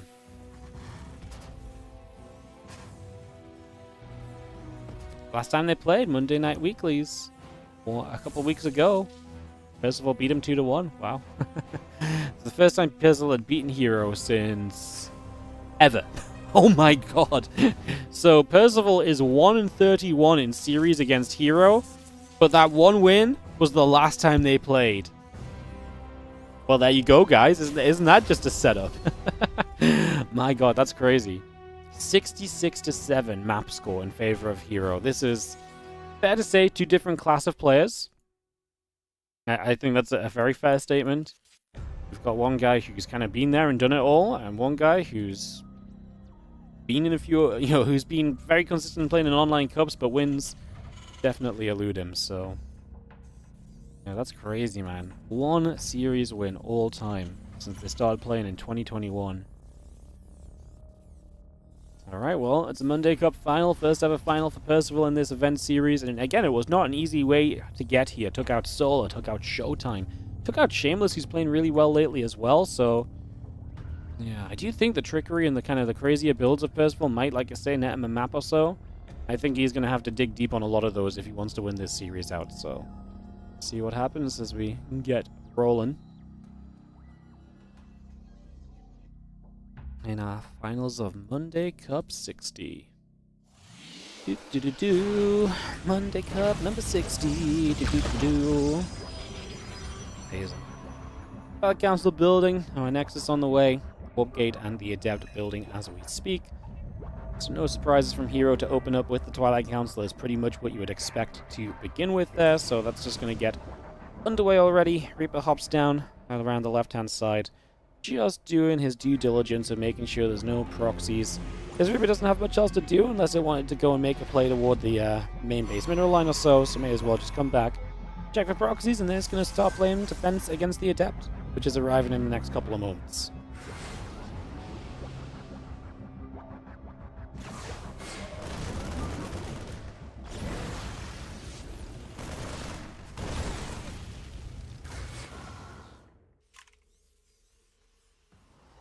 Blink on the way. Going to be seeing the warp gate coming through, gateway and the probes going about, medevac marine coming over. Going to have ourselves the Reaper and the Hellion back toward the top side of the map. Grenade going through, just going to jump onto the probes right now, so a couple of workers start to take some damage. Just going to see a couple of workers going down. Again, medevac marines, the Widowmine all building through for the moment. It's going to be, I mean, not bad to get a couple of workers. Now, we do have the Adept on the other side, still causing some complications. We clear that up, though. And Percival just on his way across the map with his medevac, so looking to do some damage with the double Widowmine drop in these early stages. You can see already over the side there, that is going to be an expansion to the low ground through that mineral wall. Eventually drop the 2 mines there, they burrow up, and we're actually going to save one and get it away. And the Widowmine drop will try and go elsewhere. So nice little catch from herO, going to slow down Percival's attempt to be aggressive. And Percival will just take the 1 mine, and now the Marines across the other side of the map instead. So a little bit of a different approach to try and get things done here for the moment.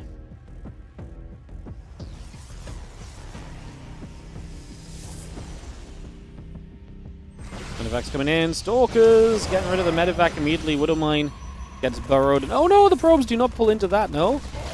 Oh, the probe there is going to be changing targets. Finally, we do get a couple kills. This was not really, I think, what Percival wanted, though. It did not look ideal, to say the least.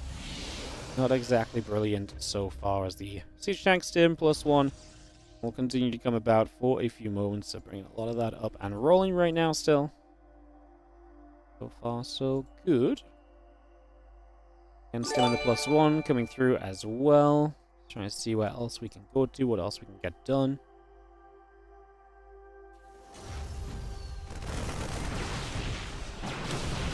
Two Stalkers coming over, a couple of SCVs. Is going to be taking some damage. So 2 workers going down already. A little bit of damage being done.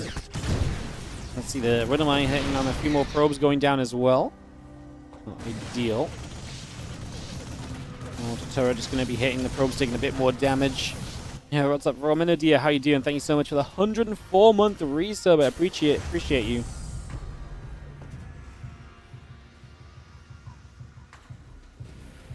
Thank you so much for the 104. Crazy resub. Thank you so very much. Are we going anywhere right now? Is kind of the question. I'm not really sure if we are. Stim combat +1 coming up now.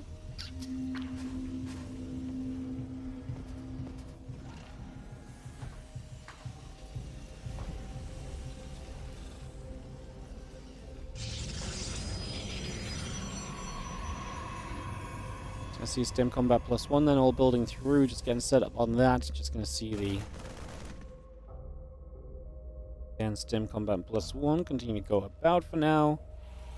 See what else is going to happen. Present loads into the main base, so we are going to just try and get some damage here. The siege tank goes down pretty quickly. Now those Zealots going to go in after the SCVs. Make some immediate move over there as the Marines trying to get in after the Prism as well. Just trying to get over on that position. I think it's a good shutdown, right? Denying that so far. Nicely done. And Percival at this stage, you can kind of see where this might be heading to, right? 5 barracks.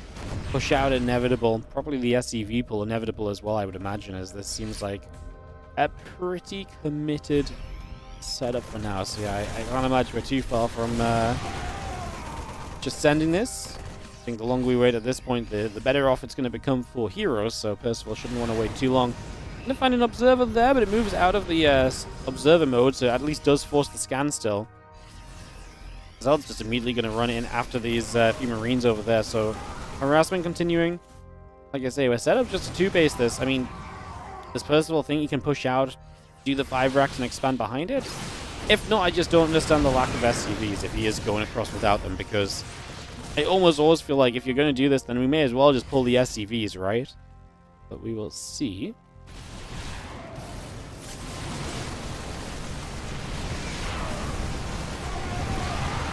I'm going to shoot. He's going to be seeing the Prism taking damage.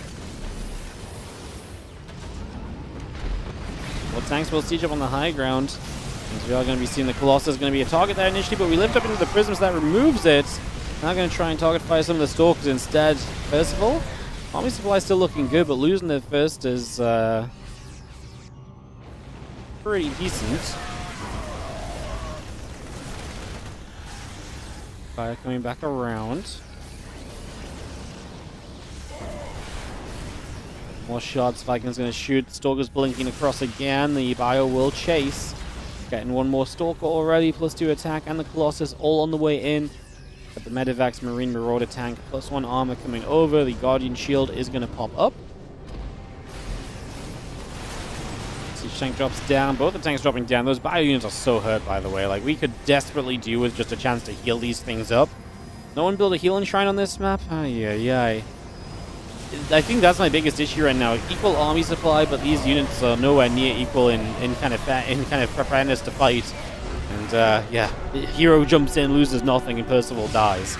Because, like I say, his units are just not ready to go at all. herO taking game number 1, and our favorite sets the tone for this series. As a little bit of a wild game.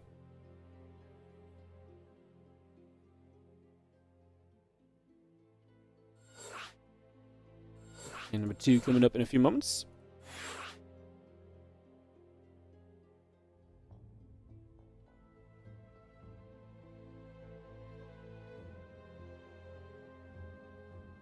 Alrighty. Go-go-go's are getting called. The players obviously want to go-go, guys. It's late in career, so we're going to let them just play on as quickly as they do so wish.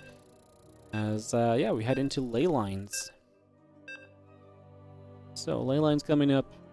Game number 2 of this best of 5. herO leading by 1.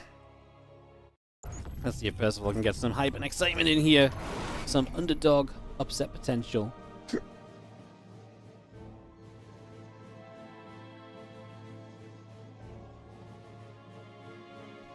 Up right hand side, the Nexus belongs to herO.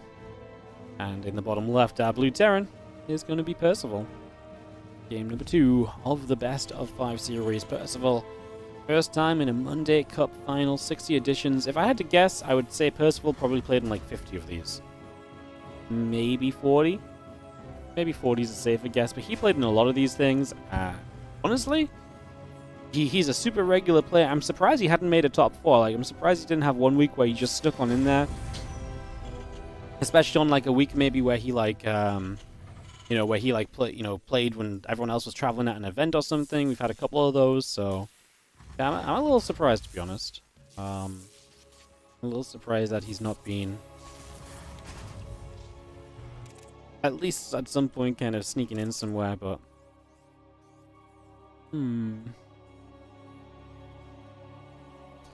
well, SCV and the probe gonna chase around.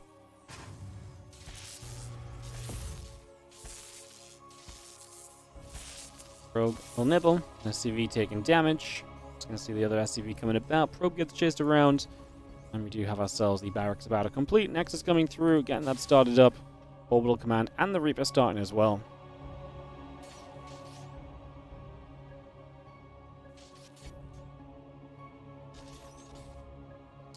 Let's do SCVs. Would love to try and get the medevac. Get the probe there. Can you guys tell my brain's failing me? Honestly, again, I started today and I was talking some nonsense in the first 2 or 3 games of the day.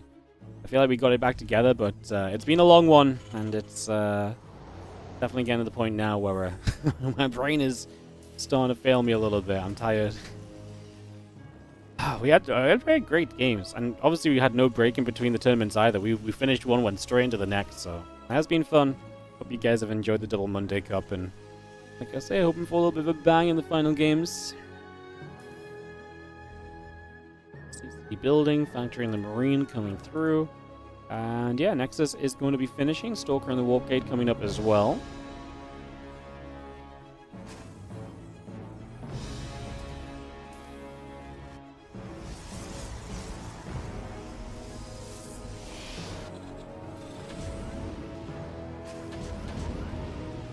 Marines coming in toward the bunker. Command center coming through. Sentry in the warp gate building. A couple of probes coming up as well. Reactor, factory, command center, all building by. Hallucination going to move out. Heading down toward the bottom left-hand side. So Hallucination of herO going to make a move.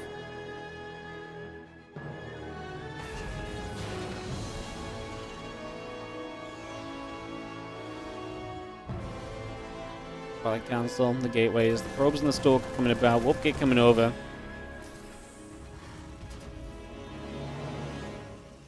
Let's have our Hallucination chilling overhead.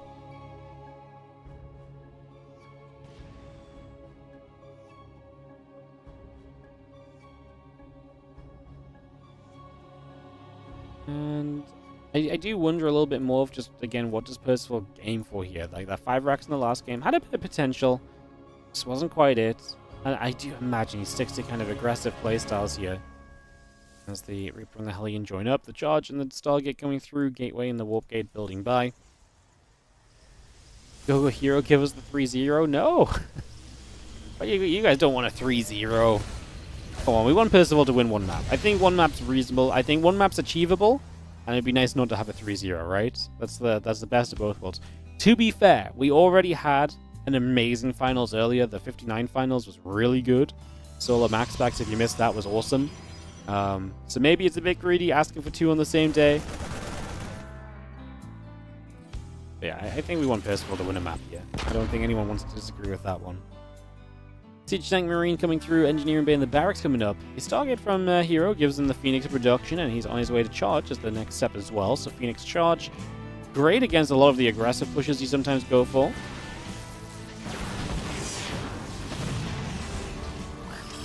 Mines, going bang, going bang. 2 probes only, so not terrible, but with the Phoenix, you're not going to get away with the medevac. What's actually amazing is you got damage done at all. Usually with the Phoenix, it's very defensive, and you don't really get a chance to Widow Mine drop in the slightest. If you drop in, the Phoenix lift and deny.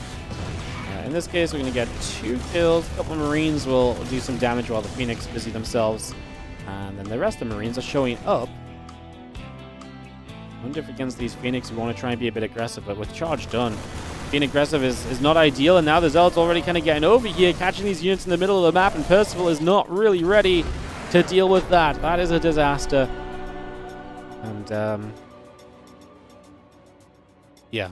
He just wasn't ready for the charge. He was like, oh, Phoenix, maybe I can get through and do some damage, and he just lost his entire army middle of the map to...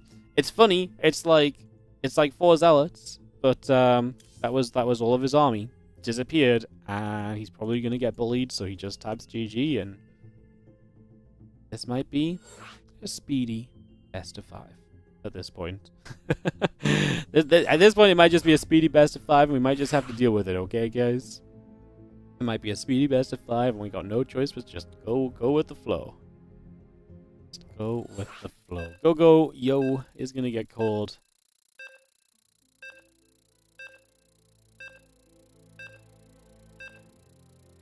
Ready to start?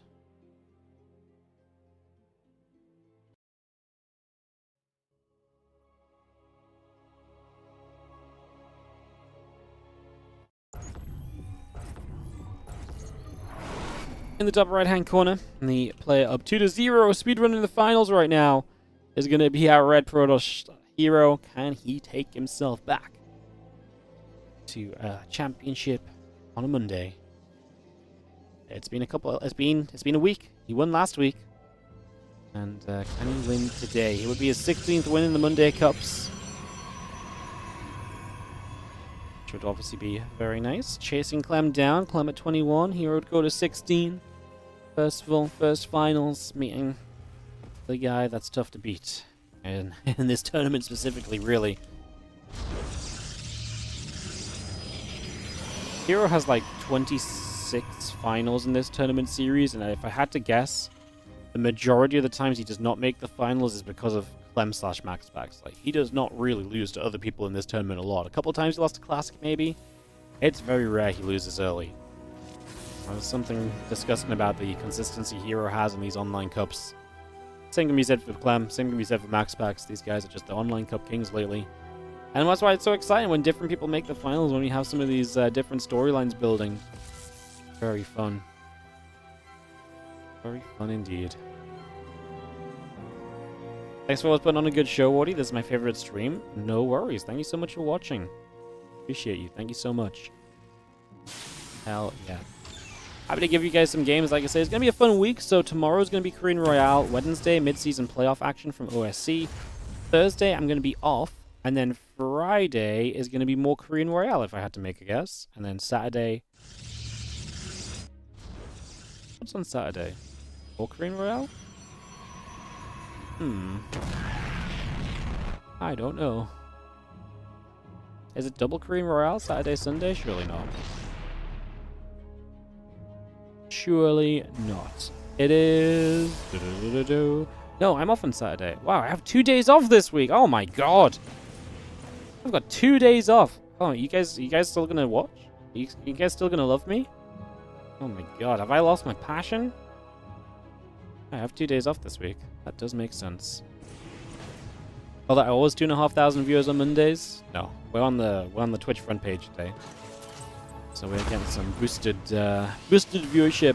Usually, if we have a good finals, I'd say we peak like 1.3 to 1.5k on the Monday. If we get like a good finals, Clem draws in good viewership as well, right? It's common for us to like peak about 1,000 sometimes as well. So yeah, 1 to 1,500. It's kind of the typical peak. Obviously, maintaining this viewership all day long is pretty ridiculous. That is front page power. Confirm checked out. 2 days off. I basically just quit. Yeah, I know. Didn't know Twitch people go to Twitch front page at all.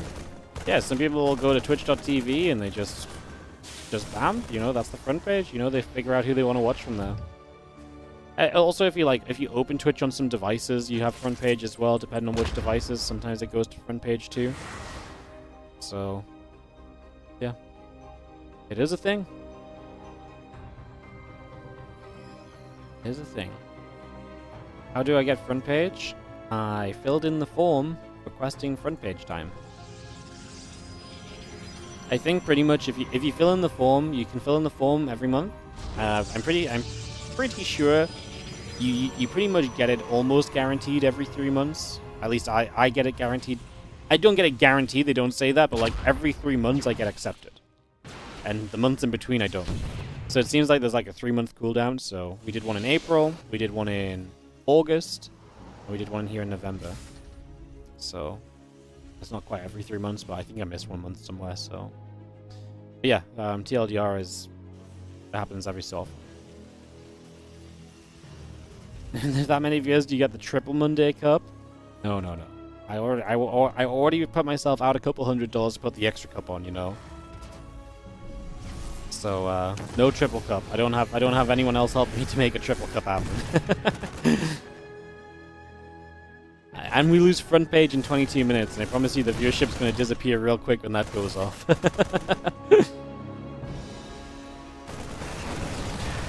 5 SCVs just died to the social harassment. This is already pretty ugly for Percival.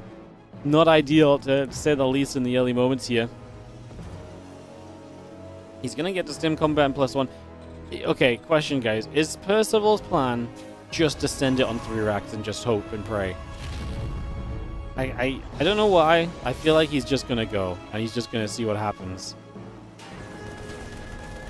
I wouldn't even be shocked if he just pulled the SCVs, you know? How is Percival going to survive for 22 minutes? I know. Crazy.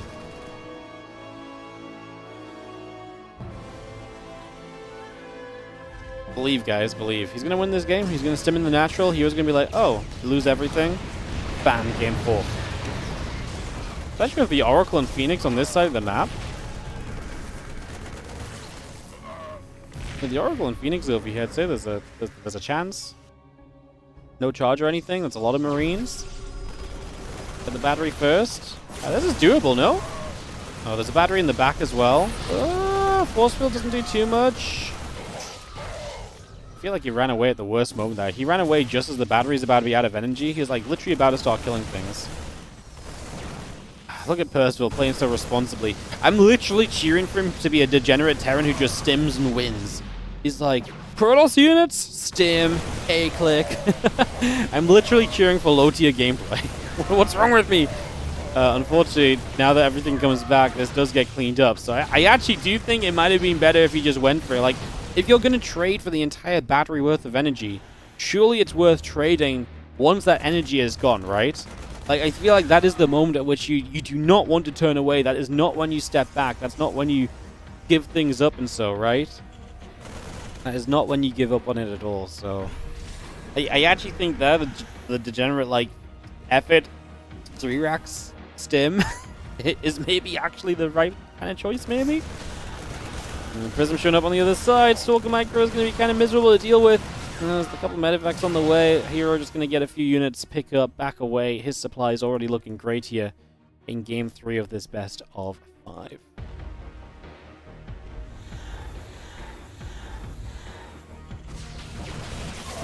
Stalkers get after a couple more Marines. Again, charge 1-1 upgrades all coming through. The Bio trying to get in after the Prism for a couple of moments. Conquest of Shells halfway through. A couple of Vikings and Marines all building. Barracks on the way. Command Center building as well. Gonna lose the units anyway, might as well just send it. Yeah, to be fair, I would imagine he probably thought he could get away with the units. But then, like, he stuck around. And I think sticking around is maybe just the wrong call.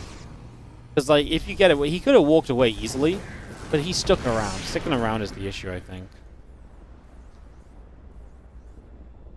Well, maybe he was expecting, like, a Twilight upgrade to be done when there was no Twilight upgrade in sight as well, so that might also be kind of a factor. Like, you know, if you're expecting a Twilight upgrade, maybe that safer play is kind of smart and you back away. But I mean, if that's the case, then just don't trade into the battery in the first place, right? Just back away. So yeah, send it or go home. Sometimes turning your brain off's the better play, you know. Percival's supply is bouncing back better than I thought it would. Like, herO had a pretty good supply lead. He was 20 supply up, 80 to 60 or so, right? But we're actually kind of evening out. The big issue Percival's going to have, upgrades are good from herO, 2-2 already on the way. Colossus and thermal lines, like, a lot of the tech is coming online. We are getting the ghosts up. We'll see if he goes into any Vikings. The problem is right now you're at this stage where you kind of need a bit of everything, and so the gas is hard to come by. He kind of needs 2-2, he kind of needs ghosts, he kind of needs Vikings. He doesn't have an armory, so that takes the 2-2 upgrades out of the equation already, I guess. He might purposefully skip the armory for now. It's not uncommon to prioritize Viking Ghost before 2-2. But the fact it's not in the way at all makes me feel as though we're maybe just gonna get Viking Ghost and then just see what we can do and just send it. If he could go and hit before 2-2 with Viking Ghost, I mean, that might be a reasonable timing. How many Vikings would you realistically have? Not many, like 4.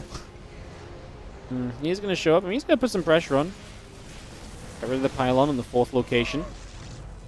Make it a little bit difficult for herO to step over there or justify stepping over there, if nothing else. So there's a little bit benefit there right now. 2-2 upgrades still coming about. Vikings and the Ghost coming up. Little Revelation going down. The Bio going to get caught in said Revelation.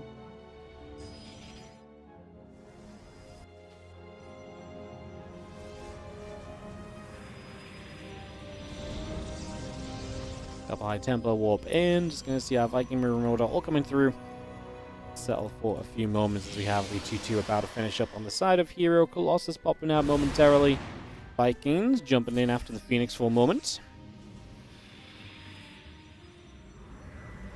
Percival running on that right side. The EMPs go down, but he's going to get caught, man. All his ghosts get lifted by the Phoenix as well, so he didn't get all the Phoenix energy off. And now we're being chased, and sadly, I think herO is going to take his 16th Monday Cup. As I only say sadly because I just want Percival to take him out. Cool to see herO. I mean, herO was dominant today. Looked great against herO Marine in the round of 8. Looked great against MaxPax round of 4. Looking amazing here against Percival in the finals. He's been on another level. He actually looked pretty good in the earlier cup as well until Solar had his way with him. Solar becoming a bit of a problem in ZVP is a really fun mix-up. Actually could be a thing to really mix up these cup results in the upcoming weeks if Solar can maintain that level and keep that happening. It would actually be genuinely very exciting because MaxPax and herO have been a problem for him in the past, but if the CVP starts to look better, that aggression starts to work more and more, that really could be exciting, honestly. Looking forward to that possibility kind of developing onwards next week and onwards. Obviously, Korean Royale as well. So, yeah, Solo had a great start of Korean Royale yesterday, if you didn't see it. So, yeah, excited to see more of him. He'll be playing again on Friday in the Korean Royale, so exciting stuff. Again, herO plays tomorrow in the Korean Royale. Exciting times. Looking forward to tomorrow's games. Day 1 of the Korean Royale was awesome, so yeah, day 2 should be great as well. I'm not trying to just dust off on this game, guys. I mean, Percival is still kind of hanging in there supply-wise. I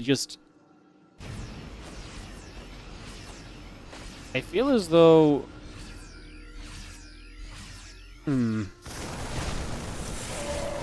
Yeah, I feel as though I've already kind of believed herO's winning. That's maybe a bit bad of me.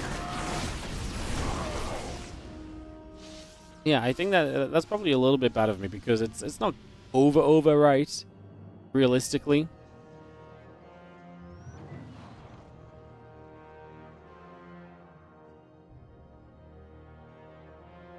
But I feel as though we've just not seen Percival win a fight. That it's hard for me to believe he's going to win a fight later on than this. I mean, 3-3 kicking in. It's going to be 3-3 versus 1-1 for a few seconds. If the fight happens right now, it's going to be kind of a big deal. Going to see the Sensor Tower going to be maybe a problem. Vikings will get pretty good position to shoot at the Colossus. We knock down one. Archon's going to get EMP to death. I mean, better fight for Percival than it could have been. 2 Colossus in the back still around. Still got 3 Immortals, which are tanking up a Storm at the front as well. Vikings will get in after the Colossus. Percival's supply is plummeting. herO kind of takes the fight I was expecting. I'd like to say maybe a bit lazy casting for me to presume, but I think we just kind of saw it coming, to be honest. And GG's, herO 3-0. I mean, like I say, I maybe not shouting and screaming because it was just convincing, but it was great, solid games from herO today. He played awesome all day long. He's been absolutely dominant. Like I say, he struggled against Solo in the earlier cup, but like the second cup, it's just been bam, bam, bam. Percival took out Solo for him. I actually think if Solo beat Percival, he probably might have gone all the way today. Yeah, herO was just a monster in this cup at 60. Whoever you are, thank you so much for reaching level 10. Like I say, we're going to do the Marvel Strike Force. We might start it tomorrow. If I don't play tomorrow, we might start selling out for it probably tomorrow, because I don't mind selling out for it during my own events and during not mainstream time, so that might be the plan. But thank you so much. Every time you hit levels and stuff, helps a lot. There's also a bonus for clearing all the daily objectives 2 days and 5 days in a row. So if you're really committed to the cause, those ones actually give big money. So yeah, get after it. Appreciate you. If you want to get ahead, guys, and start checking out the sponsor and play it overnight before we start up tomorrow, you can !Marvel in the Twitch chat for the link. Guys, that's it. We're 12 minutes away from our front page being time to being done anyway, so we're pretty much wrapping up there anyway. So yeah, this really worked well. Back-to-back cups. 4 hours on each. Great games all day, no? I really feel like we had good games today. I think this final...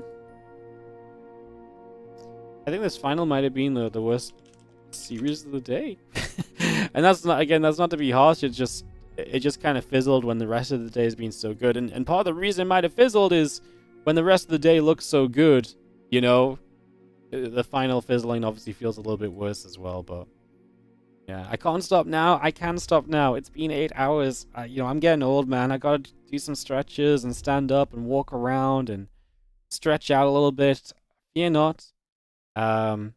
We have so much more StarCraft 2 coming this week. Like I say, I'm live. I'm not live Thursday and Saturday, but we're live every other day. We've got the WARDITV Korean Royale tomorrow. If you guys want to check that out, that's going to be awesome, full of great players as usual.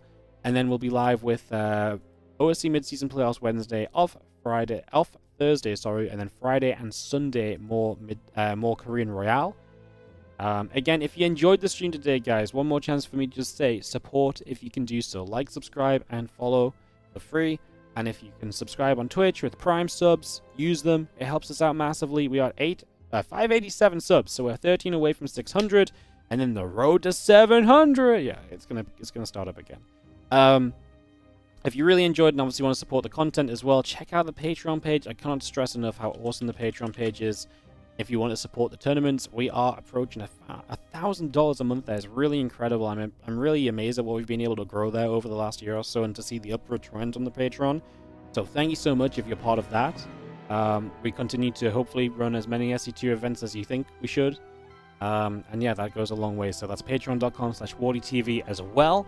Just want to keep stressing that because that really is the most important one, because prize money for the players allows us to run tournaments, and if we have tournaments, we have more StarCraft.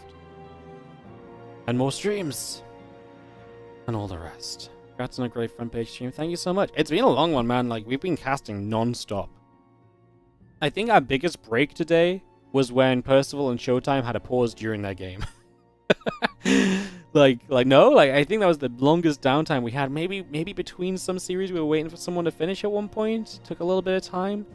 But it's been pretty non-stop today, so we just did 8 hours straight pretty much. So yeah. Hope you guys enjoyed. Like I say, back tomorrow, back Wednesday, back Friday, back Sunday. For a full week of StarCraft 2 pretty much. I appreciate you guys. I hope you have a great rest of your day. Take care of yourselves. And I shall see you all again tomorrow for more StarCraft 2 action. I'm going to run some ads on the outro. If you can stick around for the ads, I super appreciate it. It does help as well. So stick around for the ads. Otherwise, I will see you guys tomorrow. And I will try and find somebody to host. I'm not sure who. Is anyone streaming StarCraft right now? Uppertree is streaming, so at the very least we'll raid Uppertree. If anyone else has any suggestions for raids, let me know and I will send you guys over. And I'll see you guys next time. Thanks so much. I appreciate you all. And I'll catch you guys on the flip side. Bye-bye.